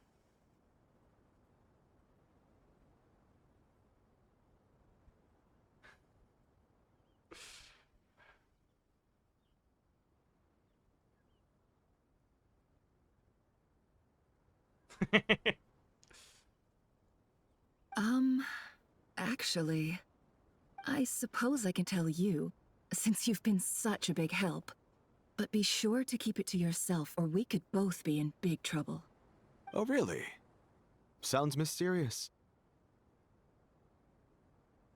Nefer doesn't need to be good at learning. She could have said nothing and he would fumble anyways. Yeah, fair enough, I guess. We're in the antiques business. You understand? Some of our goods aren't acquired through the most legitimate means. We have to be very discreet when we're God, selling how them. stupid does he have to be That's why I to had fall to go for this? looking for the missing cargo alone. It's like, yes, I am a criminal, actually. Would you happen to have any sort of crack cocaine? Like, could she be any more obvious about this? Like, could she be any more obvious? It's, oh my god.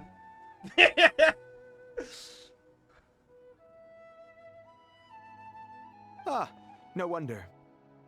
Well, ma'am, in that case, it turns out that maybe there is something you could do for me. Could I get one drug, please? I'm all ears. But I would like be to clear, purchase our one drug. commission isn't cheap. Think carefully before you ask. We don't want to ruin our relationship before we even hit the road.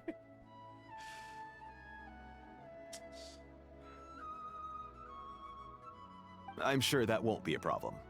My issue is, I have something that's a little difficult to sell on as well. Take a look at this. Jesus fucking Christ. So, like, how are we supposed to interpret this canonically? Are we supposed to interpret this as this guy is the most stupid fucking dumbass that's ever existed? Or are we supposed to interpret this as Nefer is so hot that that somehow worked?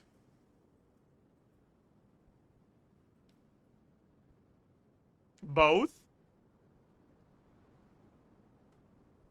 I don't think smugglers are that smart. I mean,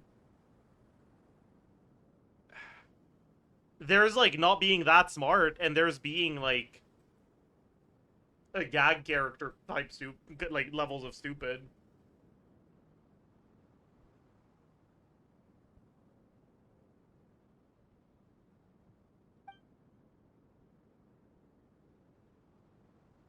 The mercenary reveals the old coin in his hand. Thanks to her dealings in Krai, Nefer has seen plenty of antiques in her time and recognizes it as a very rare, high-value item. Ooh.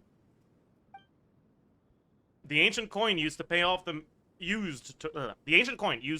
mercenary is made of pure gold. At first glance, it's hard to discern its country of origin. If sold to a astute collector? Would it not be an astute collector? Is it a astute? That sounds so wrong. If sold to a astute collector, it would fetch a very high price. Then maybe the narrator isn't Aranara. True! Pure gold. That's quite something. How'd you come across it? Dig it out of some ancient tomb? Maybe his name is a astute collector. True.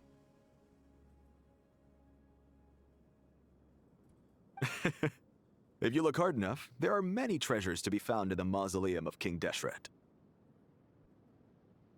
It has no distinct Snezhnayan markings. That'll be why he's going with that story. And he clearly doesn't want to arouse suspicion, so he's on the lookout. Chat, we get an inner opportunity to make monologue a from great Nefer here trade. because she's very smart, and she's showcasing her logic.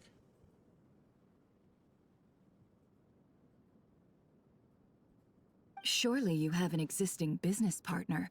Won't they take it off your hands? I hope I won't be attracting the wrath of my competitors by helping you sell this. The shop I used to work with is having cash flow issues at the moment after losing some money. I'm under enough pressure as it is without having to deal with them. On the off chance anything went wrong, I'd never get my money back. I understand. Gold is the last thing that traders with cash flow problems want to see. Well, in that case, I think we can work something Is out. she talking about? As it happens, I'm just about done packing. Shall we make a move? Sure. Let's walk and talk. This evacuation was a huge operation. They needed a few people to stay behind and tie up loose ends. And I ended up being one of them. You're lucky you ran into us in time. I certainly am.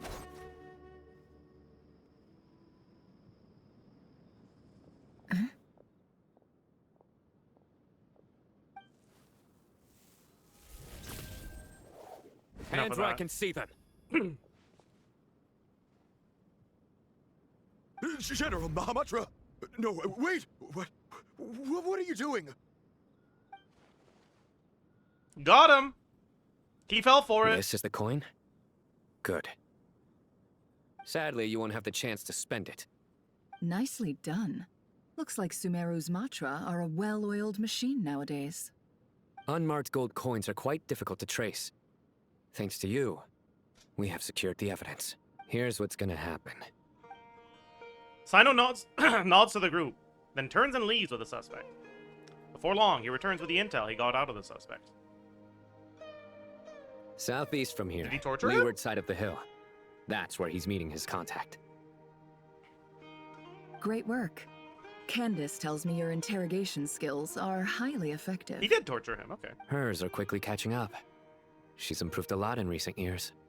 Looks like it's over to you for the next step. Because I'm quickest on my feet?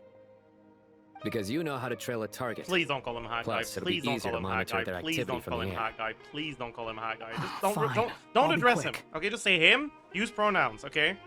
One more thing. The Traveler just brought a message from the Dendro Archon. Once you're done with this, we're to meet up at the mausoleum of King Deshret.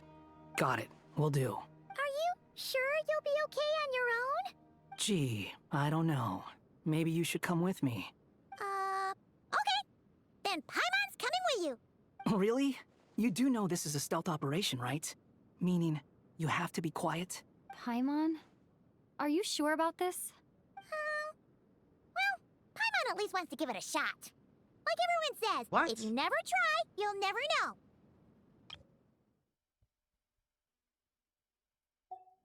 Besides, being the best guide in Tibet has to count for something. This should What be a is she piece of doing? cake. Fine. Join me if you want. But be warned. If anything goes wrong, I'll have to gag you and shove you into a bush. No need! Paimon will be super careful. Promise! Good. Then what are we waiting for? And he's Let's just go. going with it? Ah! Coming! Coming!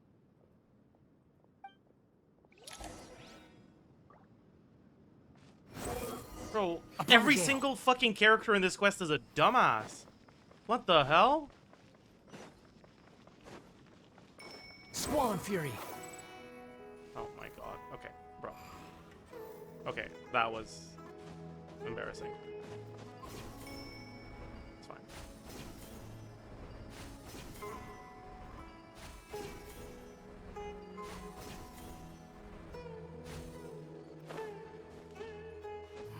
Behold. Heck, wait up! Eat Call him so that. down, will ya? We're here. Now we wait. Okay, yeah, cool. Cool. Why did he bring her along, though? Like, isn't he supposed to be like a... I don't know, dude.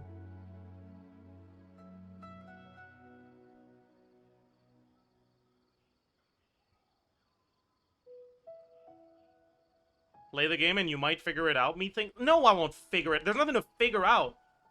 He brought her along because they wanted to assassinate his character and make her a fucking idiot. Or make him a fucking idiot. That's why. Like, I know why. I'm just asking the question because I'm expressing my incredulity. Is that a word? I think so.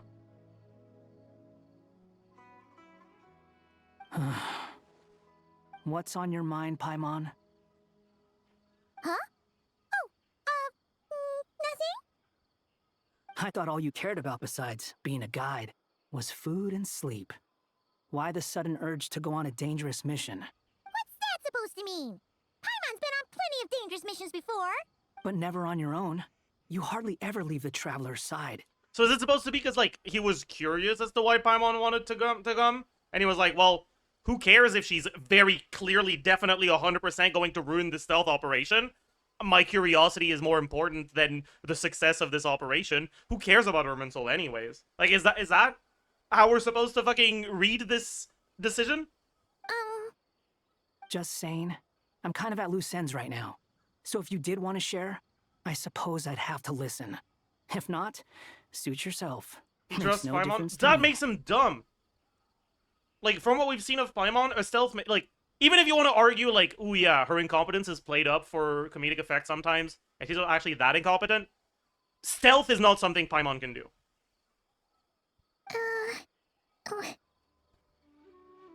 And clearly, he knows that, too. Because, like, in the previous interaction, his idea of something going wrong would be fixed by stuffing Paimon inside a bush. So, like, clearly he knows that she's not good at stealth.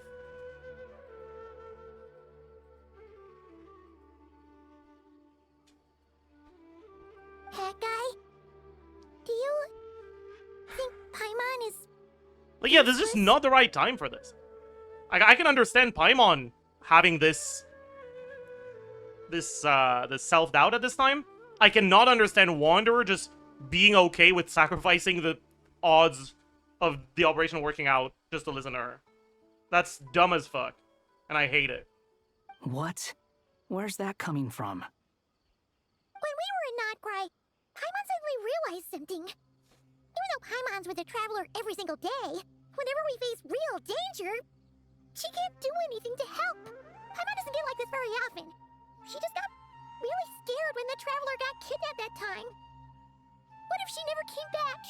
What would Paimon do then? And the more Paimon thought about it, the more useless she felt. But Paimon doesn't want to be a burden. Paimon wants to be a friend who's actually useful. Does that make any sense? You know, that feeling of just being completely useless and... Oh, Paimon probably sounds so ridiculous right now. Yeah. You asked the right person. Boy, do I know that feeling. Oh, that guy. I'm not gonna try and encourage you. What I will say is this. When you start doubting yourself, you have two choices.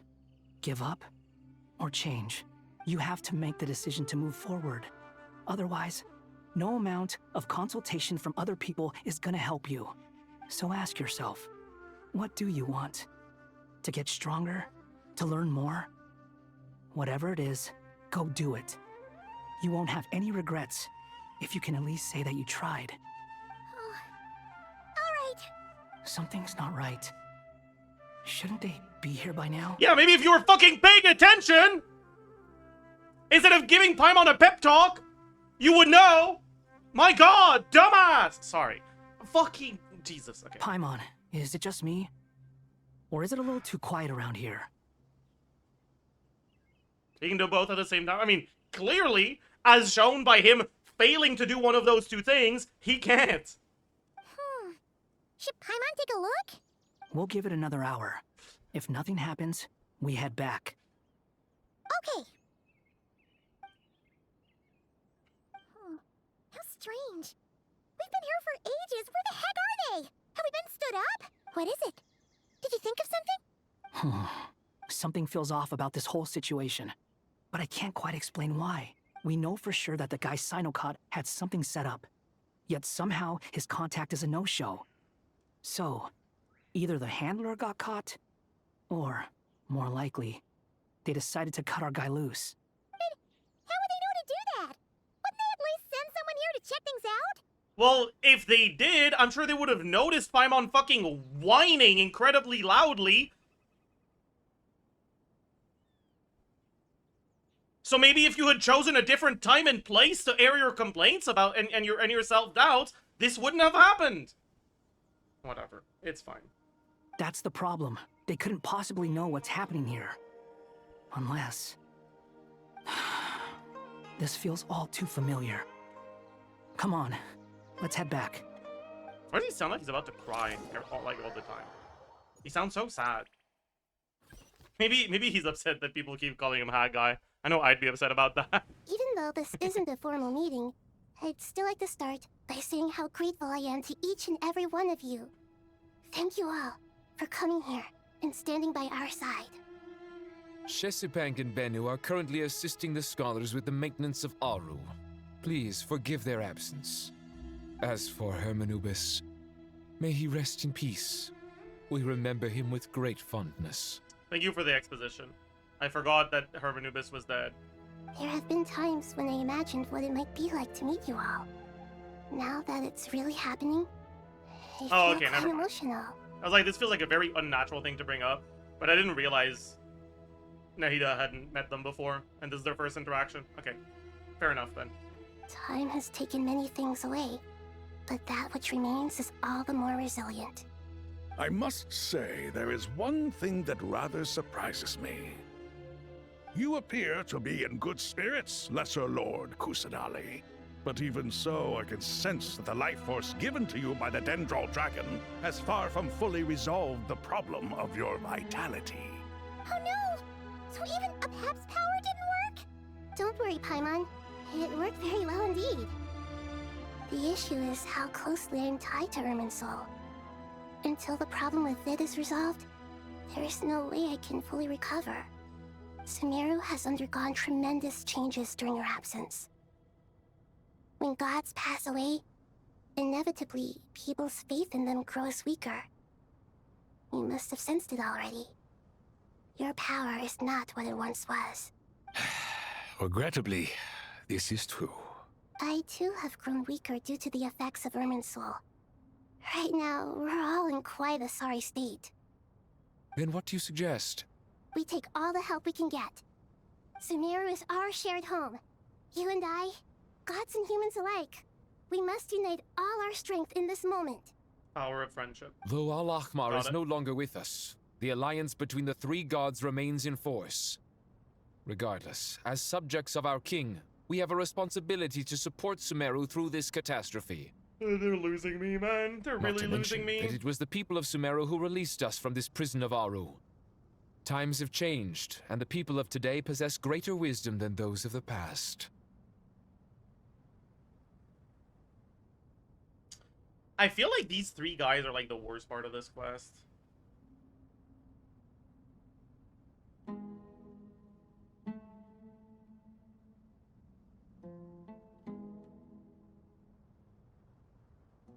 Like, their narrative purpose is just exposition and only exposition, and it doesn't really make anything progress, and I'm just so bored.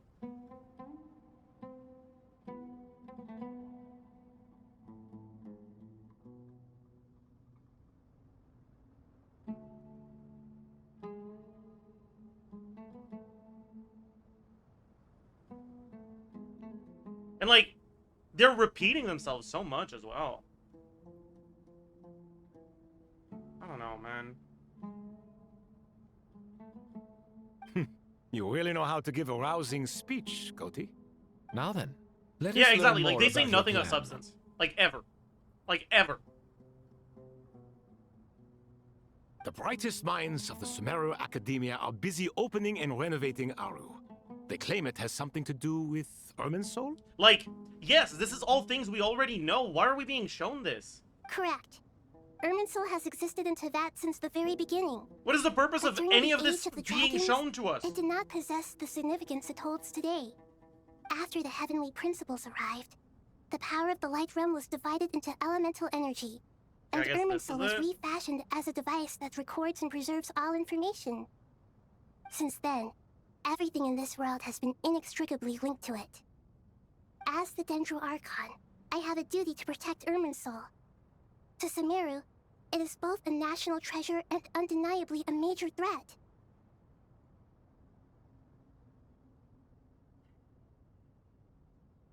Teyvat has seen many upheavals in the last few years. The most recent of these was a major crisis in Krai. It's just like, it feels which like forced Sumeru to be even more vigilant than usual. they spend so much time explaining the current problems they're facing instead of just actually doing anything to solve them. And it just feels like they're not productive at all. I don't know. I made sure to monitor all the pathways through which an outsider could potentially transmit themselves into Irminsul. But despite my efforts, a major problem still arose within. I still believe that someone has actively invaded Irminsul. But rather than taking any of the pathways I referred to, the intruder chose instead to utilize the most direct route. And the only one that cannot be protected against, by entering Irminsul through death. I see what you mean.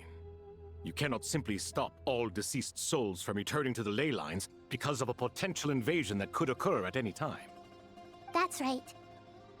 As important as it is to guard against external threats, I couldn't allow myself to stop the souls of the departed from finding peace.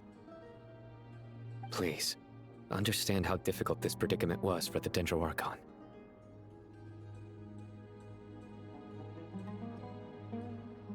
Defense has never been an easy task.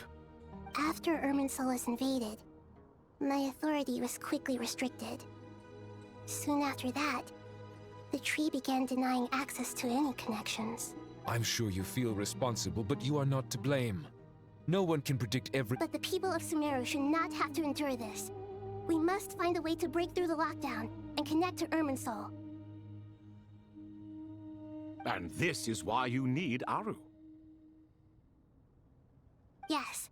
The only thing in Sumeru capable of rivaling Irminsul in terms of overall function and performance is Al-Ahmar's legacy, Aru. All I managed to do before falling into a coma was make some minor adjustments to Irminsul. Using Aru is a last resort.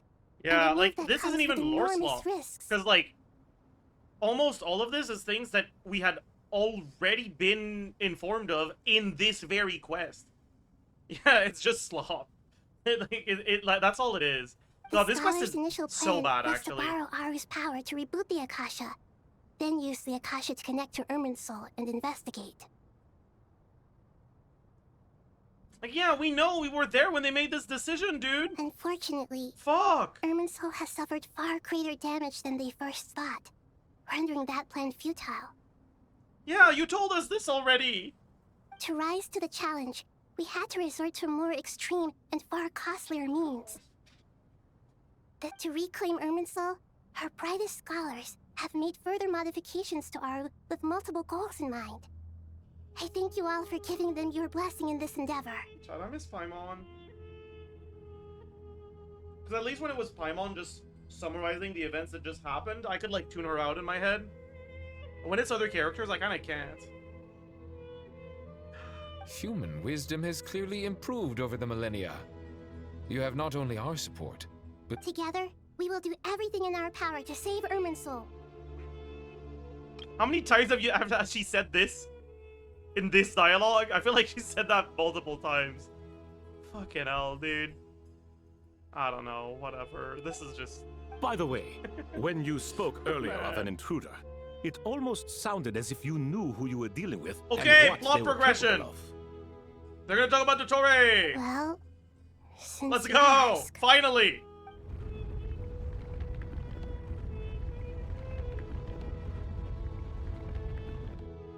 Oh no, we're not. Never mind. My bad. Oh my god.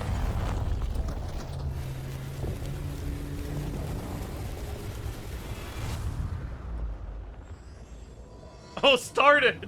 Oh, fuck me, man. Oh, the name changed. That's kind of cool. Holy fuck, something happened.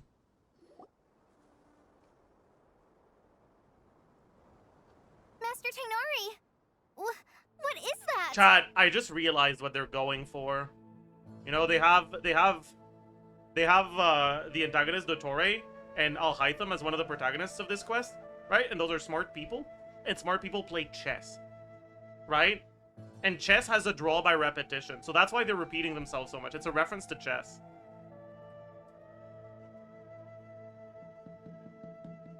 That makes so much sense, actually. Holy fuck. It's a reference to chess.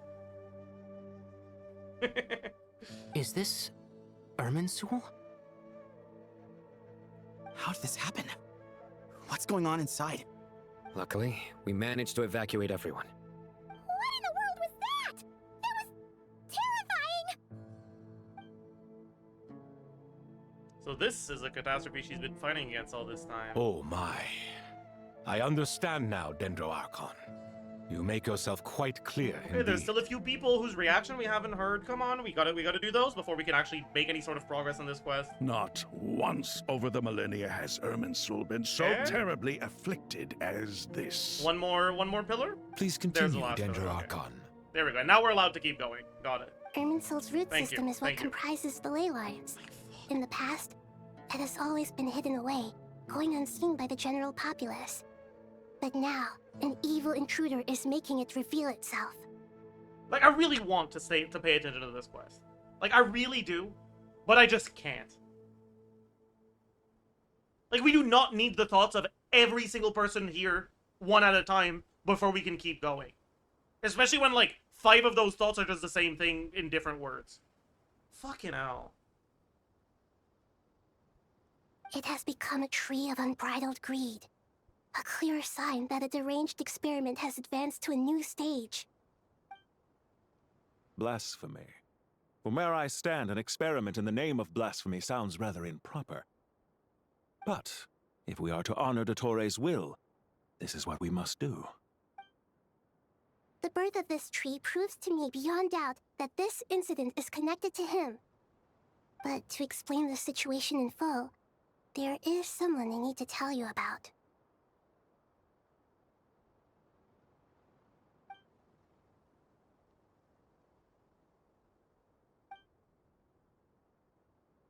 Zandik.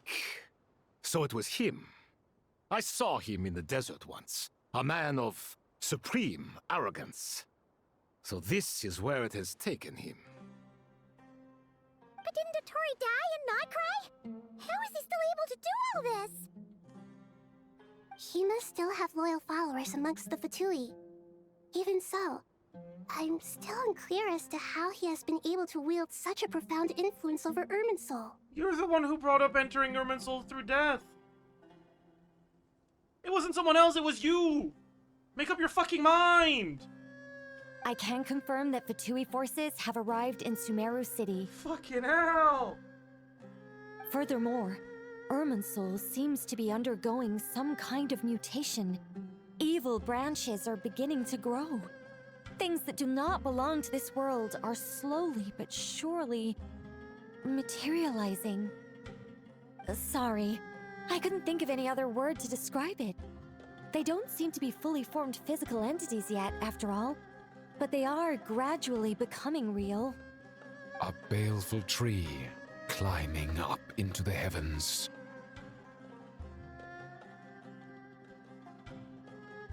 Speaking of Dottore, I have some information on that front as well. Wanderer recounts how he and Paimon went to the meeting spot only to find no one waiting for them. I didn't think it was wise to state this out in the open. But my theory is, the mole wasn't cut off after he was caught. They wrote him off from the beginning.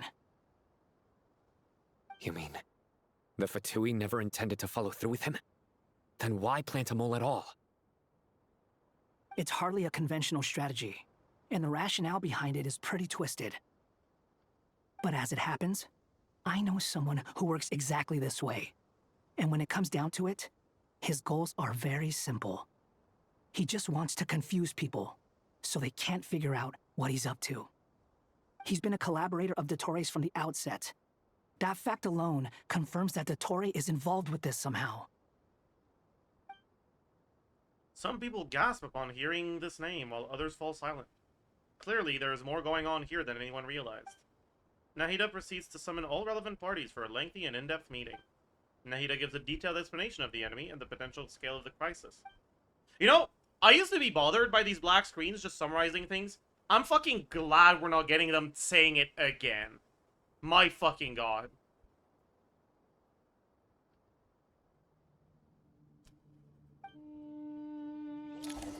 Even off screen, she's doing a recap.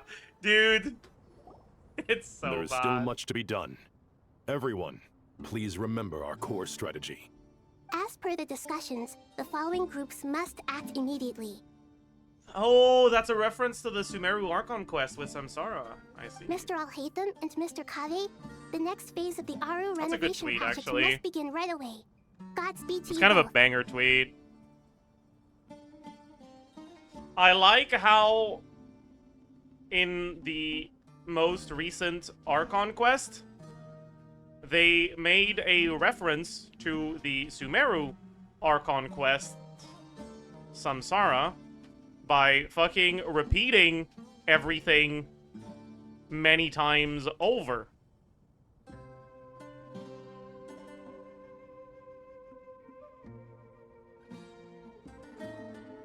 Can I say this better? Probably.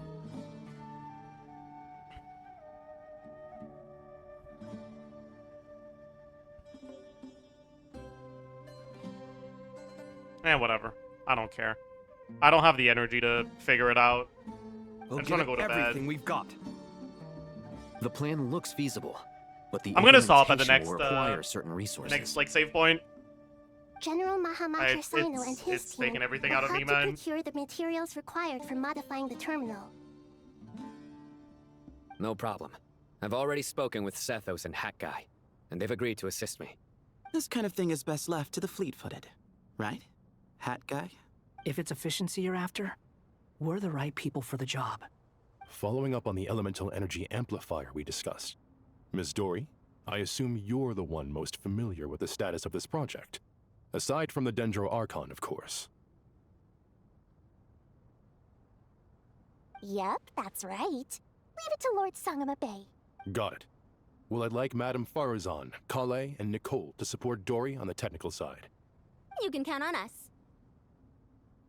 Will do. Rest assured, I'll take good care of Krai.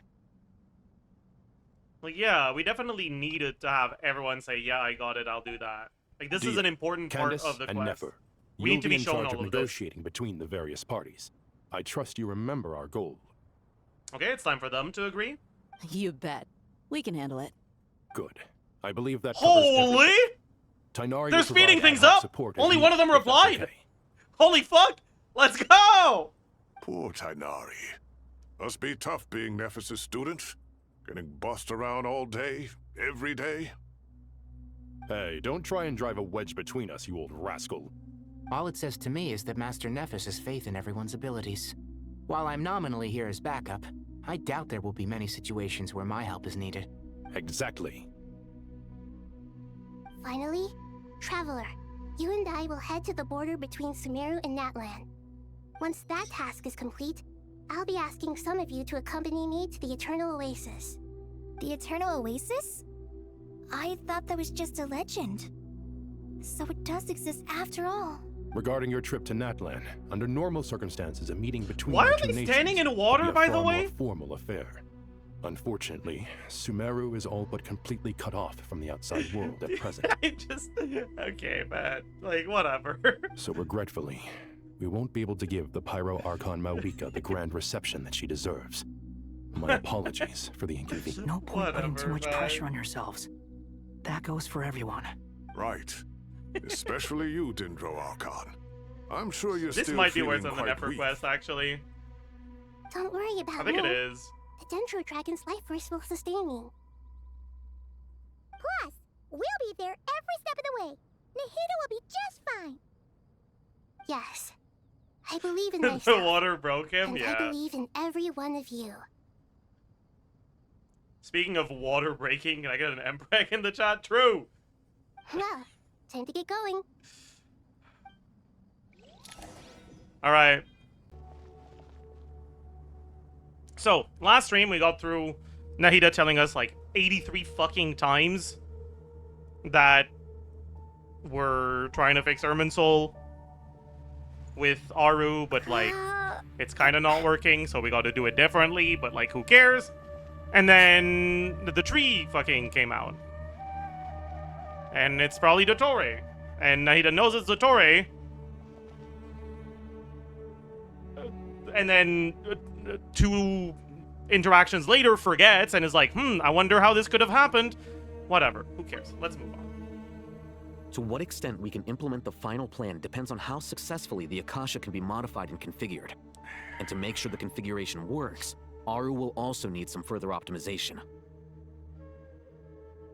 We gotta hack into the mainframe, alhaitham. Yeah, no surprises there. Once we roll this out, any Sumeru citizens who already have Akasha terminals can simply continue to use their existing devices. This still leaves us with a significant equipment shortage, though. Many groups of people were never issued Akasha terminals, including mercenaries, the desert folk, and many others. We'll need a supply of rare materials for the renovation of Aru and the production of new terminals. Right now, the best place to source these locally is from the primal constructs within King Deshret's mausoleum.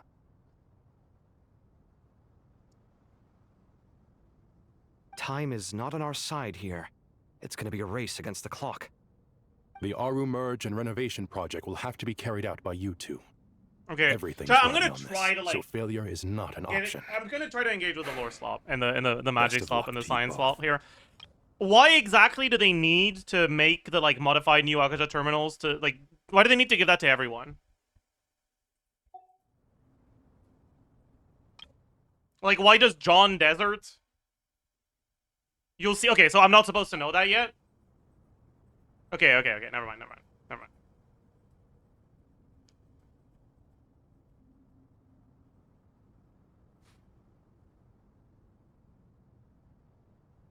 As discussed, General Mahamatra Sino and Mr. Hat Guy will source the required Because materials. I was like, I feel like we haven't really seen anything that would suggest that we need to get everyone back into the like new modified Akasha.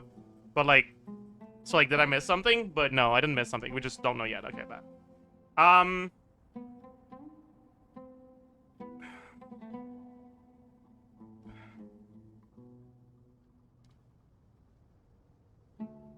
The texture on Nephis' clothes just get me. It's so blurry. It is pretty blurry, yeah. Mr. Sethos is quite familiar with the layout of King Deshret's mausoleum. With him accompanying them, things should go quite smoothly. I have every confidence. In the meantime, we may as well take a breather.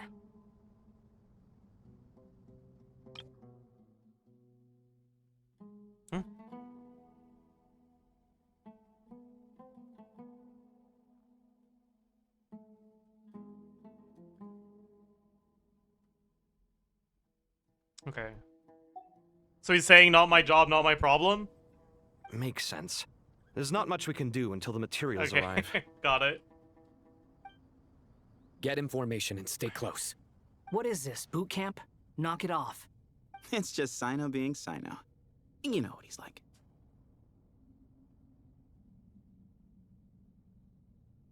Everyone clear on our mission objective. Locate the excess primal constructs, dismantle them, and extract the required materials.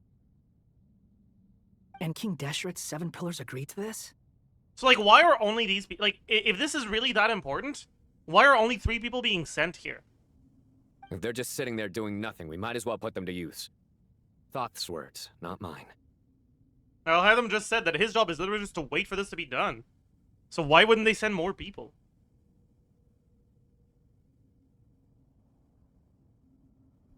Is it because, like, these are the people that are canonically supposed to be their, like, main fighting force?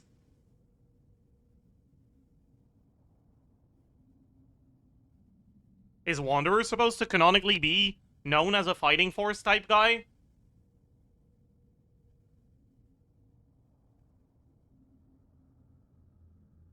Like, I get Sino and Sethos, but is Wanderer, like, regarded as a strong person in Sumeru? Like, we know that he's strong, but, like, Do other people know? Like, isn't he just an academia guy?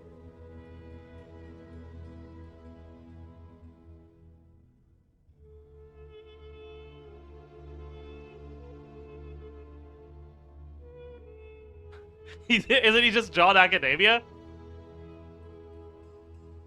That one tourney event? Oh, okay. GG, I guess.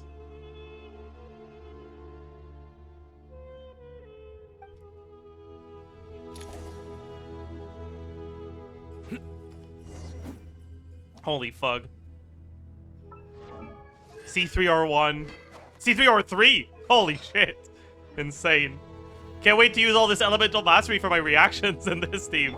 That'll be sick.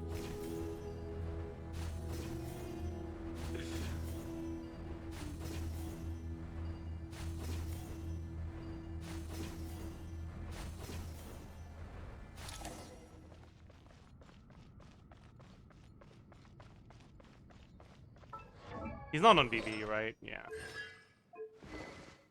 And what is Sethos on, actually? He's also C3? Is he also R3? He is also R3. Too slow. Okay. Let's see how long it takes Sino to kill one of these. Your sins weigh upon your soul. Your penance is due. Hey, we got it done in one rotation. What about Sethos? Glory to alhaitham!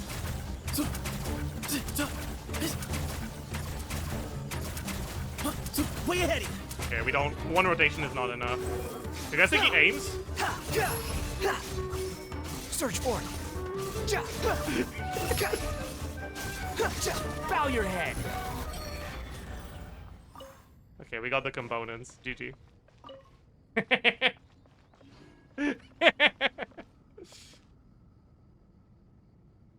How is Wanderer doing less damage than Sethos? Well, the enemy was a little bit invisible, but also Wanderer is pretty bad. And I didn't open it with a charge attack to get the attack speed because I forgot. I forgot about the set. Whoa!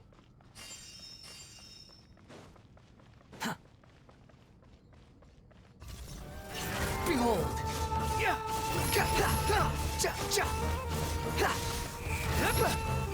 Search for it. I didn't. I missed some uptime. No. Nowhere to run. Give me some space. Because I did a dash too early, I think. Did I? Know your place. Holy. He's popping off. Surrender. Through me, justice is served. Guilty. These devices should still be usable even though they're broken down. Let's take them back for the others to review.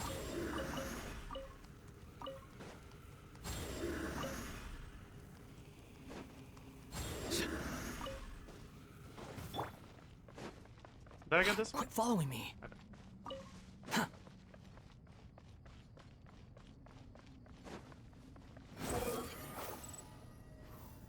I need the healing. It's important. Okay. Only Sethos didn't take damage because he's the goat.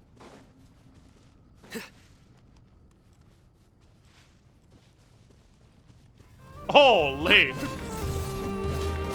Excuse me? Squall and Fury.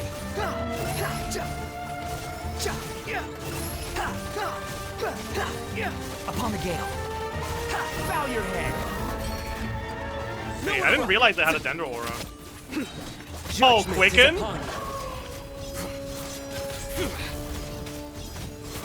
Guilty. Where is bro? Your penance is due. Is bro over here? Bro's over here. You stand condemned. Daisy, Daisy. How many do we need again? Enough to make an Akasha terminal for everyone who doesn't own one.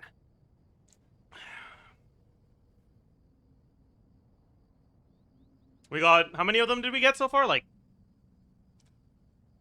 10, I think? Plus whatever we got from this. I remember you telling me how revolutionary these Akasha terminals were. You've used one before, right? The Academia declared the Akasha to be the most powerful and comprehensive wisdom dissemination system in history. That should give you an idea of how powerful it That's is. because the Academia doesn't know about the Zajef 77 Twitch channel, which is actually the most powerful and comprehensive wisdom dissemination system in history. Certainly sounds impressive. It's true. Neither Hat Guy nor I have ever had an Akasha terminal. Well, if it all goes to plan, that's about to change.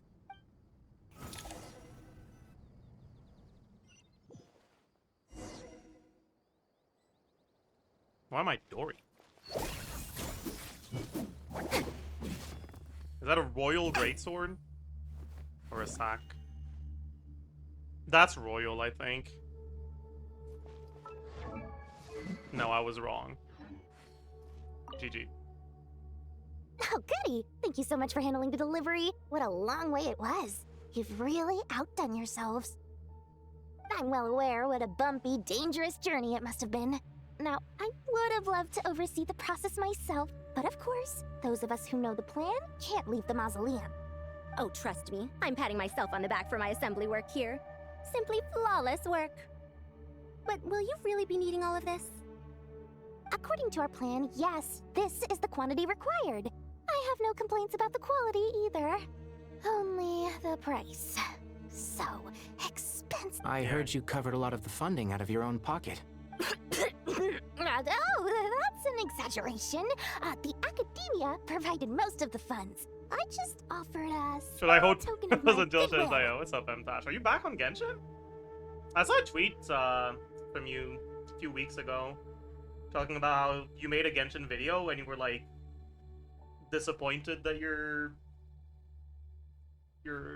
numbers were so much better on the Genshin videos and it felt like your channel was stuck in Genshin. Of course, the real tragedy is how little profit I'm making on this. You know, it's a serious crisis when you can't even make money out of it. But, yeah, probably. It's a good idea. It's impossible, yeah.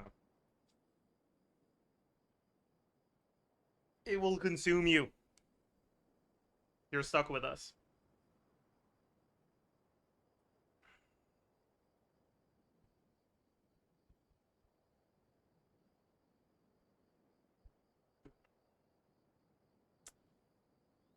It's really quite a beautiful design. And I'm intrigued by how such a diminutive device is able to output the power of the light realm. Do you like Dori in the plot? I'm fairly indifferent. This is just kind of like... I just want to get this over with, but just get me out of here. Ugh. Did you attend the lecture on Light Realm Energy, Madame Farzan? I don't believe I saw you there.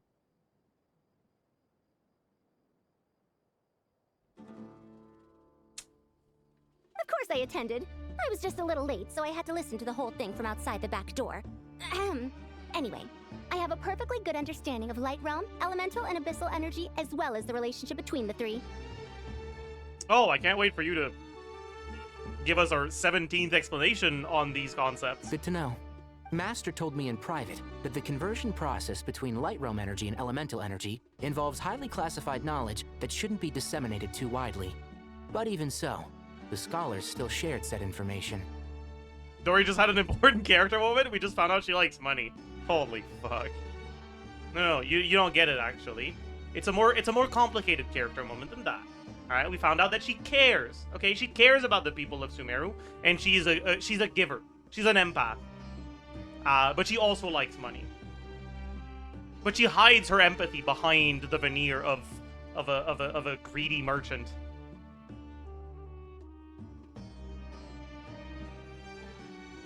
How multifaceted. Yes, yes.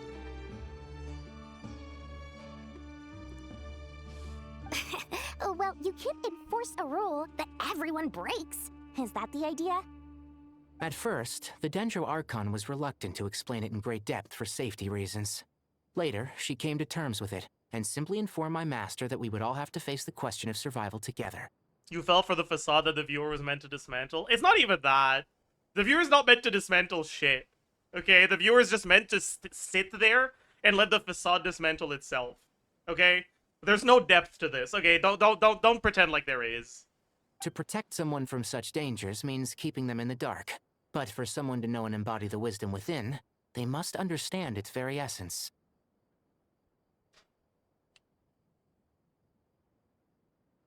It's an information hazard.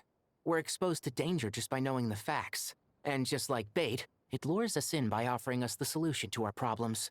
But if you're not careful, you'll end up pursuing it down a dark path. A tricky problem. But today, this big problem has been broken down into many smaller, more trivial ones. What do you mean? Ah, I get it. For instance, you and I share secret knowledge, while she and I take on the risks of life, death, and fate. Something like that. Wait, what?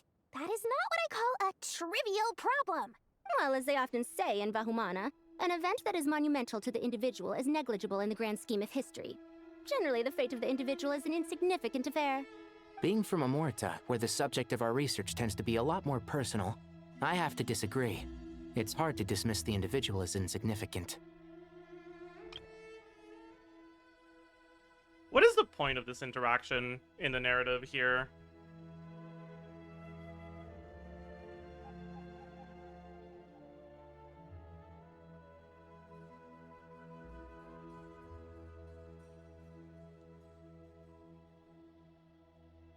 Like, why is the right time to be talking about this right now? It's not even lore. I mean, it's a tiny little bit of lore for people that are, like, not lore knowers. Right? It's like an indirect explanation of what the different darshans have as their core beliefs.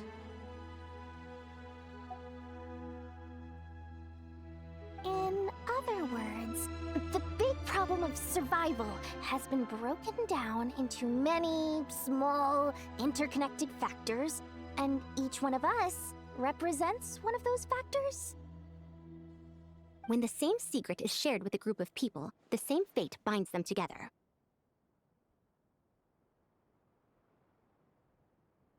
Most people would find this unimaginable, but to us scholars, this is the path that has always beckoned to us. Sharing knowledge is a good way to fight against fate.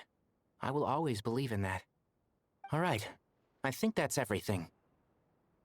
Thanks a lot. But don't go anywhere just yet. I'll still be needing you to calibrate the equipment.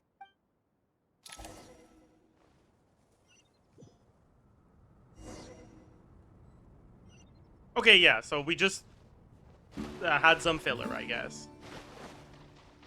Like, that was straight up just actually intended to be filler. We're not even... Yeah, okay, but cool. I got Okay, this the part. materials are ready. I mean, We at can least this proceed isn't with the filler, next right? phase. Even if it sucks, at least this is plot progression. Alhaitham, how are you getting along? Most of the information in Aru is written in ancient desert scripts. Some of this is written in a tribal language, while other parts Haven't seem we to be done a this variant of before? an oasis script, based on the glyph forms. Oh, not lost to history, I hope. Haven't we done this exact thing before? Some are. All we can do is infer the meaning based on the rules of related languages. Although, this section actually fills in some of the missing historical record. I'm transcribing it so we can bring it back to the academia. After Aru started up, 2 more lines of text appeared here. Can you read Oh, them? there are changes. That's why we're back. Humans may not read what is written by the gods, except by not reading. Yeah, that delivery is, like, off, right? Like, I think the statement is meant to say, like, that humans aren't allowed to, but that's not how he reads it. Humans may not read what is written by the gods, except like- by not reading. Like, I think the statement is meant to, like, express that something is forbidden, but he's reading it as if, like, he's trying to express that something is impossible. Because the accent is on the not instead of the may, right?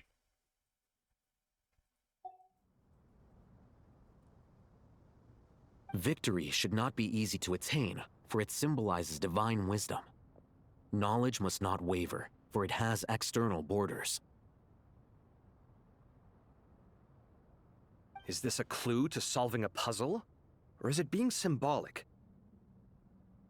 You can't read it unless you don't read it. Victory is wisdom.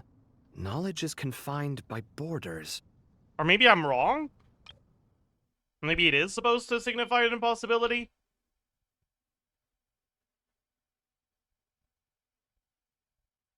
I don't know, I'm confused. Wait, I think I've got it. It's a metaphor, isn't it? It's talking about... A chessboard. Holy! Chat, get it? Because alhaitham is smart. So we need The youth of to today are skilled at solving riddles. we need to show that he's smart by making him play chess. Have the secrets buried in the desert not been unearthed over the years all the same? Since Aru is a place reachable through wisdom, this day was bound to come sooner or later. Oh, I've always been against overly cryptic sentences. Don't you get tired of reading and writing all that? I fucking wish they did, Sobek. You're so right. Jesus Christ. Ah, it's you three. Just in time. We've been delving deep into Aru, and now this board has appeared. I've heard this was how you'd while away your free hours. You must be quite the experts by now in that case. It is true. King Deshret's chess games are some of the most well-loved of all his wonderful creations. If you have ever been to Safhe Shatranj, you may well be familiar with the chess pieces you see here.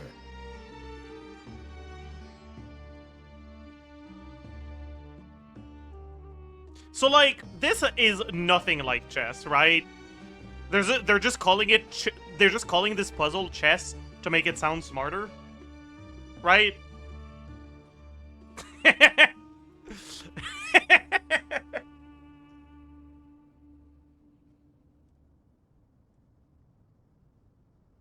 It's ancient chess. Ah, I see.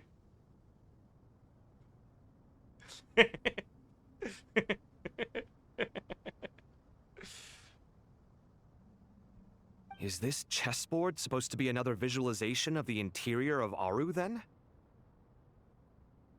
Naturally. Visitors, everything is ready. Only by completing the challenge on the board in accordance with the rules will you be permitted to overwrite Aru. 1 second. It's not dangerous, is it? Dangerous? Why, yes, of course. I should be the one to go, then. Wait for me here. Sounds like the self-confidence of our present company has rubbed off on you. Don't be ridiculous. I'm your upperclassman, and that means I have to look out for you. I appreciate the sentiment, but a game of chess typically requires 2 players? Yeah, but like, alhaitham, I know you're not the fucking sharpest tool in the shed, but that is not chess, okay? Why are you making assumptions about the amount of players required to play, okay? Like, look at the fucking board, buddy. That is not chess. We know that chess exists canonically, cause like they have the fucking chess boss in like the king and queen should present a united front. But maybe that's just Alice knowing like out of universe things actually. So maybe that's wrong. The Neoces are chess pieces. Okay, they have chess here. They like Nefer has a chess set too. What does Nefer's chess set look like actually? Nefer chess set. Images.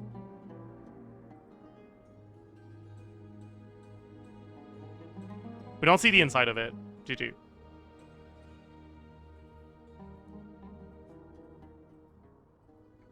Nefer's chest. Yeah, that's what I said. I looked up Nefer's chest. That's what I looked up. And it's true, we don't see the inside of Nefer's chest in-game. Besides, you're right. I'm sure they won't let things get out of hand. Keeping things relatively safe is in your best interest too, isn't it?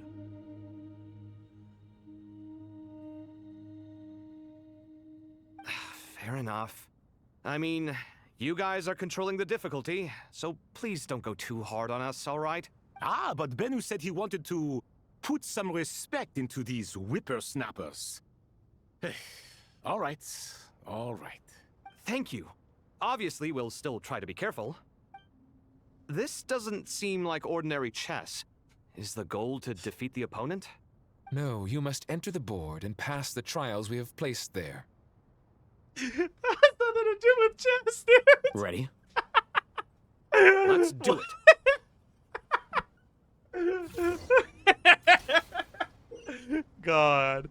During the chess trial, alhaitham and kaveh must move separately, consuming actions as they do to traverse the obstacle-strewn chessboard. The trial can only be passed once both alhaitham and kaveh reach the end. Whatever, we'll figure it out. Okay. The first trial is posed by me. I probably should have read the thing, I don't actually. think this is gonna stop us. Because I don't know what I'm supposed to but do. The key to this game lies in working together. Otherwise, you will be deemed to have broken the rules. It's easy? I mean, Like yeah, it's but up I don't to know what me. I'm supposed to do, Marak, so... can you open it? It's gonna make it a lot less easy. I probably should have read what I was supposed to do. Favorite primal construct. Living on in suitcase form, of all things. I'm gonna click on Amusing. buttons. What does this do? Oh. Nothing? Excellent work.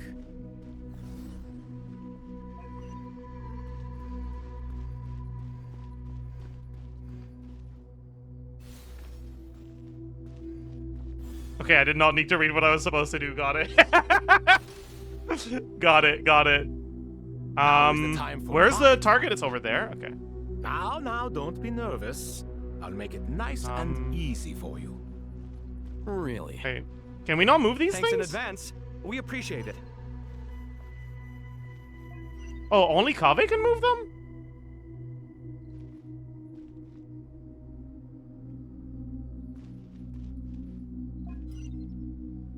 I'm confused.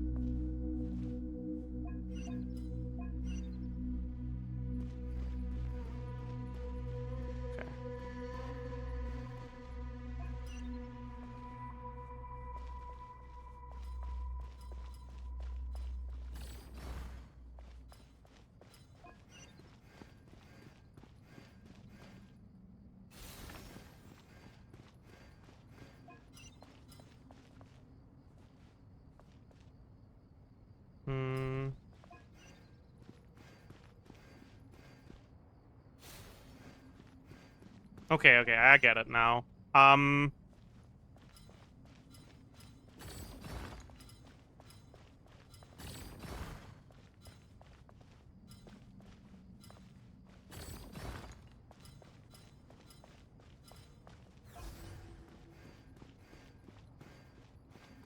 get it. I didn't fall into the trap. I didn't push it north. Ibis King, don't you think this all rather inappropriate? You may as well be handing them victory on a silver platter. Do not expect me to follow your lead. Ha! Suit yourself. Right. Where am I supposed to push these things?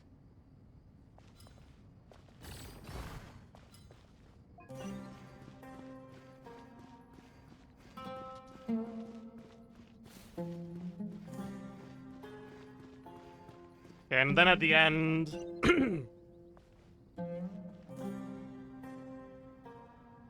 we probably, like... do this. And then...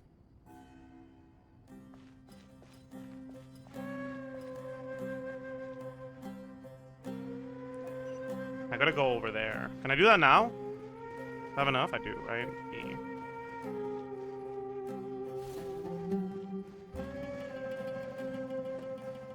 Am I dumb? I might be dumb.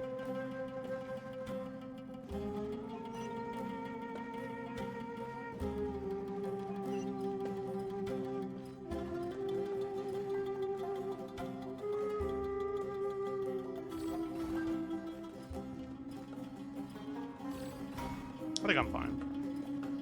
Am I fine? Probably.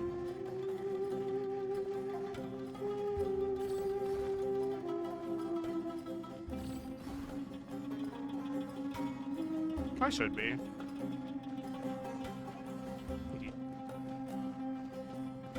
You're so good at chess, yeah. They call me GM Zajef.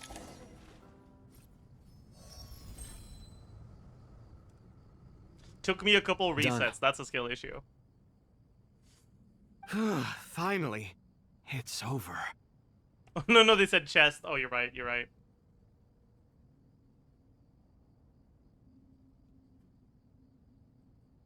But seriously, that was incredible. Standing on the chessboard felt completely different from standing on solid ground. And also... Oh, sorry. I'll save my thoughts for later. Thanks to the three of you for helping us out with this. is it just me, or were you giving us quite a lot of guidance along the way? What guidance? We made but a humble contribution. What are they yapping about? You lived up to our expectations. Bravo! Our aid was not given for naught. You missed the bickering idle lines? Oh, did I do it too fast so I missed some voice lines? In addition to the existing functions, I'd like to ask you for another favor. Wait, fuck. Wait, did I actually get... did I... Ah, we're cooked. Since Aru's interference shield can cover the entirety of the mausoleum, it should be possible to extend its range even further. So, building upon the existing functions to... Imagine for a moment. What would the ideal outcome look like if this function were compatible with the devices? I agree. This is the best solution possible. Please, everyone, we beg you to help us. Me, oh my. Well, since you ask so very nicely, I suppose... Goti? Croco? What do you say? Naturally.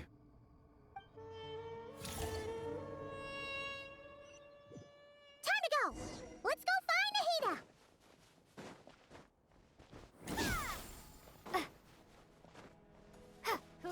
Physical attacks, because I don't have C6. GG. There you are. Miss Nicole truly is an angel. She shows great wisdom in guiding others, and she has already sent word to Natlan on our behalf. Did I miss? Okay, no. She said that while the other members of the Hexen Circle are busy with important work, she is quite free, and she's more than willing to accompany the people of Sumeru for the entire journey. Oh, there's Nicole, all right. Always super patient and loves to help everyone out. She's the best. She is. So kind and enthusiastic. Well, time for us to get going. Let's head out. We needed that quick aside to glaze Nicole a little.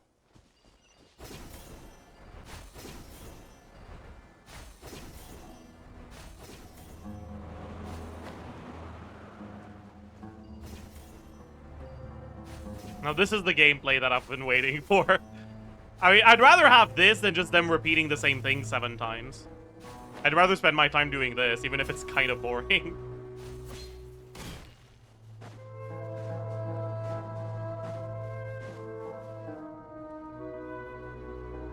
Whoa, the lighting changed. This should be one of the closest places to Natlan in all of Sumeru. Oh my. I thought she was gonna walk into the wall. That would have been so funny. There's the barrier Nicole and Nefer mentioned. It completely cuts this nation off from the others. But why? Why separate you from the rest of the world now, specifically? And if I'm not mistaken, Irminsul was polluted once before, wasn't it? I think that's right. Forbidden knowledge was eliminated, but the fact that Irminsul was polluted should remain unchanged.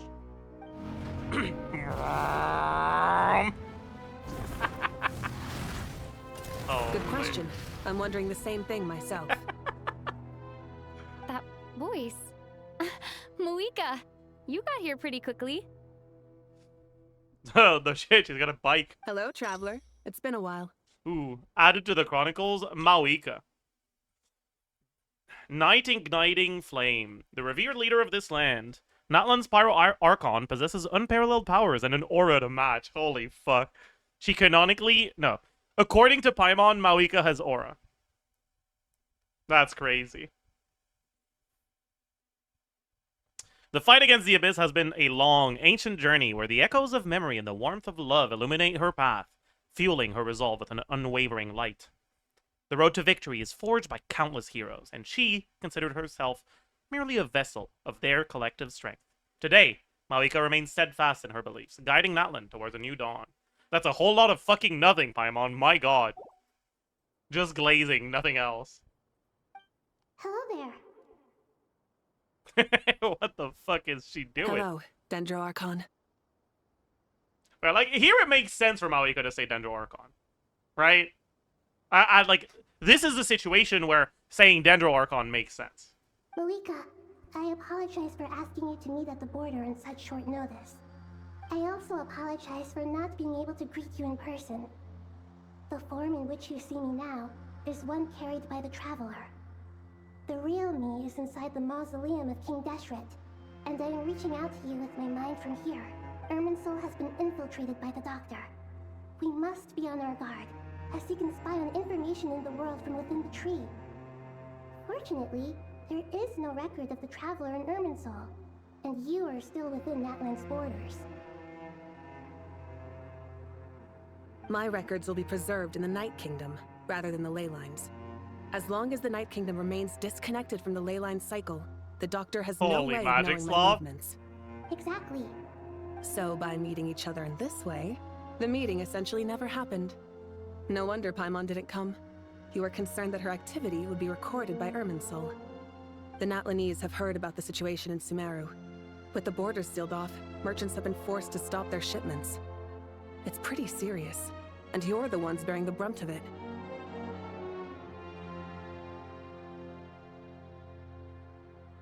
I'd like to address the question you raised at the beginning. I can offer a brief explanation, although it will sound rather cruel. I don't reach this conclusion gladly, but Irminsul predates the heavenly principles. It existed long ago, when the dragons of Natlan were at the height of their power. So even when the people of Sumeru became ill because of pollution, it was not a critical issue from the perspective of Irminsul itself. As long as it continues to function normally, the barrier will not be activated. But this time, the Doctor's invasion has directly affected the tree. That is what caused the barrier to deploy. The heavenly principles established a rule that when Irminsul is plunged into grave danger, a portion of power will be reserved to isolate Sumeru. That way, even if Sumeru is destroyed, the outside world at least has some time to catch its breath. We'd certainly need it. The heavenly principles created almost everything that exists in Teyvat today. To them, preserving the existence of the world and its inhabitants takes priority over protecting Sumeru. Meaning, protecting Sumeru now falls to you. Yes. My own power may be limited, especially compared to yours. But that doesn't mean that we're just gonna sit around and wait for the end. If necessary, I will utilize any and every means at my disposal. Nicole of the Hexen Circle didn't say exactly what this meeting was about, but after hearing everything you've said so far, I think I can guess where this is going. I can't, honestly. That's right. Nahida and I discussed it at length. We both know how presumptuous this is, but... You need the pyronosis, don't you? Yes, you guessed correctly. Sure. Originally, I only intended to borrow it, but the situation is far graver than I foresaw. So instead, what I ask of you is to please give the pyronosis to Sumeru.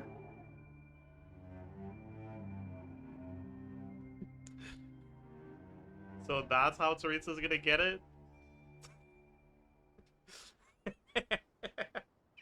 That's kind of funny.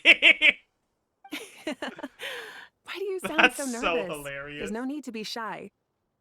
They didn't want to dismantle the Marisu Mavuika character, so they were having Mavuika give it to Nahida so Nahida can lose it. That's so funny. She's gonna fumble 2 Gnosis. That's hilarious. That's so funny. Oh, 3. You're right. You're right. I forgot. Oh, I forgot. Oh man. Oh man. I forgot about the electro. Oh god. Holy shit. Surely a gnosis is pretty important to a god. I guess, but it's not as if losing it would suddenly render us powerless. But I'm sure you don't need me to tell you that. With all the nations you've traveled to, and all the gods you've met, you must have realized that by now. Jesus Christ. Oh man. As far as I'm concerned, a gnosis is basically an elemental energy enhancer. But I don't usually use it. You know me. I like to think I'm pretty strong without it. Yeah. Oh! Not about to dispute that. Nahida was the 10th Harbinger all along! Holy fuck, wait. We broke it open. Holy shit. Wait. Oh, that makes so much sense, actually. So you see, you don't need to sweat it. Here, take the pyronosis. You're right. It makes sense for the Dendroarchon to be a plant. You're right. Wait, you're so right. Just like that? Uh-huh. Just like that. To tell the truth, I've always toyed with the idea of giving Okay, it to I'm glad someone I who needs it decided more to than I do this quest, actually. I'm glad I went into this blind before getting spoiled by the... by the live stream. This was amazing. I love this. Like, narratively and, like, in terms of, like, this makes sense and what, like, whatever. Like...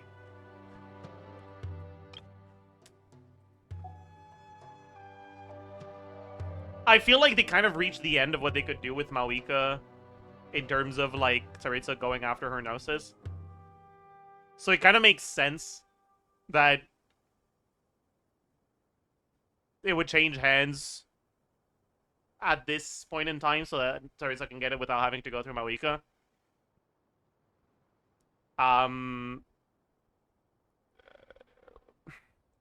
It's a little bit of a weak narrative point, I think. I think it would have been better if they just found a good way. But more than anything else, it is funny enough that I can accept it.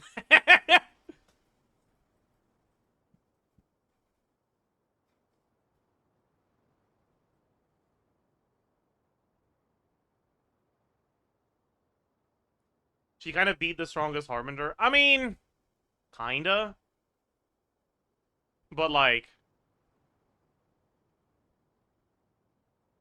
you look at how the Tsaritsa got her hands on the Gnosis in the different nations, and it's not like brute force is the only method she has. Right?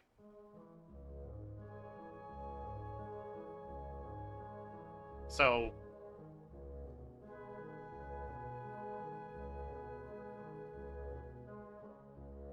just because Capitano failed doesn't mean that she's out of ways to do it. But it would have felt really bad narratively if, like, she off-screen got the Gnosis.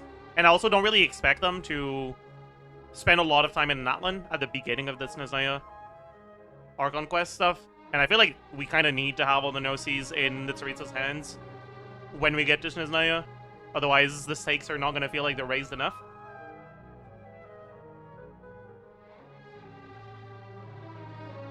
So, like, between this happening and them just having Tsaritsa take the Gnosis from Mavuika off screen, or in a, like, very short event, I'd rather this happen.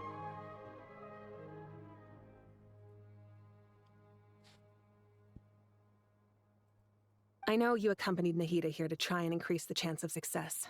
It's a good thing you did, because your involvement is one of the main reasons you managed to persuade me. Are you sure about this? Handing over your Gnosis just because of me? I won't try to quantify it, but trust me. Handing over the Gnosis to Tumaini is far from the craziest idea I could think of. Besides, even if you hadn't come here personally, I think I still would have agreed to Nahida's request. Irminsul doesn't just affect Sumeru. It impacts all of Thoth. I know all too well how difficult it can be to protect the things you care about. So logically, morally, or why are they doing this with the sun, man? Helping you is the right thing to like, do. I get it. She's a Pyro Archon. There's a lot of sun motifs in her design. I don't want to be blind, though. Let me read. Fuck. You don't need to tell me the specifics of your plan. Where the Gnosis is involved, the tighter the secrecy, the higher your chances of success. Mavuika, my heartfelt thanks go to you and the people of Natlan.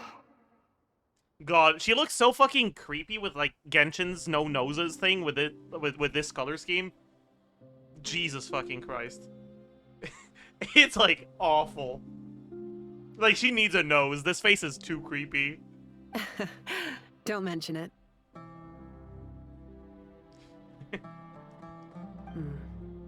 But now for the hard part. How do I actually give it to you? Just pass the it under. irminsul barrier is right in the way. I have an idea.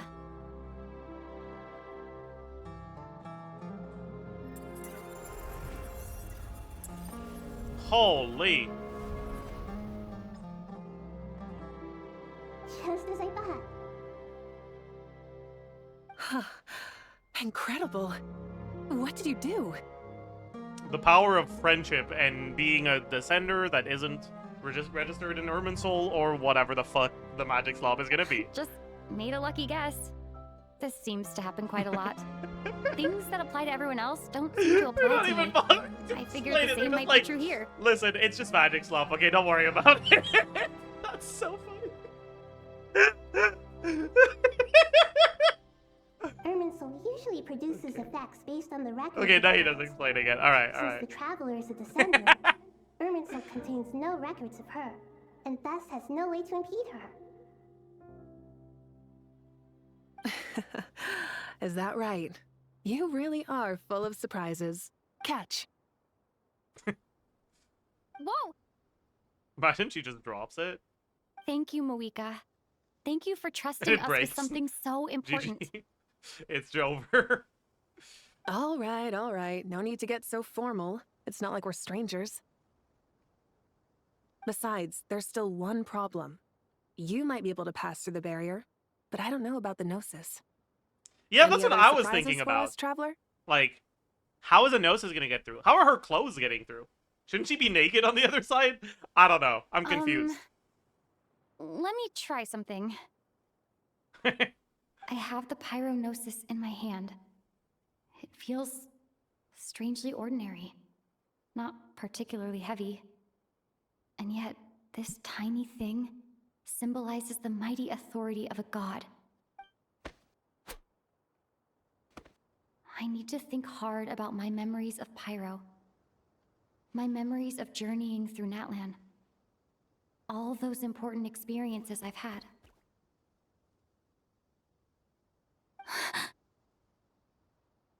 The gnosis disappeared. Traveler, are you alright? Did you eat it while we weren't looking, Traveler? I'm fine. The pyronosis disappeared into my body, just like phlogiston. I mean, I guess you don't want people to know you ate it. Fair enough. Maybe it resonates with you because you've mastered the power of phlogiston. You might not be recorded in the ley lines, but you're still our Tumaini. Yeah, like, first she gets pregnant with a fucking moon marrow, now she gets pregnant with a gnosis? Like, what's going on? My god. Yeah.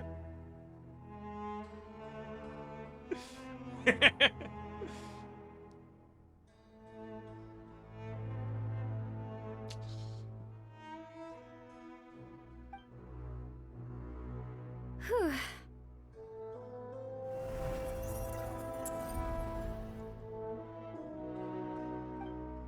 Amazing! I made it back through with the gnosis. Please allow me to express my gratitude once again, Mavuika. Yeah, you haven't said that enough times, Nahida. I think we need one more.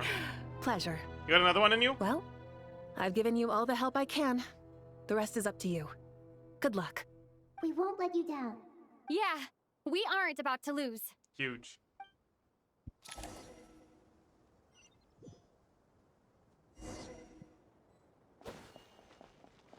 I've got a gnosis in me now. Does that mean I'm like that? So the numbers are bigger? You think? Surely.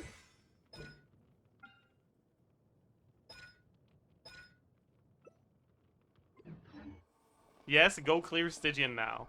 But Traveler, Paimon, how are you feeling?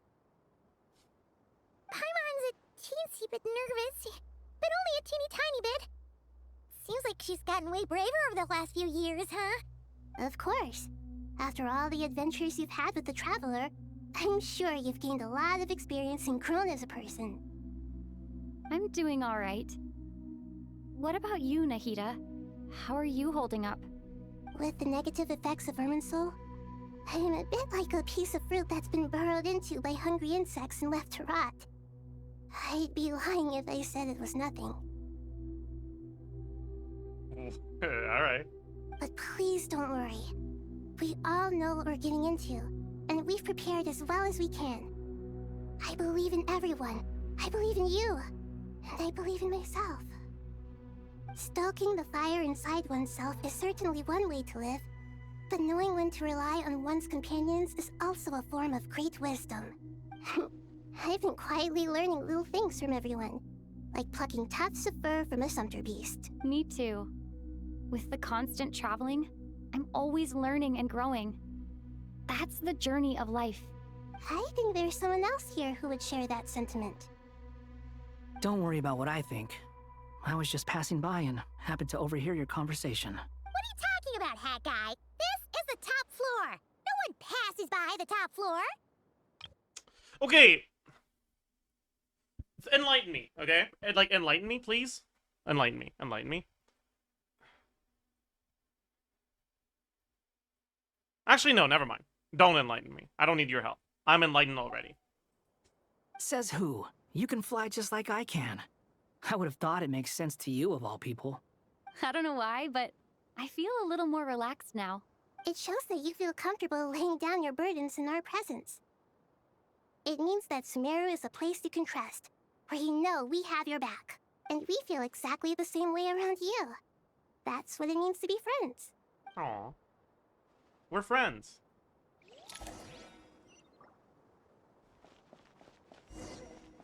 Ah, okay, I see. We haven't done enough of that, so we need to go talk to everyone and have their individual thoughts on the current situation. Got it, got it. Ah, it's finally done. Ugh, but I have a nagging feeling that there's something I've forgotten. Oh, there you are. Okay, fair enough. That was a pointless question. We were working in tandem, after all. You must really be exhausted. Well, it's been a busy day for both of us. All three of us, yeah. When work ends, you clock out. No looking back. Yeah, we're definitely due a break. Probably a little late to start drinking now, though. I'll stick with water. Here, this one's for you. Thanks. You want a bite to eat? I can grab us something. Or wait, I think there's a stove nearby. Let me take a look. Are you nervous? A little, yeah. Unlike you, it seems. Where? How are you not feeling at all Where nervous? the fuck would the stove be? Because everything that happens next is beyond my individual I don't think there's control. a stove anywhere nearby. I don't worry about things I cannot influence.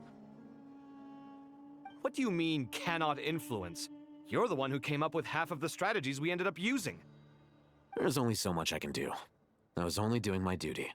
Was it like this last time, too? You mean with Azar and his accomplices? Yes and no.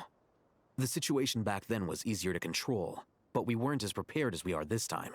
So the enemy is stronger, but so are we. I still vividly remember the way you interrogated me in the library after the fact. Where were you when Sumeru needed you most? True, actually.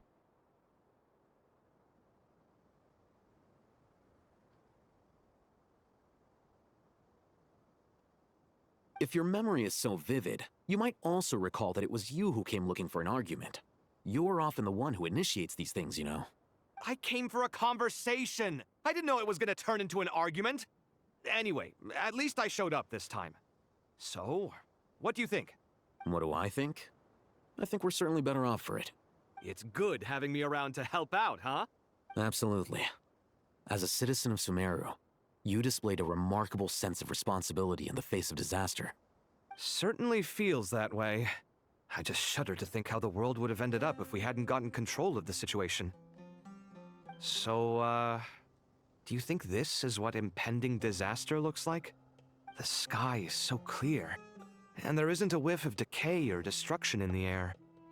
It's hard to imagine that the fall of humanity could happen on an ordinary day like this.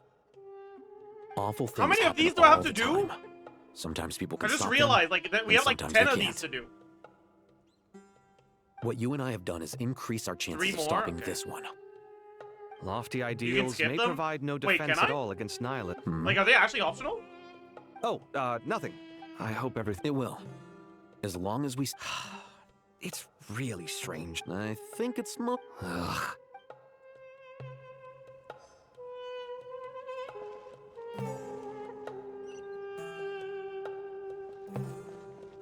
Go elsewhere? No.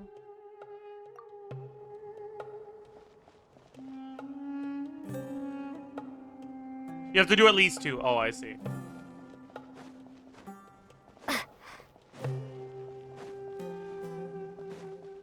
Oh, do I have to... I see. They're on another floor. I understand. Do the bottom floor one?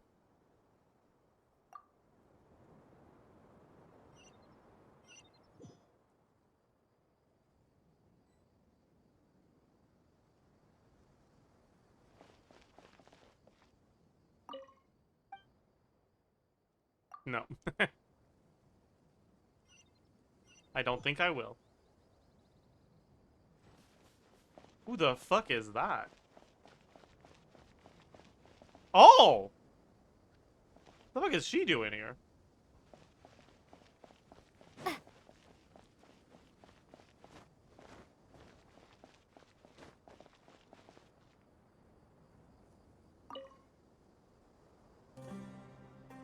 Too bad we've got a fight tomorrow. I could really do with a stiff drink. Let us pray instead. Prayer. How nostalgic. Dori wasn't there when I selected... Okay, whatever. Lord Sangama Bay.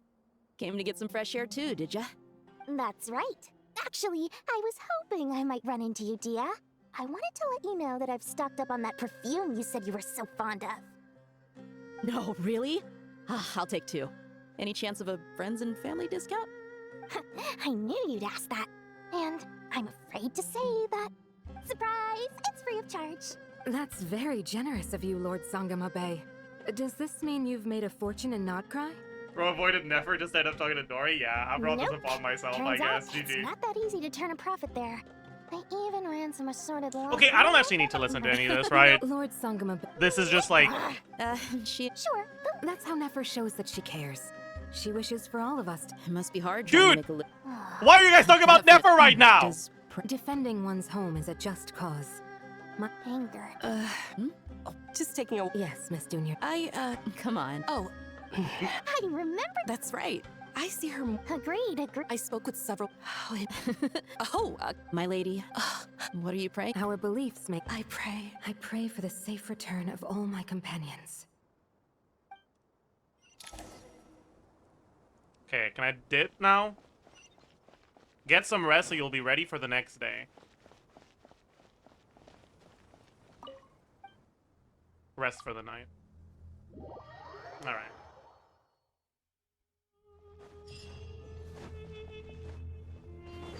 Time to go! Let's meet the others. How much of the quest do we have left, Chad?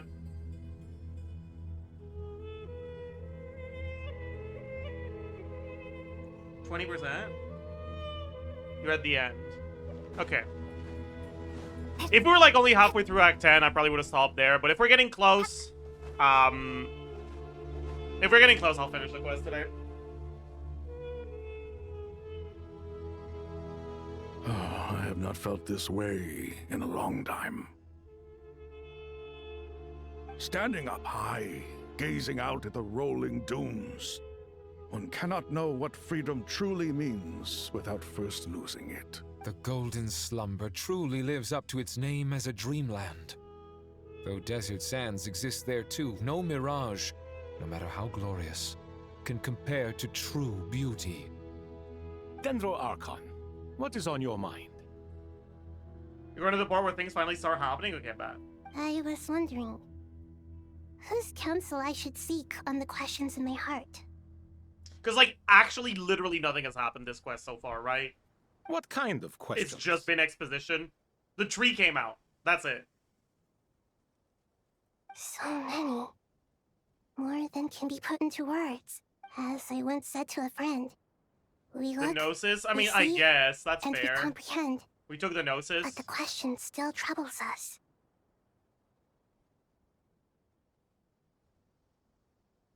What are the many disasters that this world faces, but the sum of all irresolvable questions? Wow, Nahida, this is definitely something that needs to be in this quest. I'm so glad you're saying this. The biggest question you should be asking is how to seize victory.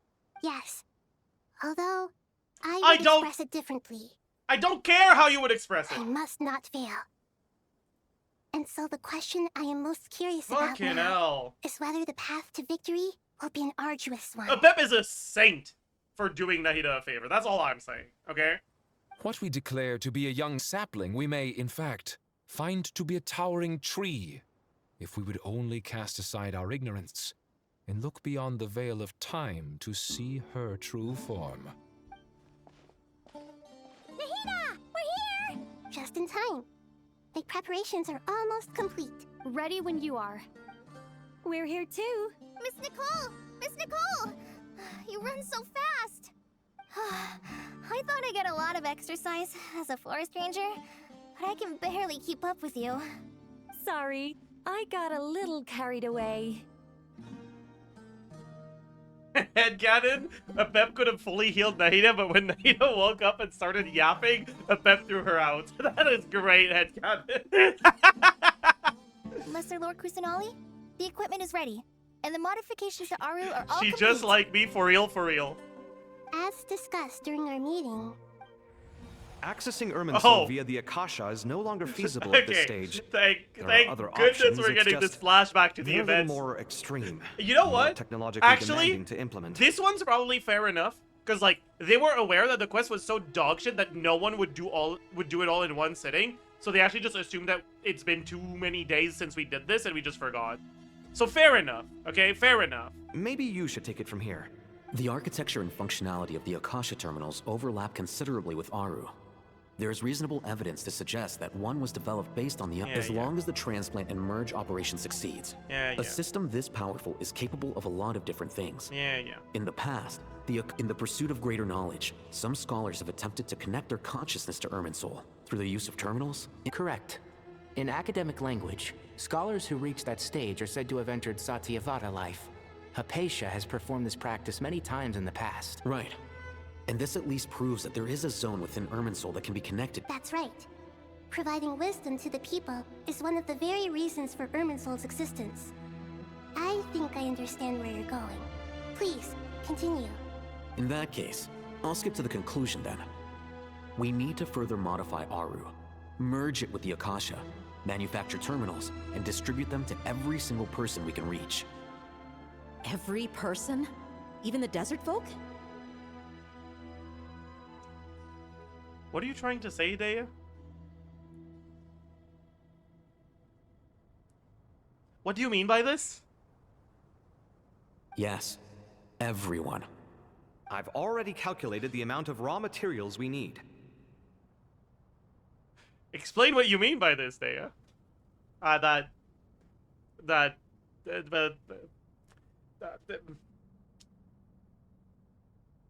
Duck. I am feeling a lot better, by the way. I will try to remember. I've been wanting to send you a DM for the past like 3 days, but I just kept forgetting. So you mean we're going to get new Akasha terminals? Yes, but this time the people of Sumeru You know, actually, won't no, be using that's them not to true. I'm acquire lying. I knowledge, was feeling a just lot to better, connect to Irminsul. but this quest is That's fucking the killing key. me. So maybe by the time it's over, I'll be back to feeling like shit.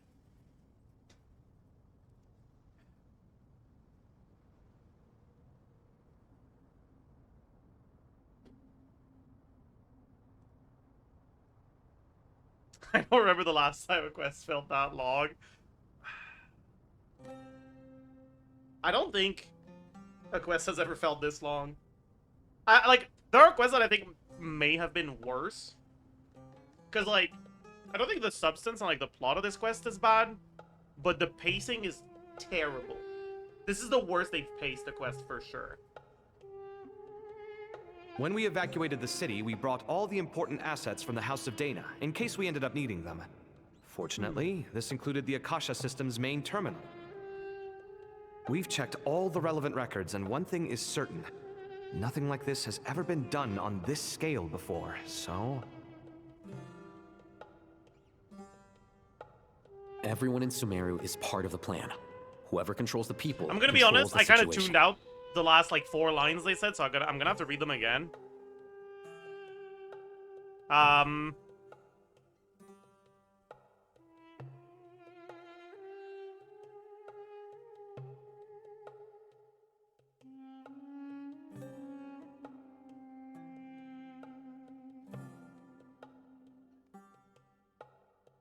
Wait, I thought they had, like, explained why?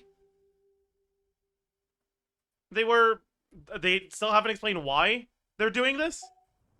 Since this function of irminsul was introduced, it has only ever been made available to scholars, who don't constitute a particularly large group of people. But by expanding the scale to include all the people of Sumeru, all the individual connections will stack up to create a significant load on the system.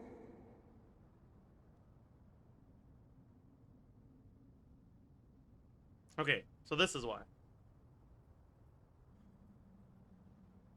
Under normal circumstances, irminsul would be able to cope with the additional load.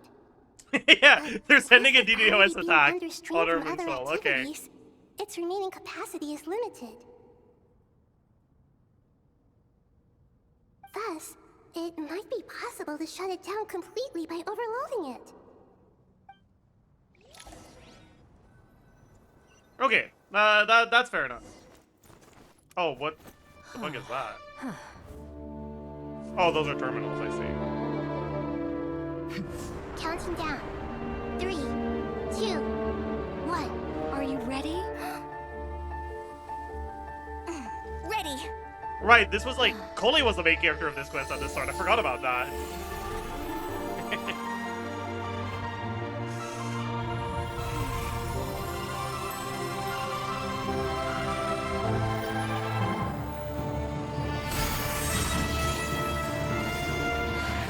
Holy.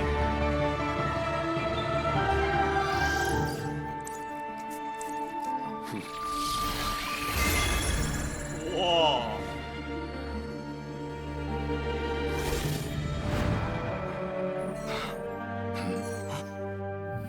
In the past, when people sought knowledge, they turned to the Tree of Wisdom.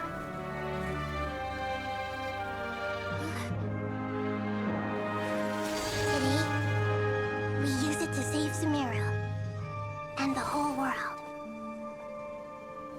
These boughs that nurtured learning must not become tools for destroying the world.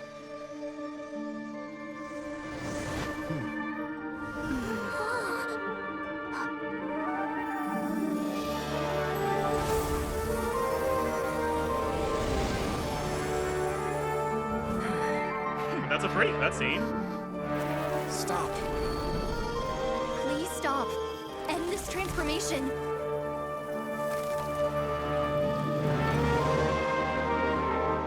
Yeah, the music is good. That's true. That's true. Nahida's flying for some reason. That's cool.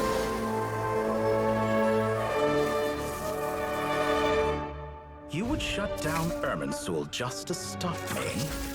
Oh You my fools. god! I have all the time in the world.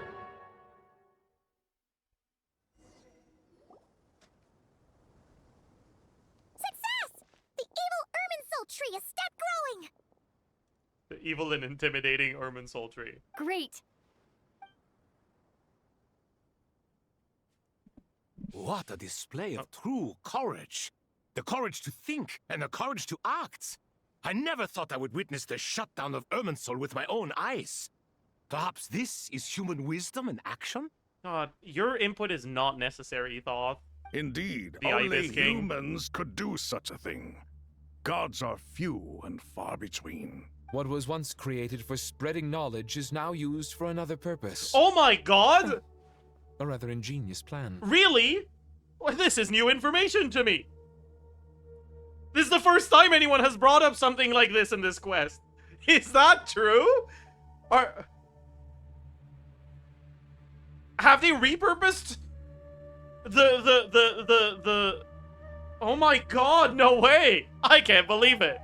I am grateful to you three for your help. Only thanks to you were we able to extend. Oh my god, Arm's Nahida is saying thank you? to cover Well, all terminals. re-explaining what the people did? Yeah, okay, Now, bet. Nobody who wears a terminal will have their activity accurately tracked by irminsul. No matter how many eyes the dottore possesses, he will not be able to see us clearly. Now for the next step. I will need the help of your supreme powers once again. How might we be of service, Lord of Dendro? I need to reach the Eternal Oasis immediately. Right now? In that case, Ibis King, would you agree that this is a fine he gonna turn into a opportunity bird? to dust off our old tricks? Nefer, I assume you have that chess set with you? You mean the one you gave to me as a gift? Asking for it back, are you? How could I? You misjudge me. I just wanted to show you another way you can use it. Connect to Safei Shatranj.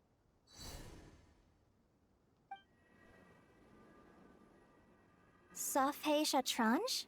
You mean that place in the desert? Thoth's chess set gains its power from the chessboard laid out in the desert by King Deshret and ourselves.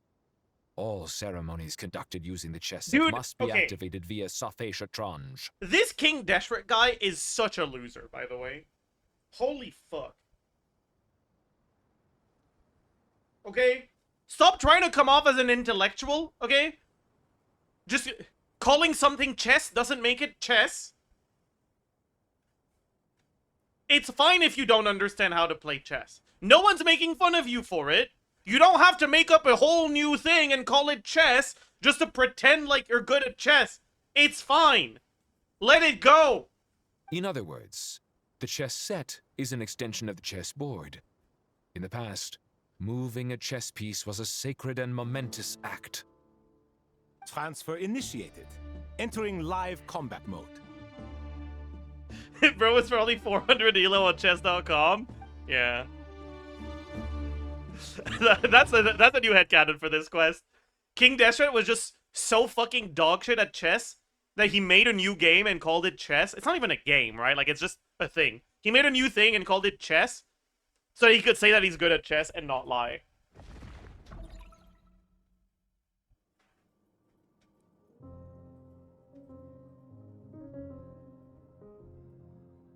We haven't heard a single word from our spy in the desert. I'm afraid he might have been captured. Never mind. His head took so long to come out, I thought he didn't have one. Holy fuck. But we spent years turning him. And a lot of Mora. Nothing comes for free in this world, but the loss is not without its purpose. For a small price, we have wasted a precious amount of the limited time they have. Quite a bargain, if you ask me. Dude, knowing what Pantalone's face looks like, right? Makes it so funny that he's wearing a hood that hides it. Because, like, it feels like they're gonna end up, like, taking off the hood for a big reveal, and it's just fucking, like, John from Walmart. Weighing profit against loss is a necessary part of life. But to tell the truth, I have been operating at a loss since this all began. Since many centuries ago, in fact. I did not know Pantalone was that old. For instance, why would a banker act as the executor of a will? If you hadn't deposited your personal belongings at look. Northern Bank, I would have no reason to be here right It's John Pantalone! Holy fuck.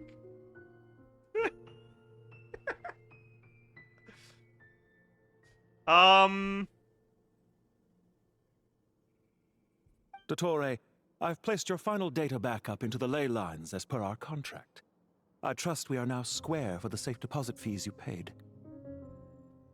Is it not a little petty to split hairs like this, given our amicable relationship? I consider sound bookkeeping a matter of principle. Do not forget that you only live to see this day thanks to me.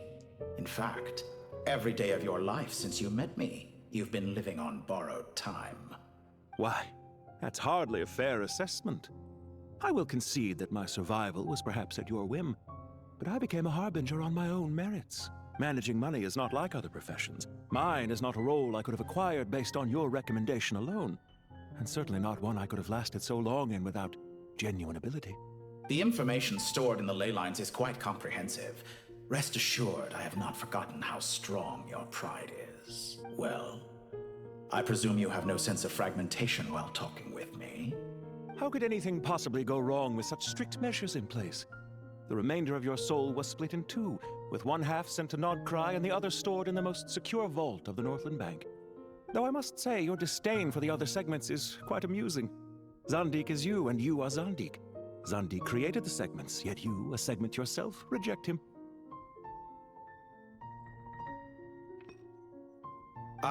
That is, Zandik, created segments of various ages in his later years. To achieve this, he had to freeze time and part with a portion of his soul. But as constructive as it sounds, it erases my uniqueness. If each segment is equally me, then by the same token, none of them are truly me. A soul living forever in the past inevitably holds different views than he did in his later years. The same thing that completes me also restricts me. You too might ask yourself which stage of your life you want to be preserved at. The day your business failed? Or the day you were framed by a gang and sold off to a medical lab as a test subject? We needn't dredge up the past. This undesirable plan was eventually scrapped. Lesser Lord Kusanali was quite right. I needed an opportunity to eliminate myself. And after that, I concluded that there was no more effective plan than directly splitting the soul. Once the soul is transferred out, you will find that creating a physical body is far simpler than creating a puppet. The other half of your soul suffered a crushing defeat in Krai, you know. And yet in the process, I obtained the information I always wanted, did I not? Because now we finally know where the best testing ground truly lies. I once thought your ultimate goal was to ascend to godhood. But as it turns out, that was merely one of your experiments. Experiments take many forms. Most people are too eager for success, too fixated on the end goal. They forget that the experimental process itself is just as important.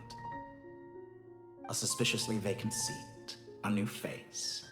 I trust you can put two and two together. The reason it doesn't exist is because someone tampered with the record. What can I say? After all your efforts, you really did uncover the world's secrets. So, is the new world you promised a lie? No, it never was. I am glad to be able to control Irminsul from within.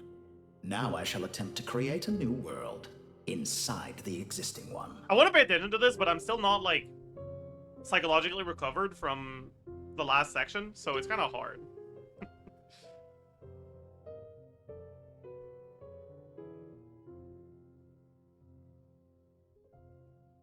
What is he talking about here? Is he talking about Wanderer?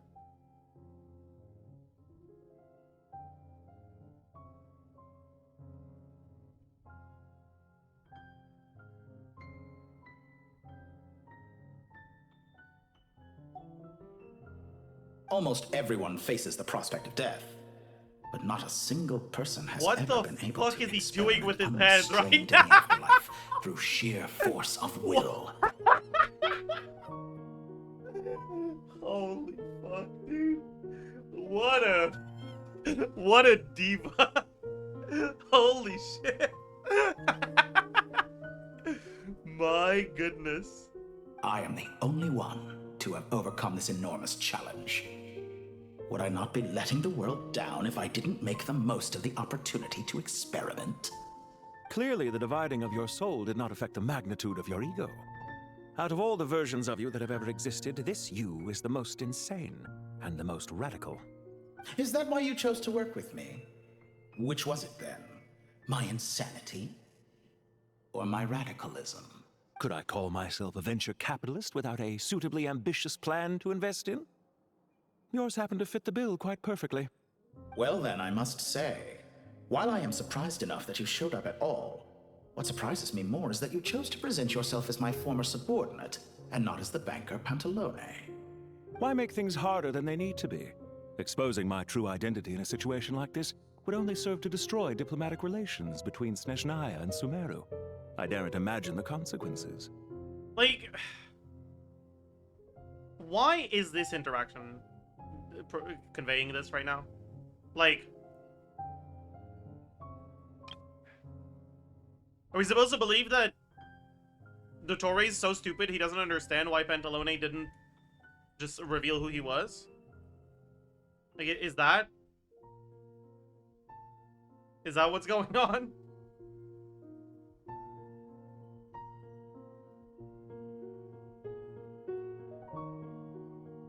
Showing up in the name of the original antagonist gives you the recognition you rightly deserve, while also being sensitive to Snezhnaya's predicament. It was an easy win. As for why I'm here, if you're suggesting that your credit is in the negative, I won't argue with that. Many people say that about you. I'd argue that a significant factor in your willingness to cooperate is the fact that you have but a few years of life left after my death. Living and dying together has a way of binding two parties together rather closely. Is it not true that a relationship should be judged by both the positive and negative returns it yields? So some of what I said actually made it into your head after all. It's true that I hope you don't die too soon, but don't you find that a strange thing for me to say? After all, you've already had quite a long life, especially for a human being. Let's not pretend that you're any more innocent than I am. Are we not the same in this regard? We both despise the existing laws of this world, and neither of us enjoy being under anyone else's control. Is it really so greedy to want the world to operate by a new set of rules? Of course not, my dear friend. And as I've said before, mutual interest is the foundation for the most reliable of relationships. Bro is gripped by the yaoi. I am not very gripped, actually. I just hope there never comes a day when I have to work too hard to prove that. Read greater, sir. People have been spotted approaching Sumeru City. How strange. Despite your access to Irminsul's data, it appears the soldiers noticed before you did. They must have found a workaround. Well, dottore, I trust you know what this means. That's homophobic? My bad. They're coming. They'll breach the city gates any moment now. There's still 13 days left before I'm allowed to be homophobic. Got it. My bad. I'll rein it in. My apologies. But even so, I would say Irminsul is a wonderfully convenient thing on the whole. If you do manage to create a new world, perhaps you could plant one outside my office, too. I'll consider it. What do you need me to do? Stall them? The experiment will take time. Stall them for as long as possible. Very well. But you're really asking for the moon here. He tends to do that. He got 3 of them before, and now he's got none. Like, he's missing a moon. You can't blame him for that. Have you heard this story? There was once a guilty man, kneeling in the center of a church while an angry mob outside waited to bring him to justice. He pleaded with the gods, begging them to grant him one final request, the chance to finish confessing his sins before he was sentenced. Many suns and moons passed, seasons changed, and still his confession continued, as if he intended to speak until the end of time. Are you suggesting I worship you as a god? Or were you hoping that I might confess my sins to you? Certainly not the latter. That would make my life miserable indeed. Wait, we're Pantalone right now? For someone who despises them so, you never seem to have any objections to me creating or becoming one. At first, I thought you... Concerned I would terminate our partnership, were you? Not at all. You had reasons why our partnership must continue. We're dottore? Oh. Don't you find people's attitudes toward gods amusing? A god descends from the heavens and people worship it unreservedly, blindly following whatever rules are given to them.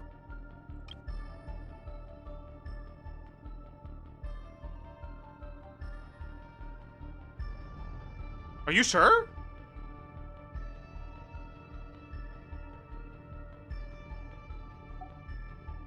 Okay. And yet, when they see an ordinary person gain godlike levels of power by virtue of their own hard work, they treat him with nothing but suspicion, even if he is a compatriot. Is that supposed to be a compliment? No. I was just thinking. I pity the man who would call you a compatriot. There's no need to be so self-critical. I know it's a little late in the day to be asking this. Okay, yeah. But how have you been keeping? I'm flattered that you would take the time out of your busy schedule to consider my well-being, Doctor. The part of your soul that went to Krai caused quite a stir, sending our organization back to the drawing board on numerous fronts. It was quite a headache for everyone involved. Dear me. I must have caused you no end of trouble. You certainly did. I had the rare honor of being summoned before the Tsaritsa with Pulcinella to answer for myself. A terrifying ordeal. Don't worry, I pulled through. At most, it's a public relations nightmare. I made sure of that.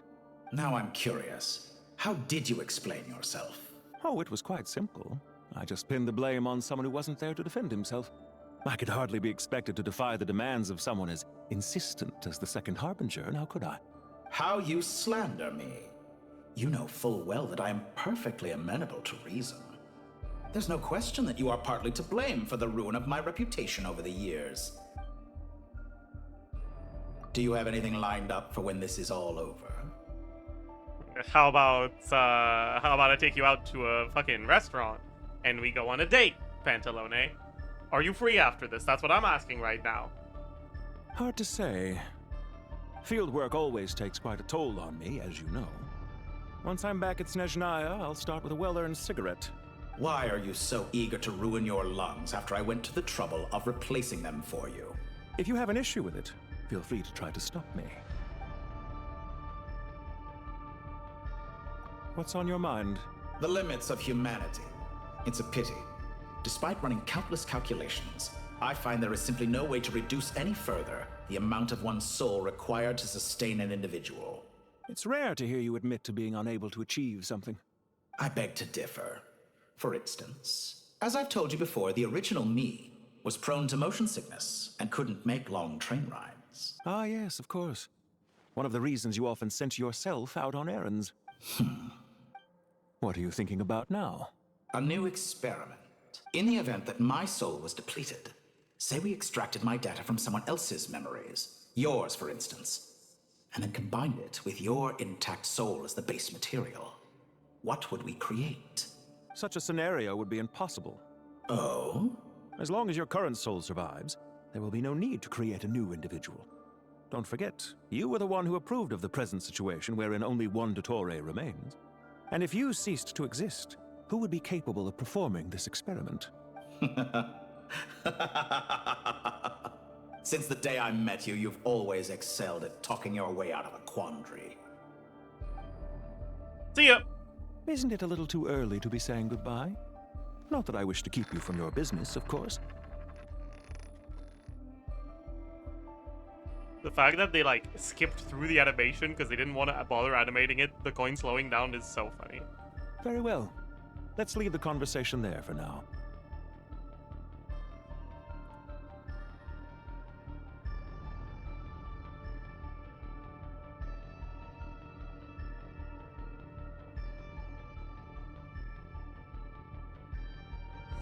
Budget only allowed for 2 seconds of spinning. Yup.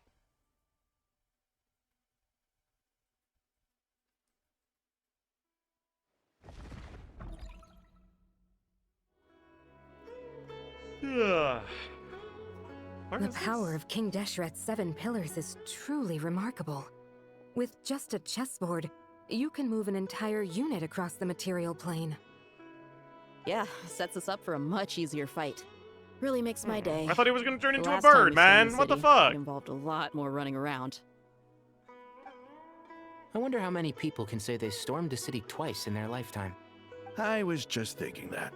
I've definitely had more than my fair share of unusual experiences in my life. This is my first time here, actually. We never usually leave Gandharvaville. Ooh, Rana from the Aranara quest. Was it from the Aranara? Yeah, it was, right? I think. No, yeah, she's the one who got the Dendrovision at the end, right? Yeah, whatever, who cares? I hope this will be my last time. Does everyone have to chime in? Can't we just fight? What an amusing comment, my dear lady. Yet humans often alleviate tension via small talk, do they not? Well, why is Candace's shield talking? Because the image on her shield is one of me. And I, of course, can appear wherever I wish to. Well, la-dee-da. Isn't that fancy? Could I get in on this? La-dee-da. You wish for your gauntlet to speak? Why, certainly. Ahem. I think you'll find that it is I whose image is carved hereupon. Thanks. Definitely feel stronger now. You're welcome, my lady. I am glad to lend you my power. Sino, what's the situation? Wow. There are troops stationed at every entrance. As we expected. A frontal assault will suffice. Everyone, stick to the plan. We'll take the main entrance. You head for the House of Dana's side door. Move out.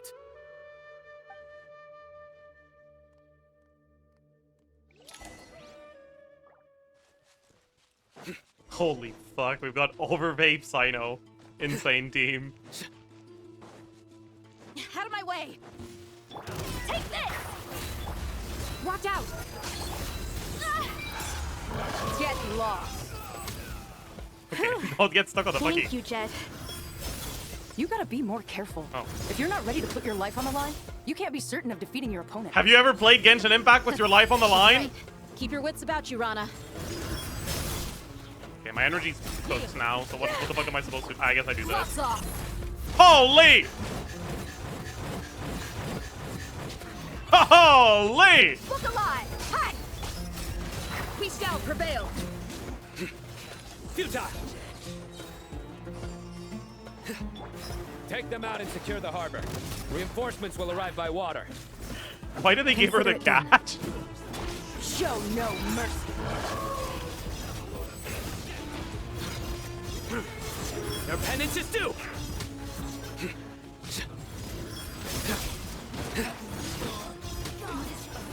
You stand condemned!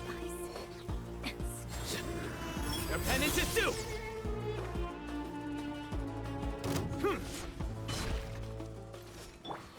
Wait! Hear my prick! Buckle up! Through me, justice is served! You stand condemned! Your penance is due! Yeah, well, whatever. You stand condemned! Okay, why is this guy doing more damage than me, by the way?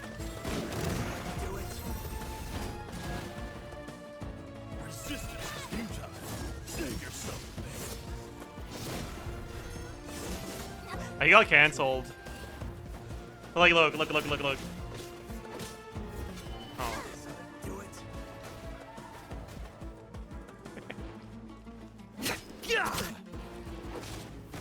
Like, he's fucking one-shotting them, man. Holy fuck. Okay, he keeps getting staggered, though, so it's kind of good. We shall Let's get it on!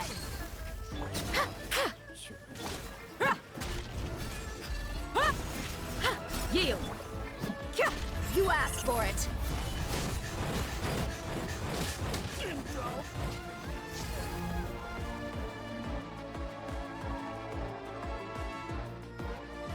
Waterway secured. And the character builds in the quests are canon, so the guy's stronger than Sino confirmed. True! Keep in mind that Rana is not using her vision and hits for 29k non-crit. Dude, that's kind of crazy. Her Sig R3 must be really good. Brothers! Sisters! Perfect. Just in time. Welcome. Once we've linked up, we'll continue the advance. The team has arrived at the north entrance, as planned. Good. Press on.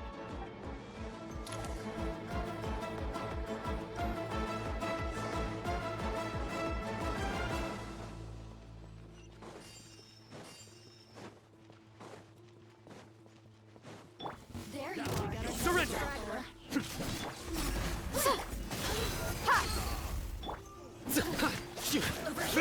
Nowhere to run! Your sins weigh upon your soul! Your penance is due! Where the fuck did she go? Oh, she's here. You stand condemned! Hear my prick! Surrender! Judgment is upon you! Guilty! You stay condensed. Kinda dying. Stronger than I anticipated. Your penance is due.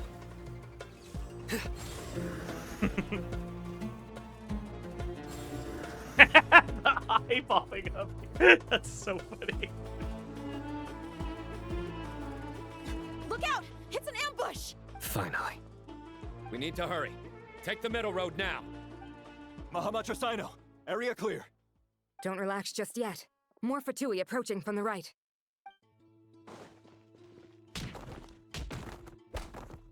Irminsul cannot track our movements. If necessary, we could split up. Don't worry.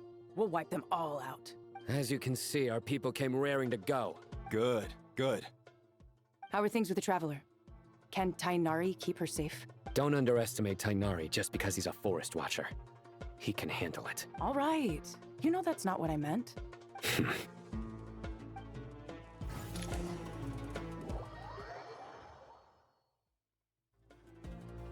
Sino hates and the women? Reinforcements have drawn the Fatui's fire away. It's our turn. By using a cluster leaf of cultivation, we can pass through certain terrain silently. Good luck with that. We'll just fly up there. Huh? Oh, yeah. Paimon forgot she could fly. Ready? Ready.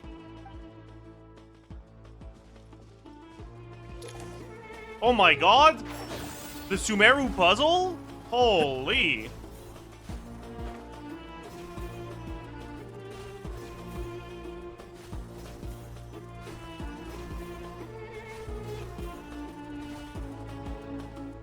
And shroud!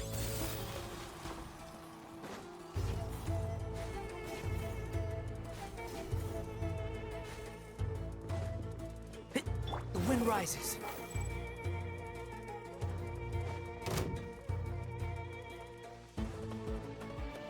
Do I have to? Quit following me. How do I get up there? Oh. Time for the big one. I feel like this team is gonna struggle to kill enemies, honestly. let's just ignore them.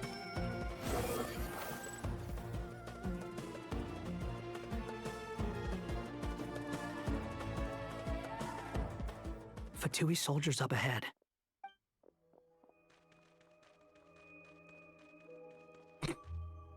He didn't see anything. Careful. Prepare for battle. He said nothing. He saw nothing. Hey, There's nothing wrong there. People over there. You have some nerve showing your faces here in the center of Sumeru City.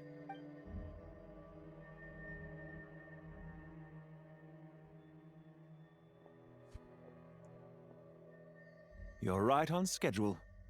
Well, this guy sure as heck isn't your average Fatui sergeant. No, he's just the Dori's underling. Why is Dea so much more perceptive than the Traveler is? They've stationed quite a few people nearby. It definitely looks like they were waiting for us. But something feels off. Everything about this guy feels too deliberate. I highly doubt he's just a subordinate of Dottore's. And he's no mere sergeant. Whatever his rank is, it's high. Much higher than we thought. So you've been waiting for us. But it looks like you're geared up for a conversation, rather than a battle. Very clever, General Mahamatra Sino. I know you're the one in charge of this siege, and I look forward to making a deal with you. A siege? Sumeru City belongs to us! Historically, yes. But things can always change. We have quite a sizable force with us, you know. For instance... There's a Fatui ambush at the north gate. Can you handle him? We can for now. Yes, I'm quite sure both sides can hold their ground for the time being. The battle has not yet reached its climax. But what happens next? Do you enjoy watching bloodshed? Surely some of those here are people you count as friends. Once a war begins, some people must die. I doubt you wish that fate upon anyone you know. So, like, why is he back to being question mark in the narration? Like, you introduced him as like, whatever, Wait a second. man. It's a trick. He's not even there. Silence! He disappeared. What was that? A ghost? Because they don't know him? Then why? But, like, they don't see the narration either. Curses! He was never there to begin with. That was just a shadow projected there to lure us in. Enough talk. Attack! I apologize for being unable to accompany you at this crucial moment, but I am compelled to leave for reasons beyond my control. Please excuse me. Sumeru's General Mahamatra is quite ruthless. Okay, like now the question marks are gone! Why? Okay, whatever, it's fine. Your illusion held them up for a time just fine. But now that they have seen through it, they will realize you were just a decoy. Oh, I see. It's because of the cape. We're not supposed to know that this is the same person as that's the one that had the hood on. I think that makes sense. Decoy or not, what matters now is that they will be heading your way imminently. Not imminently. They are already here.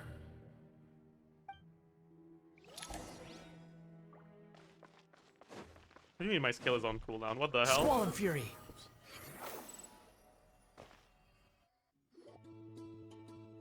Huh. We made it! This is far enough. Tighnari, you go help Cyno. Don't worry about us. We'll manage from here. Are you sure you don't need me to stand guard? No need. Once the connection is established, we'll disappear from the sanctuary of Surasthana. Go help the others. All right. Switching gears when we're so dogged before Nala, yeah. Please tread That's carefully. exactly what I was thinking. Like, people used to call Wanderer good for exploration. It's like, it doesn't even really feel better than just dashing.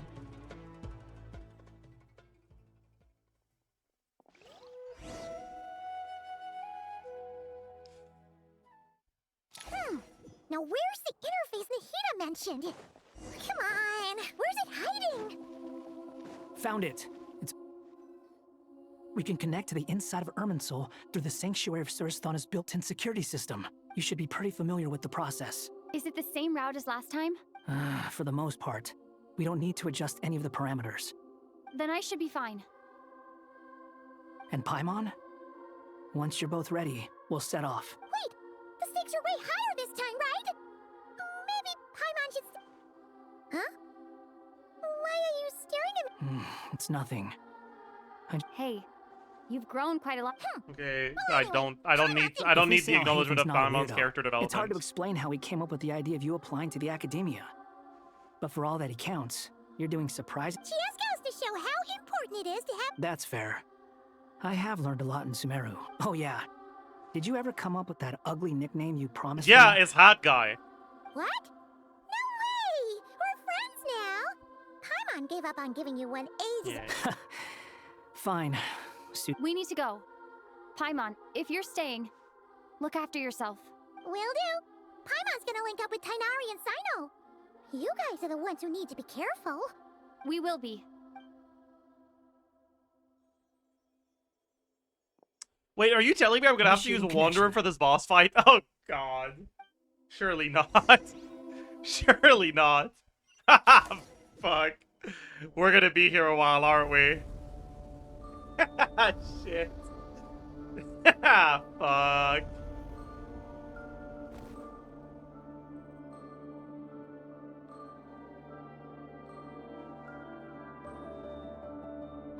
Well, here we are again.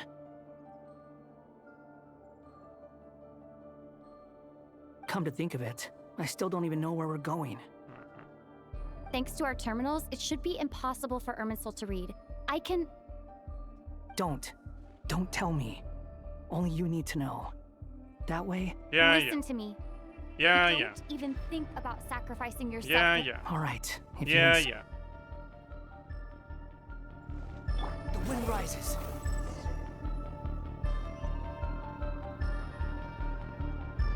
This place looks so different from how I remember.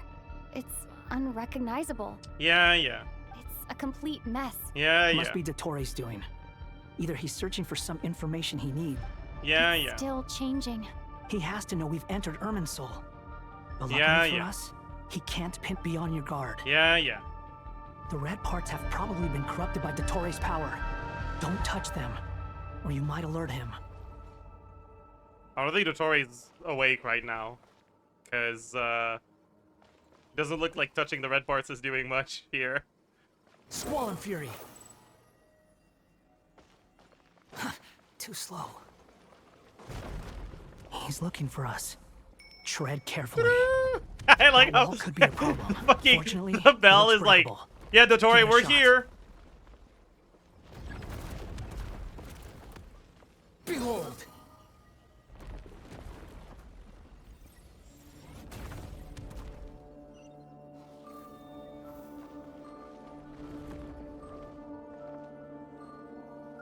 wind rises.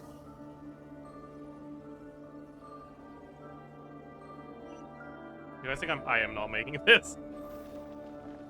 Well, like, do you guys think I'm it? Yeah, no, I'm not. No, I'm not. Behold!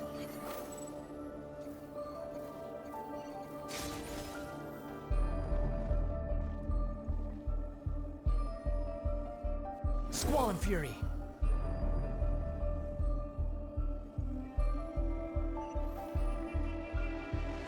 I can't really tell where like the red part starts and where it ends. Behold! Yeah, whatever. Ah! Oh, The same old trick again? That would have been so embarrassing, actually. Just like we did before. This cheap trick isn't gonna stop us. Huh? I don't really get it. Am I just am I just going around? Squall and fury. Bro, can I not? I can't go around. It doesn't let me. Oh. I can hit them? I'm very confused. Are they like gone forever now?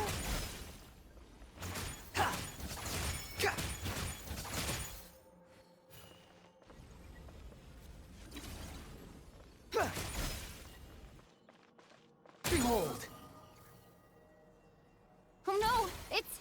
I'm not inside of it. Is that why he was using the same trick over? I could see it coming. I flew over it. Whatever. I outsmarted them, but they outsmarted me by just making it so that even if you don't hit it, it doesn't matter. Who is she saying this to? Why won't this thing budge? Hello? Hello? Can you hear me? Nicole? Is that you? Yes, it's me. I'm monitoring your progress from inside the Eternal Oasis. Yeah, I couldn't see anything at first. But now that you two are inside, it's not the clearest image. I can't intervene directly, but I can help to guide you out of the jam you're currently in. We gotta do what Nicole tells us to do. Nicole, what do you tell me to do? Dottore in his current form is a blight upon both Irminsul and That's the not Leylands. helpful, dude. Pay attention to your surroundings. There must be sources of his contamination. Is that one of them? Chris, good work. But we're not done yet. Stay close, and let's see if we can find any others like it nearby. Bro, what the fuck? I got jump scared by that. What the hell?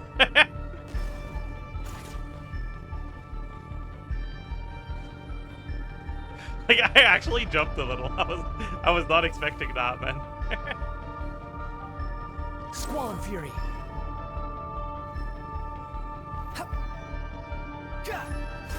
This must be another one. Agreed. Now, wait, watch out! It's Dottore. I think he's found. The seal is broken. Quick, get out of there!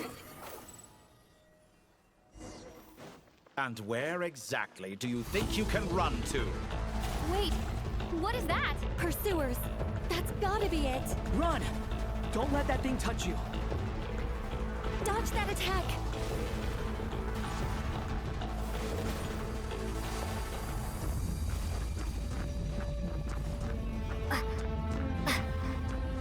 There's more than one path. Which way do we go? To the left. Trust me. Fleeing like vermin. What a pathetic sight. Hey! Watch yourselves. Stay focused. There's a cliff ahead. Jump! More of those corruption sources. Destroy them as you did before, and open the exit as quickly as possible. They're relentless. Is he trying to wear us down? You'll just have to destroy these too. I think the pursuit is over. Hard to say. I got out. Holy. Stay alert. They call me Zajef Houdini. What a suspiciously boss arena shaped platform this is. Whew. I think we've made it to relative safety. I'm not so sure about that. Goodness, that was tough. You doing okay? I'll be fine. Don't worry. Take a short rest, And then? Nicole? Nicole! The connection's been cut. But that means... Look at you supporting one another. How very touching. Traveler died. Oh no, they didn't. Dottore! Took you long enough to find Shit, us. I never could have seen that one You're coming. more The useless than I thought. suspiciously boss arena shaped platform wasn't safe? No way. Oh, really? I think I deserve a little more credit for my methods than that. Yeah, why are we using the other outfit earlier? When did we Rather than change? hunting you down, I chose to let you roam free. Okay, this is exactly the same animation that he did when he was yapping to Pantalone earlier, actually. So what, did they only make one animation for him? That's crazy. I indulged your presumption that I was unable to track your movements. Played along with your clever little plan. Fleeing is for animals, but I rather enjoy watching you flee. Some things lose the will to run altogether as soon as you put them in a cage. If that's true, then why did you come looking for us? Because I wanted to observe you up close, of course. Don't misunderstand me, I'm not here for a fight. Is it so unusual that I wish to greet my old acquaintances in person? After all, it's been a while. OMG. He knows. Why are you so afraid? I have done nothing unprecedented in discovering the truth. Nor did I go to any great lengths to uncover your story. You made a bold series of moves in deciding to erase yourself. And with the power of this great chronicling device called irminsul, you were able to achieve something quite remarkable. Once most people form an opinion about someone, it tends to imprison their mind. Yet you managed to erase every trace of your existence. A novel take on death indeed. I feel like this would have hit a lot harder if he didn't just, like, outright say he remembered Scaramouche to Pantalone earlier. Like, I don't know, man. However... Why is he upside down? This meant that you stood out to me all the more when I saw you in Krai. I didn't even have to go looking for you. Just the sight of you was enough for me to intuit the truth. For someone in my position, connecting the dots was a trivial affair. It would have been more surprising if I hadn't managed to piece it together. You seem very pleased with yourself for figuring it out. I'm sure you'd even be more delighted to learn the full extent of your crimes. That would hardly be necessary. Besides, isn't there something that concerns you more right now? Something that fills you with dread? Let me put your mind at ease. I have no intention whatsoever of restoring any of the records you deleted. For one thing, it would be exceptionally difficult. But more to the point, I doubt that the prospect of losing your current life is all that frightening to you. Because in your case, the cruelest twist of fate is that you'll never again have the chance to make up for any of your mistakes. Isn't it? Dottore?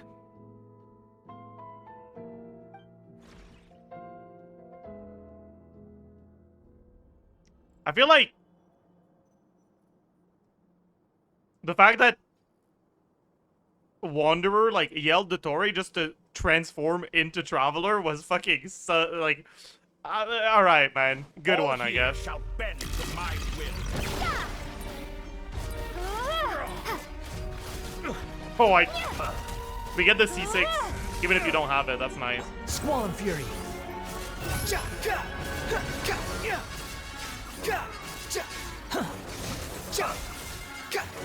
I'm afraid you'll need to do better than that to take me down. I expected you to have grown stronger. Ah, how foolish of me. I thought the wall I forgot that you lack any means to increase your power. You will pay for everything you've done. Oh, will I now?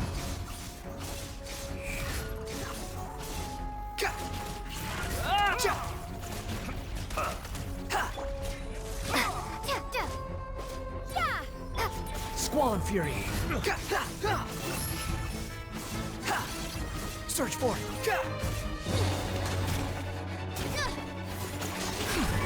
It was not that intense when we were fighting him, man. It was not that intense when we were fighting him. My god.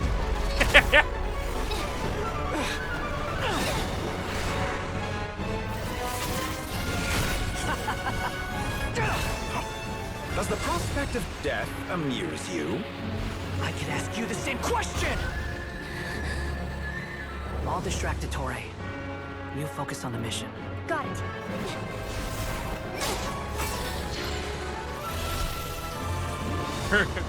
We connected to the mainframe, chat, and we bypassed the firewall. The hopes and dreams of the masses. Open the secret door on this enchanting night. May wisdom's light eradicate ignorance and darkness, and hereby fulfill our ancient vow. Commence data extraction. Oh, that shoots? Yeah, alright.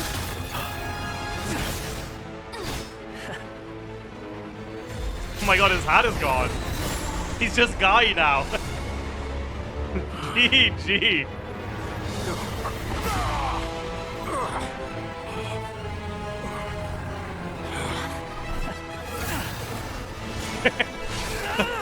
Dottore versus Guy, who would win? Doesn't seem like Guy got much of a... You cling to outdated ideals and stand in the way of progress.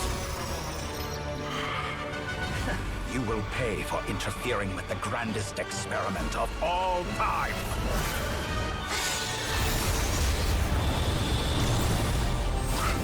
Oh, so she's shooting from the beam now. Oh, she's here. Holy. Good timing. Dottore, as clever as you are, you fail to understand wisdom. Wisdom takes many forms, but the path you have chosen eschews them all. Huh.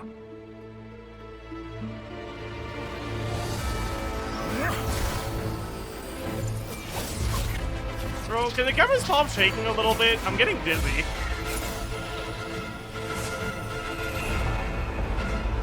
Fuck, man. Like, it's taking too much. Is that phase 2? Phase 2. Oh, we got nahida on the team now. Huge. Hey! My strength is fading! Since you are within Irminsul, it stands to reason that any power you wield comes from it. You're extracting the information from Irminsul just to strip me of my power. I will find his weakness.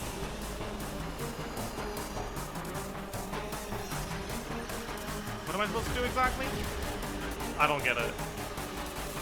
Hey! Oh, I see. That's kind of cool.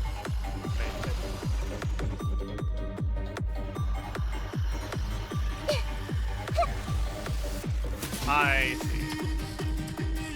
Am I supposed to, like, go forward, by the way? No?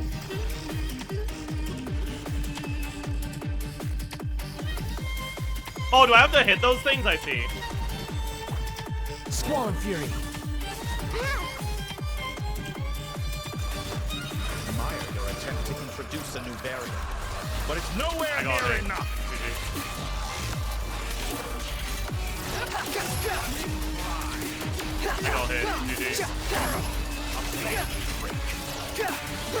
Know your place. This may hurt a little. Behold.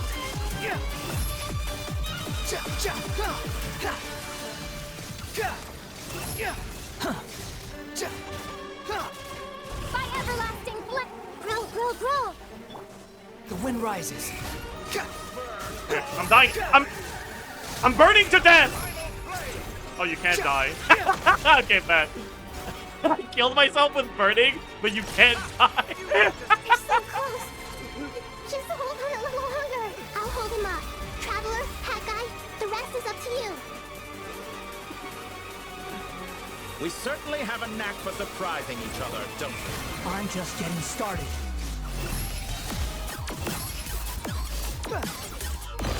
It's time. That is not the way his elemental burst usually goes. Watch your back.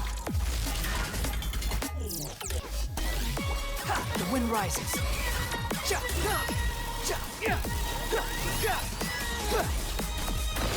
It's time. Say your prayers. Holy. Scorch Ember. Behold. Yeah, I'm pretty sure Nahida did a lot more damage to me than dottore did this fight. Like, significantly more. It's not even remotely close. Nahida was an op all along. How could I have reached this place if death were something I feared? The last gasp struggle. Dude, it's kind of crazy. Is he dead? Phase 3? Is there a phase 3? It looks like there would be a phase 3 after this. Dude, Nahida is the new best headcanon, dude. Like, both in the lore and in the combat, she's an op. It's all yours. Do with it as you see fit. Yeah, surely she'll be productive with it. Yes? Just as you say, this world is home to some archaic things. And as you suppose, you are a formidable opponent. You have long coveted the secrets of I will wisdom. use my signature move! So now, Give the notice to the dottore! In action. I invoke my supreme authority as the keeper of Irminsul. Command me or condemn me. But give your verdict now!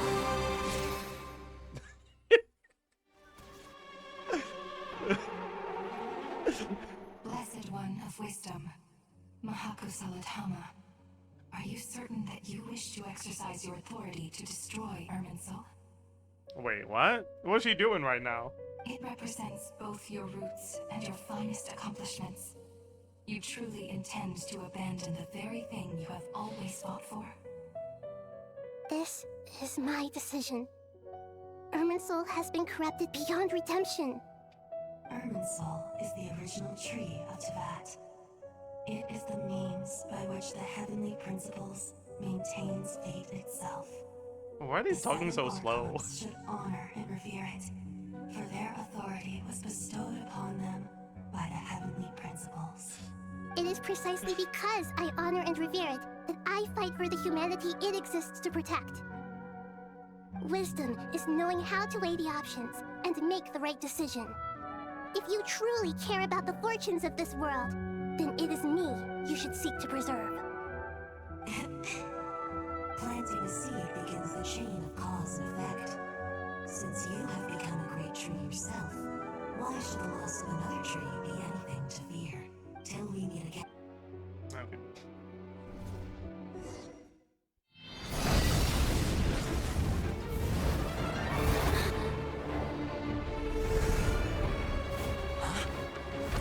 Can't Wanderer fly? Is he stupid? The first flame. The pure, cleansing fire.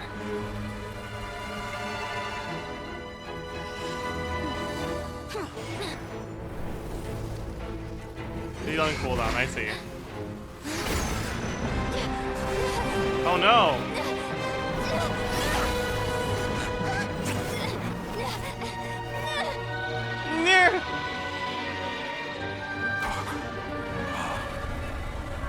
Holy.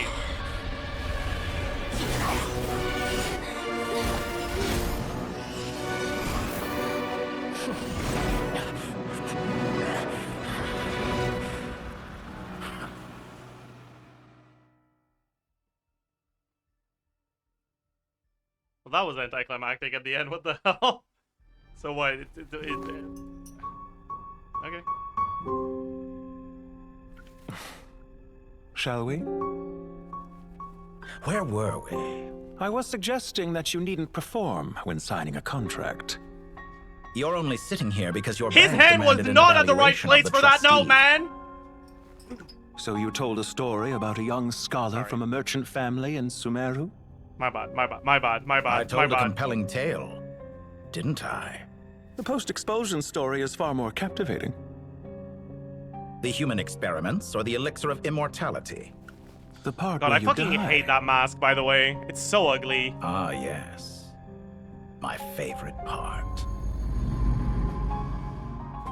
The 35-year-old segment thought of himself as dottore, reserving the name Zandik for the original specimen. Of all the segments, he was the most selfish. After his expulsion, dottore searched for a new direction. He joined the Fatui, studied Elazar in great depth, secured resources. He was rather In fortunate great depth in his indeed, career. huh? Zondik turned to Conrian technology and successfully created his segments. But this was not immortality. Even with backup segments, his body would still age. Still, thanks to Snezhnaya, Zondik found the ideal base for his experiments. Then a perfect partnership materialized at a crucial moment. The year that both parties realized they needed more time. Fortunately, Zondik succeeded. In a miraculous turn of events, he gained the extra time he needed. I seem to recall it differently. All right, it's true. No matter how much elixir he took, Zondik remained human and continued to age. Then, on the morning he turned 85... Help me up! Call for help! Surely he would be rescued, Zondik thought. But to his surprise, no one helped him. Zondik was too selfish for that. Don't forget, you're one of us. Yes, and we're all waiting. Waiting for me to die. Pantalone arrived for a meeting and happened to witness what followed. He found it unsettling. I never said that. But the Zondiks were unfazed. It was a rare opportunity for self-dissection. This is kind of cool, actually. What does all that have to do with you depositing your data at Northland Bank? It has made me cherish my time in this world all the more. Fair enough. So you do have a sense of self-preservation.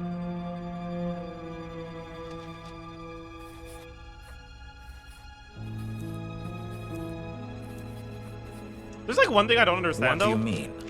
Why was the You're original hardly Zondik so normal. stupid? And you don't cherish life.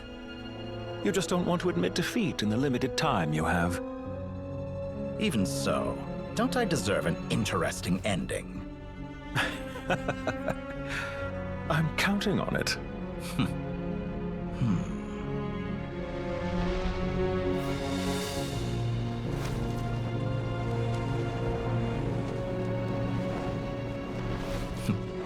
If nothing else, Why is it that the I ugliest expect my segment by funeral far is will the be main one we grand got, by the affair way? Fucking hell, dude. They really, man, they fucked up so bad.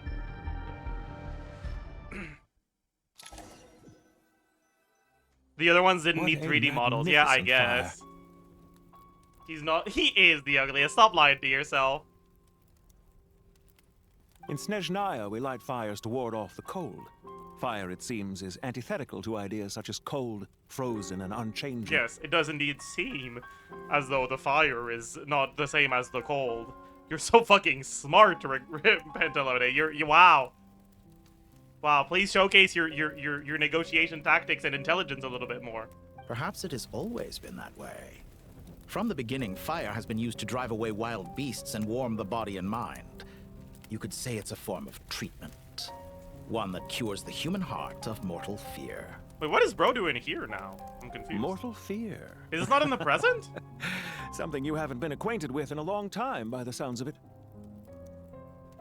It is? So what the fuck is he doing here then? How is he here? Is this Pantalone hallucinating?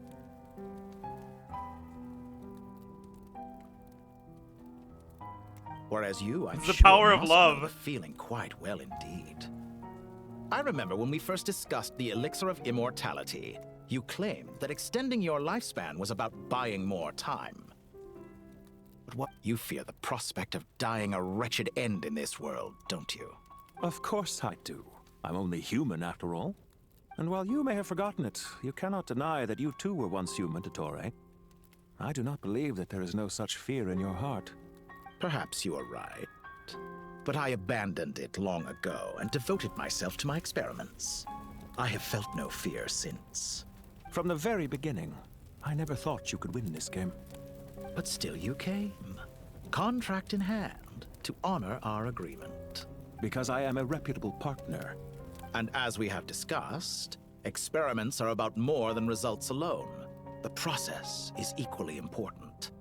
I have come here and completed my creation, and I do not regret my decision. Chat, is it dottore coded if I think that Irminsul is a lot more visually appealing while it's burning than it was when it was just fucking standing there? But, like, it looks pretty right now. The colors are so nice. I'm afraid your journey ends here. After I die, there will be no one to make the elixir of immortality, and your remaining stock will only last a few more years. How then will you prove that you didn't perish in this incident alongside everyone else? When I feel optimistic about market environments, I never forcibly adjust them. They have their own direction, and I myself am one such environment. I have been quite particular about many things in my life, but where the manner of my death is concerned, I choose not to be. You make yourself sound so magnanimous. Oh, but I am, and I hope you will be too. It may have been a long time since anyone told you this, dottore, but I recognize that you are a truly rare talent. Ha! I can see it. The experiment in blasphemy that I've been performing all this time. It has been a long process, and I do not care about the results as much as people might imagine. If the very goal of your experiment was to explore infinite possibilities, then there was never any reason for it to end. Indeed. Yet now, the experiment has officially drawn to a close. What should I call you? Zandik? Or do you prefer dottore? Suit yourself. Goodbye, Feofan. This time, that's Is that what it his, like, truly is. actual name? Oh, he's gone. And don't I know it? Goodbye, Zandik. Feofan.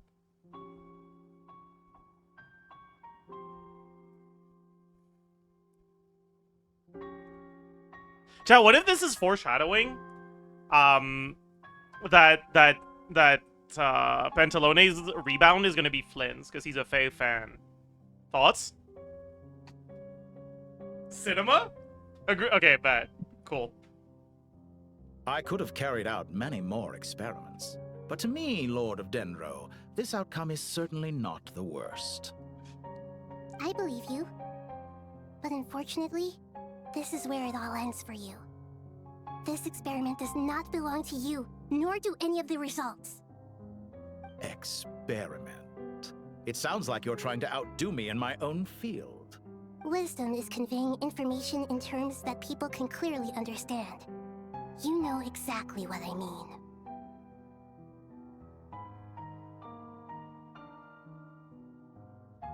Indeed, I can see no further outcomes.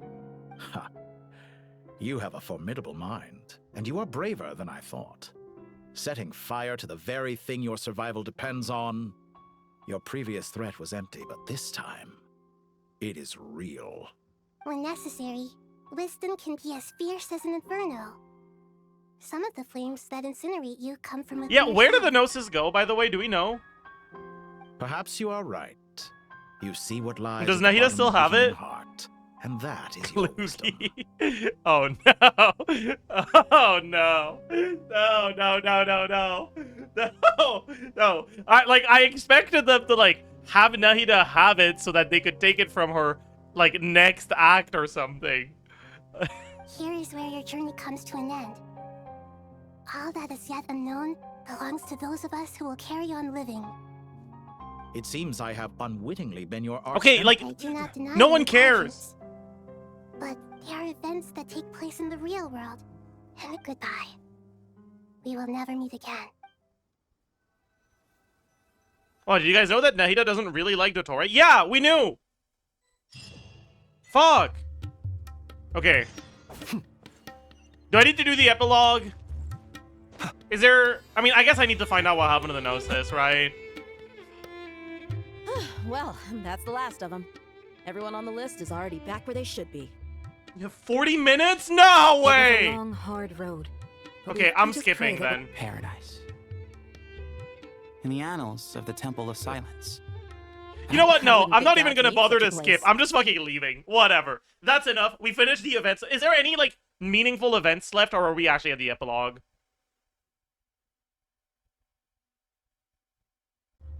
Well, that's the last of them. Everyone on the list is already back where they should be. It was a long, hard road, but we finally finished escorting everyone back. I just pray that we'll never need to leave again. I hope we can stay here forever in this peaceful paradise of our own choosing. Wow. That's so deep, Candace. Paradise. In the annals of the Temple of Silence. The what now? That word carries great significance.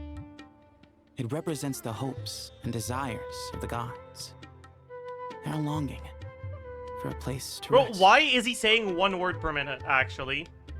I wouldn't think gods need such a place. People always think they're the only ones who can lose their homes. They forget that gods too need a place to reside. Okay. He's As fed the up. Goat King once said, a god without his people shall cease to exist. Gods need their believers every bit as much as their believers need them. Only we can truly understand how much the desert faith has faded over the centuries. But we still talk about the gods as though they're part of our lives. Given the myriad ways in which gods and humans interact, I'd say they really Myriad? are.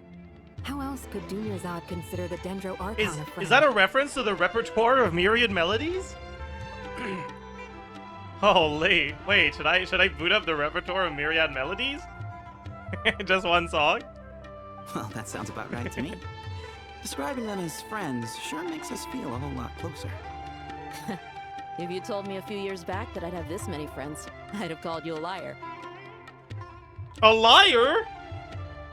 Like the instrument? Is that a reference to the repertoire of myriad melodies? Should we send just one song? Belief is a choice, just like friendship.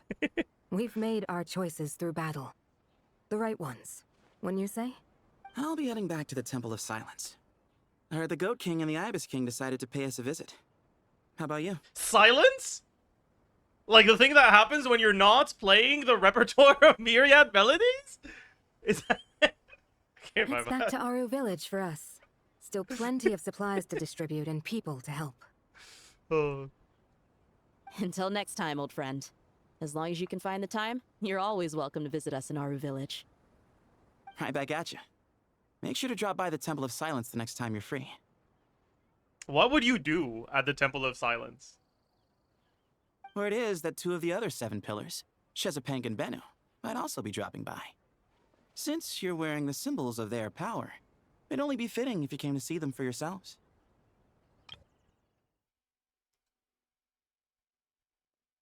Oh, okay. Dropping by? That makes it sound like they're visiting a neighbor's home. Yeah, Dea gets it. Like, what the fuck are they gonna do there? Well, the temple was founded by Hermanubis, so I guess to them, that's exactly what it is. Guess that's true. And she's just like, sure, man, whatever. You do you. Whatever you say, Sethos. All right. We'll make sure to find time to stop by. Stay safe on your journey home. They will not make sure to find time to stop by. She is lying. Oh well. Lying? Lie like a liar? Like the instrument lie? Okay, sorry.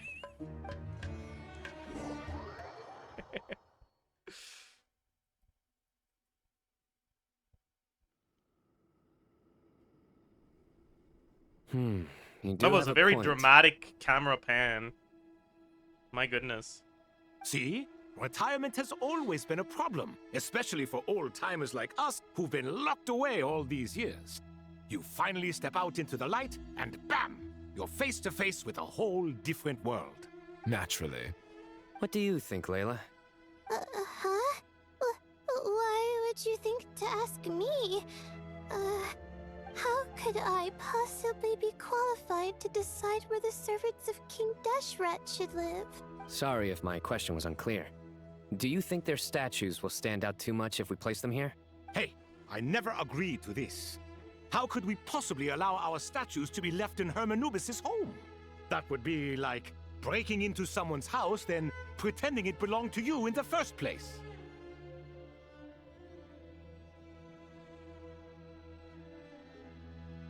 Different beliefs can coexist. We still need to respect one another. By which you mean, you two plan to stay at the Temple of Silence, For a while at least. But you have no intention of relocating your statues here. Gay, thoth, or son, daughter?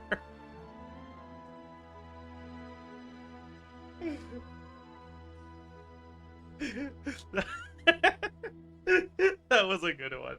I'll give you that. That was a good one.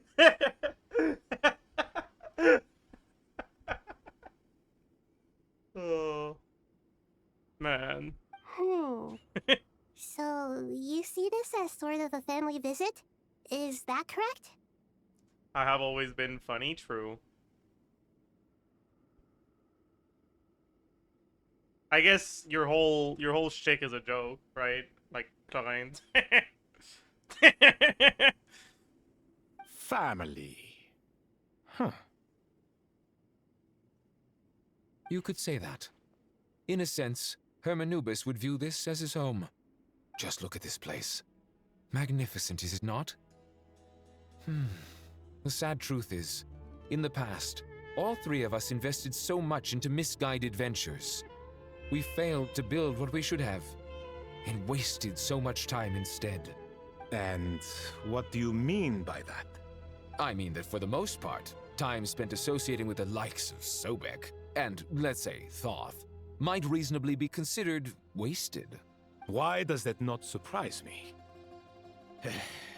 Go on. Anyway, given how much time we'll all be spending together, I'd say that the bonds we built will end up proving to have been a sound investment. Once Sethos, the current leader of the Temple of Silence, returns, you can discuss the matter of staying here with him.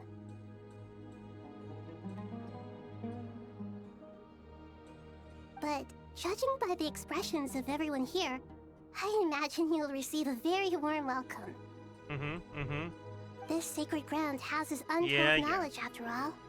What better place for the servants of King Deshra to appear in the mortal world? How about we share a meal together first? I imagine it's been many years since you last tasted fresh food. Oh, that sounds wonderful. After so many hundreds of years, I can only surmise that desert cuisine has become a lot more varied. Are we having a get-together? If you'd like, I can help prepare some food. After all, Lord Thoth, you helped me so much in the desert, and I still haven't properly thanked you. Oh, my, that would be wonderful. I'm touched that you still remember. How the times have changed. To the people of today, it seems the Ibis King has become a kind and passionate god. And you, Mr. Herreshoff? What kind of god do you wish to be? To be honest, I haven't given it much thought. How about you, Dendro Archon? Yeah, thought is Do you for have any thought, hopes for not your for future? not for Harry Shav. Me? I'm very happy with my current life. Really, Nahida?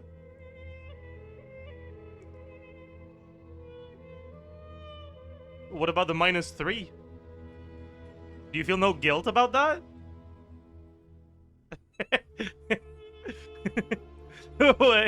Explain yourself.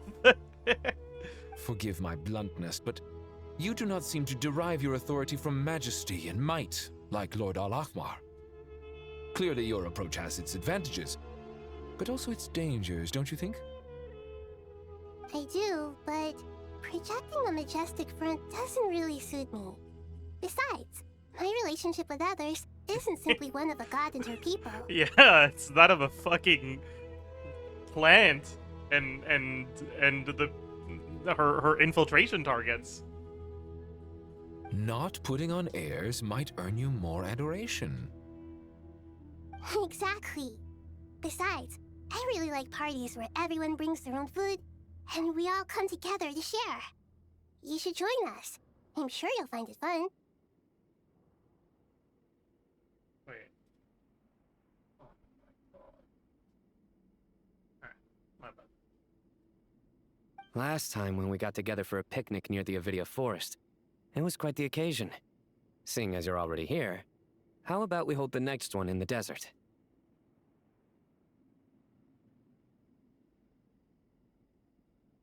Can we do that? Wouldn't Tainari have to transport a ton of drinking water? Don't worry, I can help out. Layla, would you like to join us next time? Me? Sure. The more the merrier. That way we... Don't take this the wrong way. I just think you should know. When it comes to passing the time, chess is more our thing. Dude, don't get me started on the fucking chess thing again, man. Do not get me started on the chess thing again.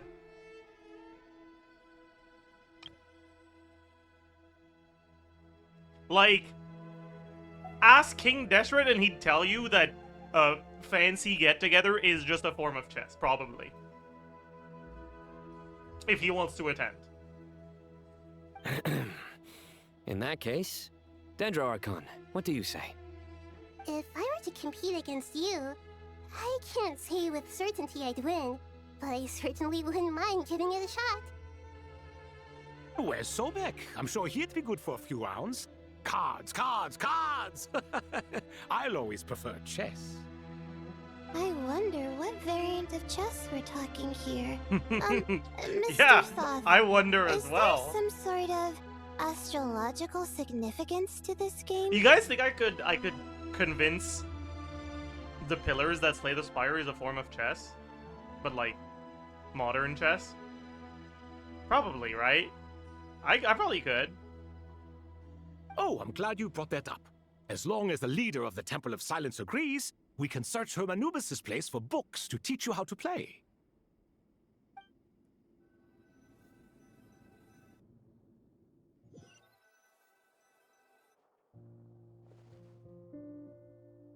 Such devastation visited on Sumeru City.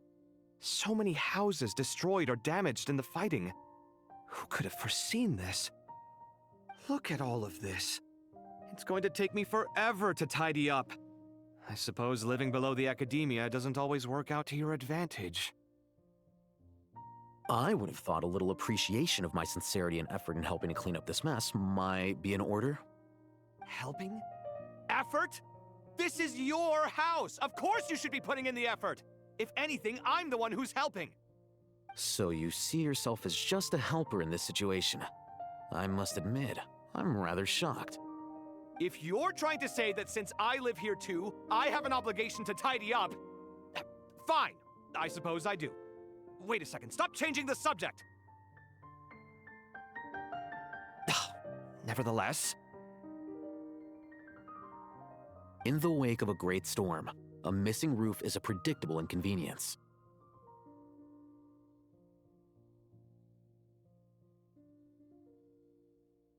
Can you stop making it seem like I care more about this house than you do?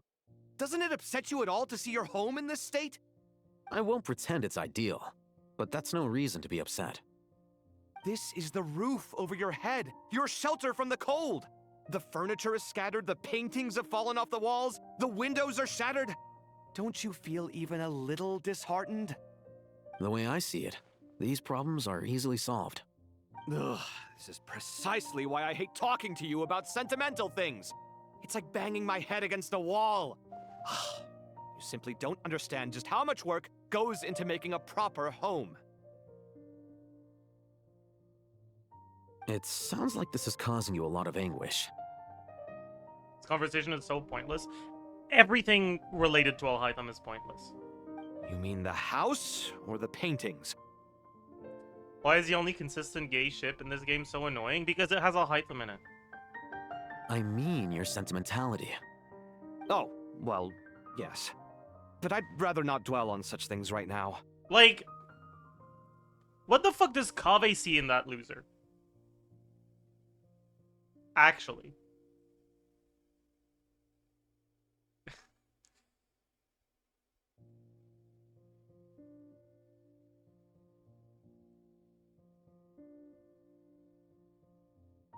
He's rich. Yeah, fair enough, actually. Generally speaking, when anguish becomes the norm, people usually make an attempt to improve their situation. Don't say it's his body, guys. Look at his legs. Yeah.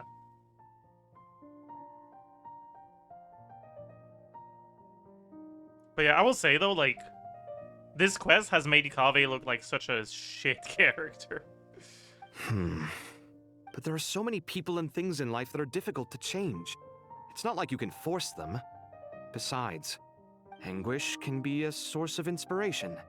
And I'm not sure I could break my reliance on it. I'm glad you're able to make yourself think like that. What kind of a response is that? I was stating a profound truth about the very nature of art. Suffering is the cradle of all creation. Even you can't deny that. And I wasn't trying to. I'm just happy for you. Pure and simple. Can't you tell? Happy about what?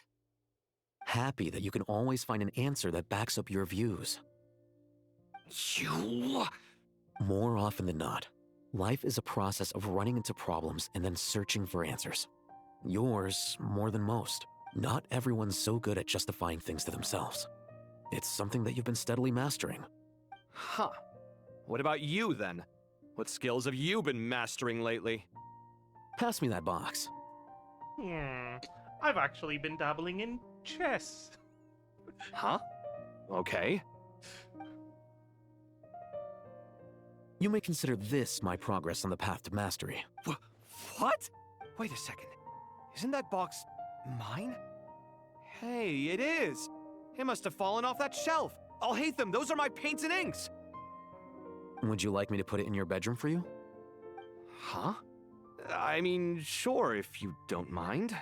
What kind of progress is this? Does he think he can bribe me? Not that giving me back my own things is much of a bribe.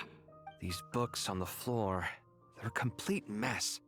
And this one, didn't he say it was an out-of-print collectible? It's completely covered in dust, and some of its pages have even fallen out. Ugh, guess I should help him repair it. This one too. And this one.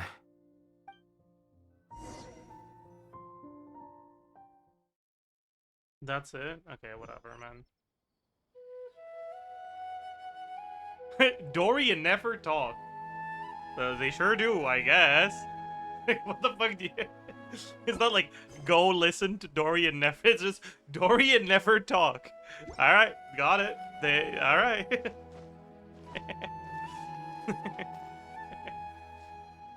Local subterbeasts, imported goods, such a bright future ahead.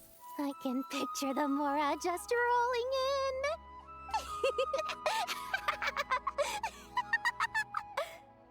You do realize you sound like a choking cow? That's not something you should be saying of all people. Sorry, that was mean. It's called being imposing. Can't you feel it? Are you not intimidated? That was rude, I'm sorry. Oh, I'm She was rude positively first. shaking in my sandals. What commands do you have for me, oh mighty Lord Sangamabe? Yeah, how many cows have you choked, Nefer?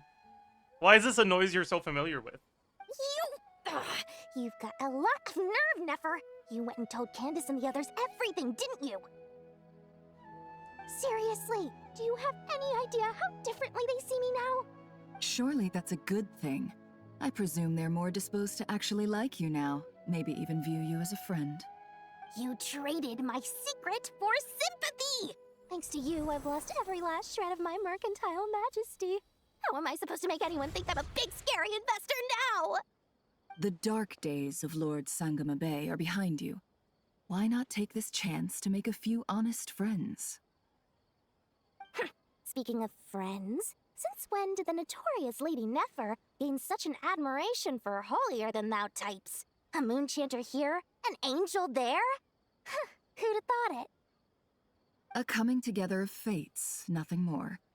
No need to throw around accusations of admiration. You're saying it's because you came together? Forget it. Alright. You're right about one thing at least. I feel like that's... Making friends Isn't is this game never a supposed to be bad thing PG? for a merchant. Alright. So, I really took a loss this time.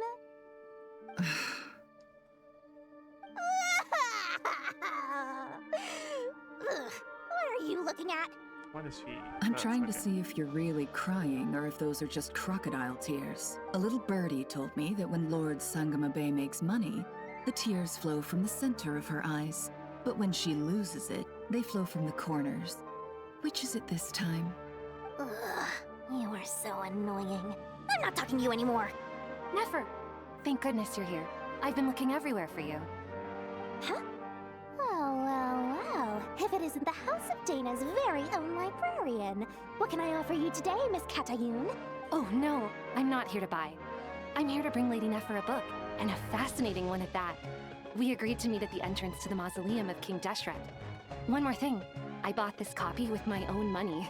It's not borrowed. Reasoning knows not time of day, but suspense always follows a blizzard. That's quite the mouthful. Huh? Isn't that the one that... It was all the rage for a while. People throughout the city were clamoring to get their hands on a copy. The names inside were all circled. Everyone thought it was a riddle. Don't bring up that book in my presence. I don't even want to hear its name. That thing was nothing but a scam. Surprisingly enough, I've actually heard of this book, though it doesn't seem of much consequence. So what truth lies behind it? You're from the Vahumana and you're asking me what the truth is? I'd say the actual truth was about the least important part of the whole episode. I brought you this book because it probably has the most interesting backstory of any in the House of Dana's collection, at least in recent years. As for its quality, well, you can judge that for yourself. Don't tell me it's actually any good. You may not know this, Lord Sangamabe, but Lady Nefer has a fondness for books with... how should I put this? Mixed reviews? No eye for good literature, huh? Nefer also likes manhwa slop, true. You know, chat? I actually got baited into reading actual reads.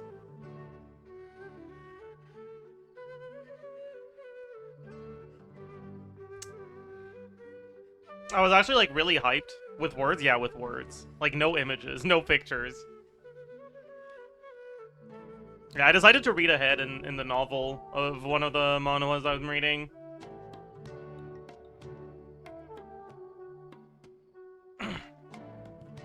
He is at least 4 years old. Maybe let's not go that far. Which one? I talked about it a few days ago. What's the title again? Dropped in a ghost story, still gotta work.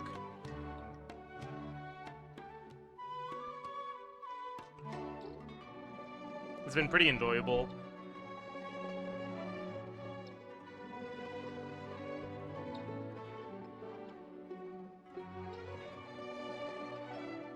Perhaps she feels that bad books hide interesting secrets? But I shouldn't put words in her mouth.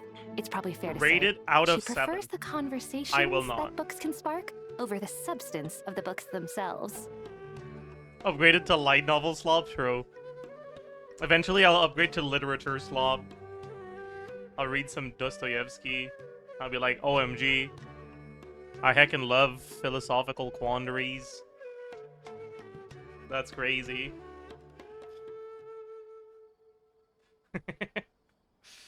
Suits my style as an intel broker, wouldn't you say? Very interesting, thank you. I'll return it to you once I'm done reading. And as it happens, I have something for you, too. Incense?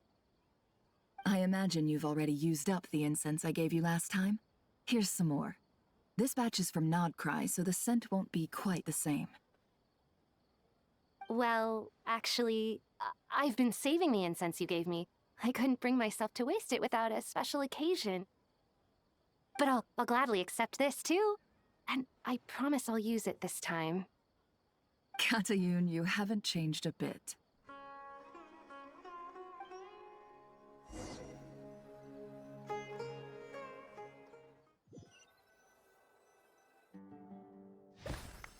Boom!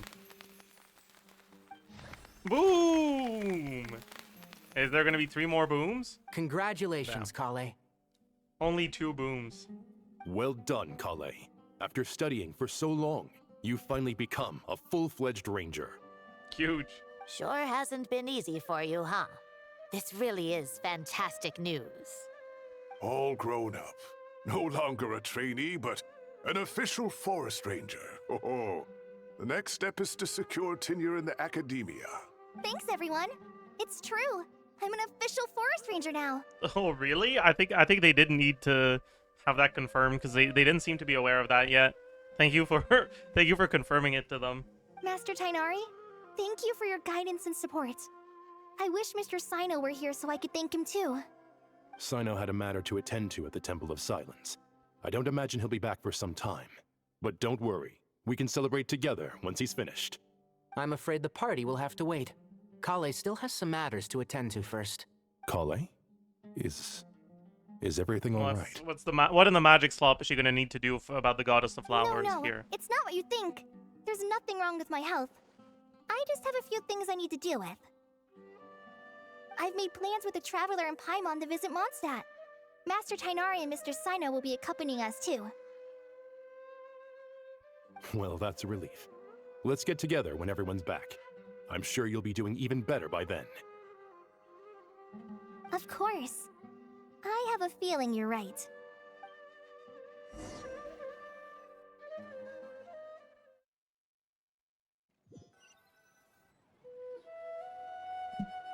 A few days later. After all that catching up on sleep and food, Paimon's feeling full of vim and vigor again. For someone who spends so much time resting, your recovery routine is surprisingly simple. Hey! Paimon's been working her butt off too, you know. She flew all over the city helping everyone out. Don't worry, I saw how hard you worked.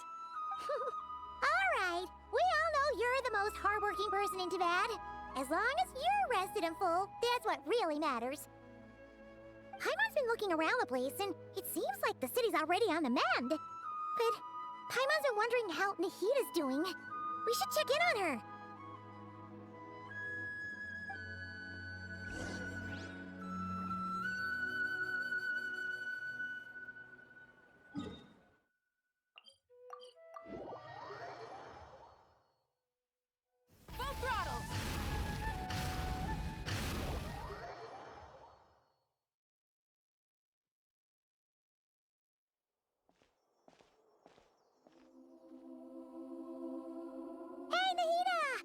Excuse me, it's a sidewalk, not the motorway.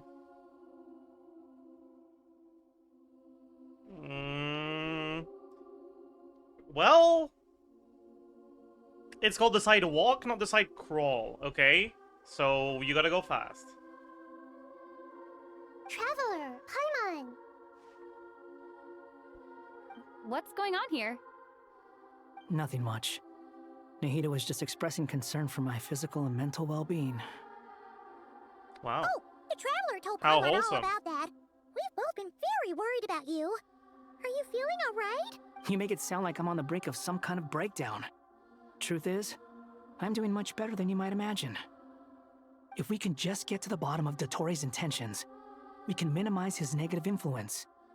That's the sort of thing I excel at. Excel? Oh, now you're speaking my language. Just listen to that newfound optimism. It seems like having you enroll in the Bahumana was a truly inspired move. I can really see the positive influence. Observe, a classic sumeru specialty. Chalking everything up to education and learning. To be honest, even I can sense the change in you. Everything Dottore said to you was a way to manipulate your mind. Fortunately, you're no longer under his sway. Can someone as old as me really continue to grow? If it helps, just think of yourself as a late bloomer. Bloom? It's all a matter of phrasing, and it comes down But to isn't he what Anemo? standards you How is he measure gonna yourself bloom? by. Maybe one enemy has Hydro on it, and the other enemy has Dendro on it, and he attacks the enemy that has Hydro on it, and it swirls, and then it blooms? I see. For a puppet, developing at such an age is perfectly normal. But if you choose to call yourself a late bloomer, it sounds more like you consider yourself human. However you see yourself, well done. All right, I see what you mean. Anyway, what's your next step? What else can I do but complete my current courses? Everything else can wait. Anyway, that's enough chit-chat. There are still things in the city I need to help out with. I'll be heading there now.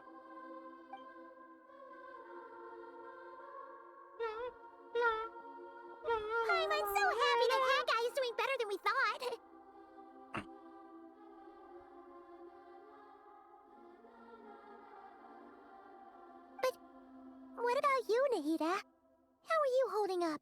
The pyronosis burned down the corrupted irminsul. Okay, okay. The flames blazed Tell me what for happened to 7 it. days and 7 nights before they finally subsided. All that was left were the parts underground. Okay, and where's the pyronosis now? Now, Aru shoulders the responsibilities that once belonged to Irminsul. The situation was contained before it got out of hand, so Tevat's most vital information has largely been preserved. Irminsul has a strong influence over you, doesn't it? How will you cope now that Okay, it's gone? but what happened to the pyronosis? There is no need to worry. Thanks to Nicole's extraordinary talents, my connection to Irminsul has been severed and transposed onto Aru. Angels can do things like that? They can. Such abilities are precisely what makes them so powerful. The goddess of flowers, Nabu Malikata, once claimed that she too could perform feats beyond the reach of mere mortals. In my eyes, much of what she went on to achieve reached such transcendent levels. Her and Nicole really are both fascinating and magnificent. So, does that mean your situation is stable now? Correct. Just imagine that Aru has become the new Irminsul, and the essence of my existence has been bound to it. The Okay, but wisdom what of about the Sumeru has pyronosis, though? ultimately converged into a single, unified entity. Should we ascribe this all to fate, or is it merely fortune? Whatever it is, the important thing is that you're okay, Nahida. I can think of one more important thing, Paimon. Dendro Archon, Lesser Lord Kusanali. Oh, thank goodness you're here. He was walking so fast. Greetings, What the fuck? traveler and Paimon. Sir Nevis, do you have something urgent to say? Yes, there's something I need to report. We've received a message from Snezhnaya. Nafis hands a letter to Nahida, who reads it. Oh, The Fatui Harbinger, why was it the so rooster, fucking close to her sends us his face? sympathies, along with all the usual pleasantries. My goat? His stance is that, following the unrest in Krai, dottore was subjected to internal censure. This madness was the act of a rogue element, one who cannot be seen to represent the Zapoliarni Palace. Yeah, surely you're gonna push back against that because he clearly got help from Pantalone, right? No less than can be expected. Snezhnaya paid a heavy price working to stop him. They even lost one of their own harbingers.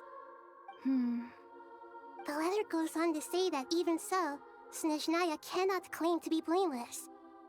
Apparently, they will deal with Dottore's subordinates in accordance with Snezhnayan law. He was wearing a holding hood, all I those see. He involved was in his wearing crimes a accountable. cognition interfering hood that prevented everyone from being able to tell that it was him. We won't talk about the fact that Sino noticed. We won't talk about the fact, like, no, it's fine. No one noticed. Additionally, they are supplying relief funds and supplies, which are already en route. My god. I hope this will Puccinello aid really in is the Sumeru's goat. reconstruction. Like, yeah, that does make it pretty fucking hard for Sumeru to try to hold Snezhnaya accountable. Like, they're providing relief funds, they're providing supplies, they're helping, right? Especially if they publicize that. Like, how like, what the fuck is Nahida gonna do? Be like, well, no, actually, these people that are helping you rebuild your homes, we actually want more from them. Like, she can't really do that. Good PR, man. Sounds like he's got an answer for everything. True, but as diplomatic rhetoric goes, it's highly effective. Agreed. Completely Puccinella watertight, is the best both of the in logic Harbingers. and You're sentiment. right. That's my goat. This disaster has had a profound impact on Sumeru. There is much that I will keep in my heart. Nahida could decline the reparations and declare war. Yeah, but it would be hard for her to get the people's support if she did that. The matter of dottore can be seen as settled for now. We are sure to cross paths again in the future, and in that light, Snezhnaya would do well to uphold their responsibilities and keep a tight rein over their actions. I will say, though, Nahida is, like, so... Okay, whatever. She's a plant. It is what it is. With Irminsul burned, the flow of fate now carries many more possibilities. I will be watching carefully. If she blamed them, then it's not really that hard. Yeah, but how is she gonna blame them? Right? Like, you guys set fire to Irminsul. Wait, no, that was me. You guys stole the power. No, that was me. You got... like...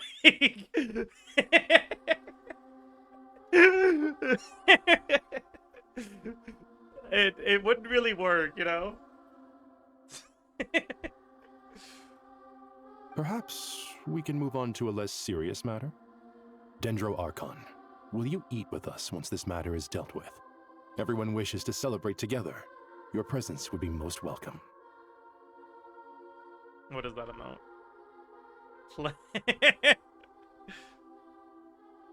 That's a pretty good one. I like it. Leave it the 20 months. Quay 5R. That's your name. Of course! Junior Zod, Sino, and Hypatia all told me the same thing. If there isn't enough room for everyone, we can arrange back-to-back feasts. What a wonderful idea. That just leaves the question of what we should eat. Not more tomatoes, surely. More? Dendro Archon, what do you mean by more tomatoes? Those good friends of yours are always talking about tomatoes. Sometimes when I'm walking through the city, I can even hear them arguing in the fields. Since you see them so often, you must hear about tomatoes even more than I do. Tomatoes. Tomatoes. The word has a certain magic to it. Like the autumn fur of a sumpter beast swirling in the wind, sometimes flying up my nose. Nahida, what about the pyronosis? Stop trying to change the subject. Tomatoes. What can we make with tomatoes? Wait, why tomatoes? Take your time, there's no need to rush. The traveler, Paimon, and I still have somewhere we need to visit. You'll have plenty of time to think it over before I return. Does this mean you're going to Natlan? Me, the Baron Yeah, is she gonna explain what happened to the pyronosis? Will require a long journey. I know. But this is necessary. I must go myself. My bad. Pyronosis is gone. My bad. Traveler, Paimon, we'll set off as soon as you're ready. Is that alright? She's giving us a hint. Tomatoes are red, just like the pyronosis. I see. Sure. We'll be ready whenever So you are. you're saying she ate the pyronosis? That's what she's hinting at? You'll hear no objections from Paimon. We should grab some snacks along the way, though. It'll be just like going on a long holiday. Wonderful. I'm looking forward to this so much.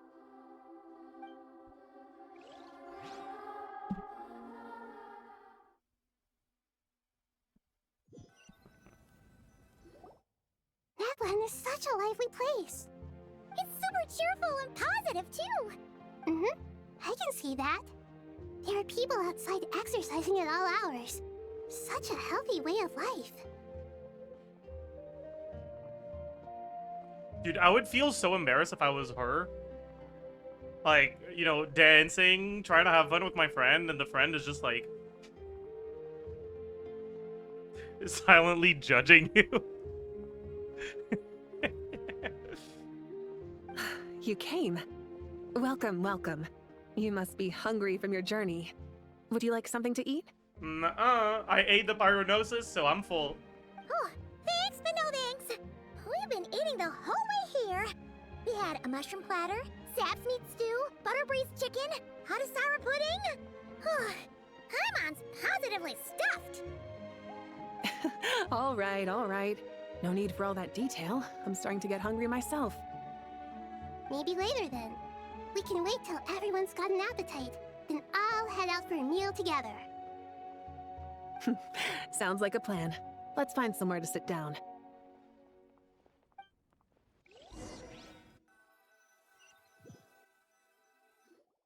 I should tell you, I already have some sense of why you've come. Yeah. You look suspiciously pyronosis free. Why's that, Mavuika? To say thank you. Your senses are spot on. But on top of that, we also feel guilty. Because the pyronosis has vanished? I sensed its loss. Despite scouring through the remnants of Irminsul, we couldn't find any sign of the pyronosis. Not even any trace of it burning to ash. That's certainly unusual. Still, the potential fallout from Irminsul's loss is significant, to say the least. Perhaps the Pyronosis's disappearance is simply a knock-on effect of the impact it's had on a certain strand of fate. There's no need to feel guilty. We were clear that this time, there was to be no returning, only giving. Pure and simple. Thank you really is a fascinating phrase. We use it to express gratitude for the smallest of things. Yet, when faced with a kindness too immense to describe, why is she we archon-splaining use exactly the same thanks? words. It's not that we lack other means of expression. It's that when we truly need to express our feelings, the simplest and purest words are always the most powerful. You're right. In that land, we prefer simple expressions too. Companionship, friendship, Chat? support. They might What not if sound CDCs fancy, are but the something that you sentiment can only behind do them is because sincere. Mavuika has her gnosis? And next patch they remove CDCs from the game.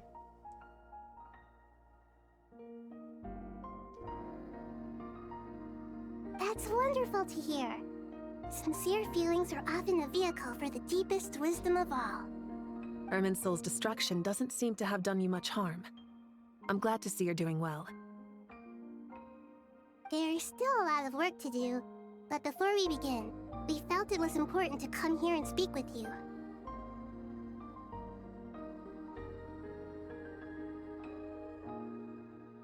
Partly to express our gratitude, but also because we felt that seeing you, in a sense, is like basking in warm sunlight. Wow, that's so wholesome. That's a nice way of putting it. I like that. To tell you the truth, though, I'm not a fan of somber meetings. So, since there's nothing more to say, why don't we go bask in some actual sunlight?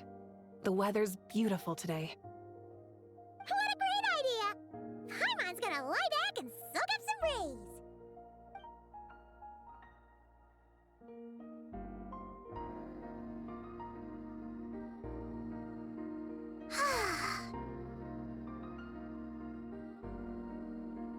Are they using the, like, standing upright with arms crossed pose, but just, like, horizontally?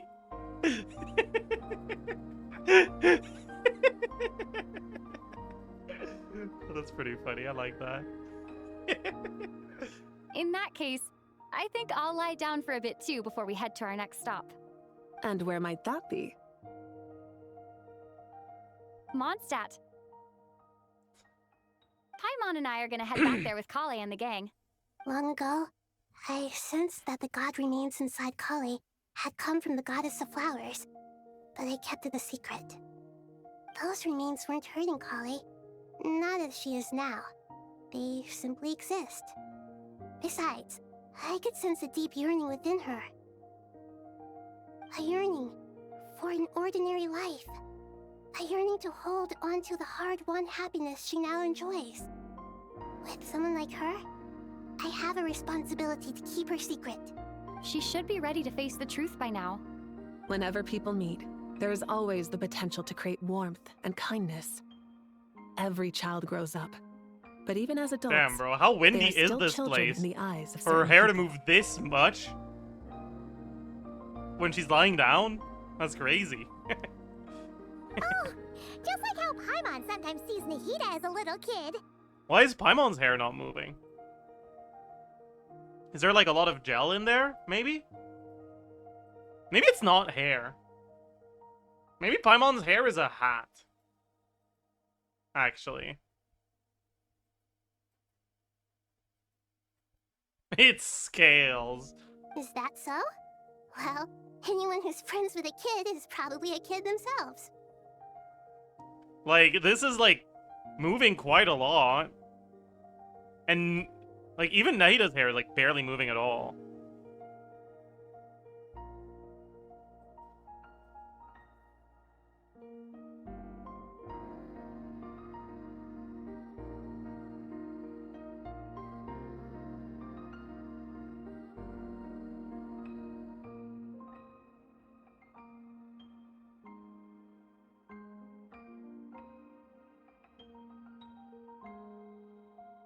Yeah, why is her hair so high up in the air? Like, you can see how high up in the air it is because the shadow is, like, pretty significantly offset from the hair. My god, what is going on here?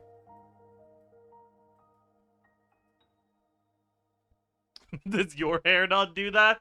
It actually doesn't. Of course! And there's nothing wrong with that. When we get back, we'll actually be hanging out with another of our friends who happens to be a kid. Or more like looking after, in her case. Anyway, we'll always be there to watch out for our friends.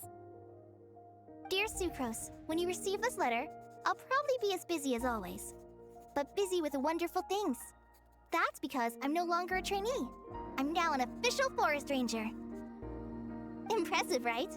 Sino said that official rangers sound much tougher than trainees. Though he did say it was already pretty tough to start out with. You probably heard that something big happened in Sumeru recently. Don't worry, it's all been taken care of. We're heading to Mondstadt soon, so if you're free, maybe we could meet up? Plus, it's not just me. A few of us are going. Hey, do you still remember that time we all got together? You know, when we all went to the Windbloom Festival? It'll be just like that.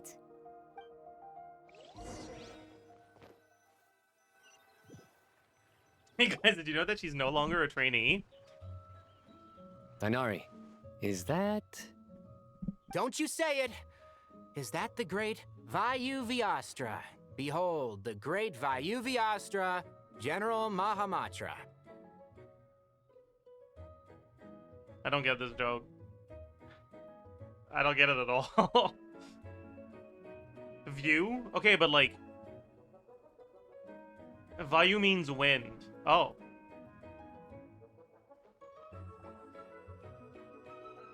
Okay, this is a very bad translation then. Like, that does not... The localizers tried? Yeah, but it was an untranslatable Chinese pun? Yeah.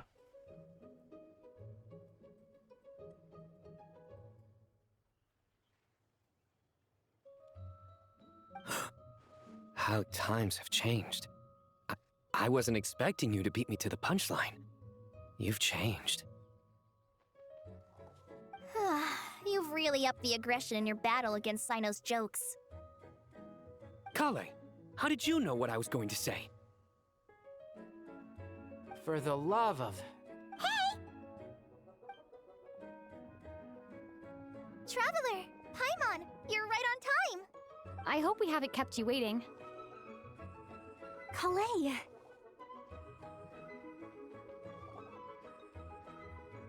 Sucrose! It's been so long! How have you been? I've been well. Everything's going great. What about you? Are you still busy? Why is she flushed? Not at the moment. Oh, right! That juicer you gave us works amazing! Farzan loves it! Seriously? That's wonderful. I don't suppose you drew up a detailed test report. Oh, what fruits did you use? How's the texture of the final product? Sucrose, you might want to try asking your questions one at a time. Ever heard of makeup? You're right, it's just makeup. My bad. Albedo! Paimon didn't see you there! It's been a while since all of us were together like this. How about we follow the same plan as last time? Good idea, my friend. You never disappoint. How is this still the Archon quest, by the way? So, what are your identities this time? Don't remind him. First things first. Allow me to introduce our very own official forest ranger Krai. The rest of us are simply her humble travel companions. Oh my god. Did you guys know that collei is now officially a forest ranger? This sounds He's like not a one of trainee those anymore? mushy stories that gets people hooked on some corny, heartwarming premise. Oh, is our story not heartwarming? If I recall correctly, there was even a scene like this in King of Invocations. Besides being heartwarming, our story's also about tough, impressive-sounding job titles. At least that's what I think.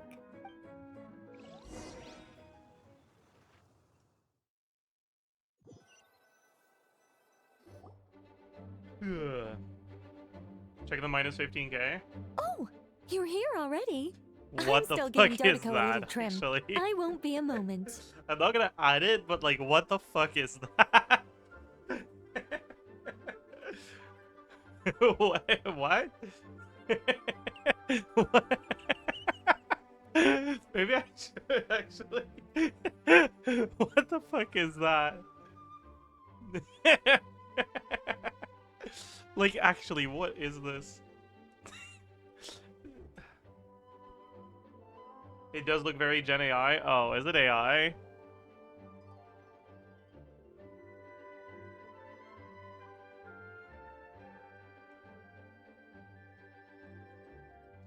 Hmm. A trim?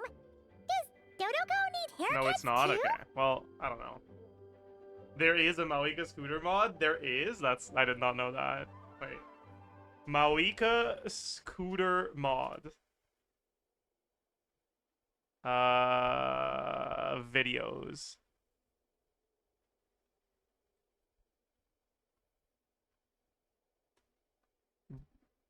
Brand made a short on Mavuika mods. Why is he muted? I don't like this. I don't like it. Oh, I hate it. Why is she on a scooter? We need the delivery event back, dude. Most liked comment better be a petition to bring back the horrible delivery event that people hated. I want it, dude. I think it'd be fun. I want to see her ride an actual dragon. That's what I want to see. Guys, please, animators, I need it. I need to see her ride an actual dragon. Mavuika. Okay.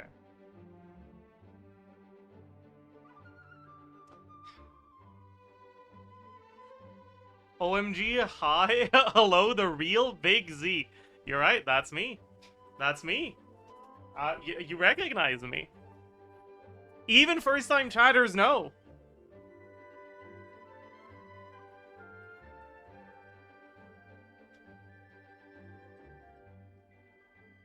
Of course.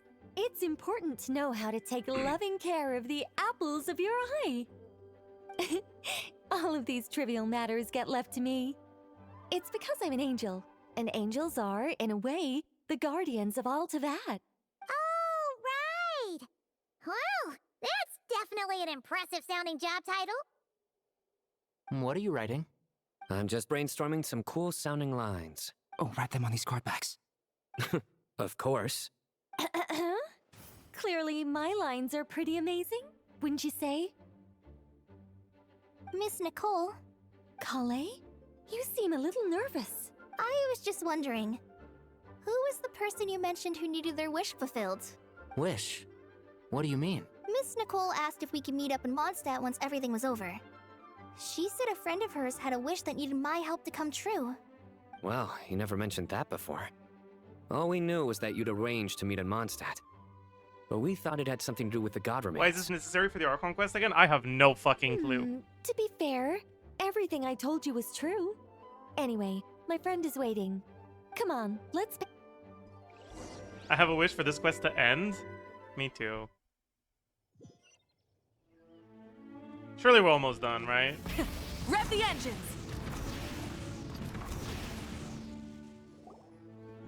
Huh? You're... Surprised? I bet you weren't expecting to meet a woman like me beneath this beautiful tree in a faraway land. An oasis will spring from the place where a djinn resides. That saying falls somewhat flat here in Mondstadt, given that everywhere is already so lush and green. Liloupar, what are you doing here? I made friends with Miss Nicole. I asked her to bring me here and then invite Krai to come. The prologue to this story is that I have a wish. It has stirred within my heart for centuries. Millennia, even. Originally, it was merely Al-Ahmar's lie, but now it has become reality. Could this be... related to the goddess of flowers? My dear young lady, my mistress left her final trace in this world upon you. I can't tell you how glad I am to see you here. And now I have seen you, and peered into your heart. You have experienced hardships and suffered setbacks. The torment an ordinary person might expect to face has befallen you threefold. This is the source of your resilience. But, beneath all this, I've witnessed the seeds of desire. You yearn to return to the simple life you once knew, do you not? I do. I want to throw away everything that isn't mine. But how do you decide what is yours? The scars that others carve into your flesh? The kindness and love they inscribe? Are these things not yours as well? They are. This is something I've talked about with Miss Nicole. Miss Nicole said I should learn how to adjust my standards. I just want to live as an ordinary human. Anything beyond that isn't mine. Don't you want anything from the remains of the goddess of flowers? She gave me a revelation once. I think that's already more than enough. In the past, you would not have possessed such a rich heart. Your brief life has taught you to hold on to everything good, to home in on kindness. How fascinating. You're nothing like Nabu Malikata, and you're certainly not her. Of course not. I'm not some great and powerful being, Miss Liloupar. Yet I am a djinn. We exist because of the Lord of Flowers. We revere and love her.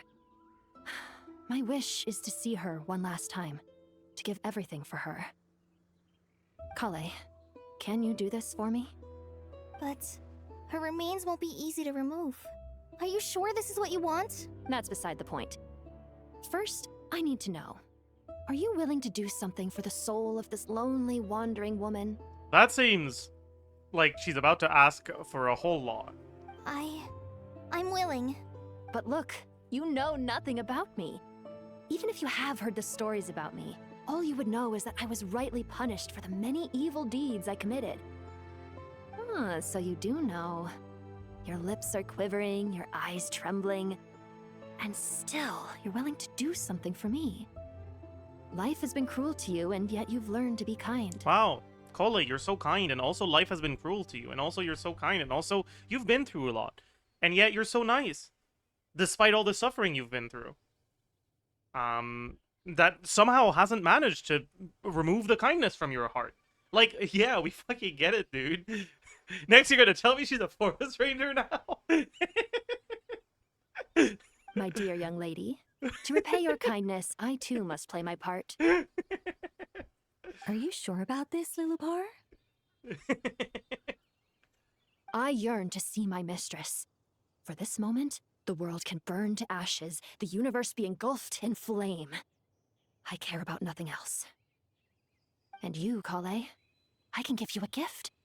You'll become just another ordinary human. But Miss Liloupar, what will happen to you? My wish will be fulfilled, and I can die happy.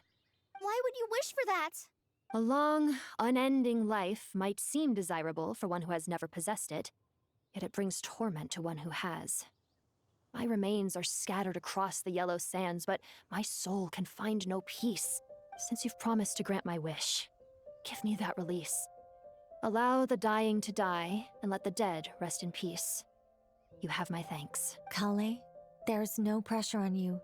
What she said, it's all true. A wish is a genuine desire, after all. It's as if you Let want her to use the suffer. last of your life Yeah. to give me a better future. Nothing's so selfless. We'll be using our futures to fulfill each other's wishes.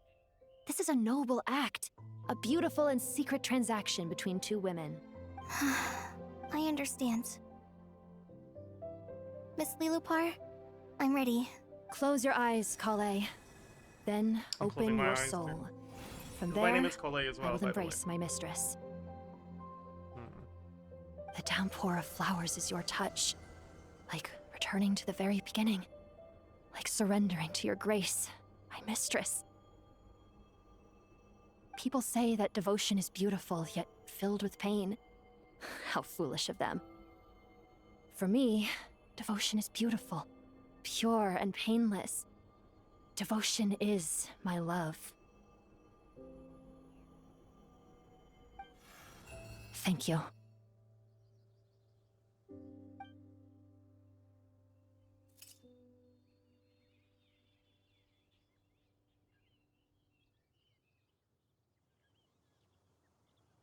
Liloupar!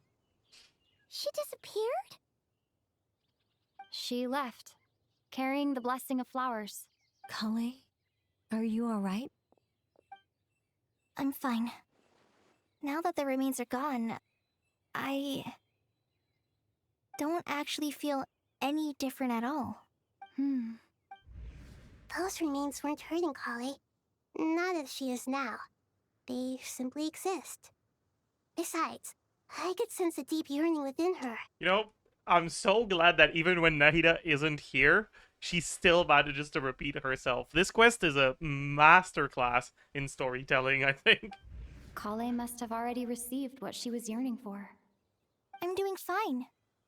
I feel relaxed. There's really no need to worry. Then my wish has come true, too. To become ordinary? That's just one of my wishes. Actually, I have a few more. For instance, I want to protect the people I meet and help them find happiness. That sort of thing. So between Miss Liloupar and me, you've fulfilled 2 wishes already, and protected 2 people. Wonderful, isn't it?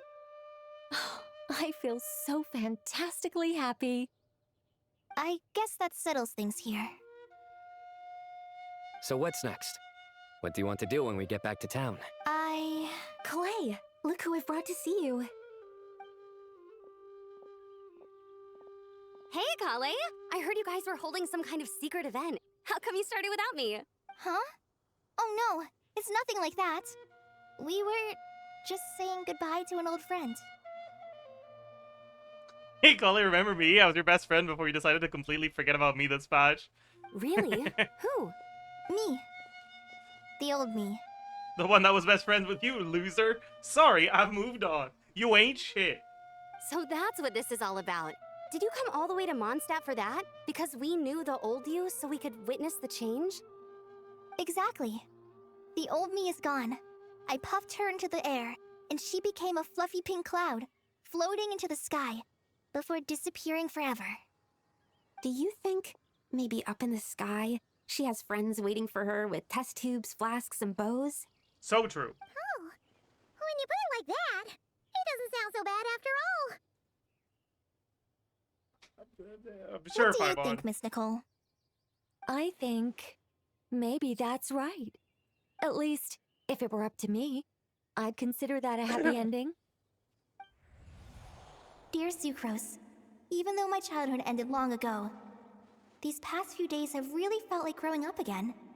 I've become stronger, and I feel like I can finally accomplish things Why by is myself. Collei narrating the letter she wrote to Sucrose now? Sucrose is right here. Surely someone as mysterious as you will find a friend like this fascinating.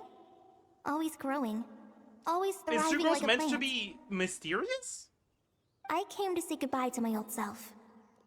I know that after this, she'll be gone. Thinking about it makes me feel a little lonely. I know the weakness that kept me company will one day leave me too. Maybe this is her diary. Maybe she named her diary Sucrose, so when she says Dear Sucrose, it's actually just the name of her diary. it's the equivalent of Dear Diary. But somewhere in my heart, I feel a great sense of joy. It feels like I've always wanted to take this step. To walk towards the new me.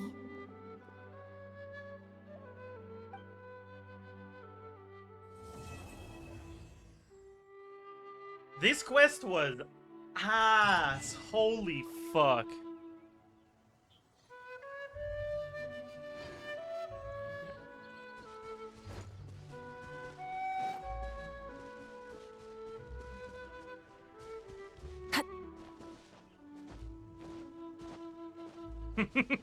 Yep.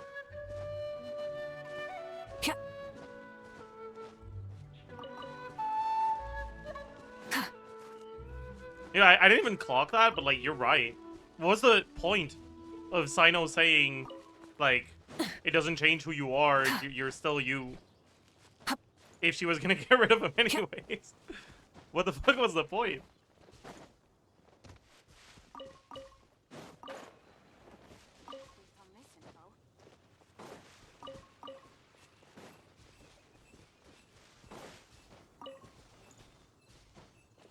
Oh yeah, should we tier list the characters for this Archon quest?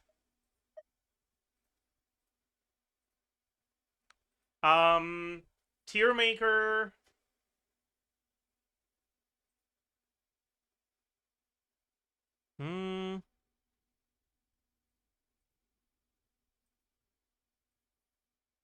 Okay, so who was involved in this quest?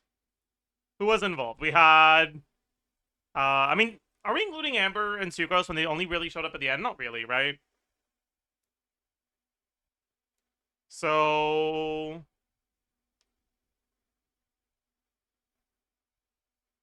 yeah, there was Traveler. Yeah, I guess there's a bunch of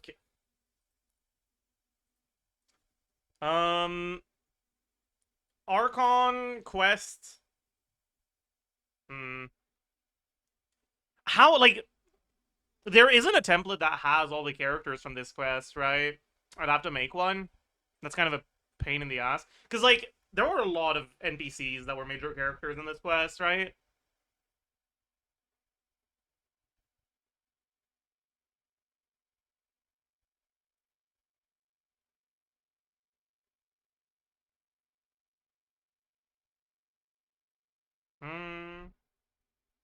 Archon quest tier maker Genshin. It's probably not gonna. Yeah, that's just like a list of the quests.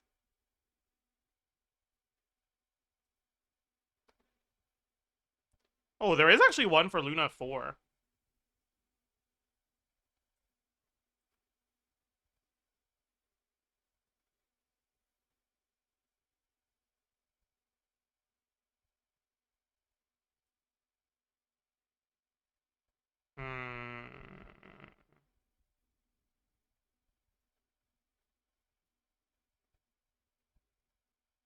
I'm not making it on Excel. I'm sorry.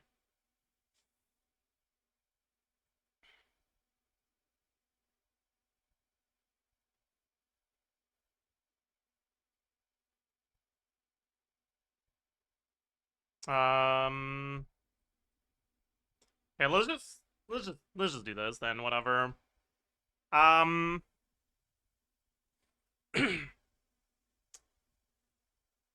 Okay, so who are the playable characters that were involved?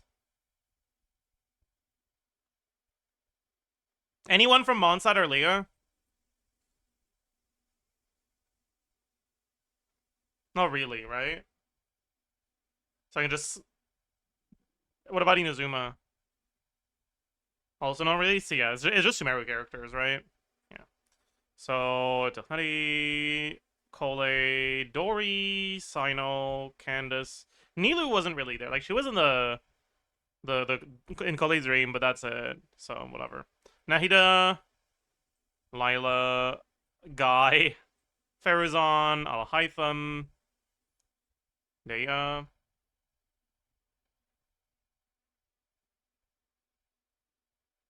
Kaveh. Okay, anyone from Fontaine?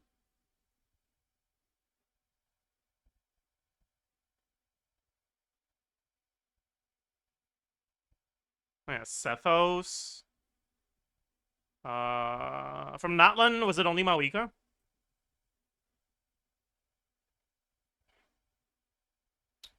And then from Krai, was there anyone? Nefer? Nicole. Okay. And then, like, the really important... I'll add them manually.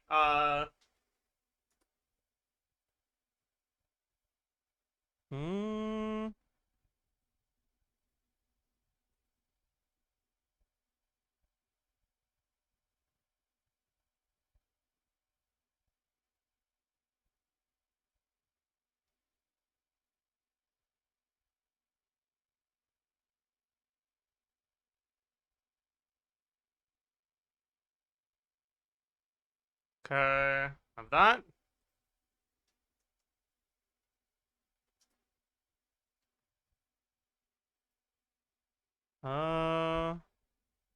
I have to add Arabalika, for sure. That's important. I have to add...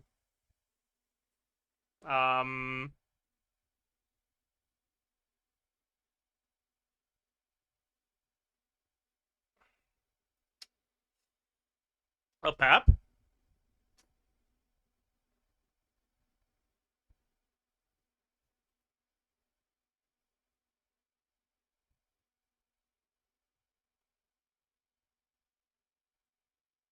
I have to add... Source didn't really have a proper role. Pantalone, sure. Sure, we can have him. Hmm.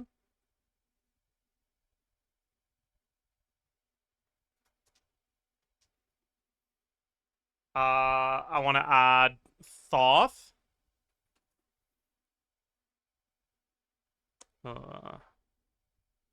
What a shit picture. Okay, whatever.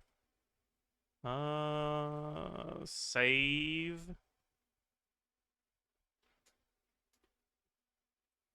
I want to add Harry Schaff.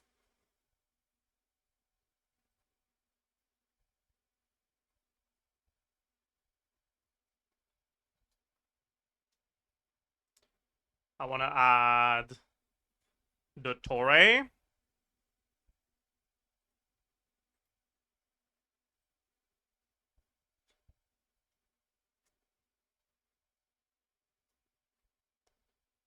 I want to add... we don't need to add Sobek. He didn't fucking do anything or say anything, let's be honest. I think that's it. I already added Jeht, by the way. I didn't say it out loud, but she was the first one I added.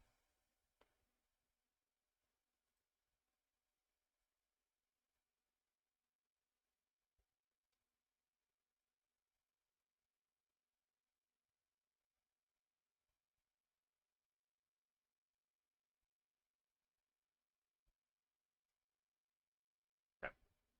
So these are the ones that I have added. I've added Jeht, Apep, Harry Schaff, dottore, Arabalika, Pantalone, and Thoth. So they're all in there. Let's get a couple obvious ones out of the way. This is going to be D tier. This is going to be TBD. Are we going to need more than 5? Probably. Let's color code them.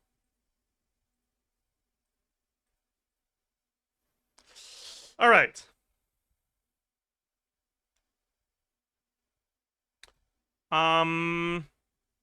Nahida goes in D tier, and Arabalika, my goat, goes in SS. Agreed? That's like the obvious ones. Those are the obvious ones. That like don't really need much explaining. Okay, you can close it now, true. Alright. Traveler. How was Traveler this quest? Honestly, Traveler wasn't as bad as usual because Paimon wasn't as bad as usual. Because Nahida did the paimon. So Traveler probably goes in C. Still kind of a shit character, but a lot less bothersome than usual. Where does Nahida stand in your Archon ranking now? She might be the worst one. It's bad. What did Arabalika even do? Not much, but they're the GOAT. Horse and Raiden, maybe. I'm not confident in that one, but like, it's a possibility. Anyways, Technari... kind of whatever.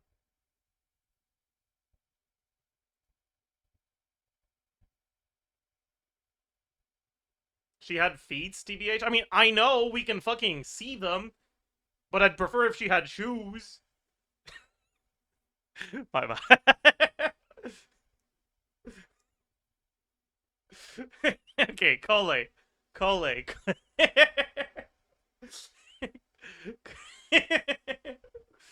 Collei is officially a forest ranger. Collei was, like, not great.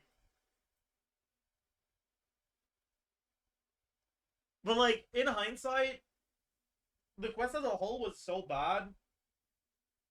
And the best part of the quest probably was just the opening section in the alternate reality. Because it was a lot less bad than the rest. That's probably enough to make Collei an A.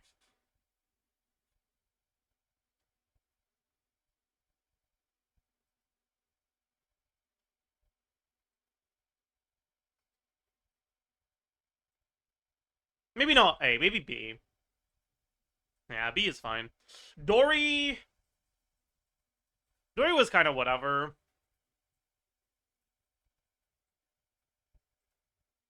Wasn't amazing, but was not... Sino pissed me off, actually. Sino actually pissed me off. C for Sino. Candace. Didn't really do much. Lila. Didn't really do much. Guy. Did Guy even do anything? I mean, he was like inside of Irminsul with us, I guess.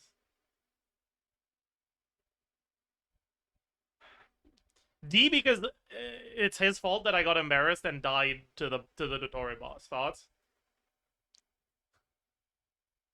D for died to dottore.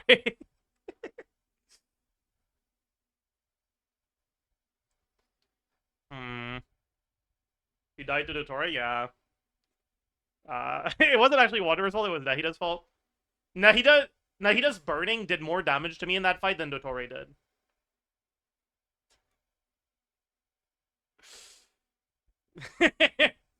Because I flew over dottore's hitbox, not realizing that burning was just gonna hit me there, and I just died from full HP.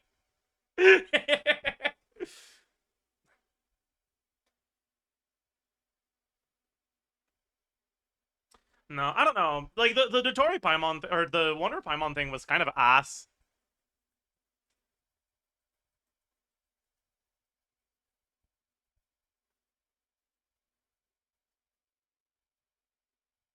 Like,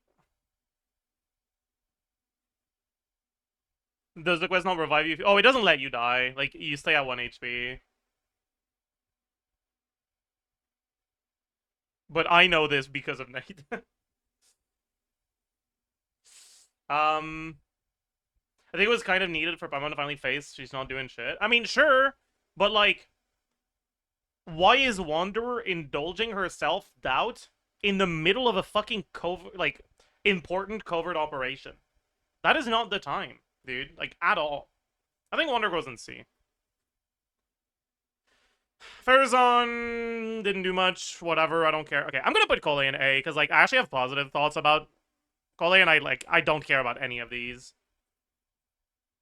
And also, looking at who's left, I feel like the list is gonna be way too bottom-heavy if I don't put collei in A. Anyways, alhaitham. Alhaitham was dog shit.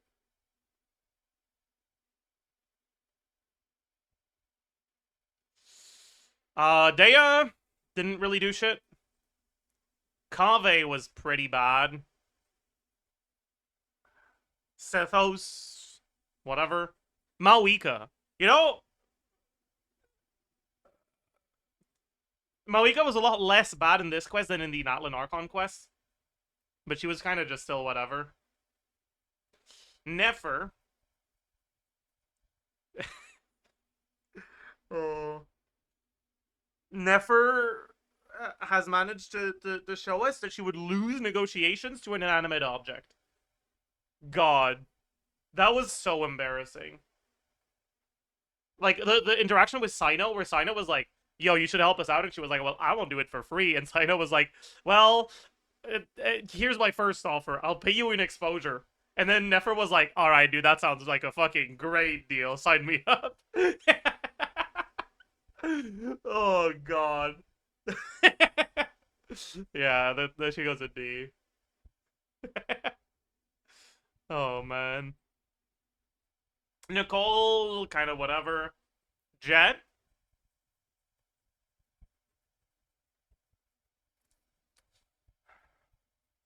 S? Jeht didn't really do enough to be an S, but she's definitely above the cluster of whatevers.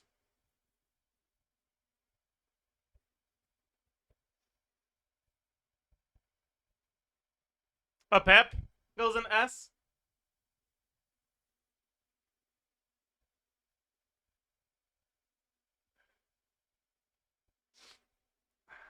Harry Schaff was kind of whatever.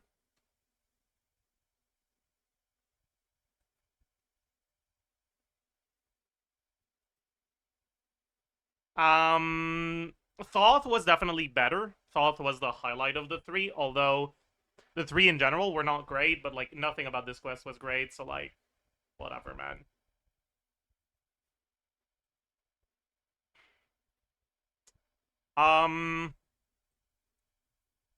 Dottore.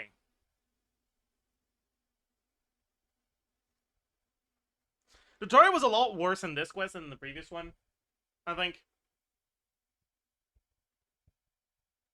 But Dottore was actually a pretty compelling antagonist in the previous one. So... whereas on this one, he was kind of just a plot device.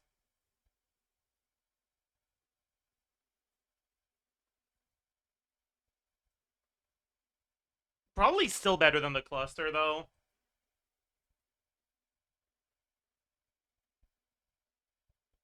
Maybe not. Maybe at the top of the cluster is probably good enough. And then Pantalone. I didn't like Pantalone very much.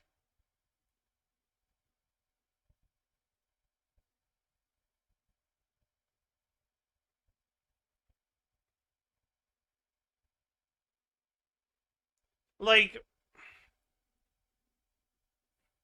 it's not necessarily his fault. Like, the issues I had with him weren't necessarily, like, his role in the story not fitting or anything like that.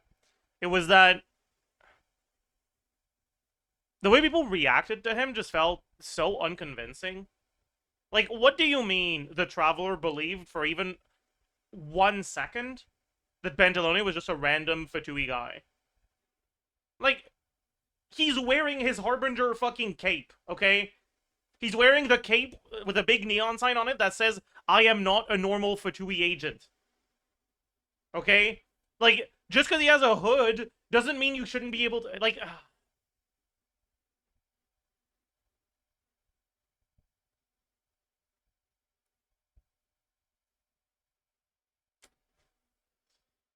He's gonna be at the bottom of the cluster, I think.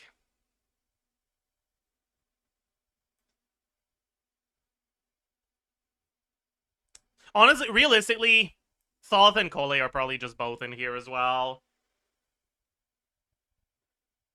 Like, this is probably how I feel about these characters. About throughout this quest.